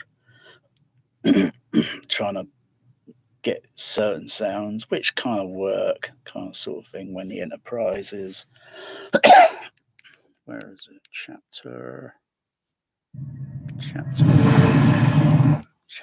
8.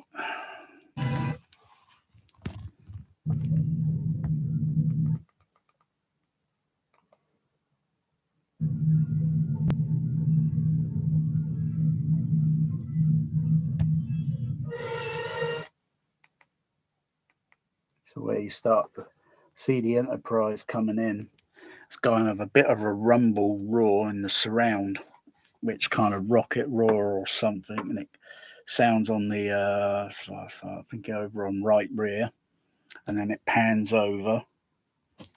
But there's also some other glitches in the mix where there's some screen channel sound that suddenly leaks into the side surround, which I find distracting. How did they mess that up on a remix? Did they rush it? Weren't they not observing very carefully on their monitoring?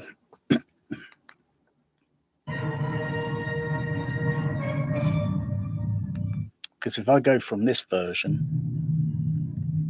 because I've got other versions of Star Trek 2, I'll go and grab them.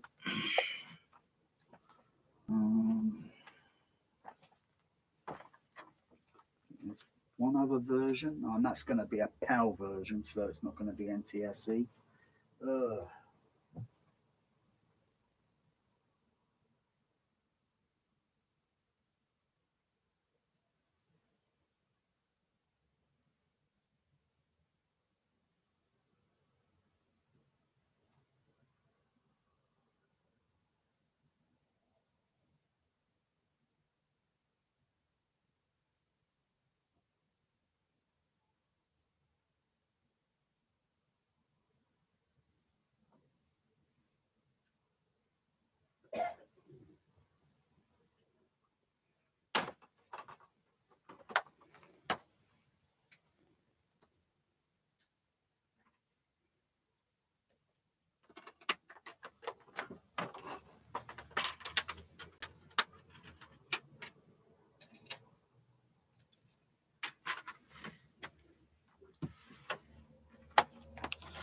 And this one, when I went to the sci-fi convention years ago, Mr. George THX, he signed it for me. He autographed. He autographed that. £25 or 20, £25, daylight robbery. That's when I looked in my wallet. I thought, crikey, I just got barely enough here for food for the next week. Oh, for crying out loud. And I started to protest, holding up the queue. Fuck the queue. All they do is scribble. There you go. If I had waited outside the hotel when they come out, I don't know when, because they're not all going to come out all at the same time. They're going to come out at different times. And it's just waiting and hanging. I started the protest, and Marina Sirtis, who also signed Next Generation cover or something, the Star Trek Generation thing, when I started, making well, I think other people kind of agreed, but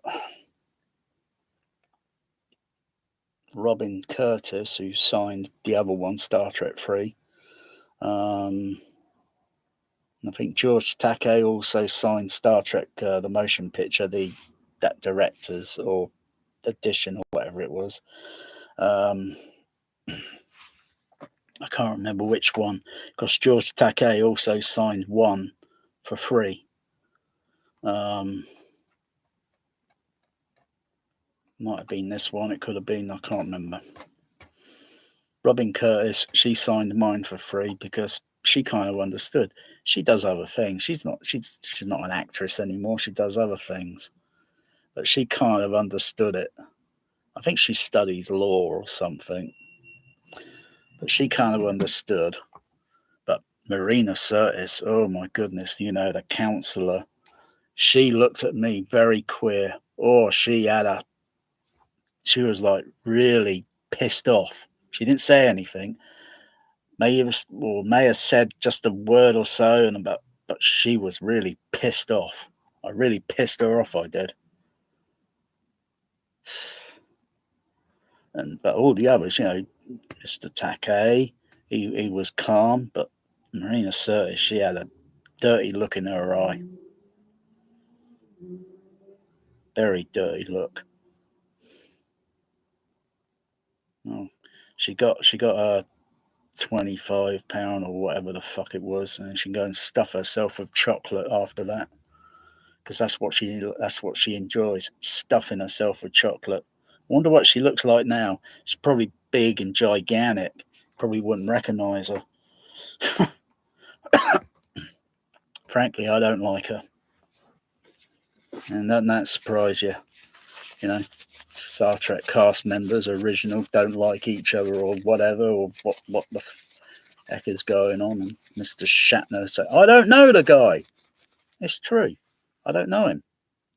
It's true. He doesn't come round to my home and we have cups of tea and biscuits.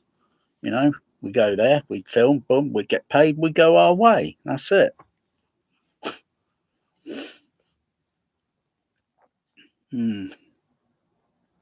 Who else signed? What other trackers were? Starcaster tracker cast thing were there. Marina Sirtis Generation signed that. Oh, go and grab it. Go and grab it.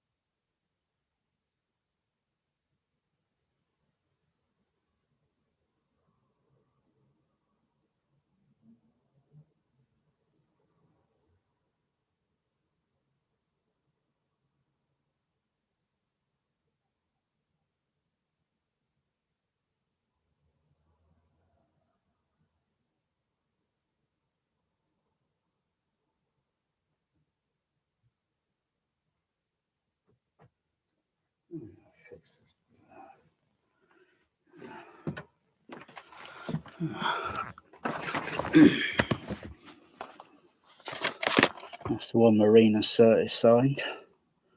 Autographed. Little scribble. £25 only took a couple of seconds. Daylight robbery. So George Takei signed that one. So one of these he signed for free because he said, "Hey, give me that," or something.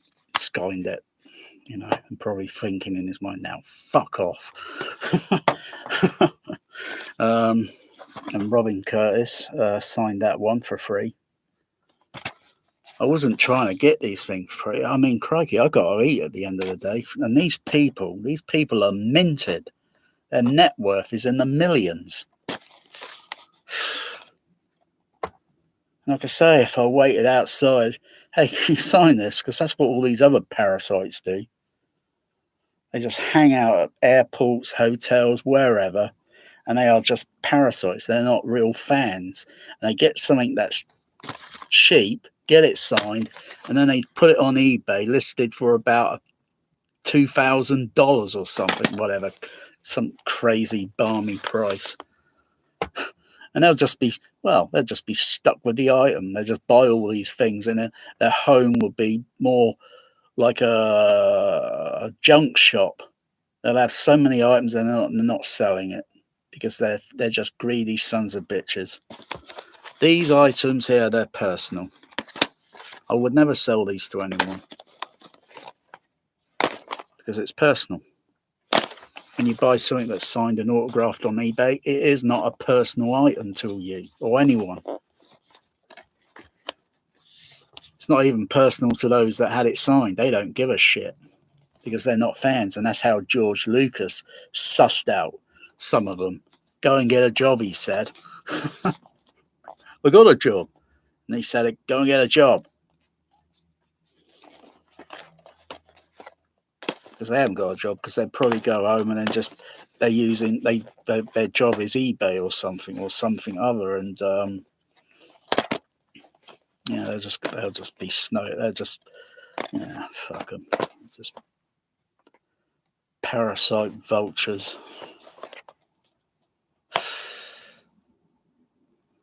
Can't even make out that name. Bloody hell. Looks like Marina Sirtis had too much chocolate and just kind of like scribbled. I like George Takei's autograph. At least it's just a little bit, And of course he signed it over that way. Can't sign it that way. And this one's just kind of like George at the top, Takei at the bottom.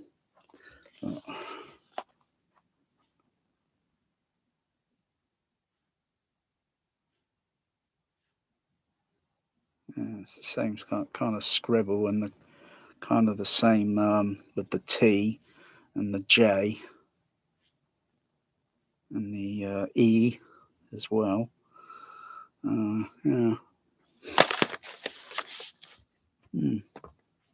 Anyway, let's just give this other version a listen to and see what it sounds like.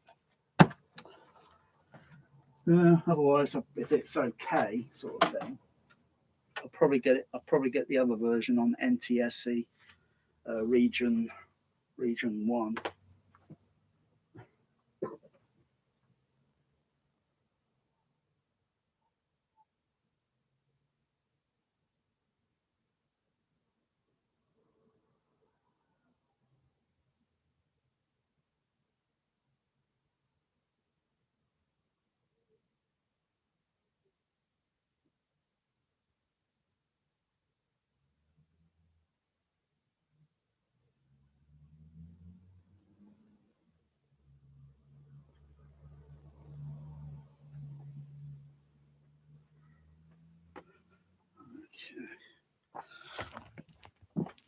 It's been a while since I put that DVD in. It's been quite a while. Your final solution was, shall we say, unique. It had the virtue of never having been tried. Oh, by the way, Thank you for this. I know of your fondness for antiques. It was the best of times. It was the worst of times. Message, Spike? None that I'm conscious of. Except, of course, happy birthday. Surely the best of times. Captain Spock. Captain Spock. Space shuttle leaving in 15 minutes. Where are you off to now? The Enterprise. I must check in before your inspection. And you. Home.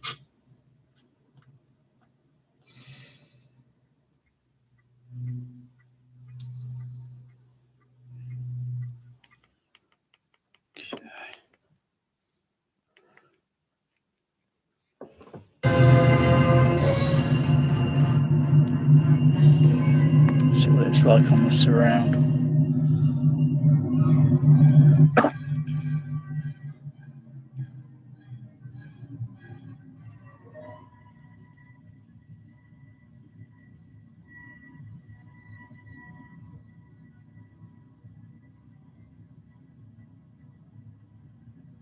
Still sounds similar.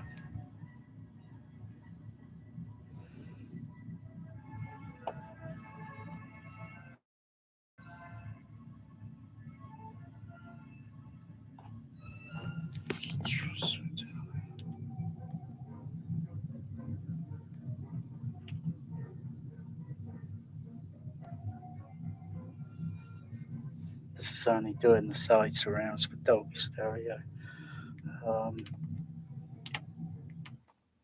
So mute the surround.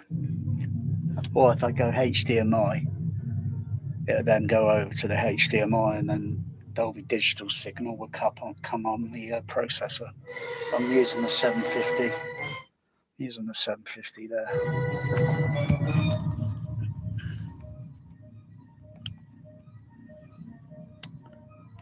Shamelessly, I have not even bothered to rewire my CP200 back up. So I want to do a few other things with that, but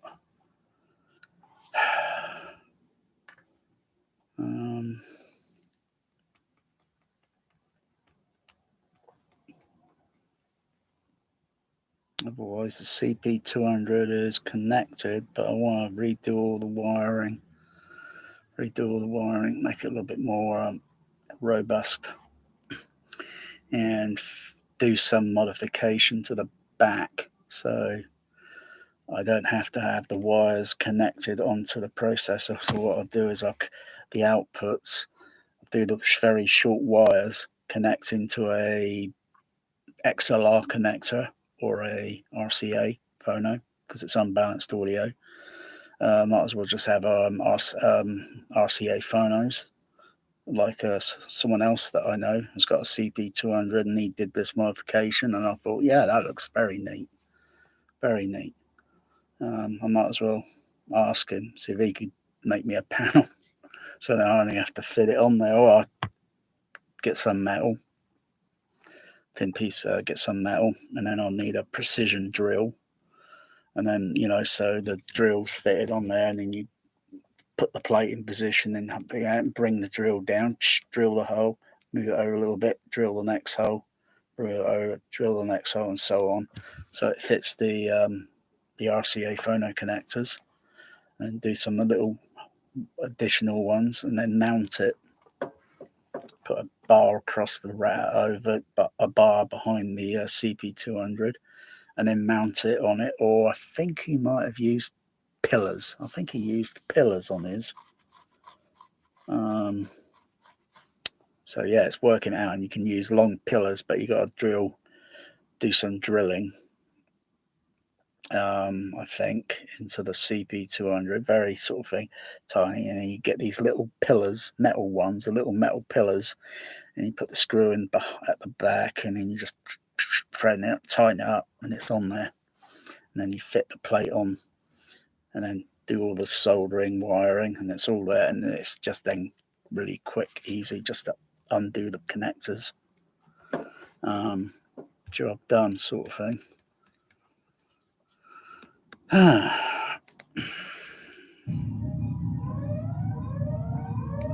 think I've seen other CP200s that were done with XLR connectors. They've done that just to make it quick and easy. Otherwise, the original way was very slow. You'd either get the wires get them, and then make a little loop in that wire and then hook it over the screw and then tighten it down, or you use this little plastic strip that's got little you connect it in and just you put the wire in and do some soldering. Oh, crying out loud. I think it's a lot easier just to undo with XLRs, or doesn't matter, because even if you use XLR, because you'd only be using a ground and positive. So yeah, but XLR will take up a little bit more space on, whereas RCA will take up less.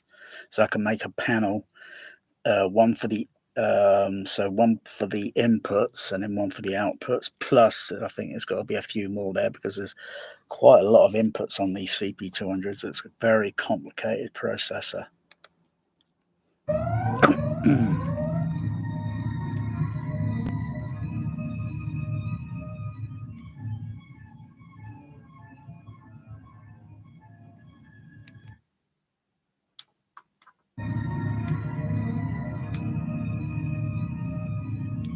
It's weird, I can't notice anything going on there in the phase. If I adjust that phase, I should be hearing it shifting, but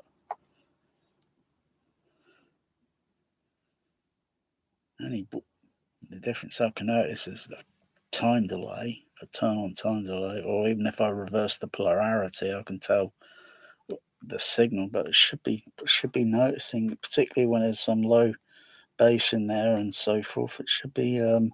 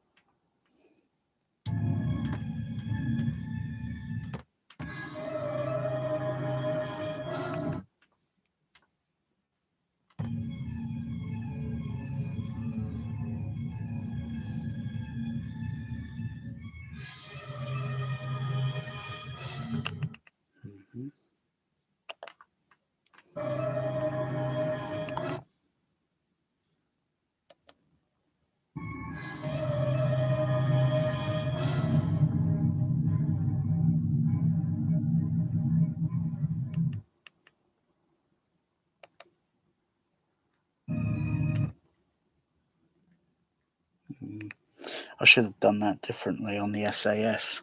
I've not been using my SAS on the back seats. I haven't been using them recently, but I think I should have wired them differently because they're connected more. The SAS ones are connected up on that DCX here. But if I mute the channels here, it goes out. I should have I might just go back and redo that. So if you're taking the signal from the, because it's the output.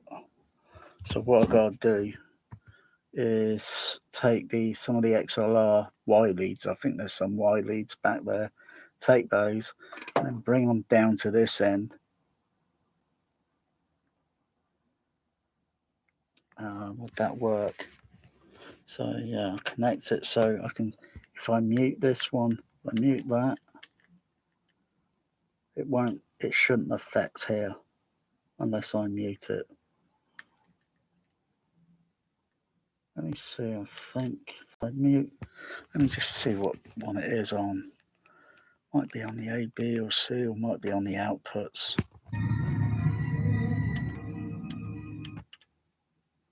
No, it's on the output. It's on these outputs here. There's a Y lead. There's a Y lead that's connected, and then it's coming back up and then going to the inputs. I need to bring that lead, bring it down this end.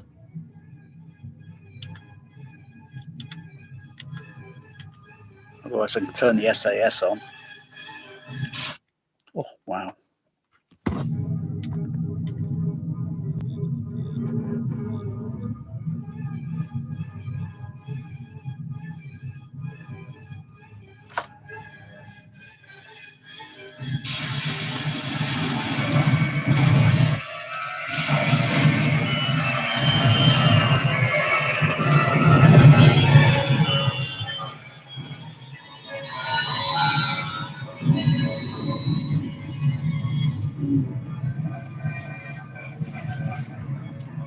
That's not a bad idea, that. What's this sound like?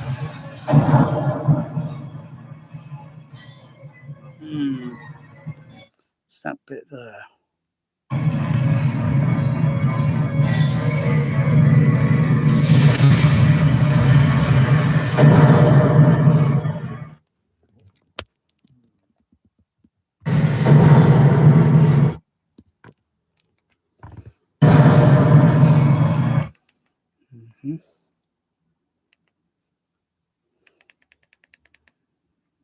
And also the colour on this pressing is a bit of a kind of a tinty, looks brownish or reddish.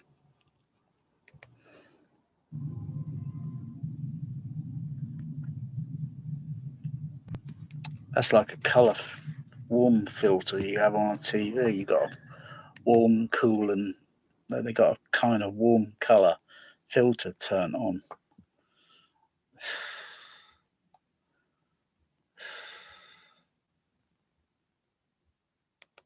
Otherwise, going into the settings on the TV and turning down the red colour, seeing if I can see a change in the tone and the colour. Wow. Airplane goes up like that, and it veers over a little bit, and then heads out. Just veers over a little bit, comes off of the runway, goes over a bit. You see it coming out and goes over almost over, literally. Where it go down to a shop, and then the airport is literally that way because the airplanes are only going to deviate by a little bit, literally almost on the same line, about less than about half a mile. I feel like just putting that what's it box on. I could probably slip that in between the Dolby and the DTS, or put it underneath.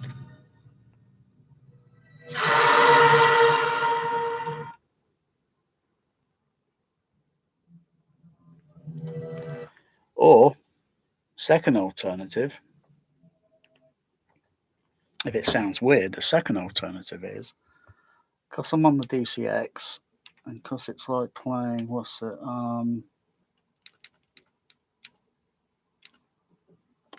that's, okay, channel A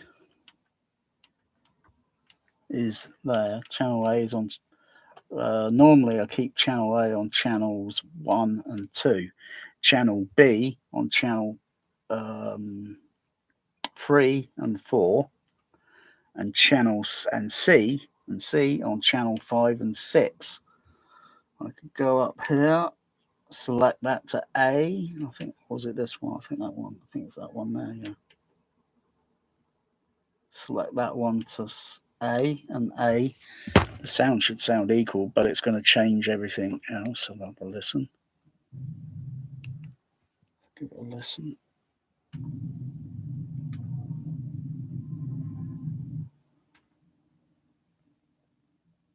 It's just basically one side of the surround. I'm just noticing the balance over that side. I'm thinking, just double check. I think I'm going, because I know there's a mono signal now going into that SA10s, literally mono. It's only one channel going into it, so effectively it's kind of mono-ish in a way, but not real mono.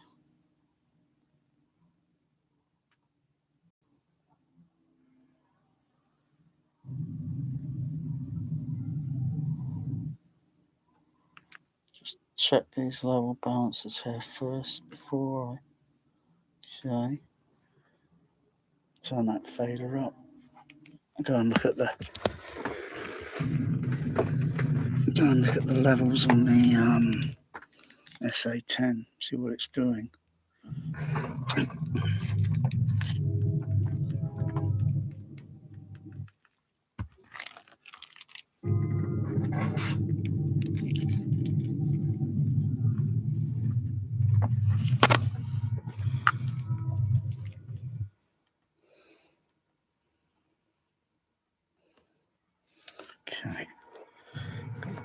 couple of seconds until it plays, and Magic's going to start moving around now. Oh, crying out loud. Oh, look, wow, biscuit feeder miraculously activate. Go for the biscuits, Magic. Oh, you're a little bit late there, Bear. A little bit late. Yeah, I thought so. Some of the signal's going over too far. So,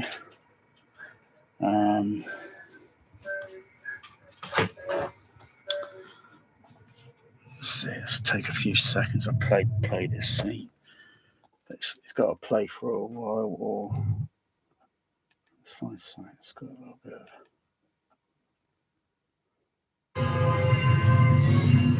Okay.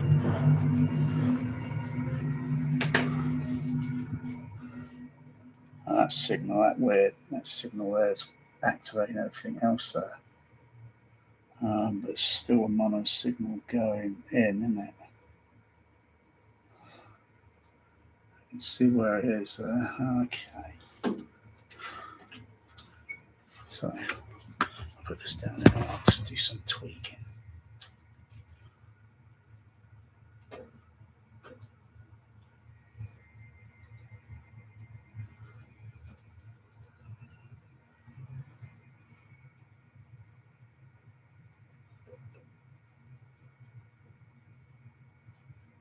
No, there's no way that would be right.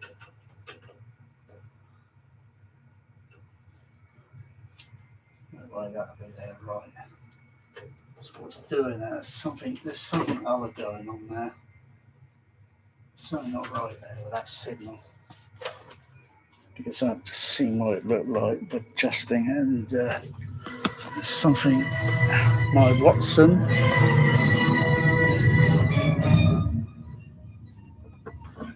Oops. I'm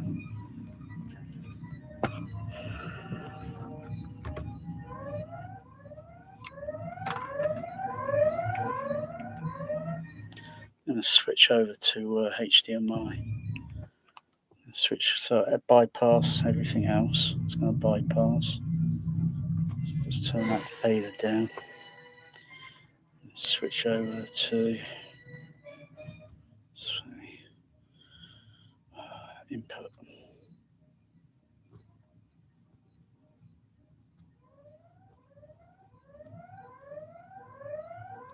Input HDMI 1.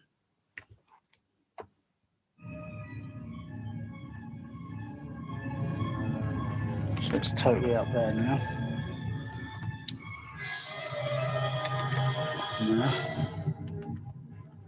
But it's still shifting.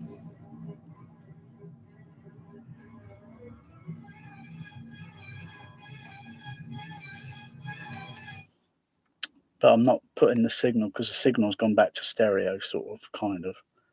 Whereas, so, might as well just put that other, what's it in?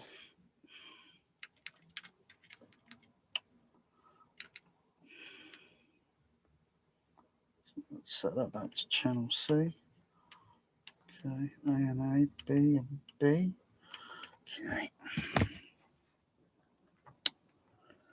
Bit of pink noise. And play.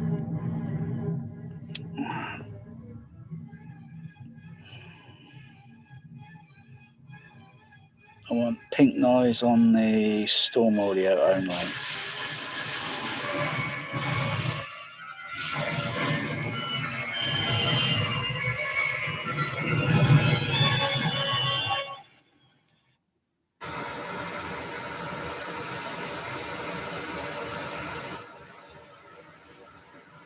Turn those ones off at the back.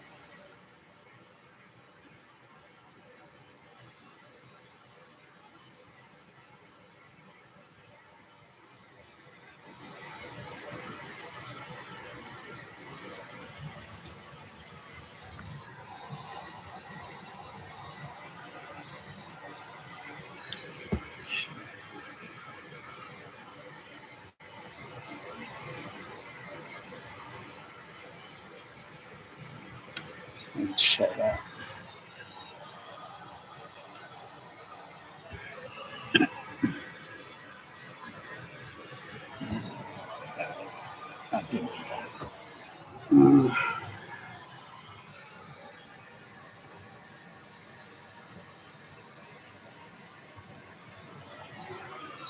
Set it up, set up on shot. Let's have a look. You just had some biscuit magic. Don't meow at me. You just fed yourself. No, you just fed yourself.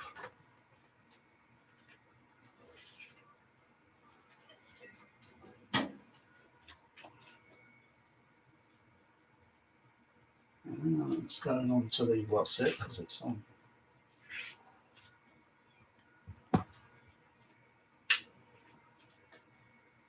It's on at the level.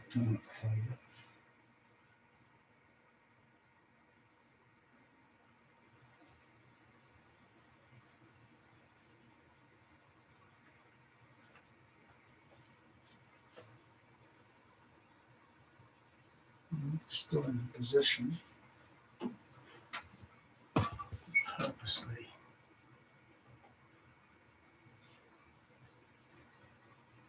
Just that. That goes over to the other side.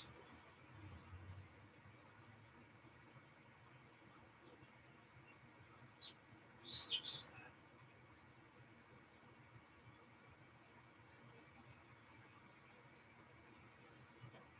like the other side there.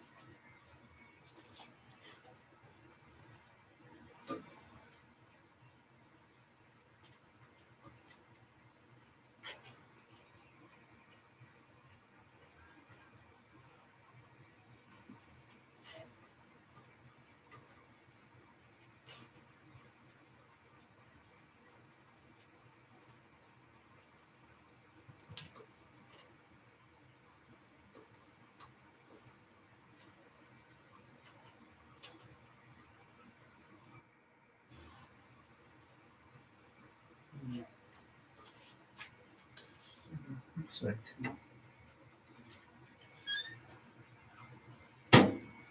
yeah, okay. It's what's giving me that impression.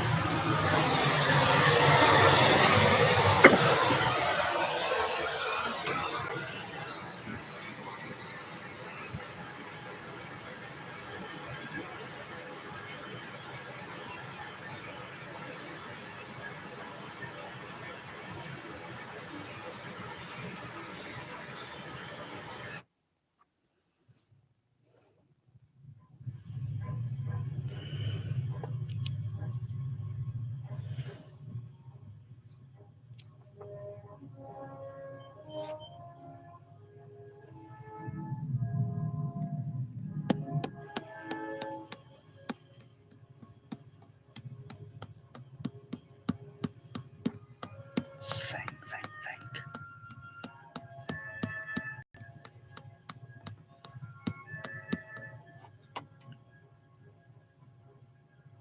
I don't throw the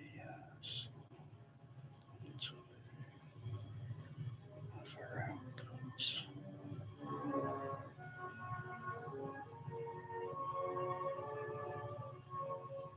How do I connect that? Oh, crikey.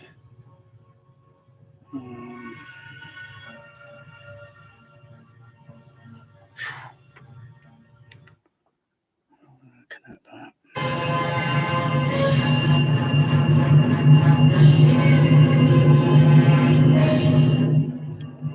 So look at the crown. What's going on with the crown amplifier? Okay, so I've got to switch that 7-1, 5-1. go input, put that back to 5.1 on there, input.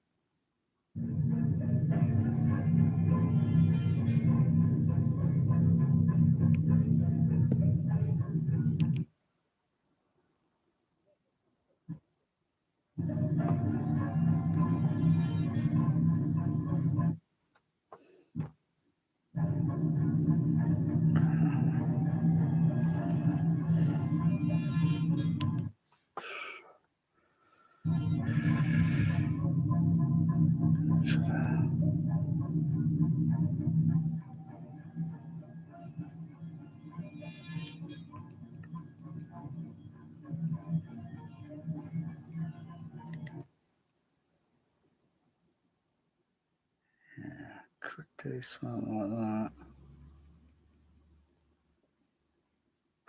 I'll have to make another preset mode.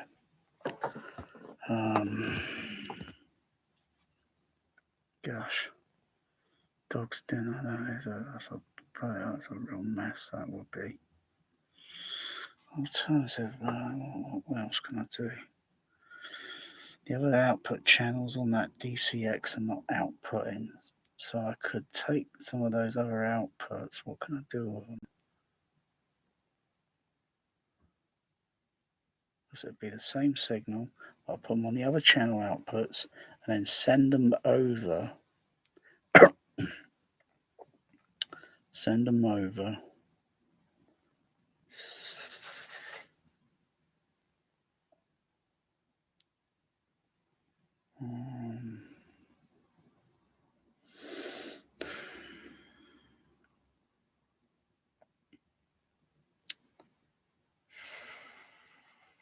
Use a Y lead. Where's it got? They've got to connect to. They've got to connect onto the. It's going to reduce the signal down a fraction. And I'll have to compensate with the balance output because it's going to do a 3 dB drop in the signal.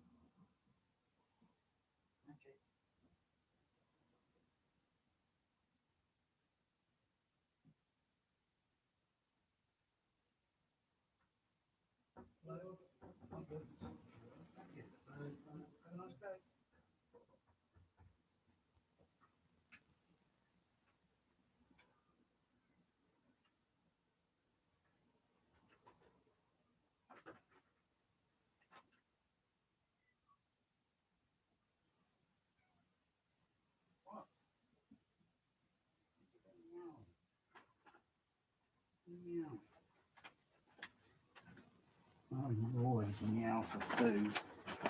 Always meowing for food. You want to climb into a bag, Magic? I know Bear likes bags. He likes bags. What's in the packet? What's in the packet? What's in the packet? Oh, Bear. Hey, you like bags, don't you, Magic Bear? Hey? Ooh. Oh, yeah, you want to climb into that, hey? I'll get that open and set that, Magic. Better, Bear. Oh, up here for a sniff. See, he likes to check it out. What's in the packing, he's saying? What's in the packing? What's in the packing? Oh, ooh. What's this? Oh my goodness, it's a Blu-ray. Oh look, it's underwater. Actually, this turned up. I was expecting this to turn up tomorrow. Wow. I only ordered that a few hours ago. Damn, that turned up quick. It's one of those kind of obscure movies. Check it out. Check it out. But I don't make a habit in buying these Blu-ray discs. That's just a one-off. I don't make a habit of buying brand new movies anymore. Oh, bear!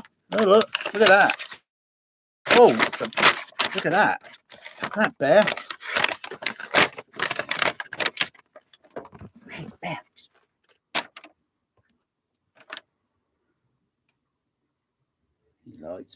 He likes wrapping, packing. Not big enough. Not big enough, no.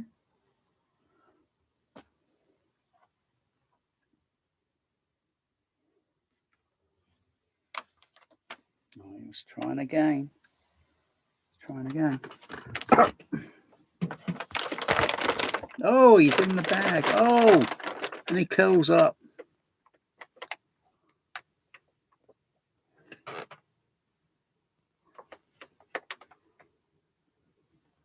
What's in the fucking bag? Tell California to stay away. John Doe has the upper hand. Don't come in here. Magic, stay away.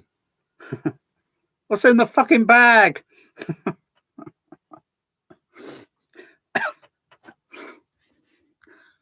He likes bear. He likes it. He likes those. Don't you, bear? Don't you like that bear? Yeah. It's comfortable. It's like my special island. Baggy high. Baggy high. My special island. Baggy high. Oh, what's this? See, I'm going to test this out. Bloody hell. It's rather small. I was thinking it was going to be kind of box that size. Is that what's described in the, what's it? Anyway, I'm going to do a check test on it. Uh-huh. Oh, look at that. Look at that. Look at that. Wow. Wonder how it checks out. I'm kind of curious. This was cheap. Kind of curious. Oh, so it was switch on there. Oh, I see. Get it on the microphone boom. I'll check it out in a moment. See what the frequency response looks like. I'm kind of curious. It might have a roll off on the high frequency. It may have a roll off on the low frequency. There might be some kind of maybe additional filtering in there. I have no idea.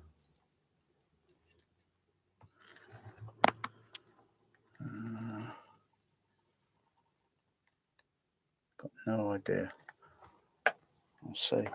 And even if it doesn't, then I just won't get another one. If it looks okay, I'll get a second one. Okay, I don't know what's in this one. Checking out. Might be a cable. I think it's a cable, judging by what's shaking around in it. Oh yeah, it's a cable.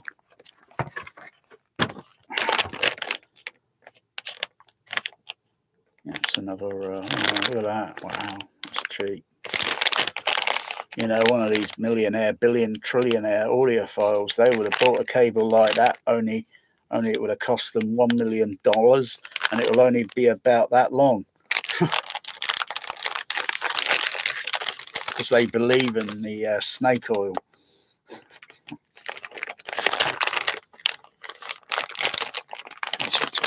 There we go. nice. It's a nice. What's it? I think this is 6 meters or 7 meters long. I forgot how long it is, but I just realised I don't need that now because I had other USB leads that I can extend on the other microphone because the lead I got for it was a bit too short, was 5 meter, and I know I had some other extending leads a little bit more longer that I use for the laser things that I have in the room, and those lengths are rather long, so I just added it and extended the lead longer. So that's okay. It's nice. It's nice quality build. That I like that. I like that build on it, but it's cheap. That's cheap as fish and chips. Oh, wow, gold plated. Yeah. I wonder if I scratch it. Yeah, it's probably not really gold plated. Anyway, put it back in the bag. Keep it for backup. Keep it for a backup.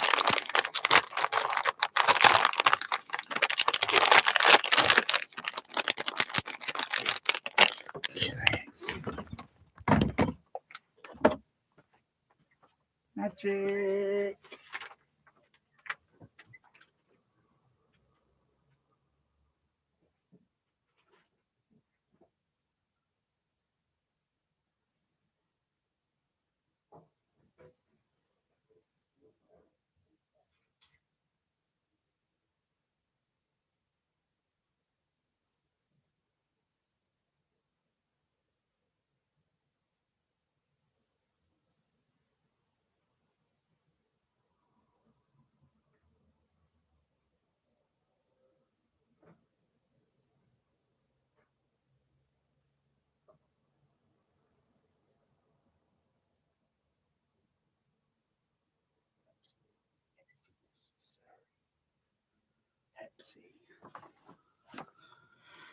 Okay, let's go over to the so I'll work out all the other problems later.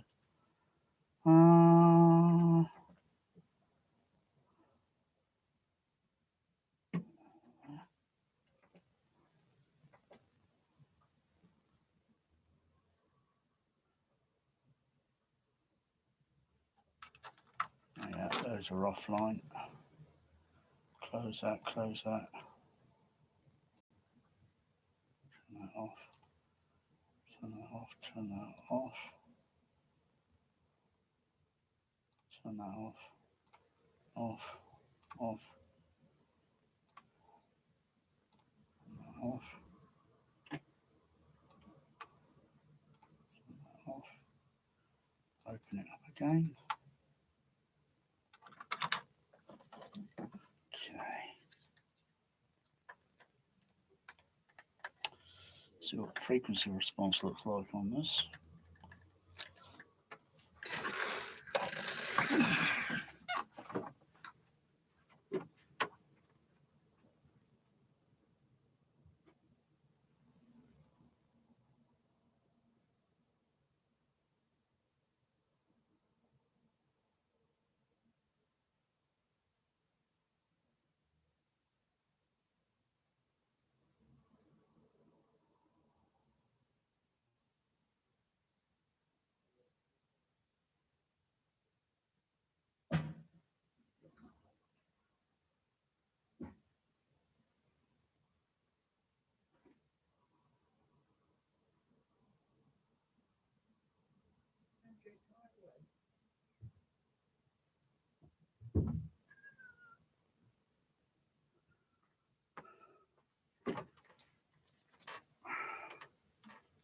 I don't know. That one, that's, where is this?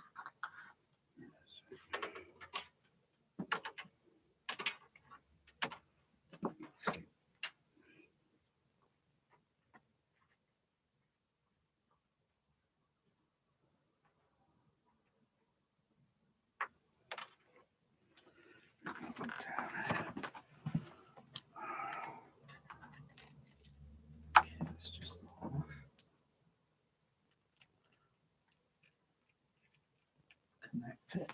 Oh, got a little LED on it. Oh, wow. Oh, looks like the Terminator. Oh, no, looks like the Borg. That's it, the Borg. Resistance is futile. Resistance is futile. See what sense of humor I got. I'm pretty. Okay. Oh, it's like a Terminator. I'll be back. You know, it's the cliche with the Borg and the Terminator. Yeah, the kind of cliche with the because they're both out trying to do, you know, simulate or terminate or whatever. Yeah. So that turns it on, I guess, and that turns it off. Okay. I'll find out in a hurry. See if it works. I've got to close the REM again. I've got to reopen it because I think the USB's gone off. Turn that back on. Turn the RTA on. And be in for ready now for a disappointment. So I'll get some, generate some pink noise.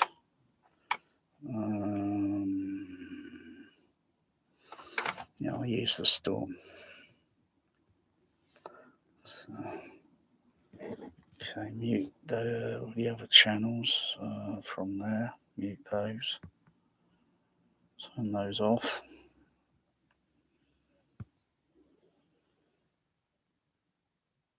Okay, turn the generator on. Okay. Bring this cable around.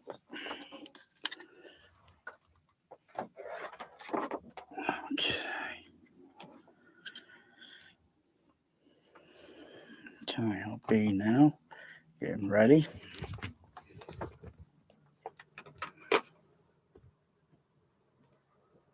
Shh. That's a bit of, oh, that's interesting. That curve there. Now, let's just bring that back a little bit. That's interesting, that. Compared to when I use the other microphone, before I even use it, it's got a kind of slope. But that's interesting. Okay, turn it on. Hope it doesn't go bang. Shh. Shh. No, not getting a pickup there. Maybe it doesn't work. Maybe it's broken.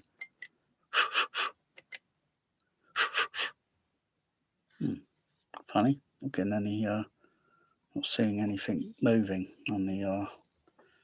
It's connected because it's onto the USB. Let's have a think.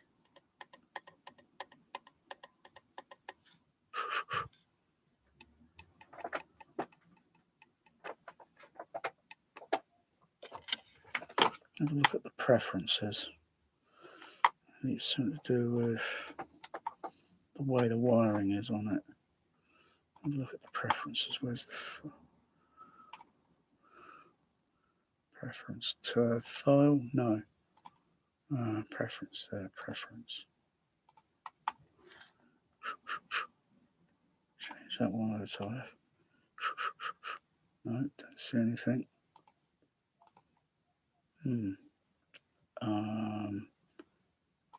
Check the audio mic input.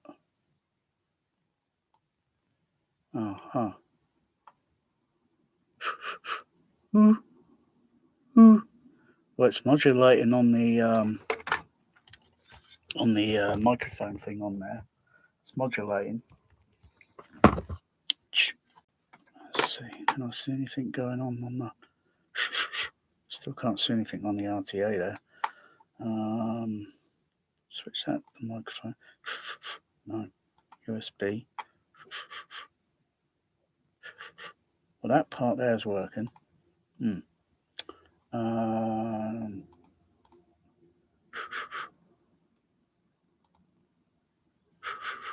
Now it's working. I had to restart the REW again. Okay.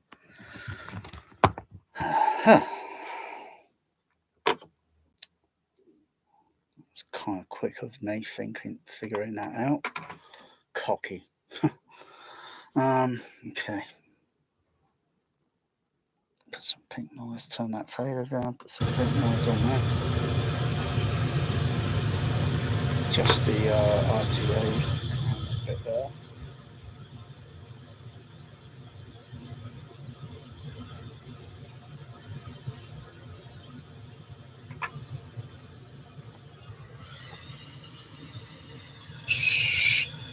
Yeah, it works.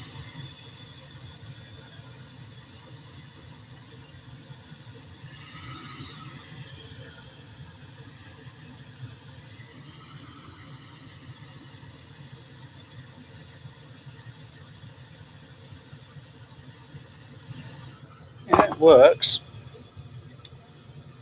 I've got to compare it with the other one, more or less, see what the curve of the frequency looks like.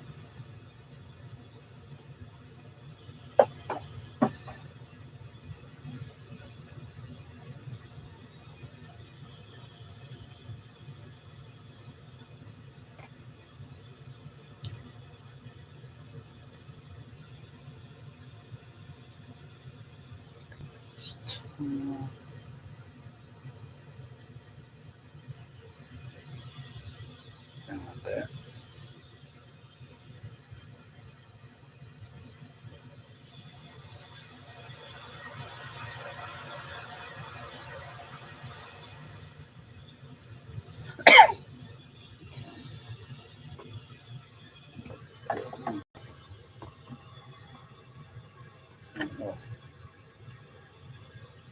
Yeah, it goes off. Turn it on. Oh, now the sound card is saying there's no signal. Turn it back on. Of course, I've got to do more or less a restart on the. Maybe say OK. Turn on the on and off.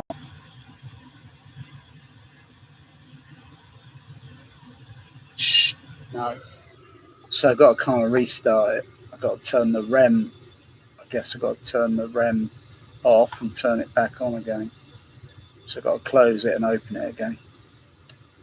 Because it's telling it's telling the computer it's a closed circuit, an open circuit. Turn on the RTA. Shh, bingo, back up. Okay, important tip, don't turn that off, that little red switch, don't turn that off. Put it in the cup over there, it's not bad, get it in there. Yeah. Just check out what it looks like, evaluate the frequency, and I want to make a decision. That doesn't mean they're all both, if I get another one, they're all going to maybe be the same, but let's have a look. Turn on mute that for a second.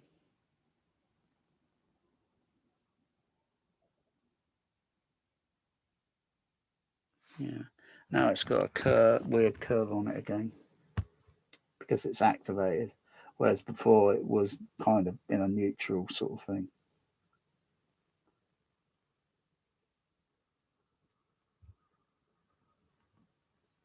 I'm seeing a series of signals here, noise or such here.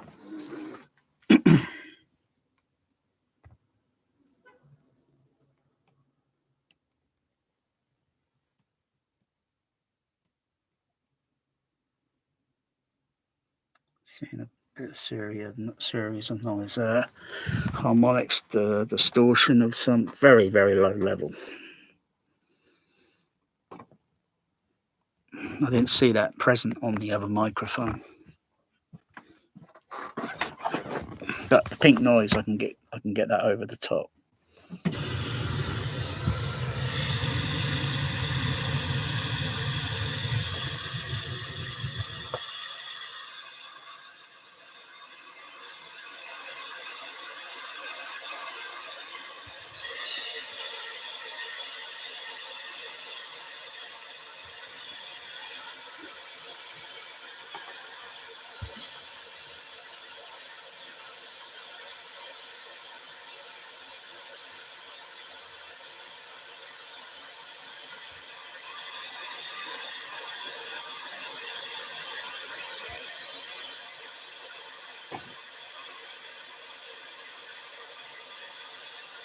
What's it like on sine wave?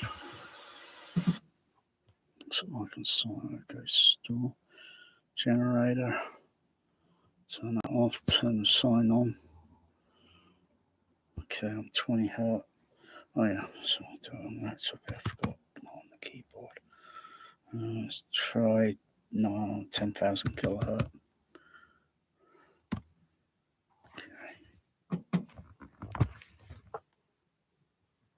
Oh yeah, picks up on 10,000 there.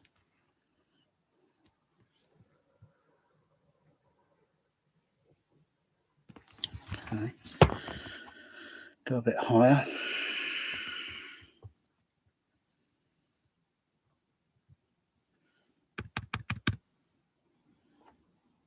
Hmm, 14,000.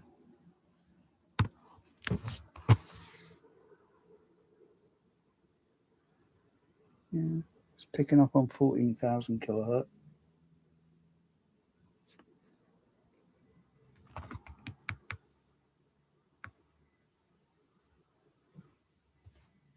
Okay, it's not bad so far.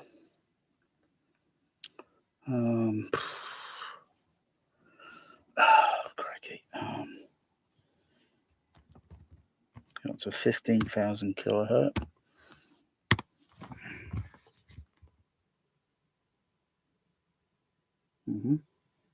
Rolling off a little bit, partly speaker, partly microphone, partly the distance, but it's still picking up that tone. Just if it were on the single sideband and it's a station 15,000 mile around the planet somewhere. Okay, generate, go up to 17,000. Picking up. Yeah, it works. Okay, go down on low frequencies now. See how well it picks up. 500.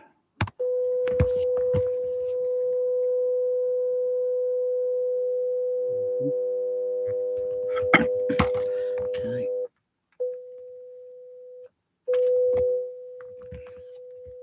It's picking up okay there. Okay. Scroll it. Yeah.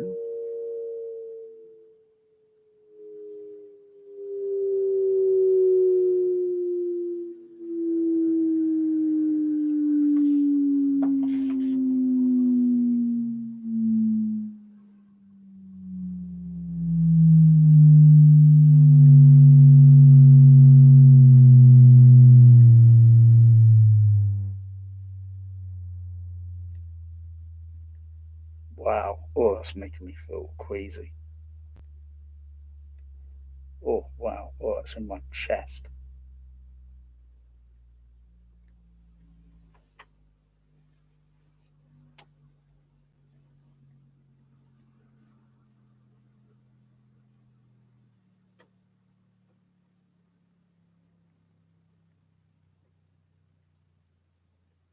Oh, that's busting my ears, that.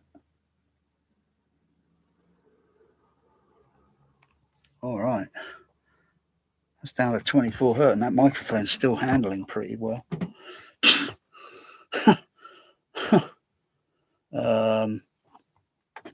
This thing, I mean, what's it called? Oh, it's called one of those. Yeah. That's handling not too bad.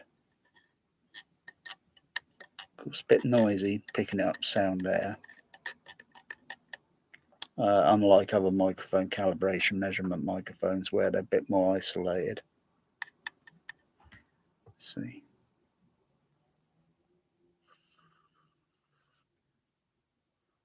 No, I think this little thing here, this little feature around the side is just a gimmick feature. The microphone's right at the end. Yeah, if I blow the side.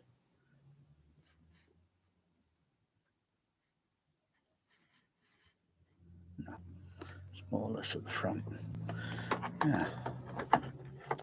I like that. It's a USB. I wonder if I can add a second one on, even though I got my other one, the lead. I wonder if I can connect two up, because I've got a theory. Got an idea. I don't know if it'll work. If one thing will override. What are you looking at, Bear? Oi! Come on. Come on. Come on. You're going to be a bit of a troublemaker. Come on, go out.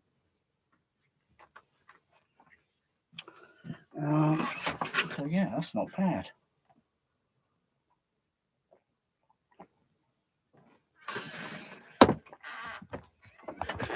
That's like £10 or something. That is not bad. I wonder what capsule it uses. I wonder what type it uses. So anyway, this comes undone. I think they got it fixed in there somehow. So you got anyway you could break it, and that's not good. But yeah, if it works, I don't leave it. But that's not bad. That's not bad. It's like the Blues Brothers. Where's the caddy? The what? The caddy. The Bluesmobile. I traded it. You traded the Bluesmobile for this? No, for a microphone. A microphone? Okay, I can see that. You know how good it is to find a microphone you like. Just give me back the Lance. Just give me back the microphone. I will not hurt or harm you. Just give me back the microphone. It was a good microphone, and I liked it. That's not a bad microphone. No, that's not bad.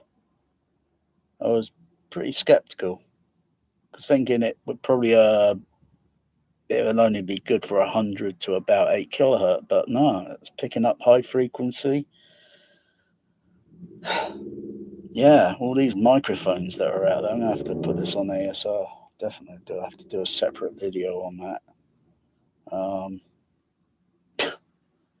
It really takes the piss sometimes on some of these microphones, and you know, it's like you look at these microphones for the Odyssey microphone, or the, you know, some of these microphones that sometimes come with a receiver, and you think, bloody hell, it's a bit of plastic and a microphone in it, and how they're designed. The ones for the Yamaha or the Opa or whatever, it's a little disc. It's just shaped differently, you know, but it's just a microphone. And then the Odyssey ones are a bit more like that shape. And they've got a bit of a point on it and a bit like a triangle sort of thing. That's not bad. That's not bad, that. Yeah. I don't know if I can connect two at the same time. I'll try. What are you doing, Bear? Bear. Come on. Come on, Bear. Come on, Bear. Bear.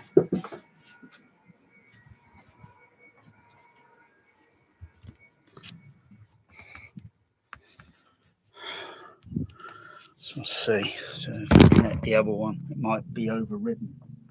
Because the first one's connected, or maybe both have got to be connected simultaneously. Let's see.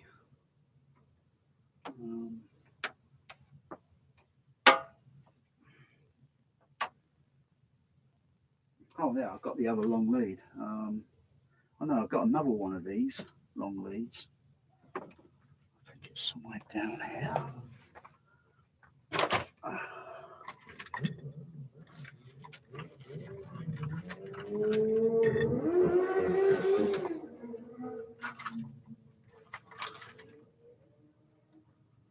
They're going to have something going patrolling.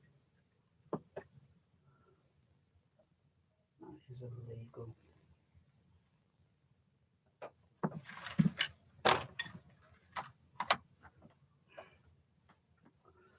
Got another long lead there.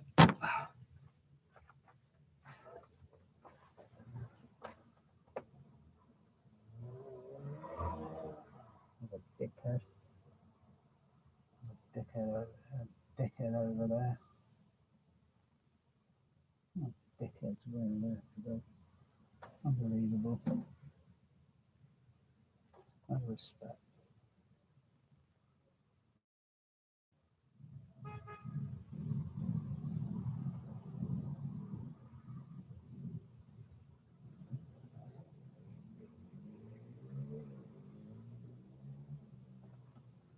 Bloody load of gypsies. Fucking load of fucking hell, man. Fucking hate motorbikes.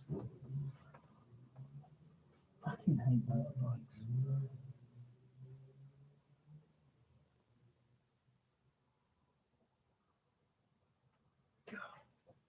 God, I hate motorbikes. Just the load of pikey gypsies that live around there. Can't stand them. I hate them.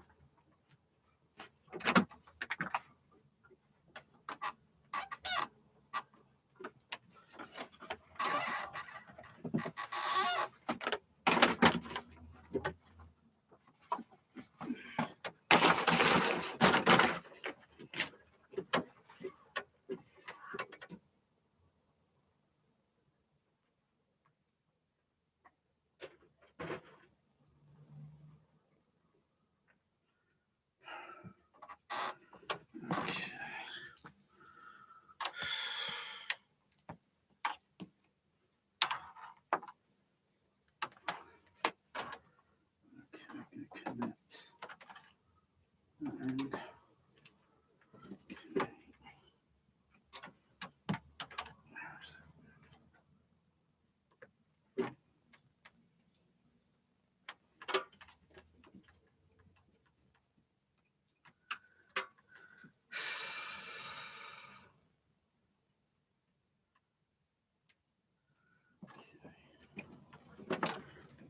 And see if that connects. Yes or no.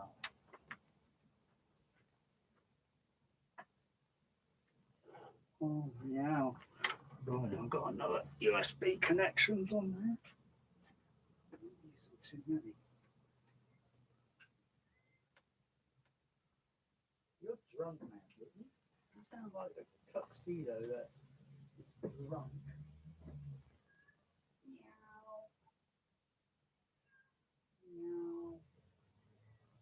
Meow.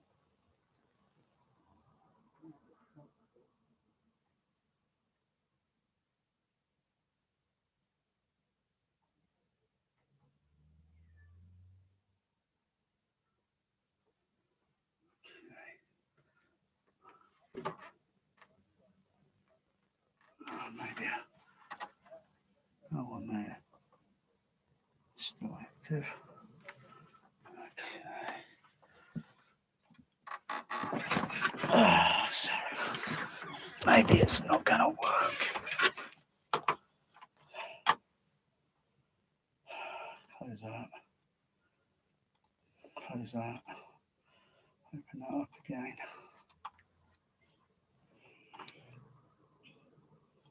Preferences. Shh. Can't see anything there going on. RTA. Shh. Oh, this one's not activated now. Just the one at the back, just the one behind me is active. That was the last one I connected. Maybe I've got to connect both those at the same time. I don't know. You try the settings and see. Preferences. Shh. No, just the one behind me is active now. I think I need some sort of Yeah, I'm gonna have to see if there's something like that's around, and I'll have to get one of those. Sort of, so I can multiplex. So I can do a kind of multiplex. Okay, there's got to be something cheap, very cheap, that will do that. So all this stuff has been around for almost over 100 years. Let's just see. Change it over to that channel. Right. Change it back to there. It's just that one microphone. Input. Because there's only a left and right.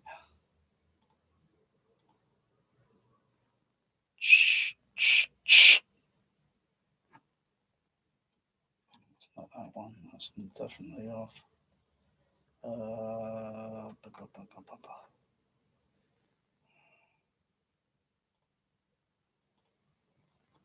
Loop.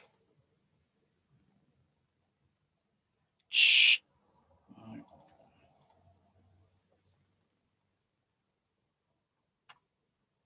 Let's try see, where's the input on the mixer thing? Volume on that mixer thing. Oh, that's weird, it won't go up. Put that on. Okay, put that on USB there. Okay. Minimize it. What's on the screen here? That's a preference.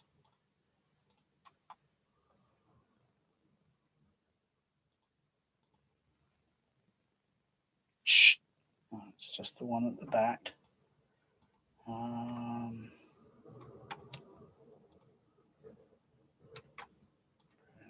there. Turn that level down. Doesn't make sense. That doesn't make sense. Turn that fader up and down. There's nothing going on.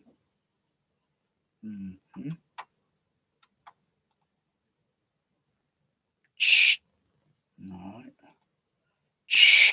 No. Something's a little bit misconfigured there. I think something got a little bit misconfigured. Let's turn that off, close that, open it again.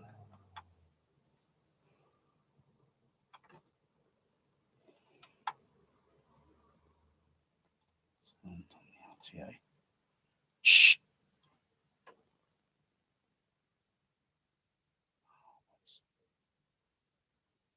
Oh, that's activated now. Reactivated. Check the preference. I can't see any levels indicating on the. It's completely blank. I'm not seeing anything on preference. No bar graphic level, but it's still. What's going on there? What's it doing that? No, I don't want to do any of that there.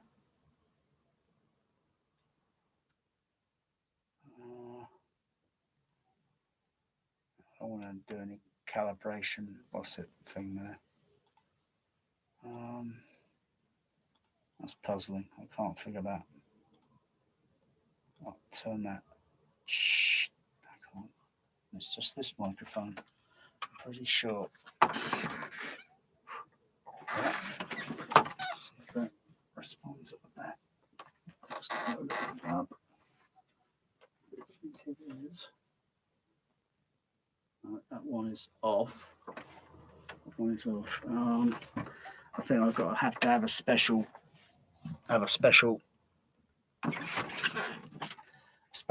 setup, kind of like an audio mixer sort of thing for USB. So it's got to be something like a USB connection on the inputs, for the line inputs for USB, with an output USB going back to the computer.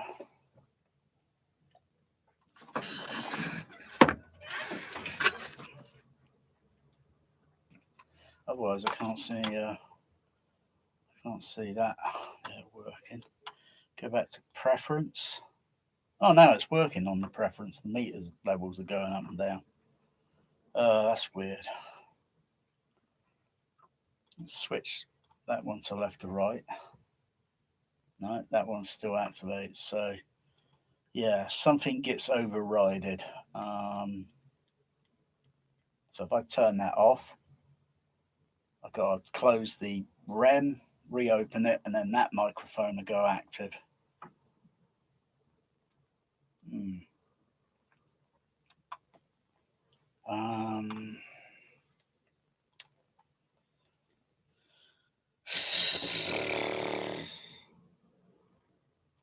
Let's see, audio volume mixer,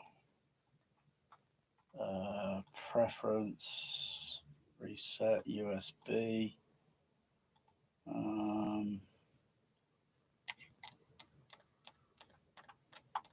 USB setting, sync. Is there anything on this thing that can? Let's try to think. Microphone still be connected. What zone on the not USB would it be? It's got to be like an USB number 1, 2, 3, 4, 5, and 6 and such. No.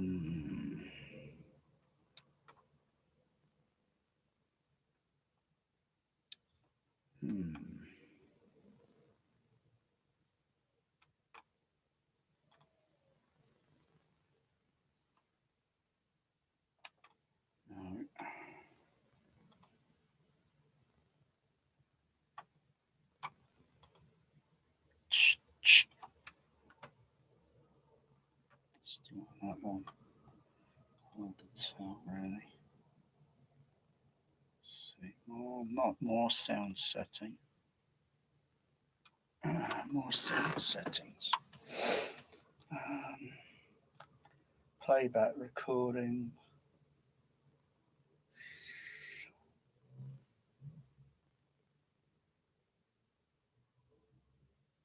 That's it. Wait a second.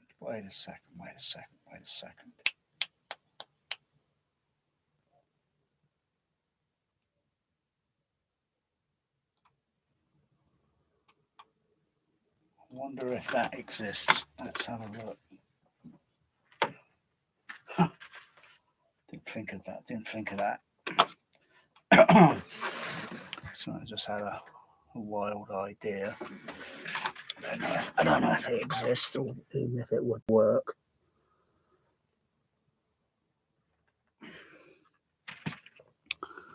So I'll have a look. See if there's such a thing. As there is for everything else. So I'll see if there's such a need. It exists.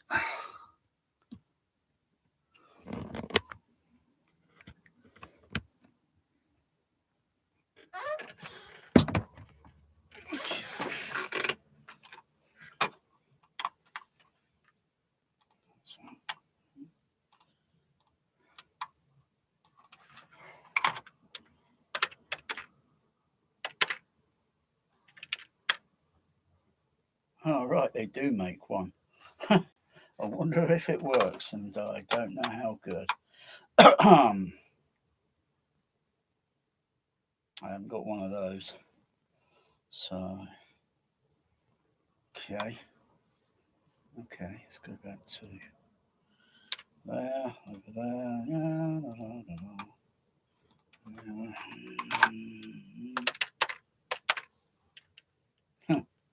Yeah. Make sure I get the right connection. So it'd be an input. Yeah.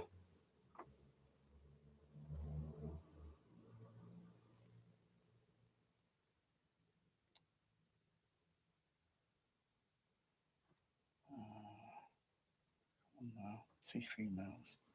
And yeah. So one male, two female. Two female, one male. So, no, it's not that one.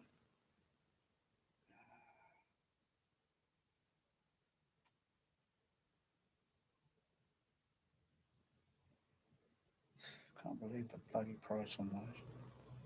What the heck? It's a conspiracy, isn't it?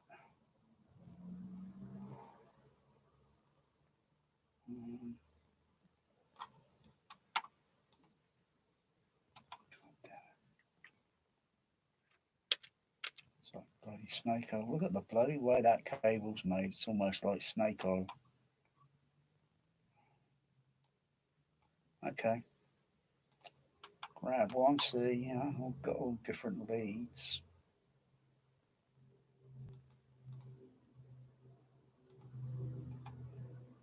It's got different leads and connections, and you know, otherwise it's undoing wires and then connecting crocodile clips. I'm not doing that.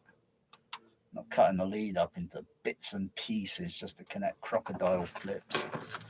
So I'll get a splitter and see I connect that, see if that works. It probably won't work. I'm guessing it probably reduce the signal. It might cancel out a microphone. It may work, it may not. I'll try it. Try that.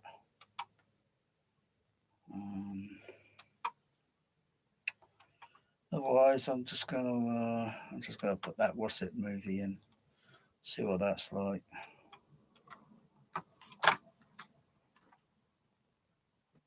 It's not that one. All right, so I'll put that. You know, that works. Surprising.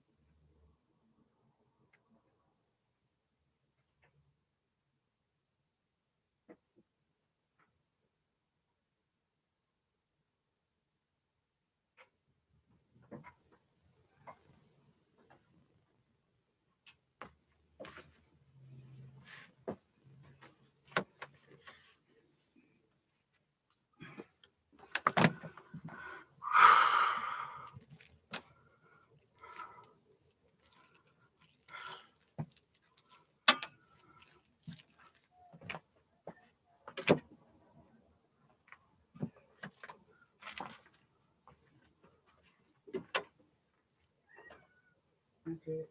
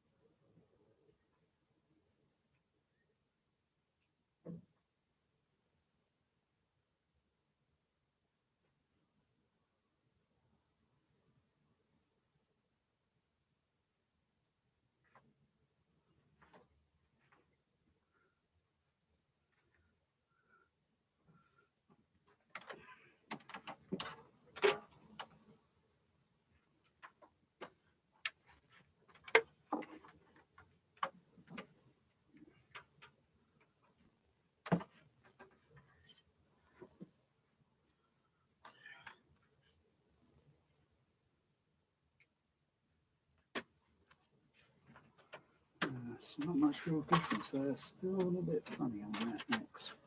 So I have to design something.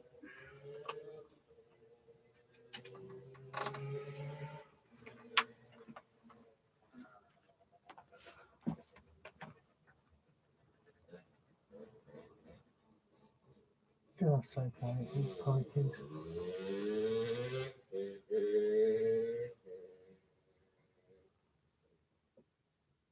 Suppose he's riding that legally, if not illegally. Probably hasn't even got provisioning for that. Fucking pikeys. Fucking hate. God damn, can't you stand them, Magic? God sakes. God.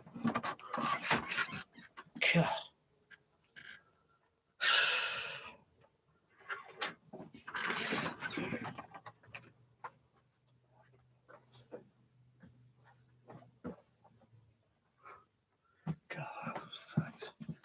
What the heck are you doing, Magic? Up and down, up and down. Can you relax? Huh? Can you relax? You gonna follow me again? Come on, follow me again. Meow. Wow.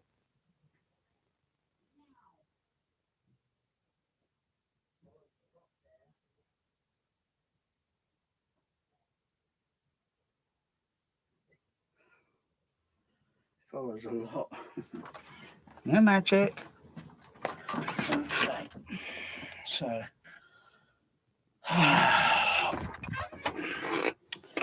I haven't played 7-1 in quite a while. Don't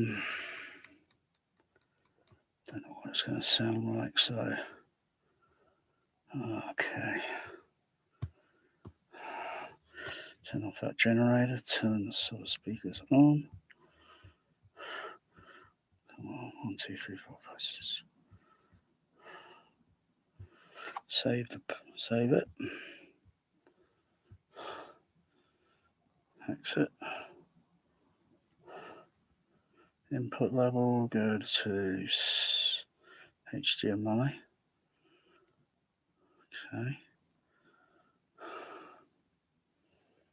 Let's go to speaker, input, output. Check that. Okay, that's on. Okay.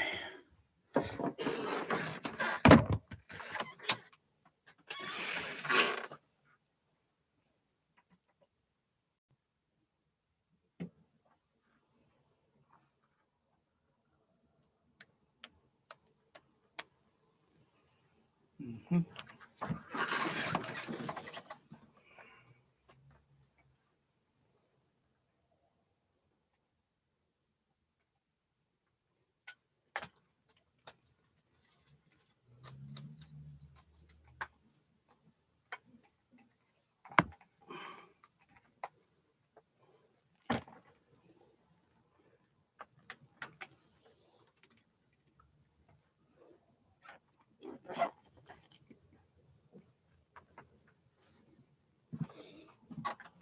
Down for a couple of minutes.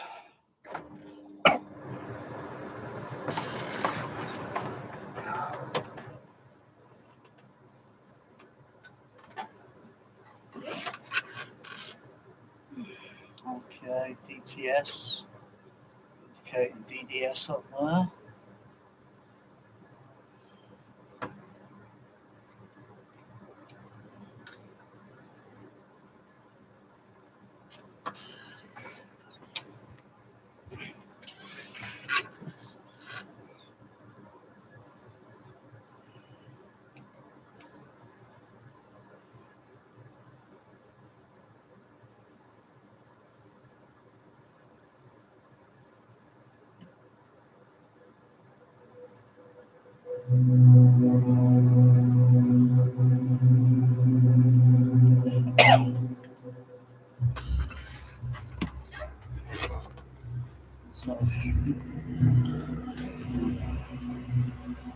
Oh, it's like Leviathan.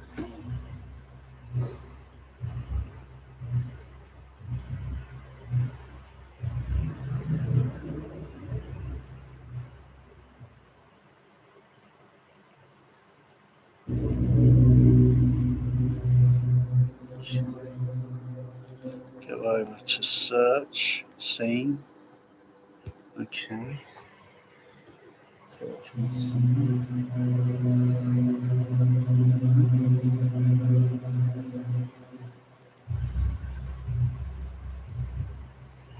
Alright, let's see what it's like. Down.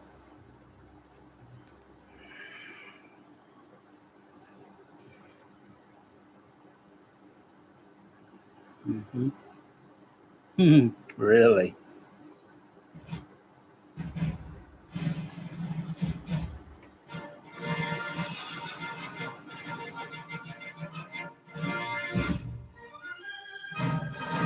Wow, that actually says 20th Century Fox, not 20th Century Studio or 20th Studio, whatever the bloody hell it is. Disney. Disney sucks. Wow, so this is actually a 20th Century Fox. Wow. That's rare, I think. It's got quite a bit of bass there on that low end on the screen channel. It's quite a bit of low end on the screen channel.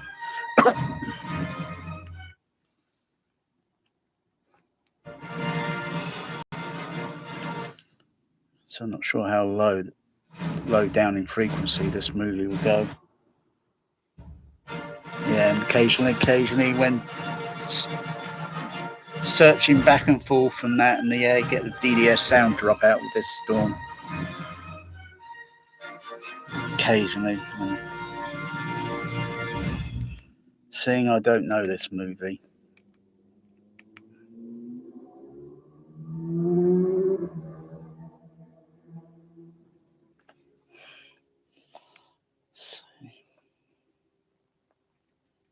Just going to put on some low pass. Put that on there. Dial frequency up to about there. Because I don't know how low down in frequency versus the output level. So I'm just going to rehearse it.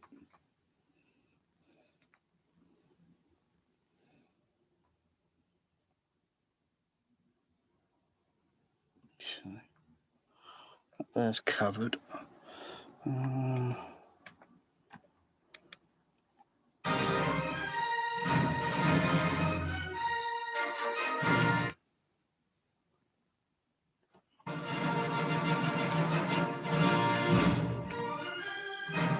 listen to the surrounds.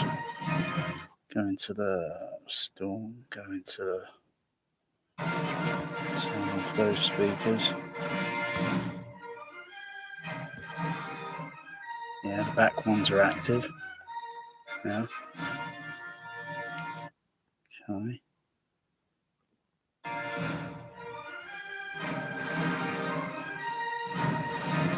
Turn on the other ones. Yeah.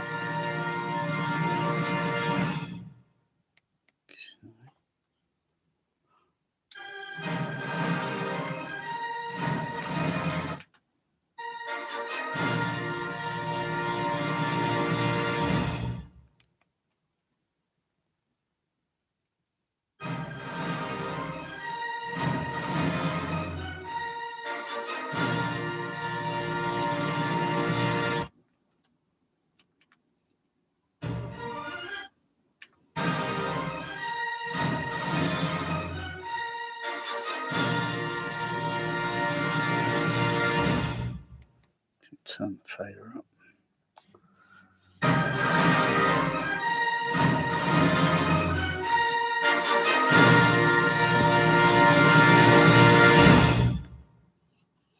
So I'm not right about that.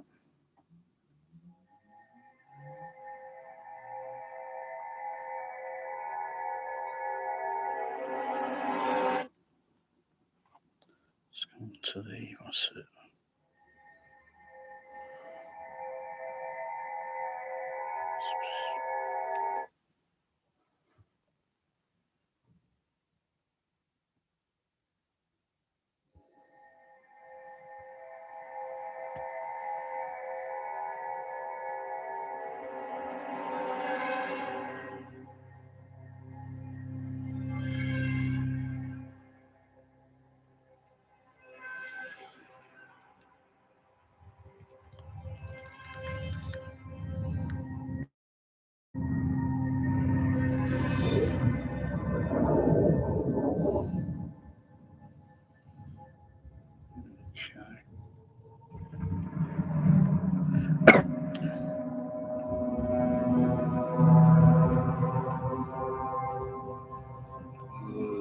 mysterious.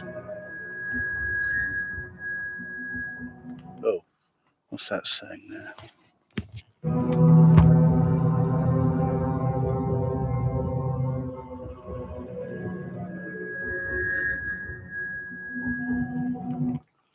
Is that a subtitle that's turned on?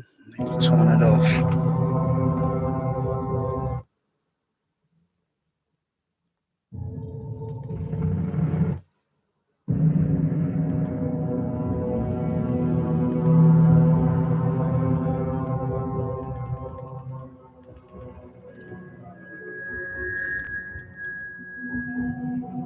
That's better.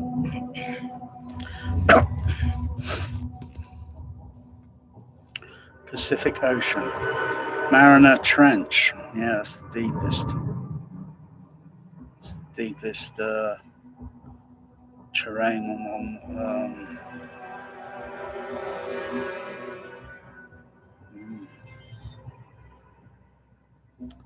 oh yeah, 7 miles or maybe more. So this is just like a kind of another cliche to the Leviathan, you know, something deep under the ocean, drilling, mining, and all that sort of thing. So why don't they just take Leviathan and do a proper remix, brand new, and use all the stem tracks and all that, and create brand new that moves, and then because there's no Atmos on this. This movie just got released, but not encoded. But I'm sure it must be the sound. There's got to be somewhere still in the mix, but which part? I don't know. I have no idea. Because it'll have to be there folded, but there's nothing there to encoding, to decoding, to deliver it, unwrapping it. Unless it's a complete separate mix.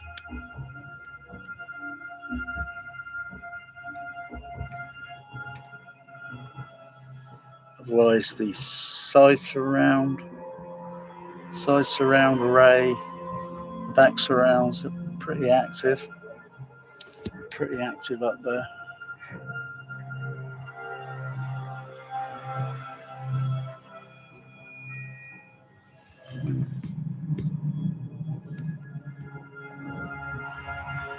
Strange figures.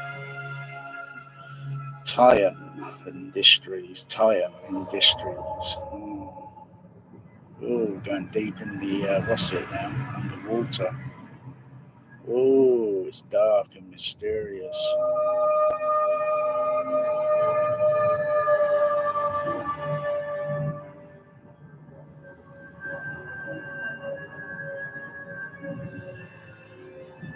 Going deeper and deeper under the ocean.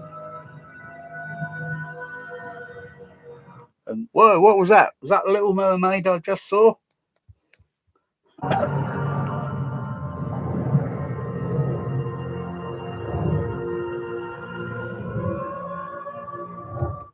I mean, for immersive sound or whatever, even for the surrounds, for something that's underwater, there's not much low frequency on the surround.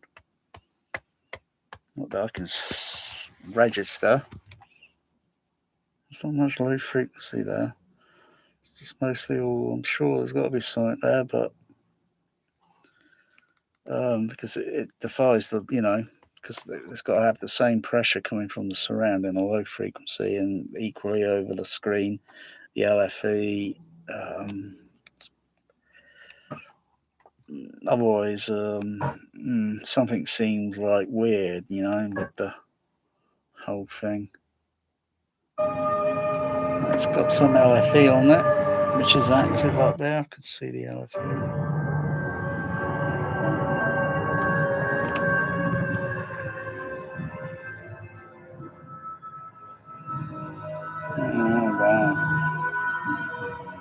Oh, wow. It's going lower and deeper. Blimmin' heck, this thing is. What is this? That is long.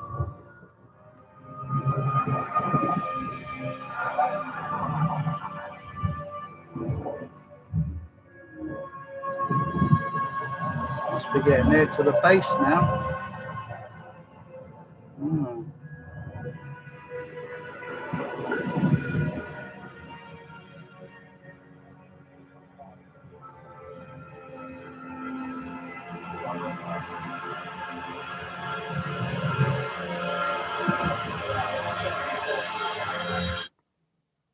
Wow.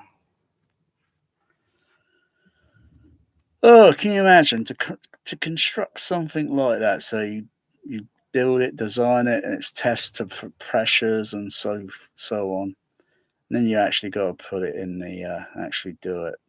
To build something like that would take decades. It would take decades. It's huge. Something like that would take decades to build it, and then it's gradually getting obsolete in some ways. I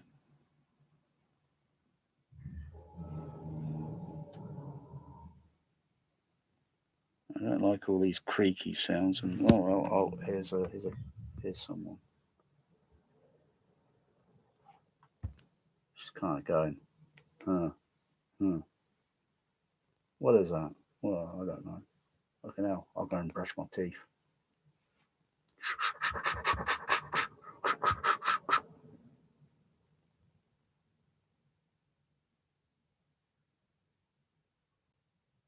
Just looking at some part of the interior of it, it looks a bit kind of there's a spider there in the sink. Oh no, what are you going to do? Wash it?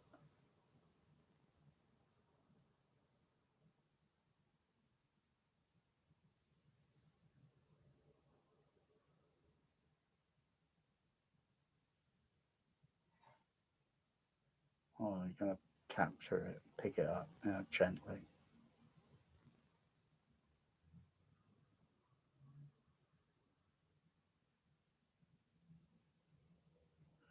Put it on the wall.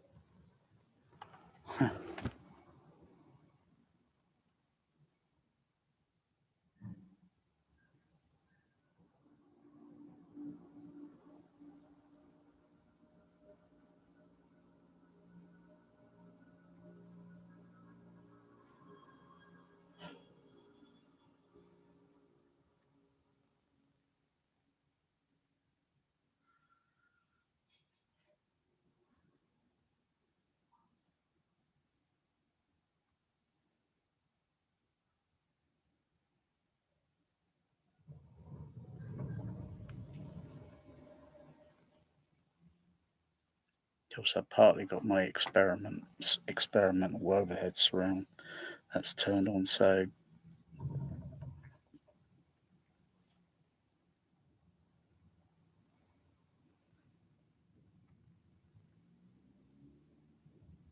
it sounds okay. It's equal balance in the mix and all that. Oh, some water leaking.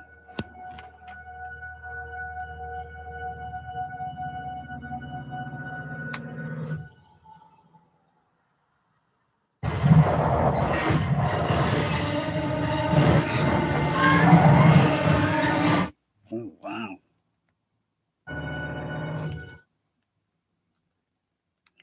That thing's got to be decades old or something, And now it's just starting to break up at a certain point.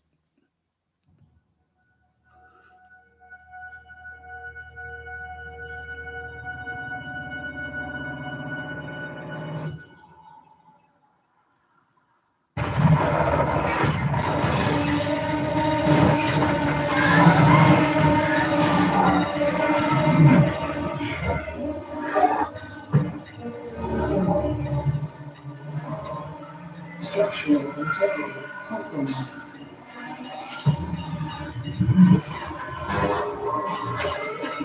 Structural integrity compromised.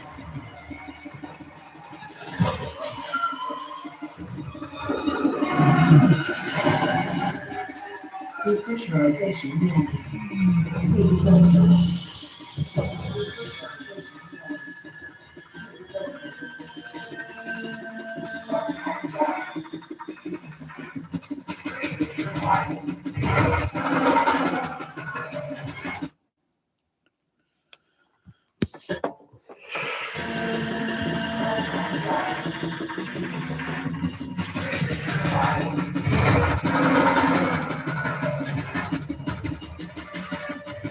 Depressurization mode.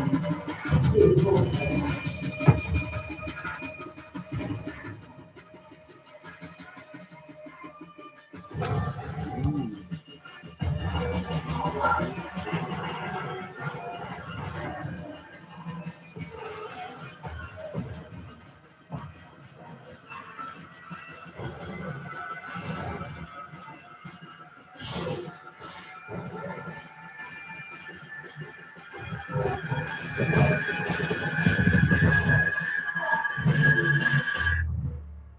Ooh, nasty.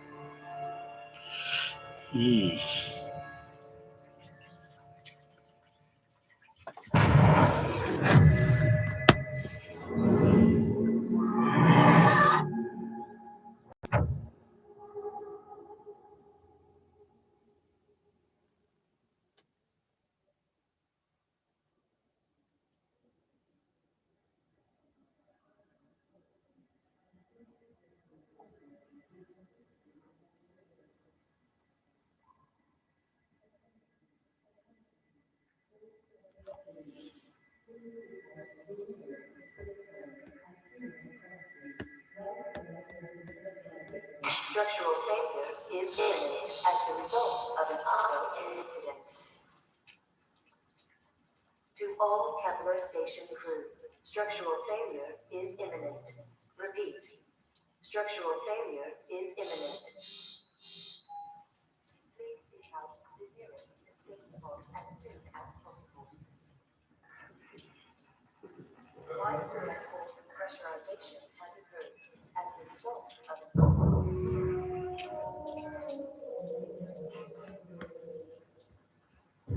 All personnel report to pathways for immediate evacuation. Kepler station status 70% compromised. Reactor unsafe. Kepler station status. Kepler station status 70% compromised. Reactor unsafe. Kepler station status 70% compromised.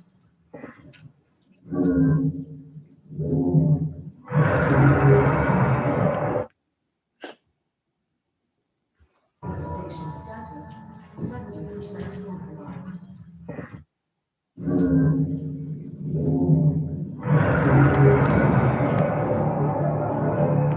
Fine, it sounds like that thing's got a bit of indigestion.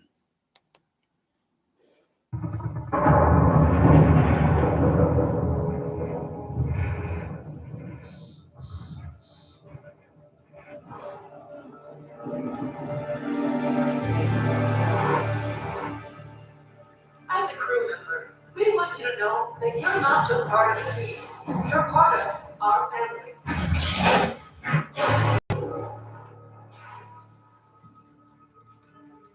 Have a complaint?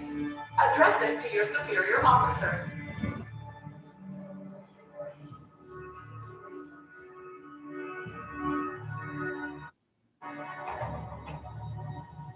Senior, please report to engineering.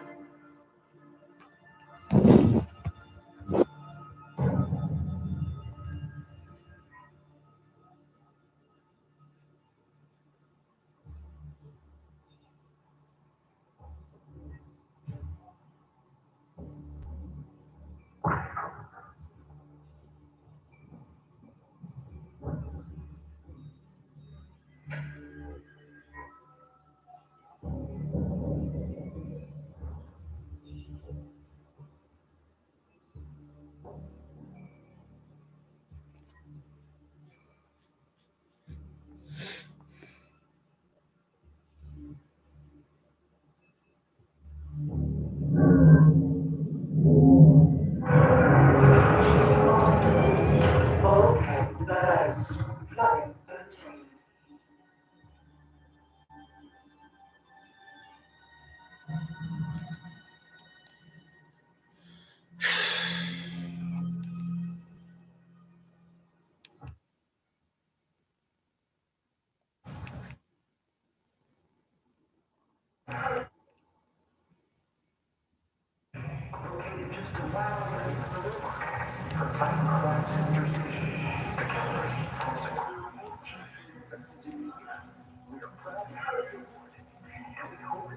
Oh, it's only an hour and a half movie. It's only a 94, well, almost 95 minutes.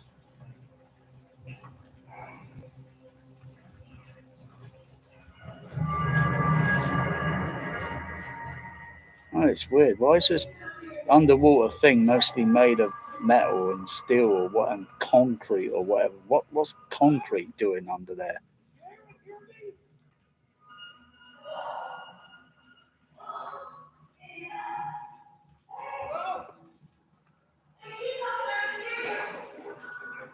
I don't understand the movie here. This is whacked. Why the bloody hell is partly that underwater thing partly made of concrete? Doesn't make sense. I don't understand concrete. Doesn't really matter. Building something like this in all these, these sci-fi movies and whatever. It's like the build that would take, probably looking at it, given the depth and the extreme difficulty, I would say it would probably take, and the size of it,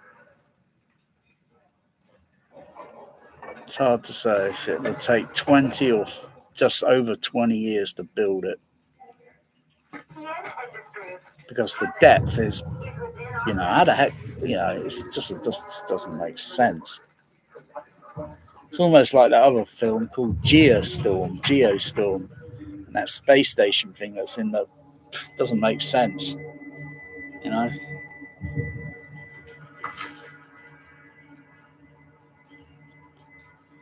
I'm just reaching and I'm just going to go a little bit forward, go to the next chapter.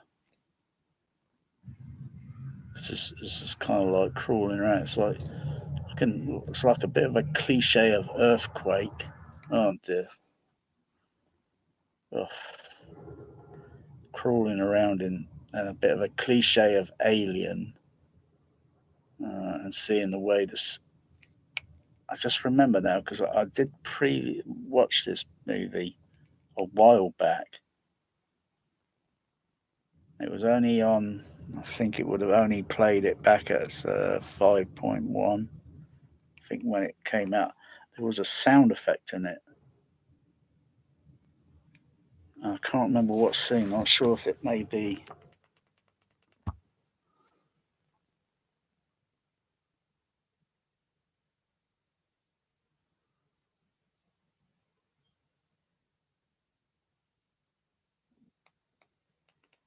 Where it would be.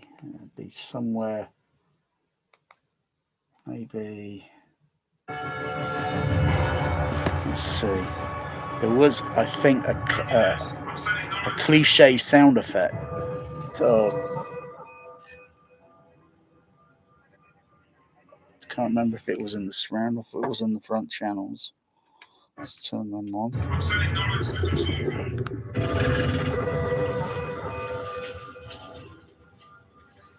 Emily, you okay?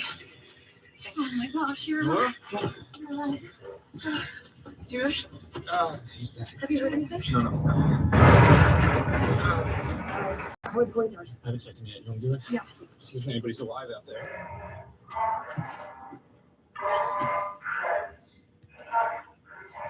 Okay. Someone's coming, right? They're gonna send someone. I don't know. I'm pretty sure they already sent someone. I'm not sure we have time to wait for them. All right. Yeah. So, cooling towers. What are we getting? Hard. Nothing good. All the upper decks have collapsed. We lost the cooling towers. The core of the Kepler is completely unstable. Wait, what do you mean unstable? Like, we all die unstable? What are we talking about here, North? The thermal cores. It's a lot of energy with nowhere to go. Okay, the engine's freaking me out. Can somebody just explain what the hell is going on here? Research assistant. If there's a meltdown, there's going to be a lot of heat. There's going to be a flash boil, explosions. I don't really know. I watched a lot of anime. That's all I know. You watch anime? Yeah.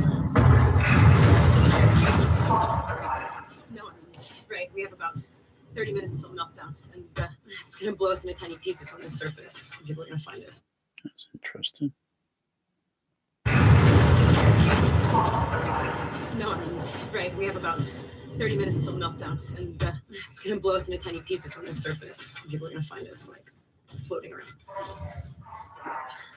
Okay, guys, listen. The escape pods are gone, and the sub is out of order. We're not getting any more radio signals, and the structure of the Keplers is totally unsound. Captain, there better be a good punchline because the setup is So we weak. We go for the Roebuck. The Roebuck? It's a mile down and a mile that way. What are you talking about? Yeah. How if we even get that? We walk. We what? Walk. We walk. That's what you dug me out of the rubble for? I can't walk. I don't even have a suit. Listen to me. Here's what we're gonna do. We're gonna drop down to the cargo elevator to the seafloor. Then use the access tunnel to get to the midpoint station. There, we can charge and clean the rebreathers. And then we follow the markers across the plateau to the Roebuck. So we just go in the pitch black and we walk without knowing where we're going with insufficient oxygen. That's the plan? That's the plan. Everybody down with that? Nora, you okay with that? The suits can't be down there that long. You know that. Not everyone here is an experienced diver, and That we never know. I'm not trying to be. Can you just admit we might die doing that? Yeah. But can you admit that we might live doing this? Hey, what about the old Shepherd Station? Isn't that closer?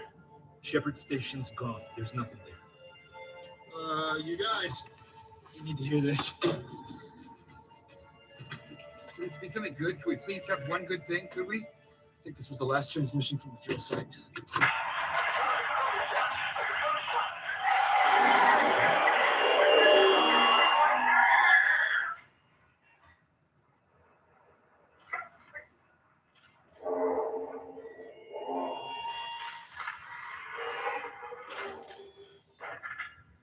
What the hell was that? Also, the temperature outside jumped 10 degrees. Great, so it'll be warm when we're walking across the plateau. Water doesn't do that. That's impossible. Let's just after some last earthquake, okay? Because we drilled too deep, okay? It's those tectonic plates I talk about all the time. This is insane.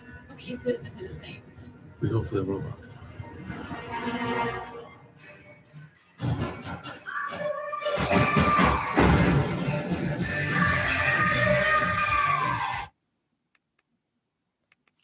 But I might have missed it. Let's go back a bit.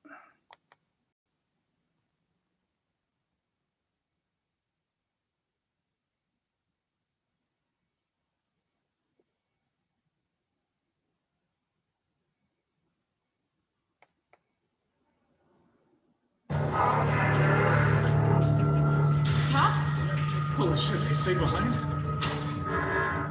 Wait, why is he just sitting there? Shit. Shit? What? Our pods are gone. Captain! Hey! No, you're alive. Captain! The door's jammed. Rodrigo, go. I need you two to check over your own submersible. Now, all right. On a scale from 1 to 10, how bad's my rig? 10. We're 70% compromised, honestly. You breathe so hard and we're Let me see. I don't get it. It's like an earthquaker. I don't know. I'm trying to figure it out. But why are you still here? You should have gone up there. We're pods here. Because that's what captains do. Who cares? You have a kid. You should have gone up. Can you sit down, please? Any one of us would have shoved your ass onto that pod immediately. Listen to me. Everybody's getting out of here alive. You hear me? Okay? Hold on, let me hear. I already sent 22 up. Smith reported 7 dead. I found 3. It was Lee, Travis, and McKellen. And McKellen's hands were still warm, so I know it was McKellen. And she lives 3 floors up, and I was brushing teeth like 2 hours ago. I had to shut the door on the entire evening, so actually, you know what? There could be more. Stop thinking back. Look forward. Look forward. Look at me. And follow the light. Come on. Follow the light. Sarah. Copy that.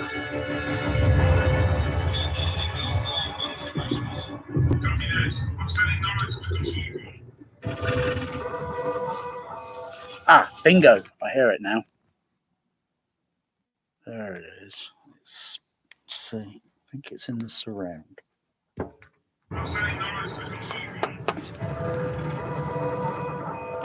Yeah, I heard that sound in Alien.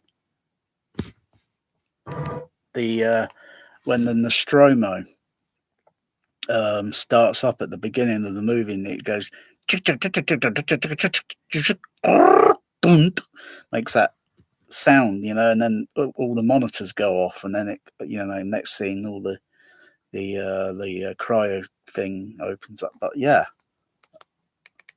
I can hear it in the surround, but they carefully kind of disguised it with all these other overlapping layers of multi sounds.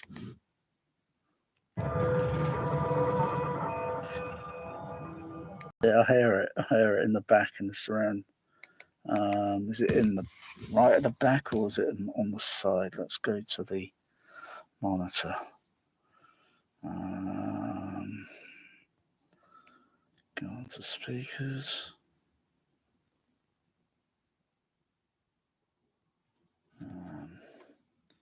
Mute the side surrounds.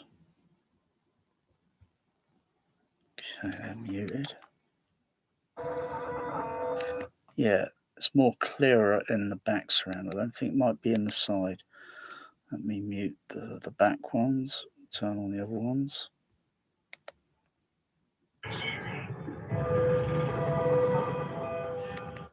Vaguely a little bit different in frequency and mixing level, and I think it's panning.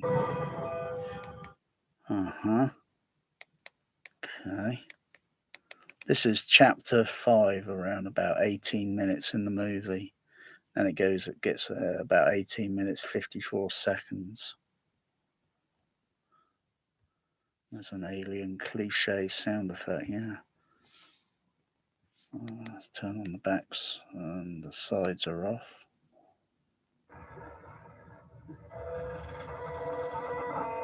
Yeah, it's a bit more clearer in the back.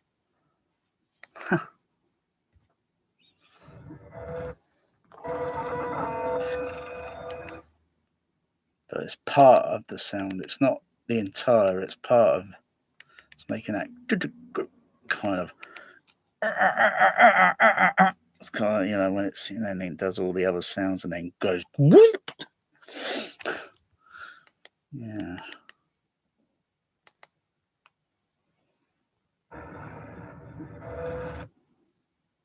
Because this set decoration is very alien cliche.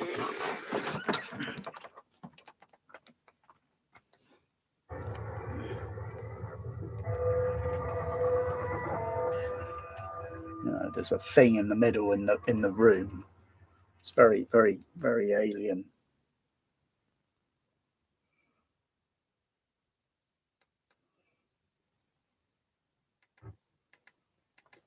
This thing up here, the way it's shaped, and it got monitors on there, and you know, everybody gets in the middle. This is another one of those. God, dear, it's another Alien Leviathan ripoff. Alien Deep Star 6 Leviathan ripoff. Oh, aren't you sick of these movies? And I put a bit of alien sound effect in the background, if anyone notices it. Like a Wilhelm scream. I wouldn't be surprised if there's a Wilhelm scream in this movie. But it's fairly active. It's fairly active. I thought maybe the back surround would be not very active, but it's fairly active. Whereas early Day 7.1 mixes, I think, when they appeared, sometimes there's nothing happening. The backs around are completely mute, and the sides are active, and then something comes on. Same with 6.1, DTS ES 6.1. Some movies, DTS ES 6.1 mono. That's it. DTS ES 6.1 rear back mono. Sometimes the signal might not have any sound effect, music, or whatever going, and sometimes some mixes would only have sound effects only.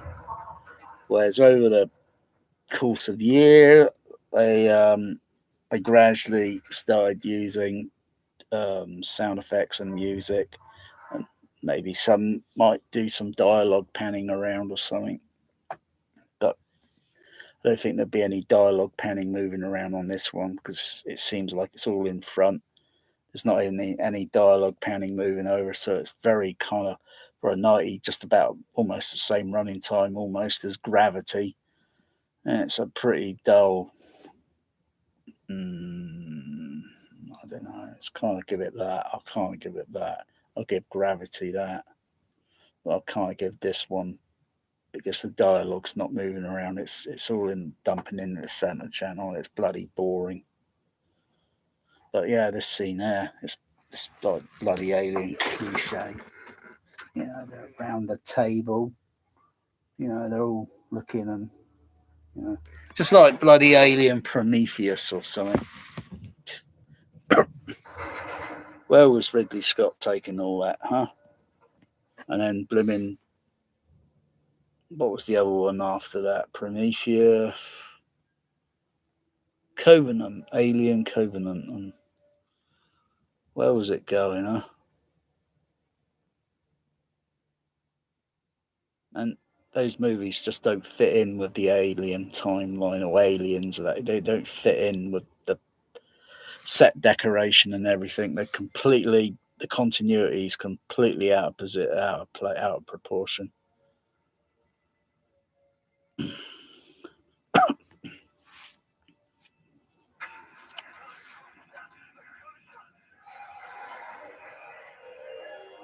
Yeah, they undo.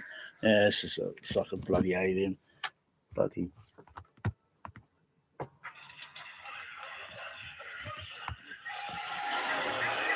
Like they're listening to a transmission. They're listening to something else happening. I think this was the last transmission from the drill site. So it's like the outtake of Alien. You know, the extra, the outtake. And you hear that, oh, that's a strange transmission. Doesn't sound like anything I've heard. This movie is really, as it is, the movie, it sucks. But the sound is kind of like there, I'll give it. But the actual movie, you know, it sucks. And I'll give the sound a kind of that sort of thing. Gravity, picture, story, yeah. Sound effects, sound mixing, dialogue directional, yeah. This one is like, oh. But at least Alien has got a bit of dialogue pan or sound pan, or, you know. But this one, oh dear. I can imagine the overhead, discreet, probably not really that great. And it's got to be fully active. It probably only have a little bit of sound now and then, and it might only probably won't even utilize the whole overhead. Even if it does, it probably wouldn't even utilize. Gravity utilizes the whole damn thing. But this one, at least it was cheap.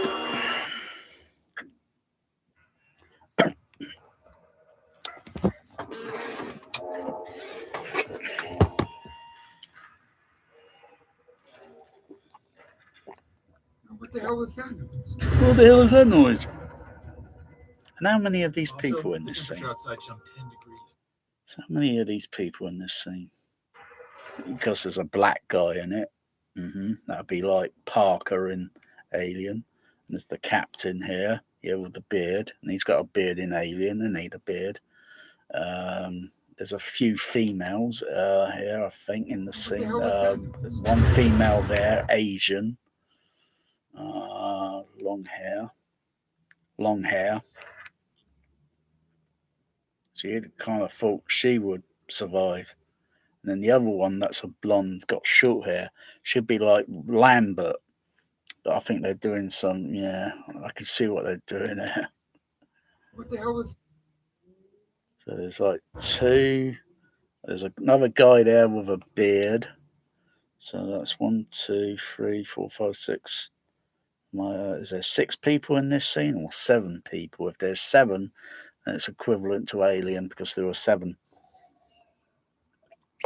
Minus no kitty cat. So definitely this movie gets the thumbs down. There's no kitty cat in there. So there's no xenomorph. I think this movie's got some sort of undersea creature alien, or were they messing with genetics or something? I can't remember. Also, the temperature outside jumped 10 degrees. Great, so it'll be across the plateau. The water doesn't do that. That's impossible. Let's just aftershocks from the last earthquake, okay? It's because we drilled too deep, okay? It's those tectonic plates I talk about all the time. This is insane. Okay, this is insane. We go for the robot.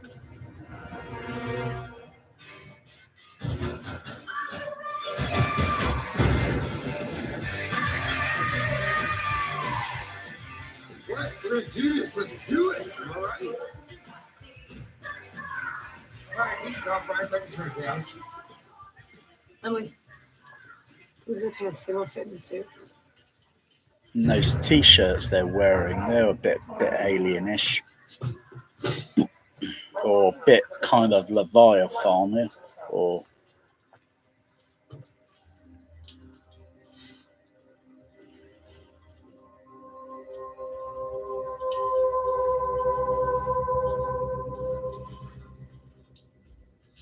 Has anyone ever walked out there before?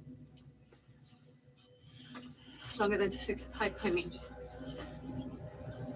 walked. No. Check if you have enough. All right, I don't want to scare anyone, but once we get to the deck, we're going to have to jump to the cargo lift. Okay, here we go. Shit. Exterior hatch, it's Rick stress. Everybody get ready. Hang on to something, because pressure's going to hit us hard. oh, pressure. Oh, God. As long as it opens, we'll be fine. Milton, I don't know what's going on with this thing. I'll keep trying. There you go. That's what's going on. Milton, I don't know what's going on with this thing. I'll keep trying. There you go. That's what's going on. Keep the door closed. Keep that door. Turn those back on, save. Milton, I don't know what's. Keep trying. There you go. That's what's going on. Keep the door closed. Keep that door closed. Holy shit.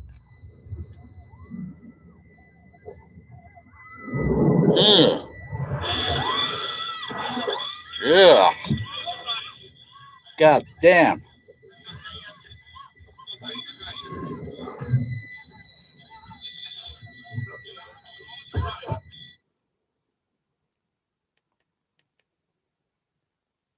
Ugh.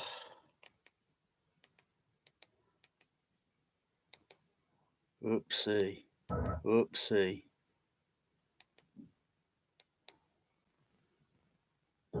Pressure's going to hit us hard.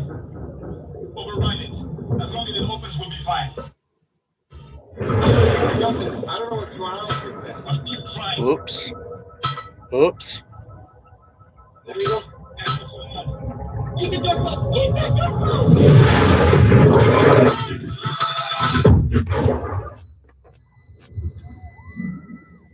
God damn. Ugh.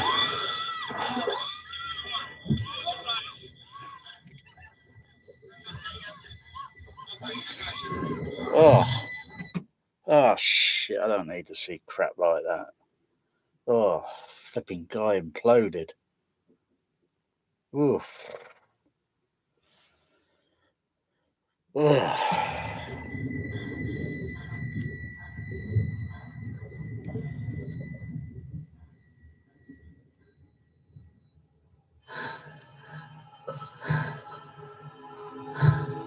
yeah, they do a kind of in-helmet sound breathing there. Bit of a cliche like the Abyss. Oh, some low frequency there moving. Oh wow, wow.